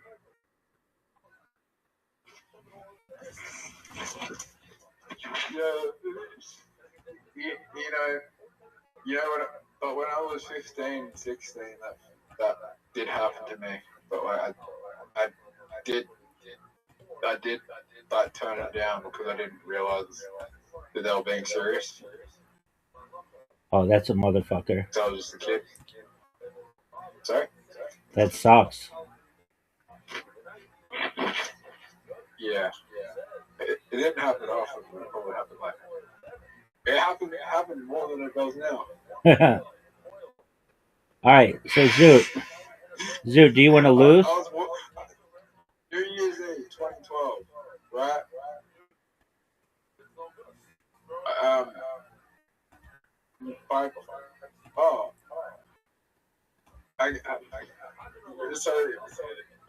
had like two girls coming up to me New Year's. Yeah, two girls got come up to me New Year's Eve 2012 when I was 16, asking, turning on 17, wanted to be my New Year's kiss. And I walked away. And then I get on the tram, see my like friends that I've known since like I was a kid, and she had her friend there, and like she was on like ecstasy, and she kept on touching me. And then I get a message the next day. It's like, oh, by the way, my friend wanted to get with you last night, and I was just like, oh my fucking god, I'm a fucking idiot. Oh, you'll live, Zoot. I turned down 3 girls, and the worst thing is I was home. I had the house to myself.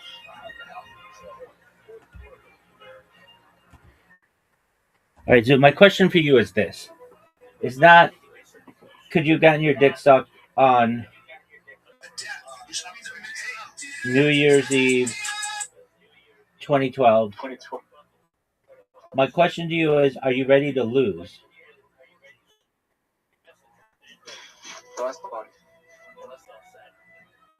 I'll play one game of Dice Party with you, and I'll play one game of bullshit, and then I've got shit to do.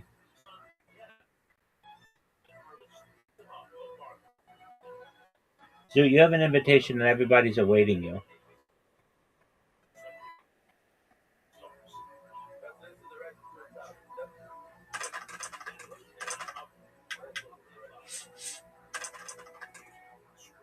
I just rolled so many threes. Not really.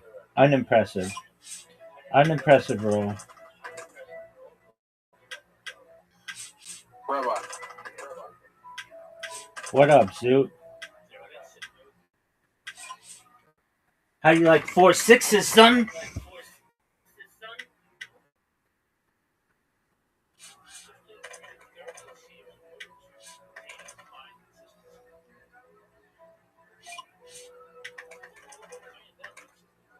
Would you rather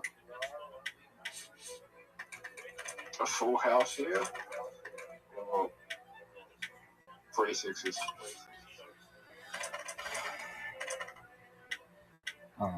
Full House, maybe.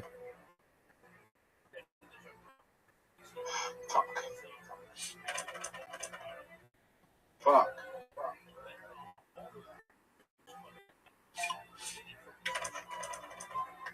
Yeah, we're talking. No, we're not. Yep. Give me a 3, baby. Did I tell you Mark Ryan has a new business? Who the fuck is that? Royal Conway Fat State Farm West 2014. Okay, what's his business?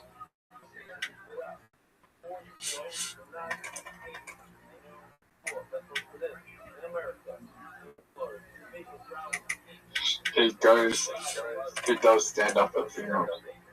Are you serious? Yeah, Does it work? that's his business. Does it work? I think he's getting bookings. That's hilarious. Do you think that's a bad business? I think it's fucking brilliant. That guy's amazing. Why? Fucking You brilliant. think that's a good business? Yep.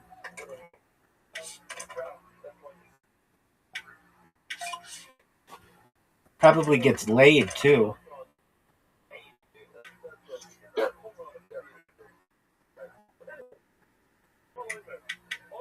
Do you think so? For sure.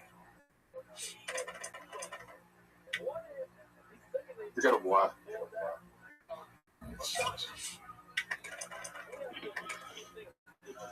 You got a wife, then. No. Look at this, Zoot. Zoot, it's over for you, son. You should just give up, baby. Zoot, it's over for you.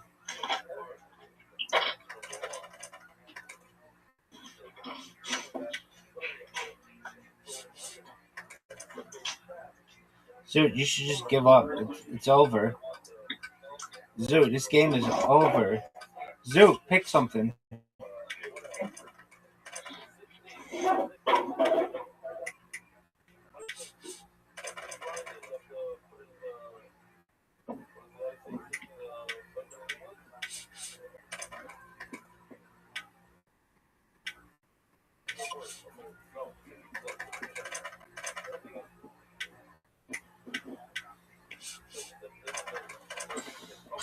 Zoot, you're done, son. It's over for Zoot.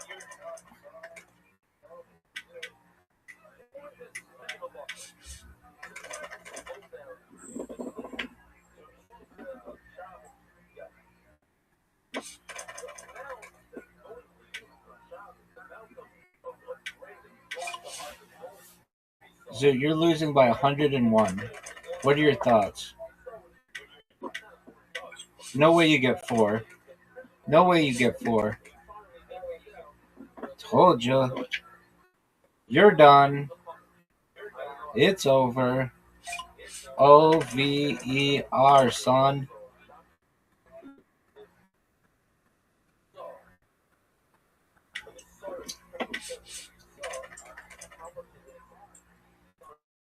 One, 2, 3, 4.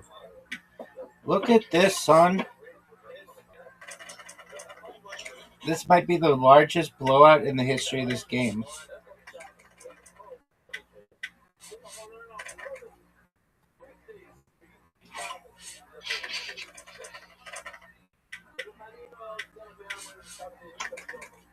Give it to me.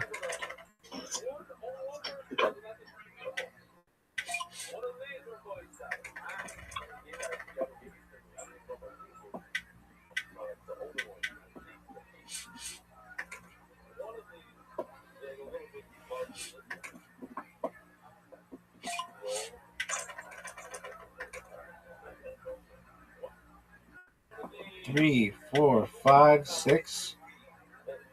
Oh, I don't need any of that shit. I just need a 5.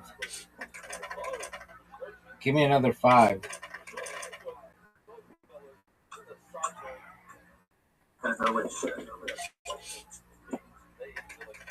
All I need are 3 5s. 3 5s, son.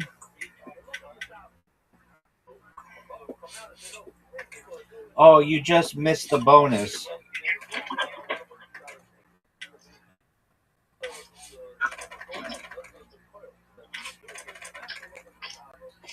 Garbage.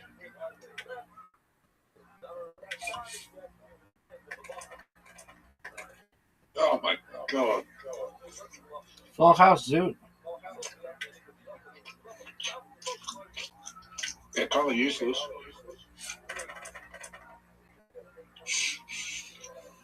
It's over for Zoot. It's over for Zoot. It's over for Zoot. No, after one.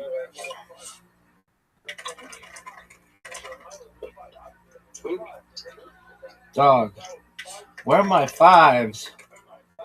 Give me 4 5s. You win.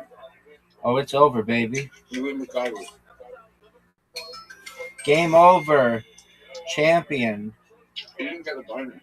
All right, well, I got the win. Scoreboard, baby. All right, now bullshit, and then it's over. Then I've got shit to do, son. Zoot, let me know when you're ready. Maybe charge me 5. Okay, we'll charge your fucking phone then. I haven't done.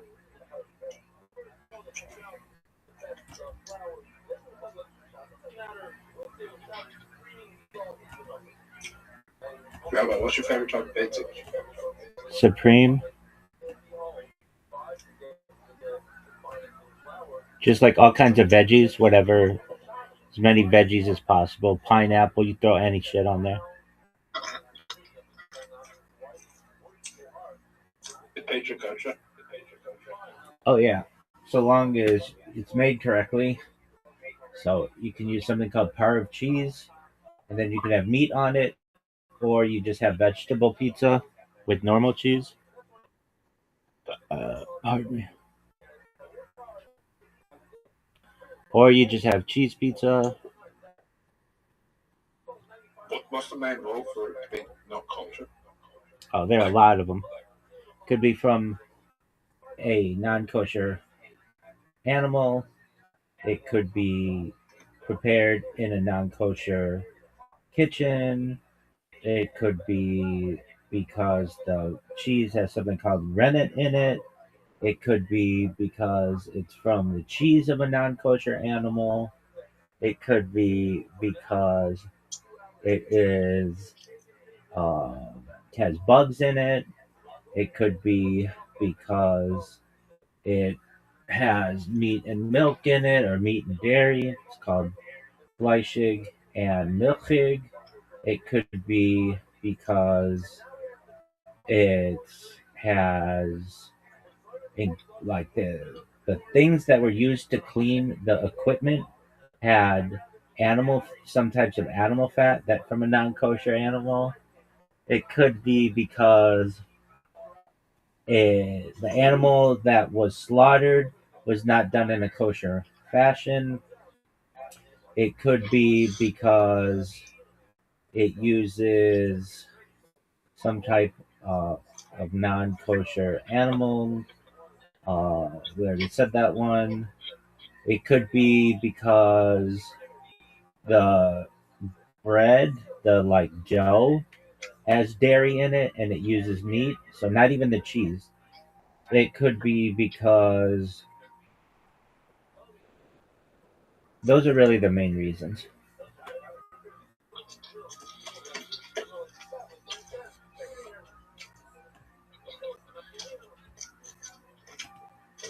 Okay.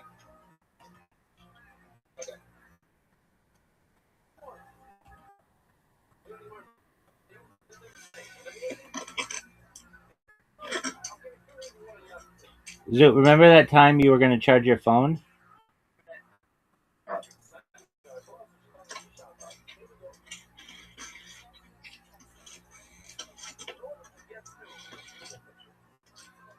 Zoot, remember that time you were going to charge your phone?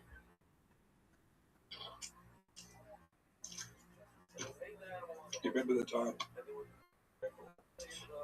you let me swallow my pizza? Oh. I didn't know you were eating, big man.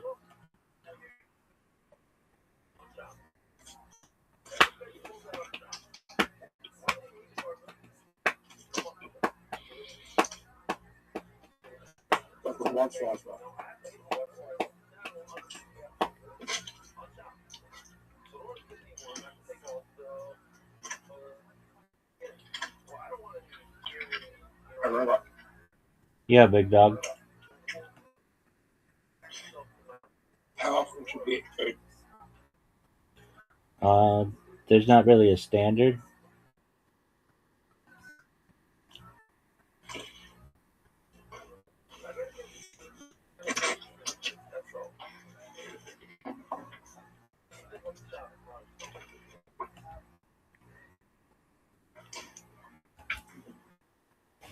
Zoot, are you ready to hear about the fire in the kid's son?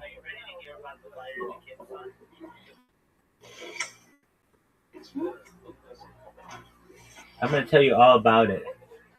So the fighter and the kid originally had a studio in Southern California. They moved to Austin to be closer to Joe Rogan. Joe Rogan wants really nothing to do with them.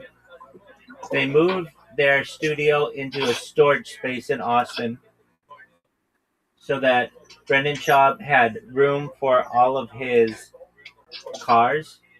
But Brendan Schaub is now having to sell his house and all his cars. So they moved their storage space studio to the third floor of the same facility. This facility has windows and they cause all kinds of light. And there's black mold in the studio. And there's pipes on the studio. And I heard they're trying to cancel Joe Rogan for a joke that he did like 20 years ago. yeah, I see that. Are they going to get him?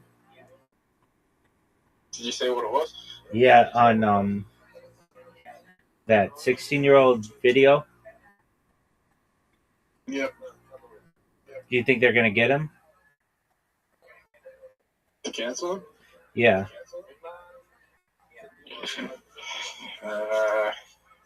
Probably not. I mean, it's weird, but it was weird.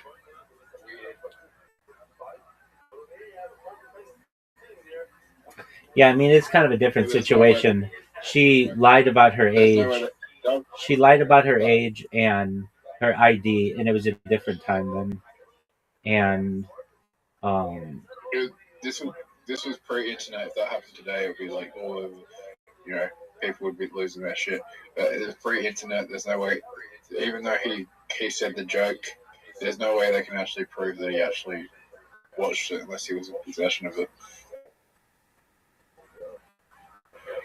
yeah, And I doubt he's still in possession of those videos, so there's no way he can prove it. he wasn't probably in possession of them anyway. They destroyed them all. He probably watched it on the internet. Well, it's hard to go back that far and find them. His search history. No, it wouldn't be his search history. That doesn't matter. Her videos used to be out there, and because she said she was 18 at the time, it was considered like that was fine. I think she's a really pretty lady. I think Tracy Lords is a really pretty lady. And How old is she now? she's like 55 or something. And Dude, are you ready to lose? I mean, like, you're just sitting here jerking yourself off, talking about some bitch who was on camera underage 40 fucking years ago when you could be getting your ass whooped in mini golf or in bullshit. Alright, let's go bullshit. All right, are you ready? Yep. 3, 2, 1, go. Don't be late, Zoot. Oh, we're in. It's so much. But yeah, if that happened today, people would be losing their shit. Yeah.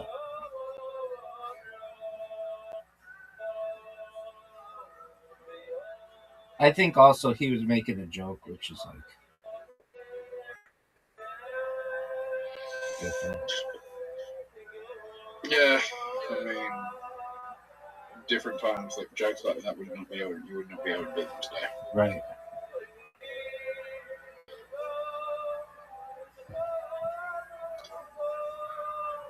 Alright, bullshit.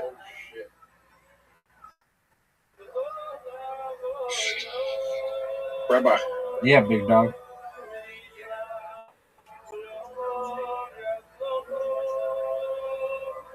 I pretty much got every number card. Are you proud of that? I only have one duplicate.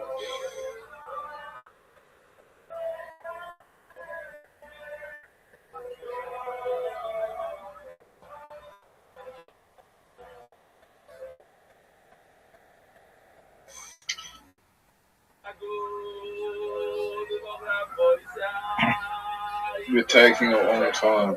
Okay, well, what do you want me to do about it? You gotta call bullshit on you because you took so long.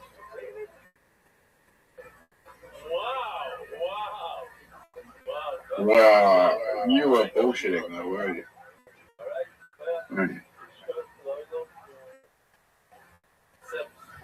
That like how that guy who said fast, Clef Shirley 60. What a douche. 3, 4, 5, 6. Okay, I'm good.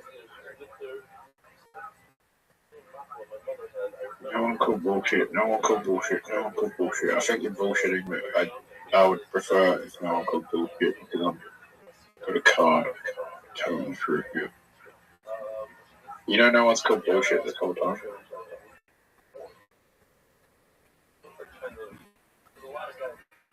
Why would you call bullshit when I said I was telling the truth?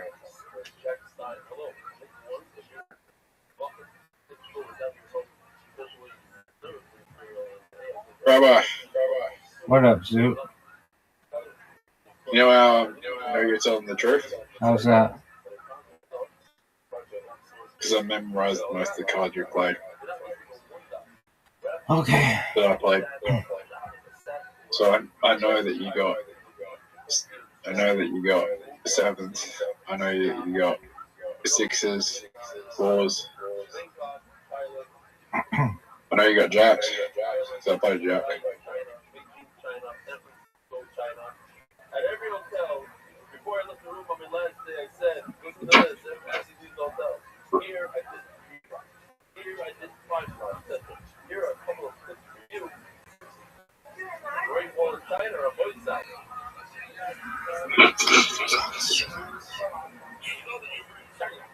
Of course I was lying.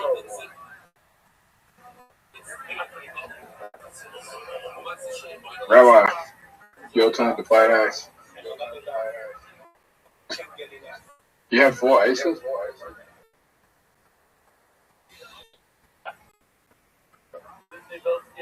How is it meant to bullshit you when you have 4 aces?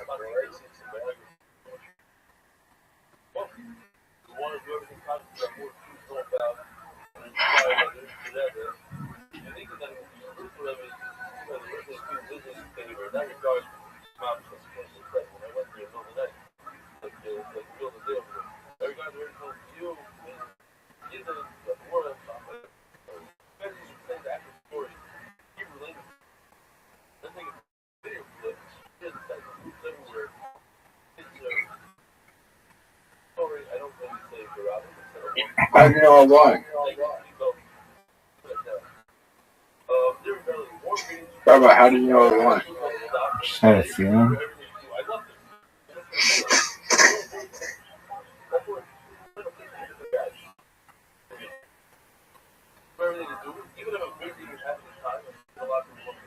Your turn.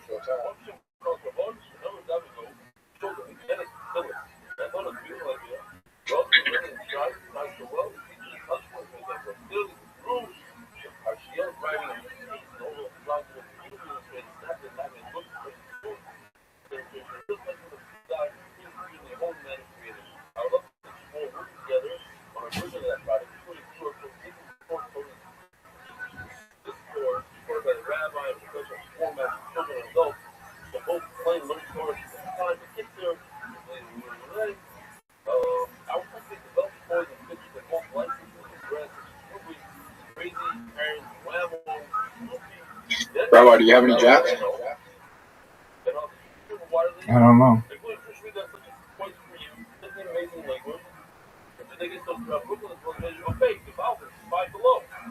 I think this could be a wonderful immaculate oratory. I agree. What do I brought it here. Good job, Zoo. I didn't mean to click bullshit. Well, you got it. You lost a bullet. You know what's good though? What's up, big man? Yeah, positive.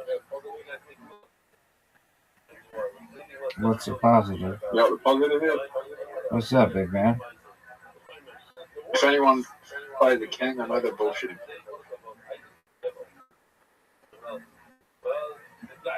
If anyone plays a 5, I know they're bullshitting. If anyone plays a 7, I know they're bullshitting.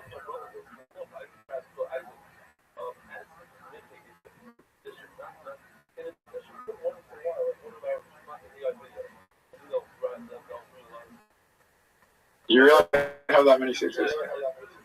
Perhaps.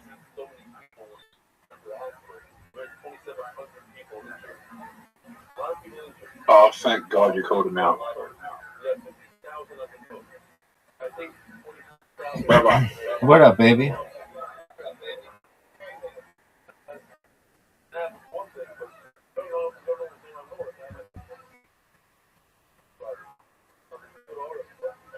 Jack, Queen.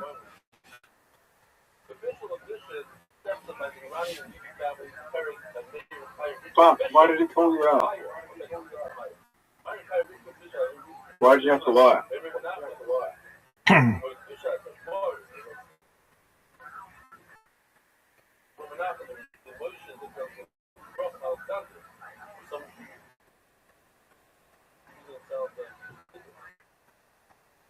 He was bullshitting, I'm going to be so pissed.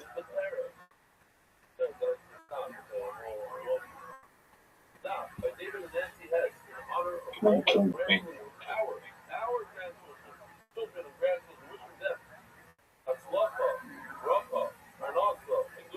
Rabbi. Yeah, baby. Did you lie about that ace?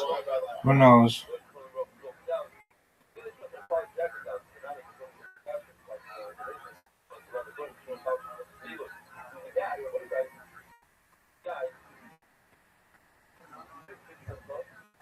Fuck yeah. Fuck yeah. Children. Why did you just say children? I don't know. But that isn't that a weird thing for you to yell out?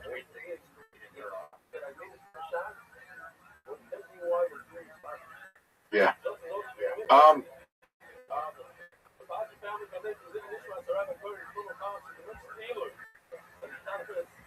Bullshit. Okay.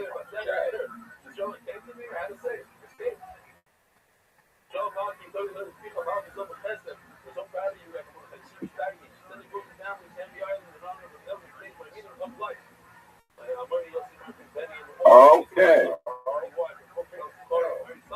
Rabbi? Yo, dog. I have all the jacks, so he's bullshit. Why doesn't that guy call out anybody on bullshit? Why? Yeah. He hasn't called anyone bullshit the whole game.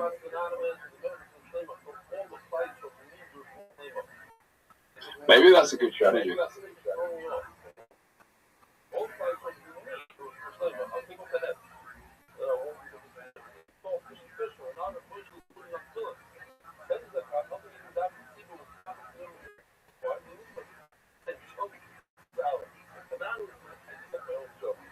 How do you know he's lying? Who knows?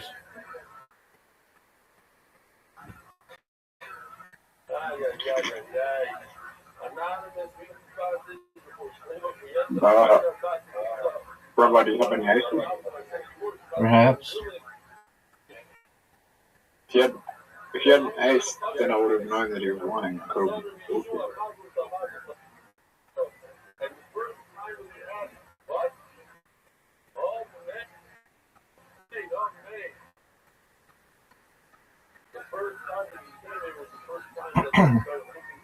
I think you're telling the truth. Okay.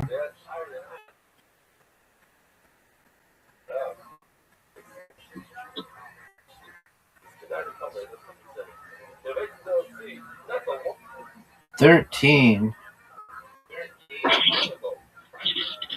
That is a fucking bad card.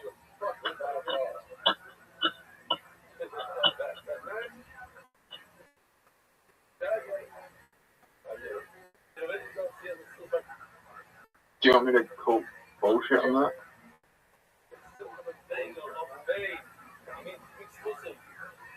Rabbi, you're in the league.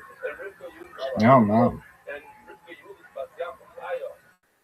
He doesn't have any more bullets.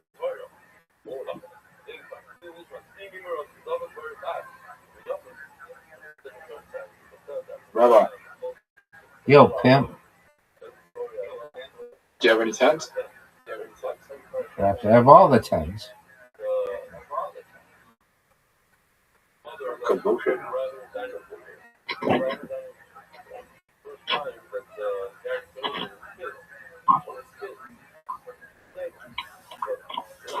Whose turn is it?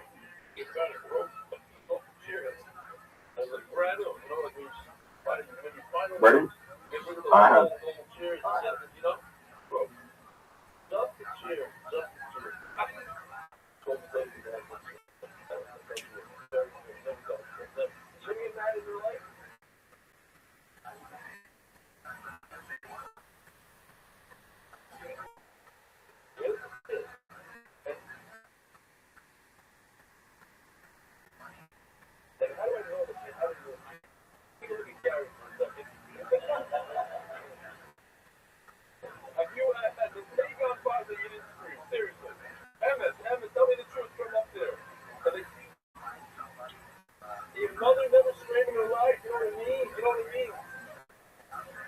Dude, this guy like knows all of the cards.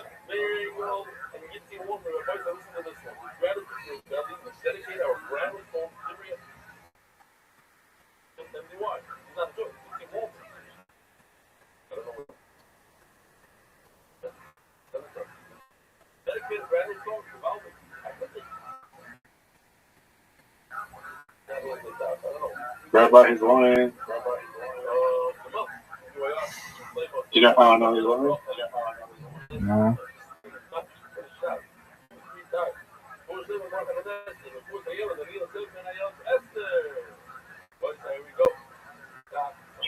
Fuck you.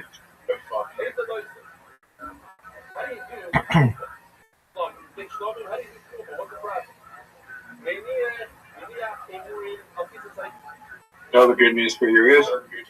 What's that, big man? I know you're not bullshitting when you play a 6 now.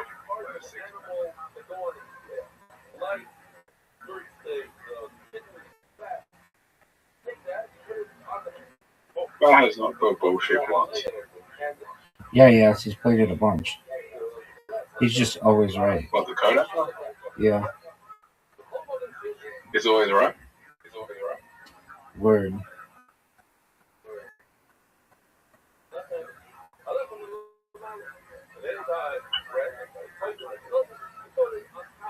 We gotta work out if he's bullshitting or not in the next few hands.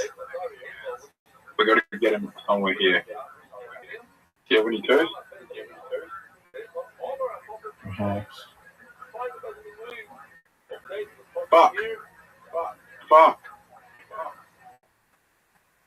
That's dangerous. I don't know why you got him. I want wanted the guy with like no cards to get all the cards.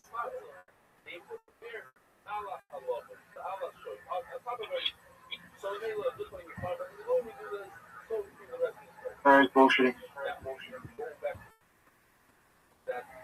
You got him.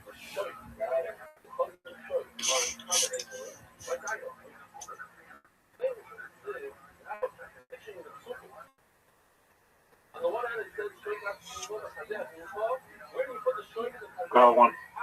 No. What do I call one?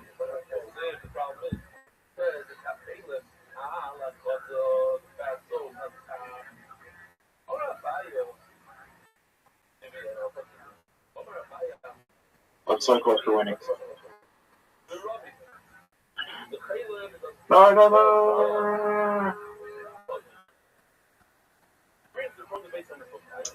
I had no choice.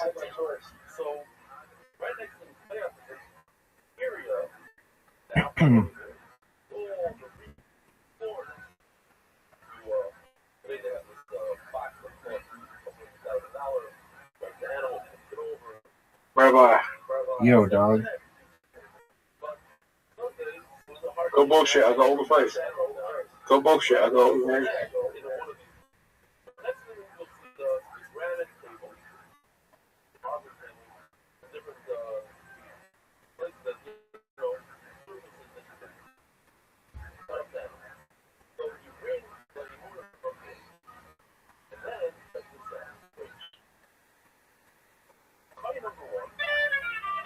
He's gonna call bullshit on you.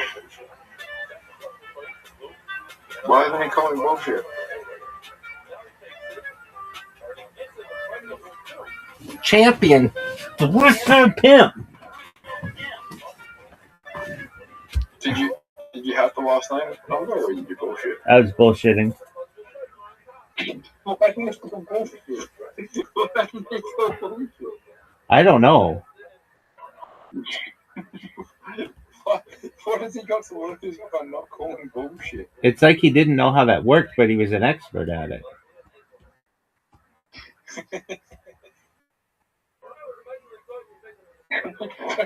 Damn shit.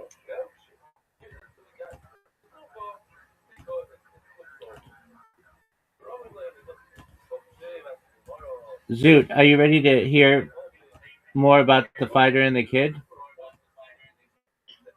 I could not give a shit about the fighter and the kid. But it's a Joe Rogan thing. Is Joe Rogan still the most popular podcast in the world? For sure, no doubt. It's like not even close. How many subscribers does he have? 20 million on YouTube alone.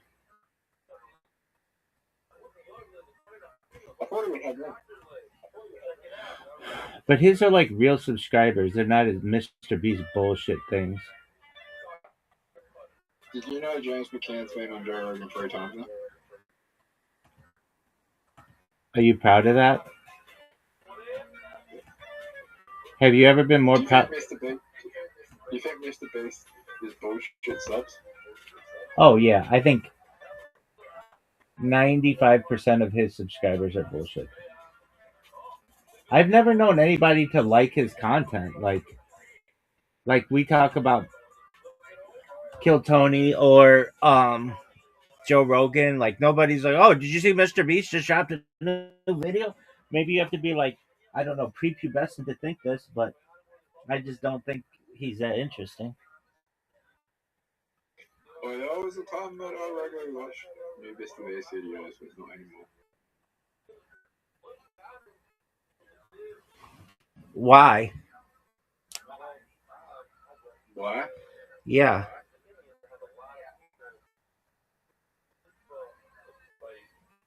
Because I watched him. Because I was early with this.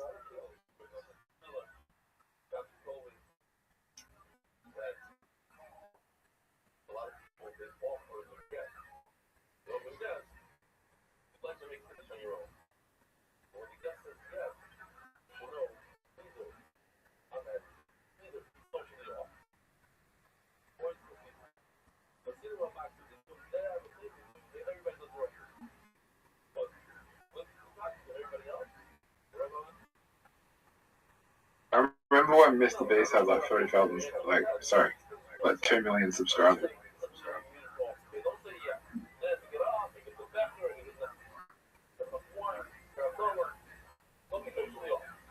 Do you know how insane it is to go from 2 million subscribers to 483 million in 5 years? Exactly. It's garbage. Well, 6 years. 6 years. Yeah, But yeah, it's fake news.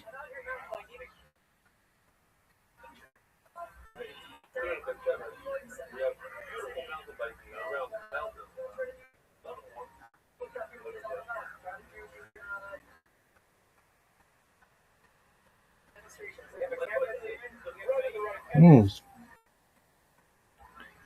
think the problem with Mr. Beast is his staff he picks are dog shit. Are you in love with his transgender person?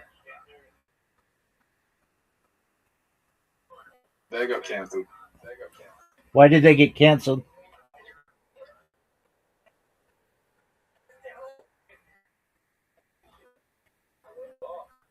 Alleged child grooming.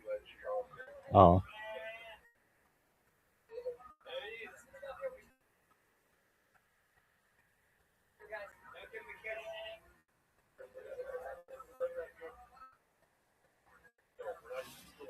Zoot, why do you think you played like dog shit in Dice Party? Did I? Okay.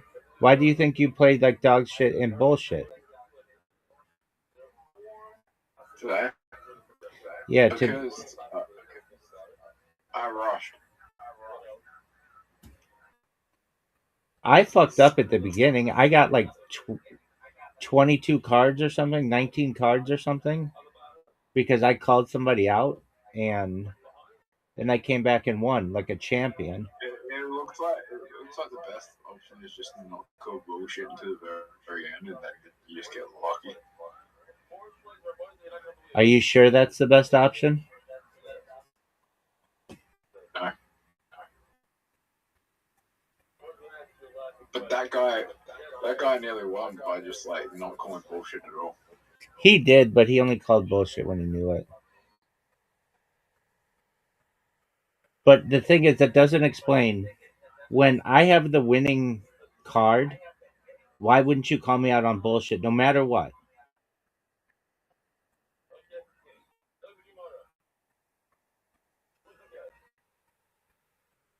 Especially when you got 3 bullets and everyone else has like 0. You won. Right. It's an amazing strategy, though. If everybody uses their bullets and you haven't, you can just go and bullshit and just put down 4 cards every time.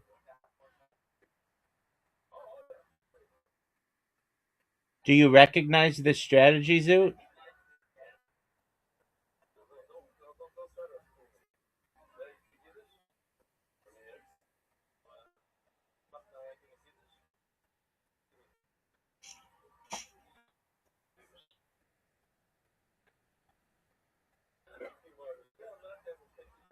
Zoot, do you recognize this strategy? Yeah.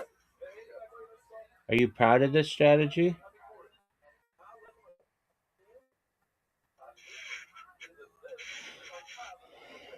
Zoot, are you proud of this strategy? I asked you a question and I have not heard an answer.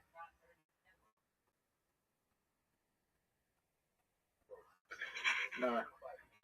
No or no? Or no?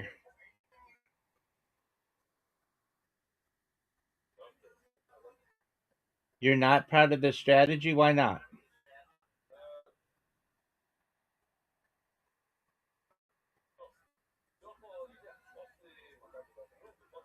Zoot, why aren't you speaking English? Because I'm not. Why not?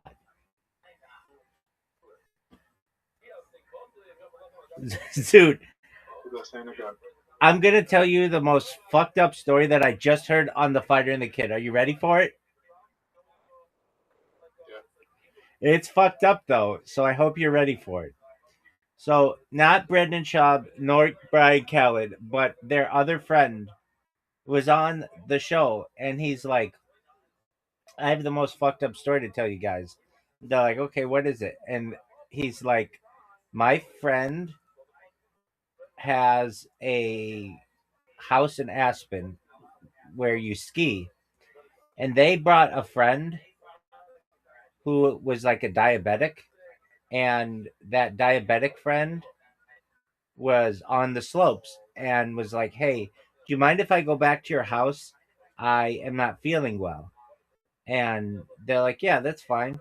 So the diabetic friend goes back to the house, and the people who own the house also own a cat.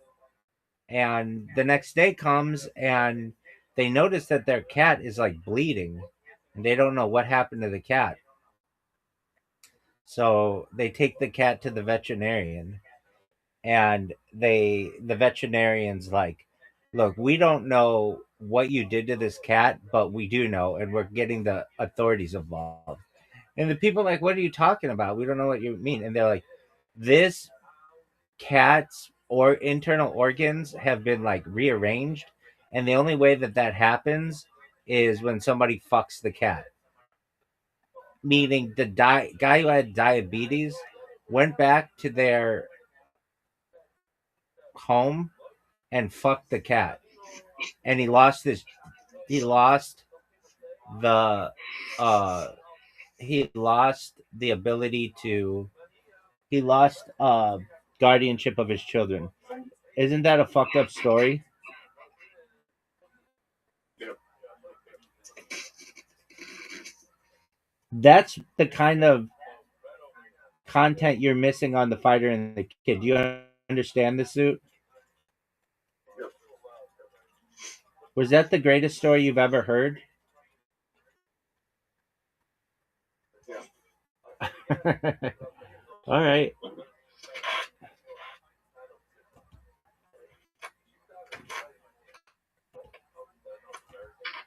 Zoot, who do you like more, Brendan Schaub or Brian Callen?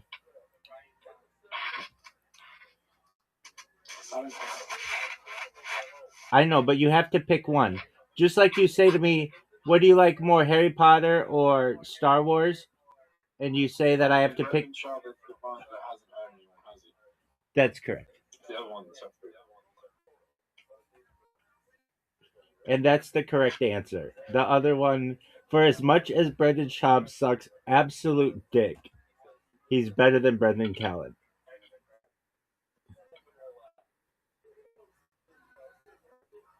Who do you like more, James McCain or Shane Gillis? Shane Gillis by a landslide, son. That's not even close. Have you met? Do you want to meet James McCain? Not really. Maybe someday, but not today. You think James McCain would like you? Dude, James McCann would be fascinated by me. I've only spoken to James McCann for about 30 seconds. I know, but you didn't even know who he was before I told you who he was. Yeah, I did. You did not. You're such a fucking liar. You are so full of shit. I remember when I said to you, hey, Zoot, do you like James McCann? You're like, who's that? And I'm like, he's like an Adelaide comedian. And you're like, oh, really? I know every Rick Walkamp comedy national finalist that I've met. How many have I met? You didn't know who he was, dude. You didn't know who he was. You didn't know who he was. You didn't know who he was because I even was like, hold on. You didn't know who he was because I was even like, he was on Joe Rogan and he's talking about Adelaide and stuff or something like that. And you're like, who? And you go and you look him up and you're like, oh, I think I might have met him once. And I'm like, no, you didn't. You don't even know who I talked about. And you're like, well, maybe I met somebody like him. And I'm like, okay, but that's not James McCann.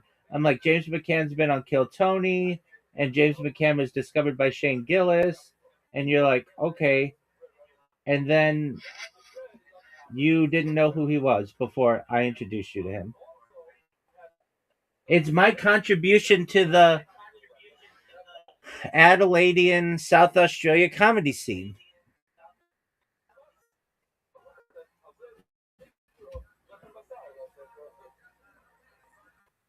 But you definitely did not know who he was before I told you.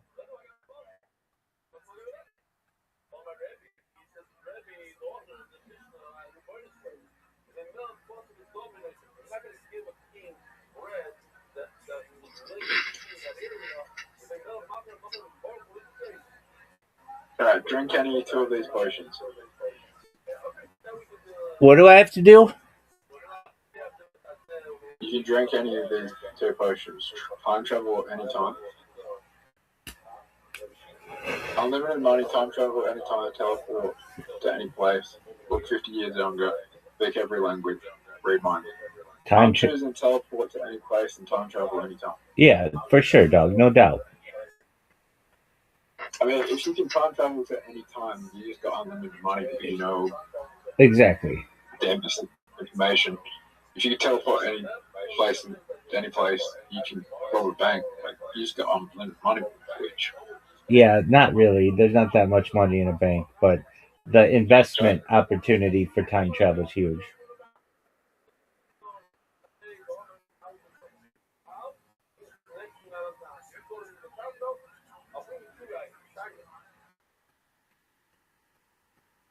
Who the fuck wants to look 50 years younger if you're not 50?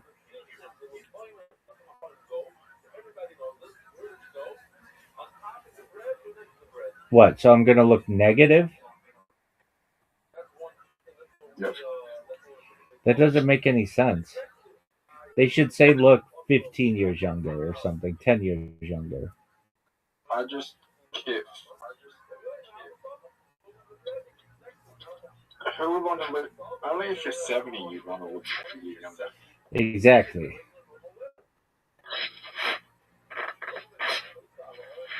And who cares about looking younger? It would be like be 50 years younger or whatever, like with the knowledge you have today.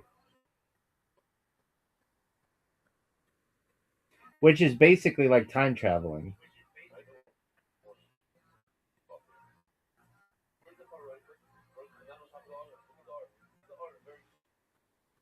Zoot, do you like that I introduced you to James McCann?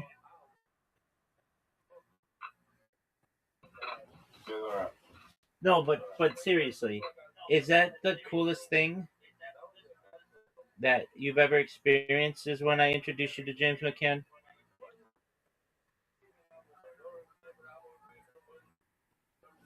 It's fine. Do you love James McCann? Do you think you'll ever open for him? Yep. I don't think you will. I think he'll open for you, Zoot. Who's to say he hasn't already opened? I'm to say it because you would tell me immediately. You'd be like, Rabbi, remember that guy you told me about? And I'd be like, oh yeah, James McCann. You'd be like, yeah. You'd be like, he just opened for me. I'd be like, oh, tight, Zoot.